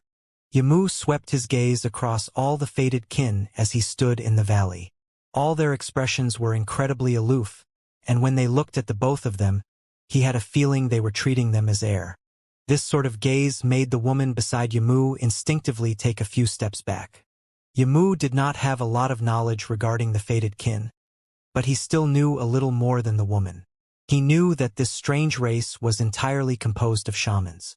They worshipped this respected senior MO and did not want to have any form of contact with outsiders. They were a very closed-off group. He knew nothing else besides this. Under the fated kin's aloof gazes, Yamu immediately took a step forward and wrapped his fist in his palm and bowed deeply towards the gigantic statue before him. I am Yamu, from Southern Swamp Island. Greetings, statue of respected senior MO. I hope that you will last forever and your spirit will never die. The woman beside Yamu also instantly took a few steps forward and bowed to the statue as well. When the fated kin saw these two people acting this way, they gradually warmed up slightly, but their expressions were still rather cold. Respected senior MO is not a spirit. He is even stronger than a spirit. He is our people's god. You will only find yourself in good hands if you worship him. Nothing bad will come to you, the old man stated languidly at that moment. He was also the leader of the fated kin on this island. Yamu did not agree to the old man's words in his heart, but his expression was solemn, nonetheless. Just as he was about to speak, he saw the old fated kin lifting his right hand, and immediately, a large black bow manifested in his hand with a flash. A middle-aged man walked out from the fated kin gathered around them at that moment, and banging sounds appeared all over his hand. When he lifted his right hand, a similarly large bow appeared in his grasp. The next instant, four people immediately walked out from among the crowd gathered around the two who had never seen the fated kin attack before. Their presences spread out from their bodies, and the duo found, to their amazement, that they were all soul catchers. Moreover, they were all medial soul catchers who had reached the later stage. While they might not have reached great completion, but soul catchers were powerful to begin with, and they were few and rare in between. Then, when Yamu still had not recovered from his shock, another four people walked out from among the dozen-something people. They stopped beside the old man and the middle-aged man with the large bows, and the instant their presences spread out from their bodies, he found that they were spirit mediums. They have 19 people and 3 of them are teenagers. Among the remaining 16, 4 are soul catchers, 4 are spirit mediums, and 2 are battle shamans. Yamu sucked in a sharp breath. Even before the calamity, only a middle-sized tribe could bring out a group like this, and what was more, they were all medial shamans. Yet before he finished sucking in that breath, He found himself widening his eyes immediately, because he saw 4 other people walking out once again from among the few left in the group. These 4 people closed their eyes before the crowd and lifted their hands. Then the power of thought soothsayers abruptly spread forth from their bodies. Thought soothsayers.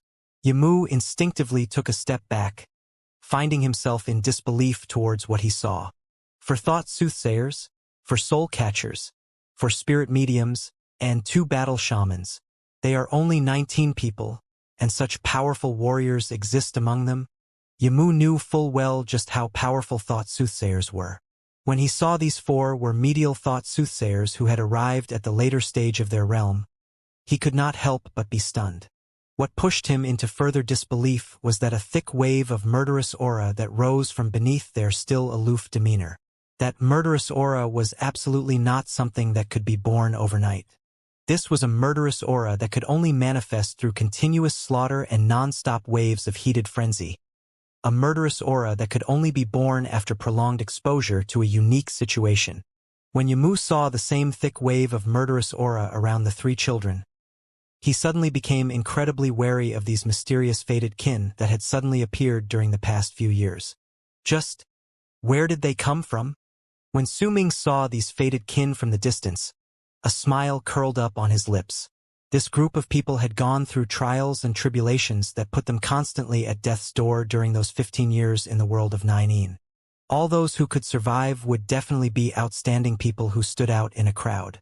These people might not be ladder shamans, but their unique experiences had made resolution and the murderous aura within them to surpass all those around them. The 2 of them could have them surge into the sky and make them stand firmly against powerful existences and fight for their own fates. Because they were the fated kin. Because they had their fates in their own hands. They would not beg for outsiders to save them. They would save themselves.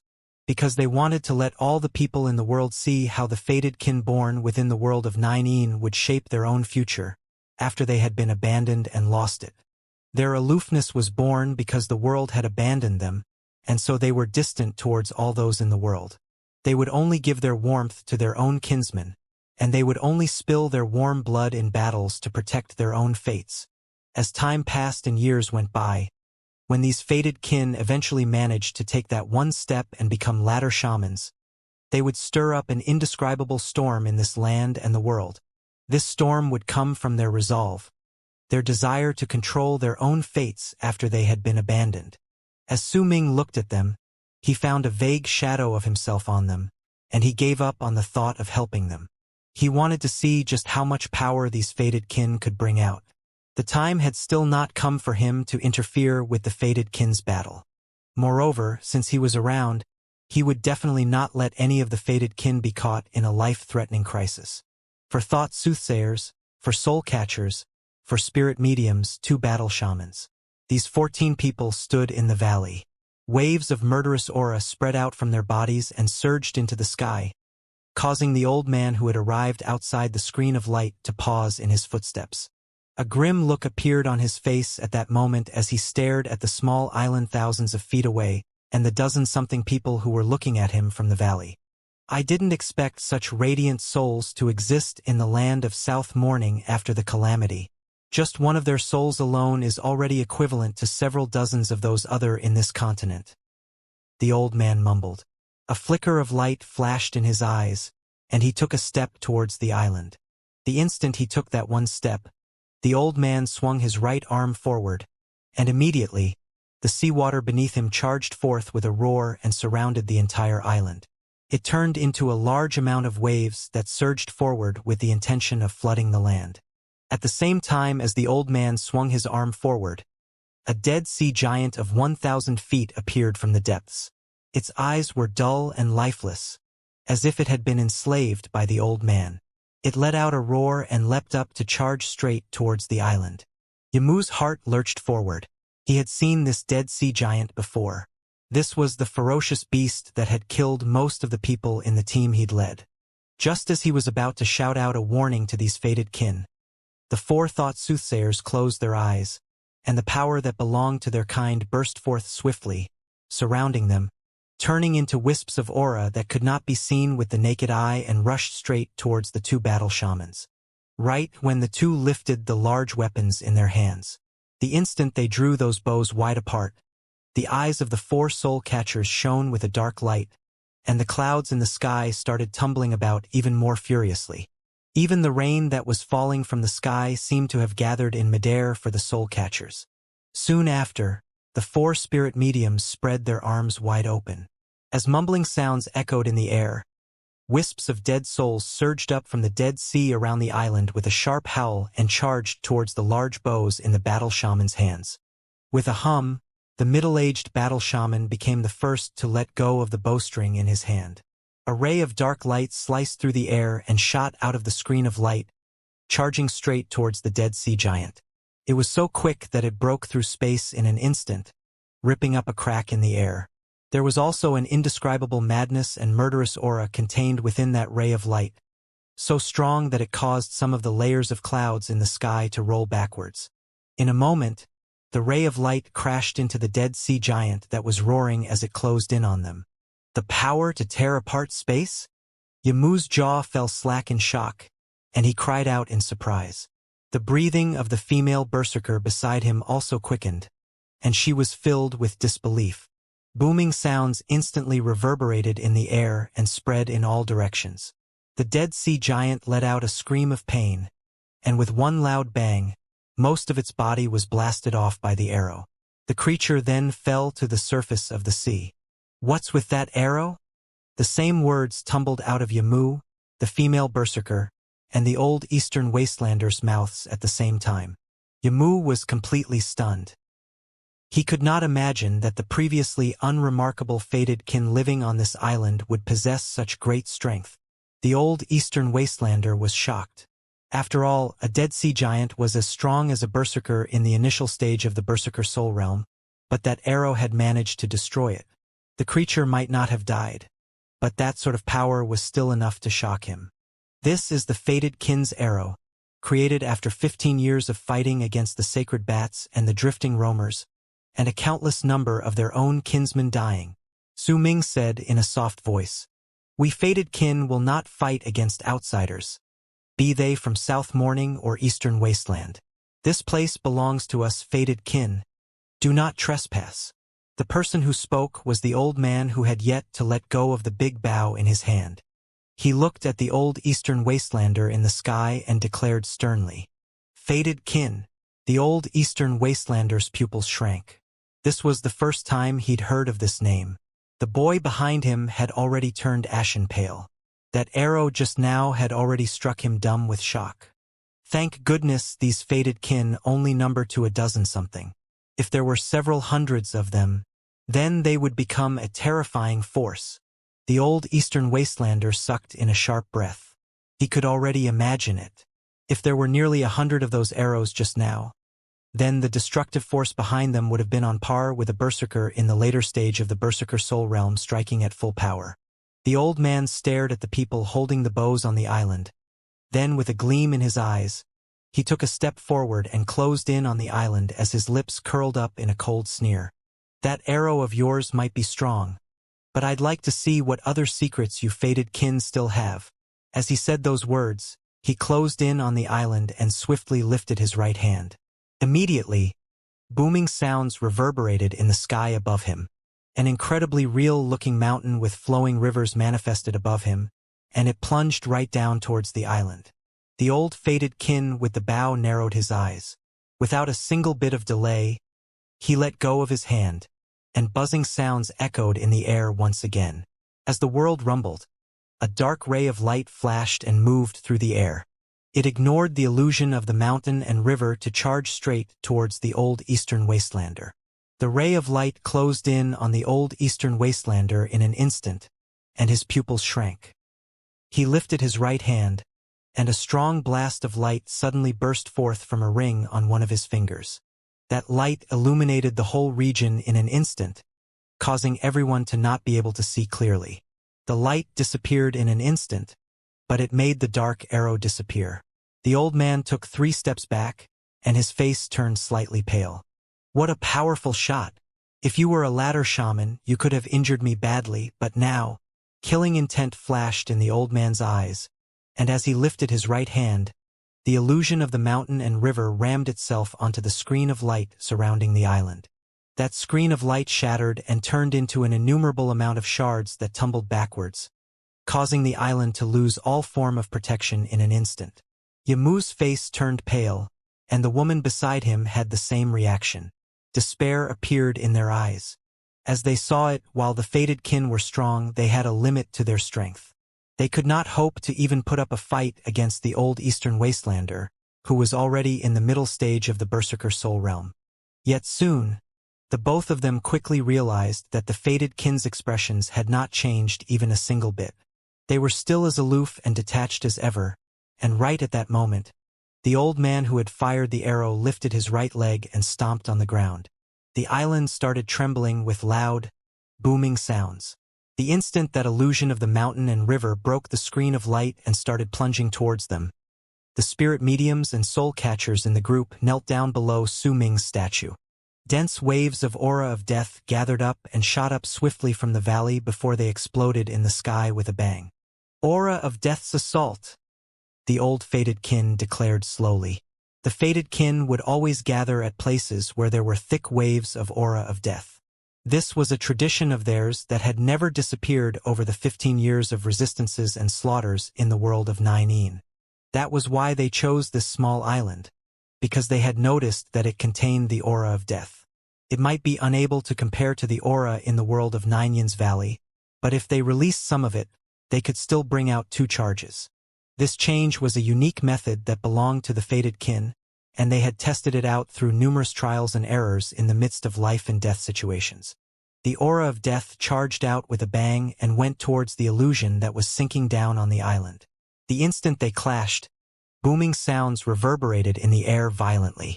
The mountain and river were destroyed, and the aura of death disappeared. Disbelief could be seen clearly on the old Eastern Wastelander in the sky. The boys, who stood next to him, eyes went wide, revealing his shock. Death waves? Just where did you fated kin come from? This island could have only been formed at most 4 years ago. It's impossible to change this place to bring out the power of death waves in just 4 years. Even the great tribe of agents can only do it in 10 years. The old man took a few steps back as he exclaimed. Su Ming looked at the aura of death erupting forth from the valley. When he heard the old Eastern Wastelander's words in the air, he suddenly came to understand how the fated kin worked. During the 15 years they had stayed in the world of Ninyan's Valley, they had relied on the valley to struggle and fight back. This sort of experience had caused them to be incredibly good at using geographical advantages. Perhaps more accurately speaking, they were good at using the aura of death. Ever since Yamu came to this island, he was repeatedly shocked, and the shock this time was the strongest. He stared at the valley with a blank expression, and he felt his skin crawl. The strength of the fated kin had once again exceeded his expectations. He would not be able to imagine at the moment either that in the distant future, when the fated kin truly rose up and became unrivaled in the entire land of the Berserkers and even in Death's region, they would have a few distinct characteristics unique to their existence. The valleys would forever be the location where they would build their tribes. That astonishing big bow would forever be a part of their selection of weapons. That dense aura of death would forever exist beneath their tribes. Similarly, their deceased tribesmen would forever be buried under an altar built behind the valley, and they would become a part of the aura of death that kept their people safe, becoming an existence that could be truly said to be the ancestors of the race protecting their descendants. Do you still want to fight? If you want to, then we will fight you till the end. But even if we die, you should be prepared and remain on constant alert, because the other kinsfolk of death will come for your life, and they will not stop until you die. Because the souls of us fated kin are tied together. If you kill one of us, all our people can sense it. Our respected senior MO will also let you know what exactly is hell and what exactly is purgatory. The old fated kin declared coldly, lifting his head. Then all of them, including the children, looked over coldly. Yamu stared at the fated kin, dumbstruck. His mind was blank at that moment. Suddenly, he had a feeling that he had made the correct decision to escape to the fated kin's island. The old man's face was as dark as thunderclouds at that moment as he stood in the sky. He was a berserker in the middle stage of the berserker soul realm and could be considered a powerful warrior in the eastern wastelands. However, in the face of these dozen-something weaklings on the island, a hint of wariness had actually risen within him. That wariness shot up in his heart incredibly swiftly, and he could feel it very clearly. That wariness was due to the murderous aura and the aloofness from the dozen-something people on the island. Even the children were as aloof and detached as the adults. He had indeed seen this sort of people before, but he had never run into an entire race like this. Fated kin. I'll remember you. After some time, the old man spoke languidly. Once I kill all of you, I will tell all the tribes in Eastern Wasteland that there is a race called Fated Kin in the land of South Morning, and if any of us run into you, we will slaughter all of you. The old man's eerie words were filled with killing intent and a freezing chill, but not a single hint of change of emotion could be found on the faces of the dozen-something fated kin. Even the children were fearless, and their expressions remained as aloof as ever. Even Yamu felt chills crawling through his entire body when he saw that aloofness. As for the old Eastern Wastelander who was their enemy, he had begun to detest those gazes. With a cold harumph, he lifted his right hand and swung his arm forward. Immediately, the world thundered and a large amount of clouds tumbled about. Then a gigantic statue of 300-something feet descended slowly from the sky. Right when this statue started sinking down, a mighty pressure descended on the entire world. The appearance of the statue meant that the old man had brought out his full power, because he wanted to kill all the people on the island. Remaining aloof, the dozen-something fated kin sat down cross-legged and gathered together around Su Mig's statue. They closed their eyes and no longer bothered themselves with the old man and his statue of the god of berserkers. Instead, they started mumbling under their breaths, and their voices echoed in the air. We fated kin were born in a barren and undeveloped world. We, our children, and our children's children will worship respected Senior Mo for all eternity. Respected Senior Mo is our God. We fight for our fate because we want to control our own fates. The gods have no eyes, the earth has no tears, the heavens have no love for us. That is why we fated kin have been abandoned. We lost our future, but it has made us fated kin and gathered us together, and from then on we rose for our fates. Yamu and the female berserker looked at the fated kin with a dumbfounded expression. In their eyes, these people were mad, and their strangeness made the duo's faces pale. The old Eastern Wastelander smiled coldly, then lifted his right hand to point towards the island. Immediately, a piercing dark light spread out from the statue, and under that dark light, the statue melted to turn into hundreds of dark rays that charged straight towards the ground. The dark rays of light charged forth and turned into a ferocious face of a ghost that rushed towards all the living souls on the island. This is the fated kin's final strike.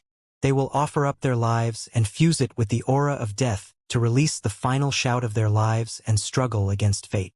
Su Ming stood up and walked towards the dozen-something fated kin sitting around his statue. He did not seem to be walking very quickly, but with just one step, he managed to stand on top the statue surrounded by all the fated kin. The instant he stopped there, a gentle wave of ripples spread out, cutting off the fated kin's offering. The moment they opened their eyes, they saw only one person. Su Ming, who was standing on the stone statue. His long hair danced in the sea breeze, his white robes fluttered in the wind. His gaze seemed to contain the abyss itself, and he exuded a presence that could practically replace the sky. Respected Senior Mo. All the fated kin were taken aback for a moment, and the aloofness on their faces that looked as if it would never change immediately melted, to be replaced by a sort of zeal that would shock all those who saw it. This zeal was a stark contrast to the aloofness from moments ago. Su Ming swept his gaze across these fated kin, then nodded his head. At that moment, the malicious ghost face that was formed from the hundreds of dark rays was behind him, and it had opened its mouth while charging forward. It's over. Su Ming turned around, and right at the instant he looked towards the sky. Golden light shone in his eyes, and he lifted his right hand before throwing a punch at the sky. With Su Ming as its center, a huge gust of wind surged up from the ground when his fist landed. It then rushed towards the sky along with the movement of the fist. That wind had come too suddenly, and moaning sounds spread through the place. The gust of wind charged towards the sky, and wherever it went, rumbling sounds would immediately reverberate when it touched the dark rays of light. And then, without any form of resistance, those rays of light were destroyed. In an instant, the gust of wind that appeared when Su Ming lifted his arm destroyed all the rays of dark light, and immediately after, it surged into the clouds in the sky. When they touched the thick layers of them, loud booms roared in the sky. The clouds scattered, shaking, and started rolling in all directions. The old Eastern Wastelander's expression changed drastically. He stared fixedly at Su Ming, who had appeared suddenly, and a huge storm raged in his heart. He was shocked. He had not noticed anyone else on the island. It was as if Su Ming had forced himself into his line of sight, and that presence that had stirred up when he attacked had also made his heart clench in fear. All of these things meant only one thing. This young man had already surpassed him in terms of strength. The fated kin had already brought him enough shock, and now, another person who stunned him appeared. Without a hint of hesitation, the old man grabbed the boy beside him and quickly retreated. He was going to escape without a single word. With a calm face, Su Ming took a step from the stone statue. Once his foot landed, he disappeared, and when he reappeared, he was already before the retreating old man. Without another word, Su Ming lifted his right hand and pointed at the center of the old man's brows. That finger immediately made the old man feel as if it was the law of the world. It made him feel as if his soul was about to disappear, and he could not fight against it.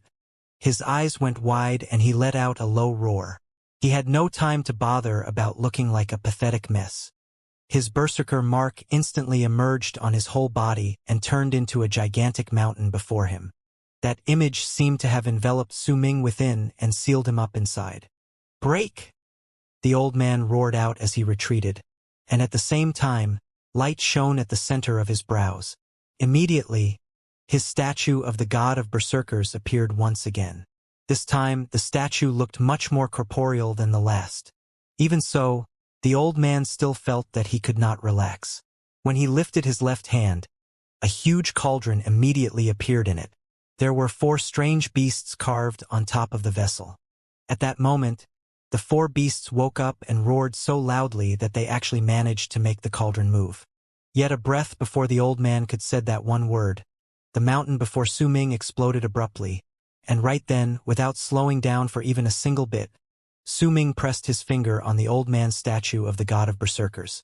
Roaring sounds echoed in the air, and the statue shuddered before immediately breaking into pieces. When it turned into fragments that were stained with ribbons of blood, the retreating old man coughed out blood. Then, as his face filled with shock, he saw the black-haired young man touching the square cauldron before him with a finger. That cauldron rumbled, and huge cracks appeared on it before it collapsed right from the center. It split into 2 parts that bounced off from each other, causing there to no longer be anything between the old man and his enemy. It caused Su Ming's finger to reach the center of the old man's brows with lightning speed, as an aloof expression filled Su Ming's face. The old man shuddered violently. The instant Su Ming's finger landed, he bit the tip of his tongue, coughed out a mouthful of blood, and the boy whose wrist he held immediately started withering away rapidly, before he could even let out a scream of pain. In the end, he exploded in pieces of flesh and blood.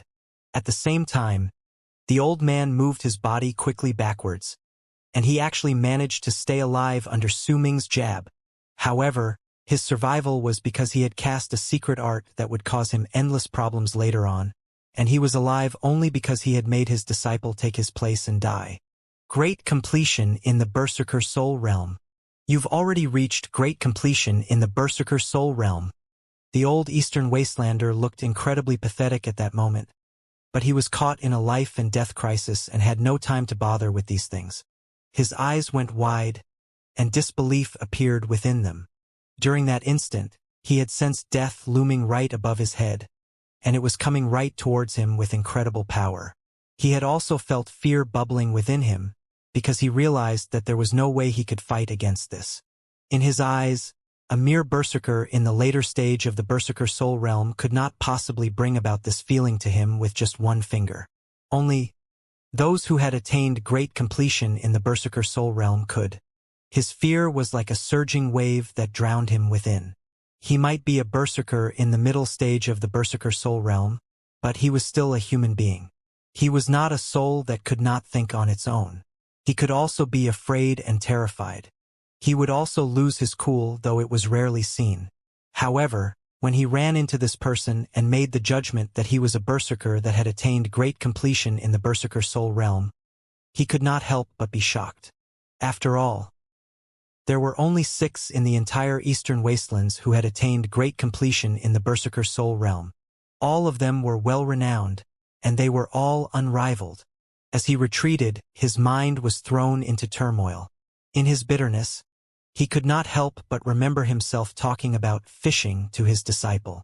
Well, he had indeed managed to catch a fish, but that fish was not something he could fight against. He knew that it was impossible for him to escape from a berserker who had attained great completion in the berserker soul realm. That was why he decided to stop running, and instead, like a madman, he lifted his right hand and jabbed the center of his brows harshly. Immediately, his berserker mark appeared on his whole body, and in the next instant, it looked as if it was burning up. This was a unique divine ability to those in the berserker soul realm burning their own berserker marks. His aura started rising rapidly, and with bloodshot eyes, just as he was about to cast his divine abilities in a desperate attack, an aloof voice spoke beside his ears. That voice turned into a phrase that would last for eternity in his life. My left hand represents the past. When time flows back, it marks the arrival of destiny. The instant the old man heard that voice, he felt the world around him instantly becoming different. The fire burning his berserker mark was instantly extinguished, and he started moving in reverse. As confusion appeared in his eyes, he saw Su Ming and felt the sharp pain from when that finger had tapped the center of his brows. After that, everything turned back. The only sound that was left behind in his ears was the clear sound of his soul shattering to pieces. Right before the fated kin, Yamu, and the female berserker's eyes, they saw the originally retreating old Eastern Wastelander suddenly take a few steps forward as if he was voluntarily placing his head before Su Ming's lifted finger. Then his head exploded and his body fell to the ground. The old man's storage bag flew out on its own and was seized by Su Ming. The fated kin greet respected Senior Mo. The dozen-something fated kin beside Yamu knelt down on the ground and looked at Su Ming with fervent zeal burning in their eyes. Yamu stared at Su Ming blankly. For some reason, he had a feeling that this respected Senior Mo was incredibly familiar. At that moment, disbelief appeared in the female berserker's eyes. Su Ming, disciple niece Ziyen, it's been a while. Is my second senior brother all right?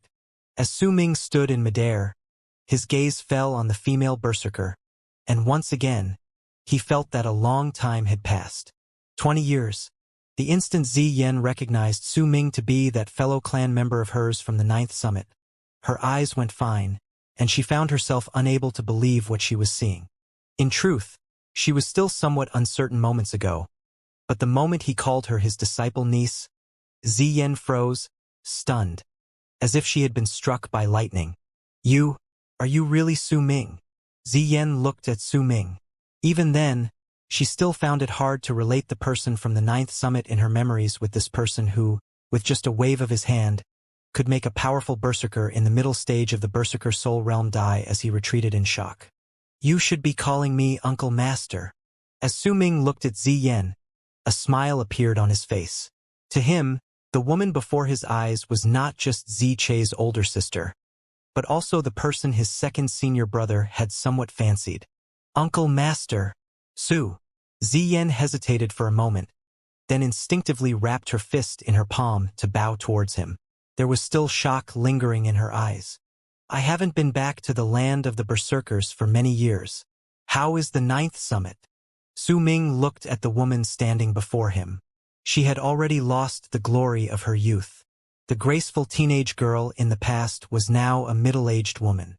The wrinkles at the corners of her eyes might not be very clear, but he could still see some of them. Time had been gentle on this woman. It had not taken away too much of her youth, while giving her an ancient look and an air of maturity. The girl of the past had now become a married woman full of grace and charm. She was beautiful in the past, and even though she had aged, she still looked attractive enough to stir the hearts of men.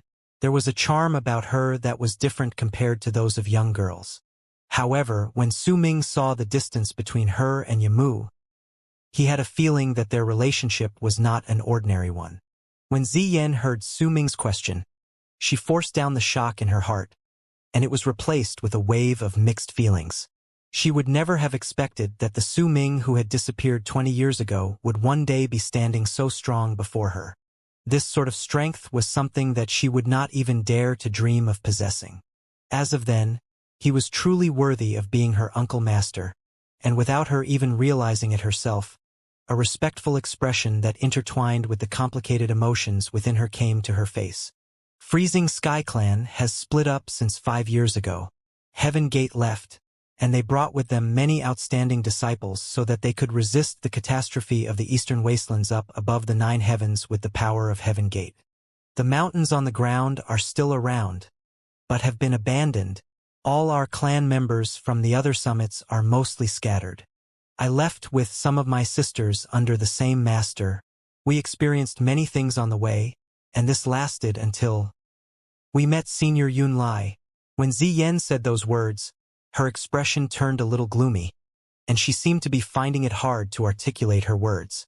The clan was in a mess at that time. I didn't pay too much attention to the 9th summit. When Ziyan said those words, she saw Su Ming's brows crinkle slightly.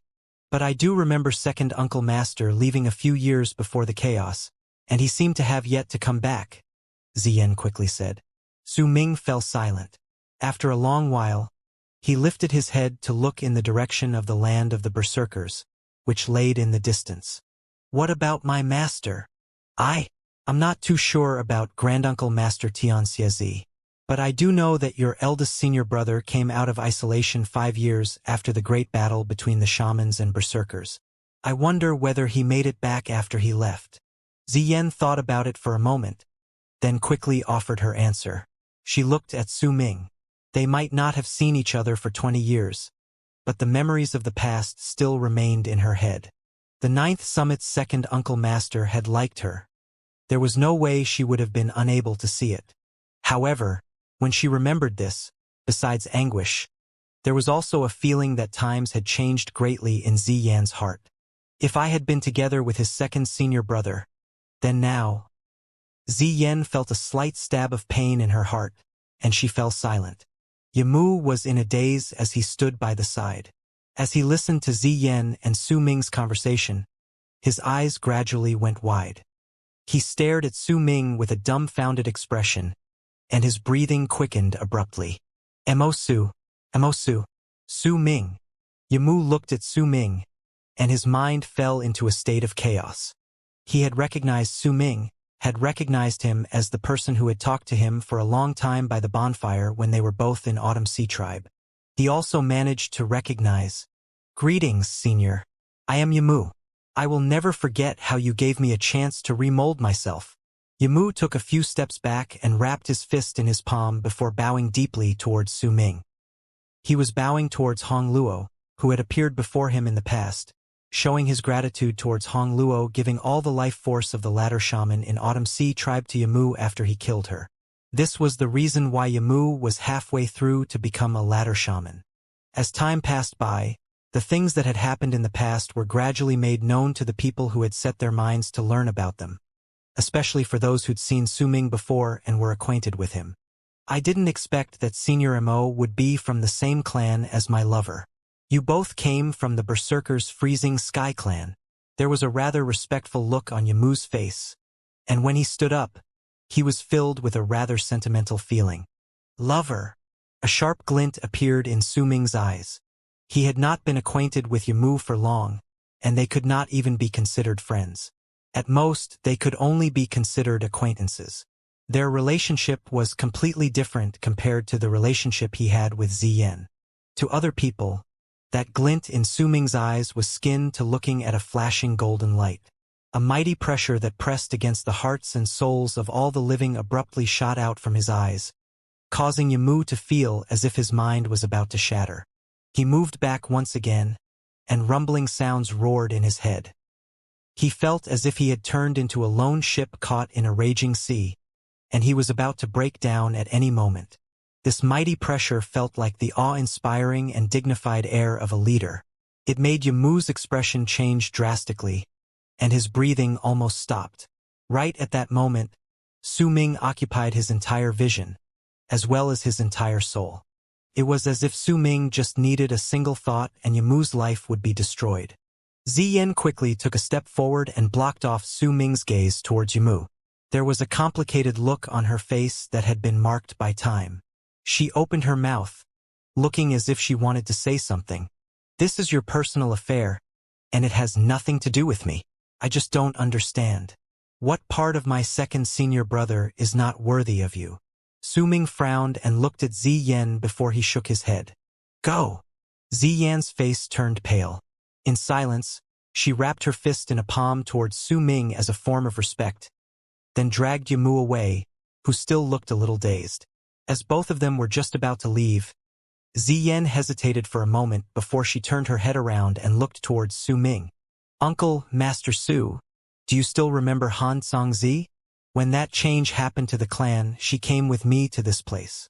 If you still remember her, then I'm begging you, please help her." Ziyan looked at Su Ming and spoke softly. "On behalf of us as members of the same clan, on behalf of her, being so devoted in her love for you in the past, please help her, Uncle Master Su." Han Songzi.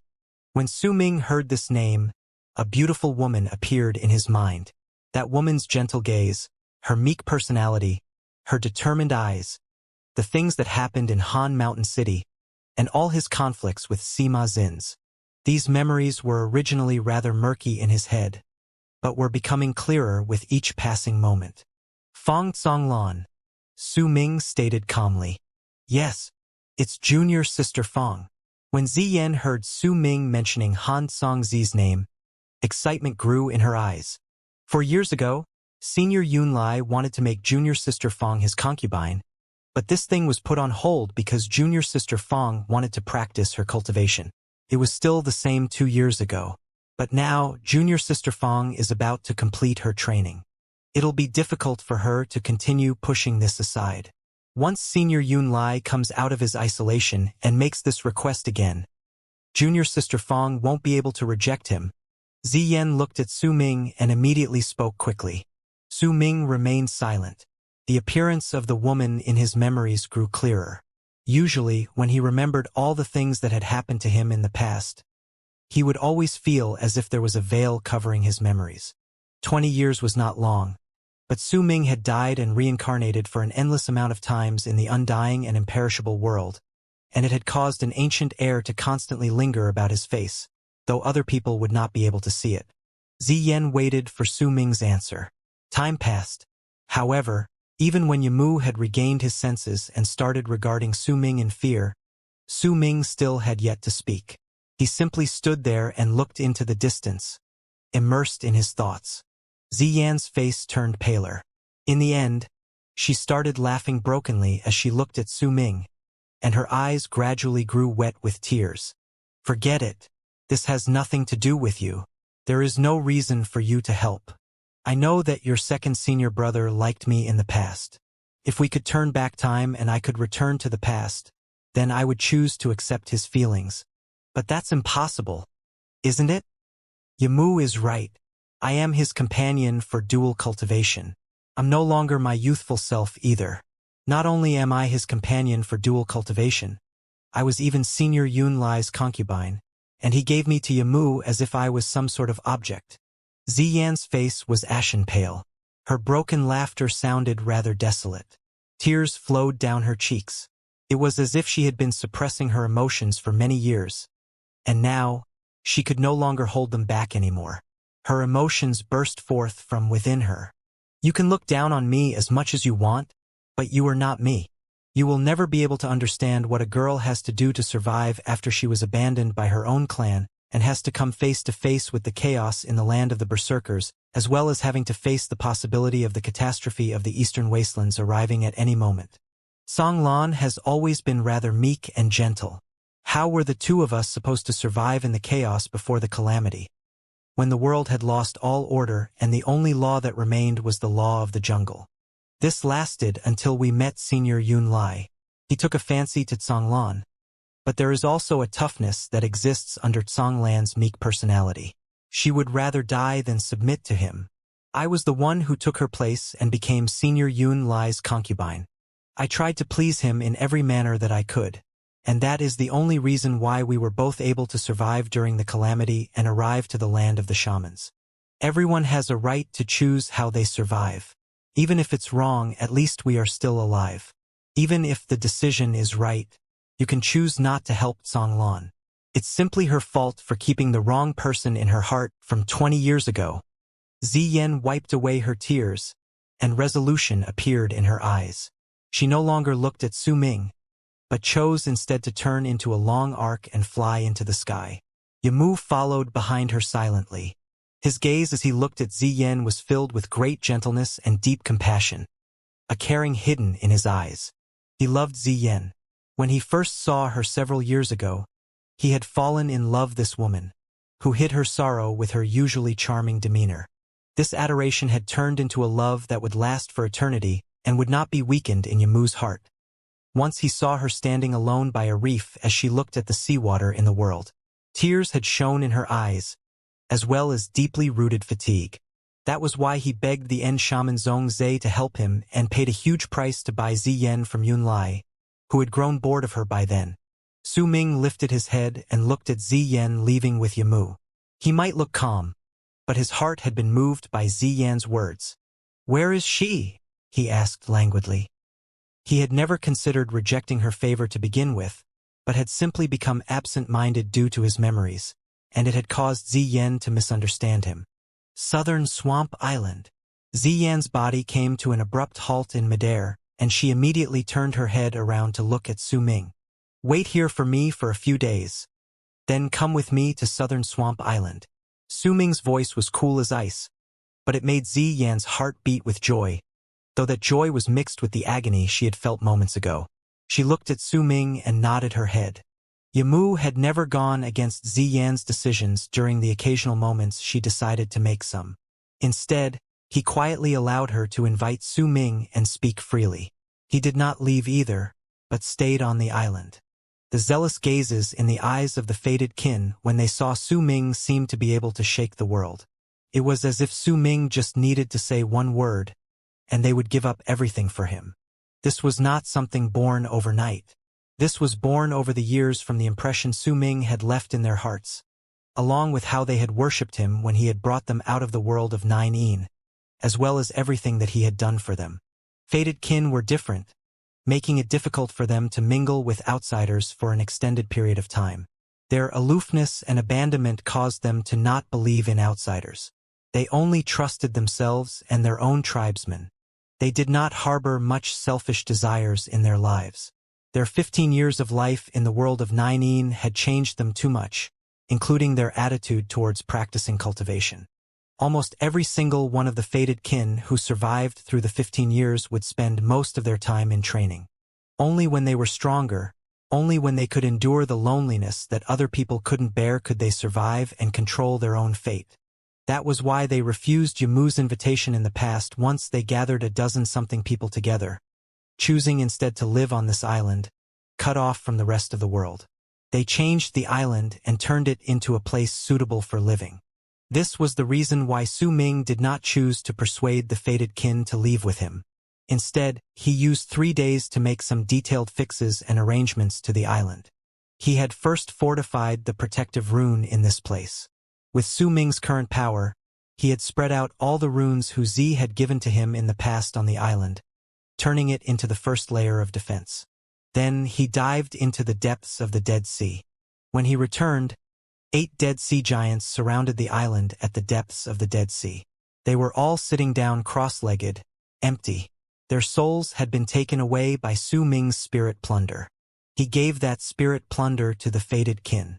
If the island ran into any other dangers, then these 8 dead sea giants would turn into the island's second layer of defense.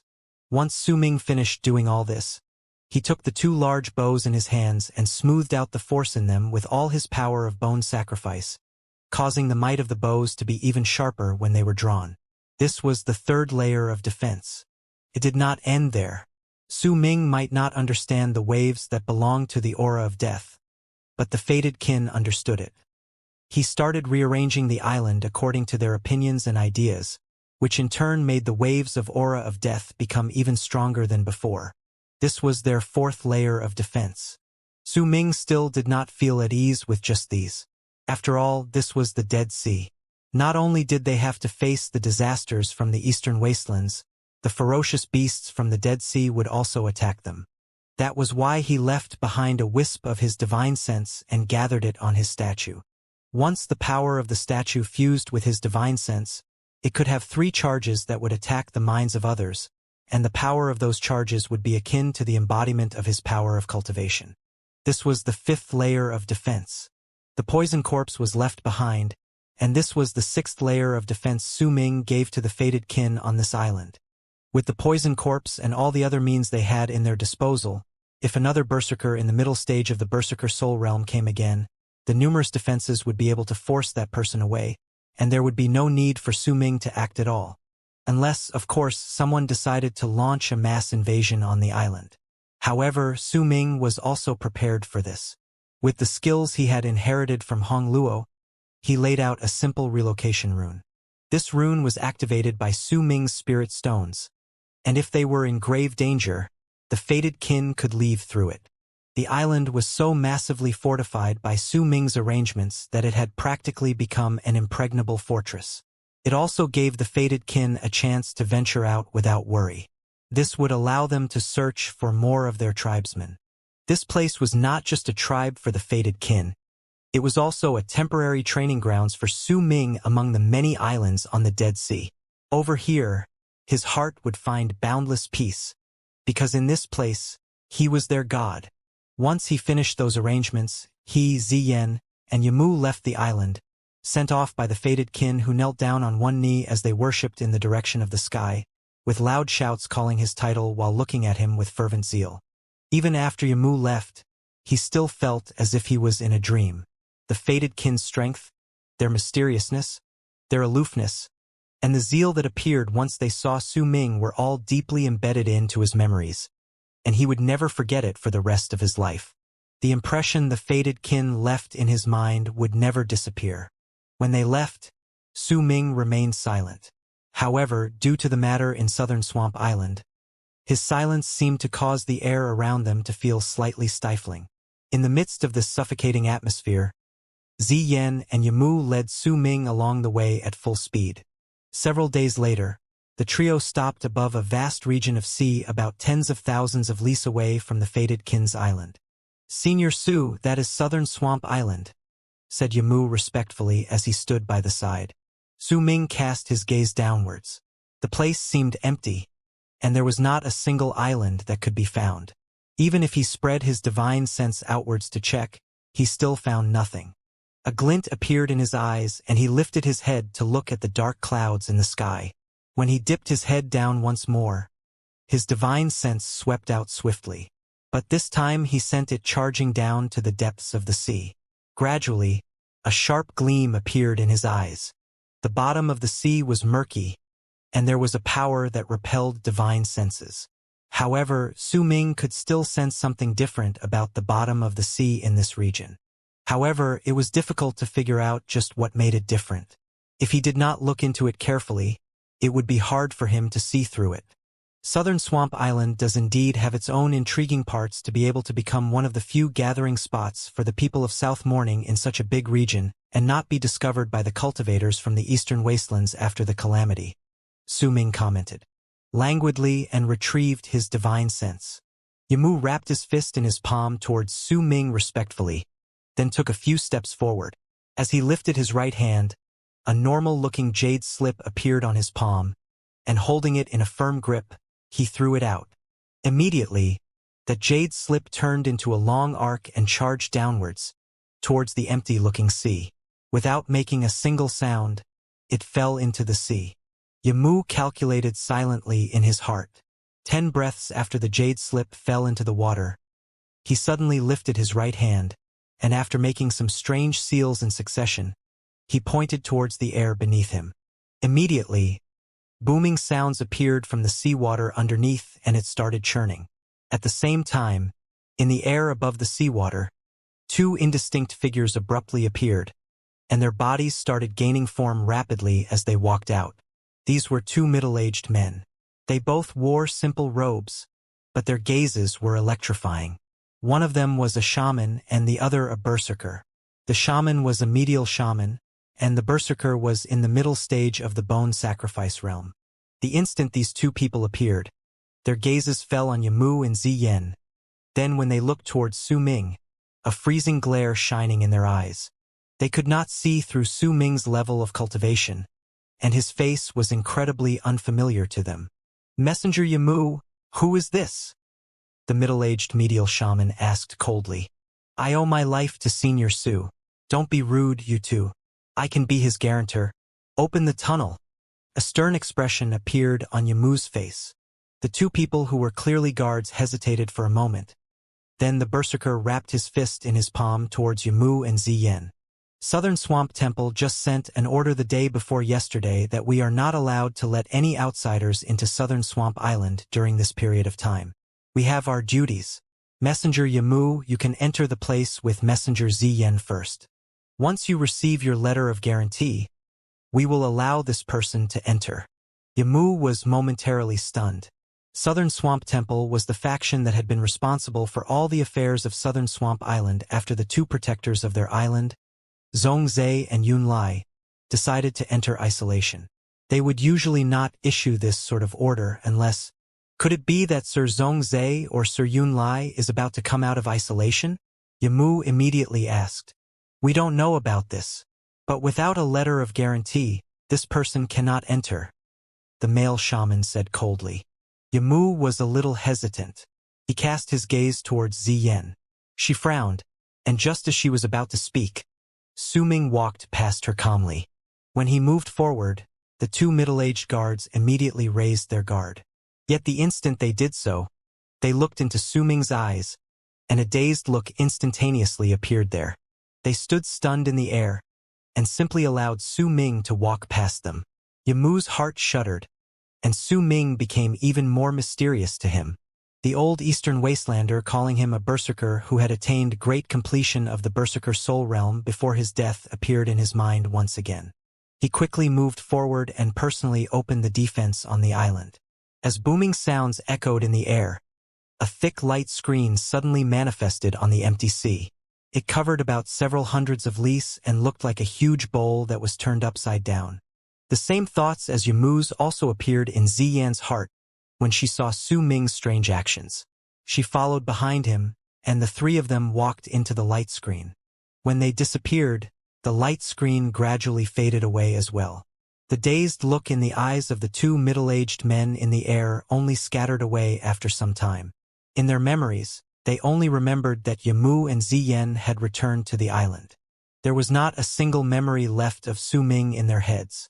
This was the power of a soul catcher, and it was part of the Candle Dragon's curse. Right then, if anyone looked through all the shamans to try and find anyone else who could use the power of a soul catcher to this extent, they would find that there was no one else besides Su Ming who could do so. Even the soul catcher Zhongzhe would find it impossible to perform such a task, unless he used other methods to do so. The instant Su Ming stepped into the light screen, he immediately noticed a relocation power surrounding him. Once that power disappeared, what appeared before him was a huge rune. There were 8 people sitting around it, and all of them looked towards them. There was a mountain range rising and falling outside the rune. Numerous towers could be seen on its mountains, and all of them looked incredibly elegant from the distance. In fact, he could even see several cave abodes built there. He could even see the basic outline of a city moat surrounding that mountain range. The entire area was brightly lit. There were no clouds in the sky. It was just a clear blue sky, and a sun that was shining brightly. All of this was like paradise, and it was completely different from the world outside.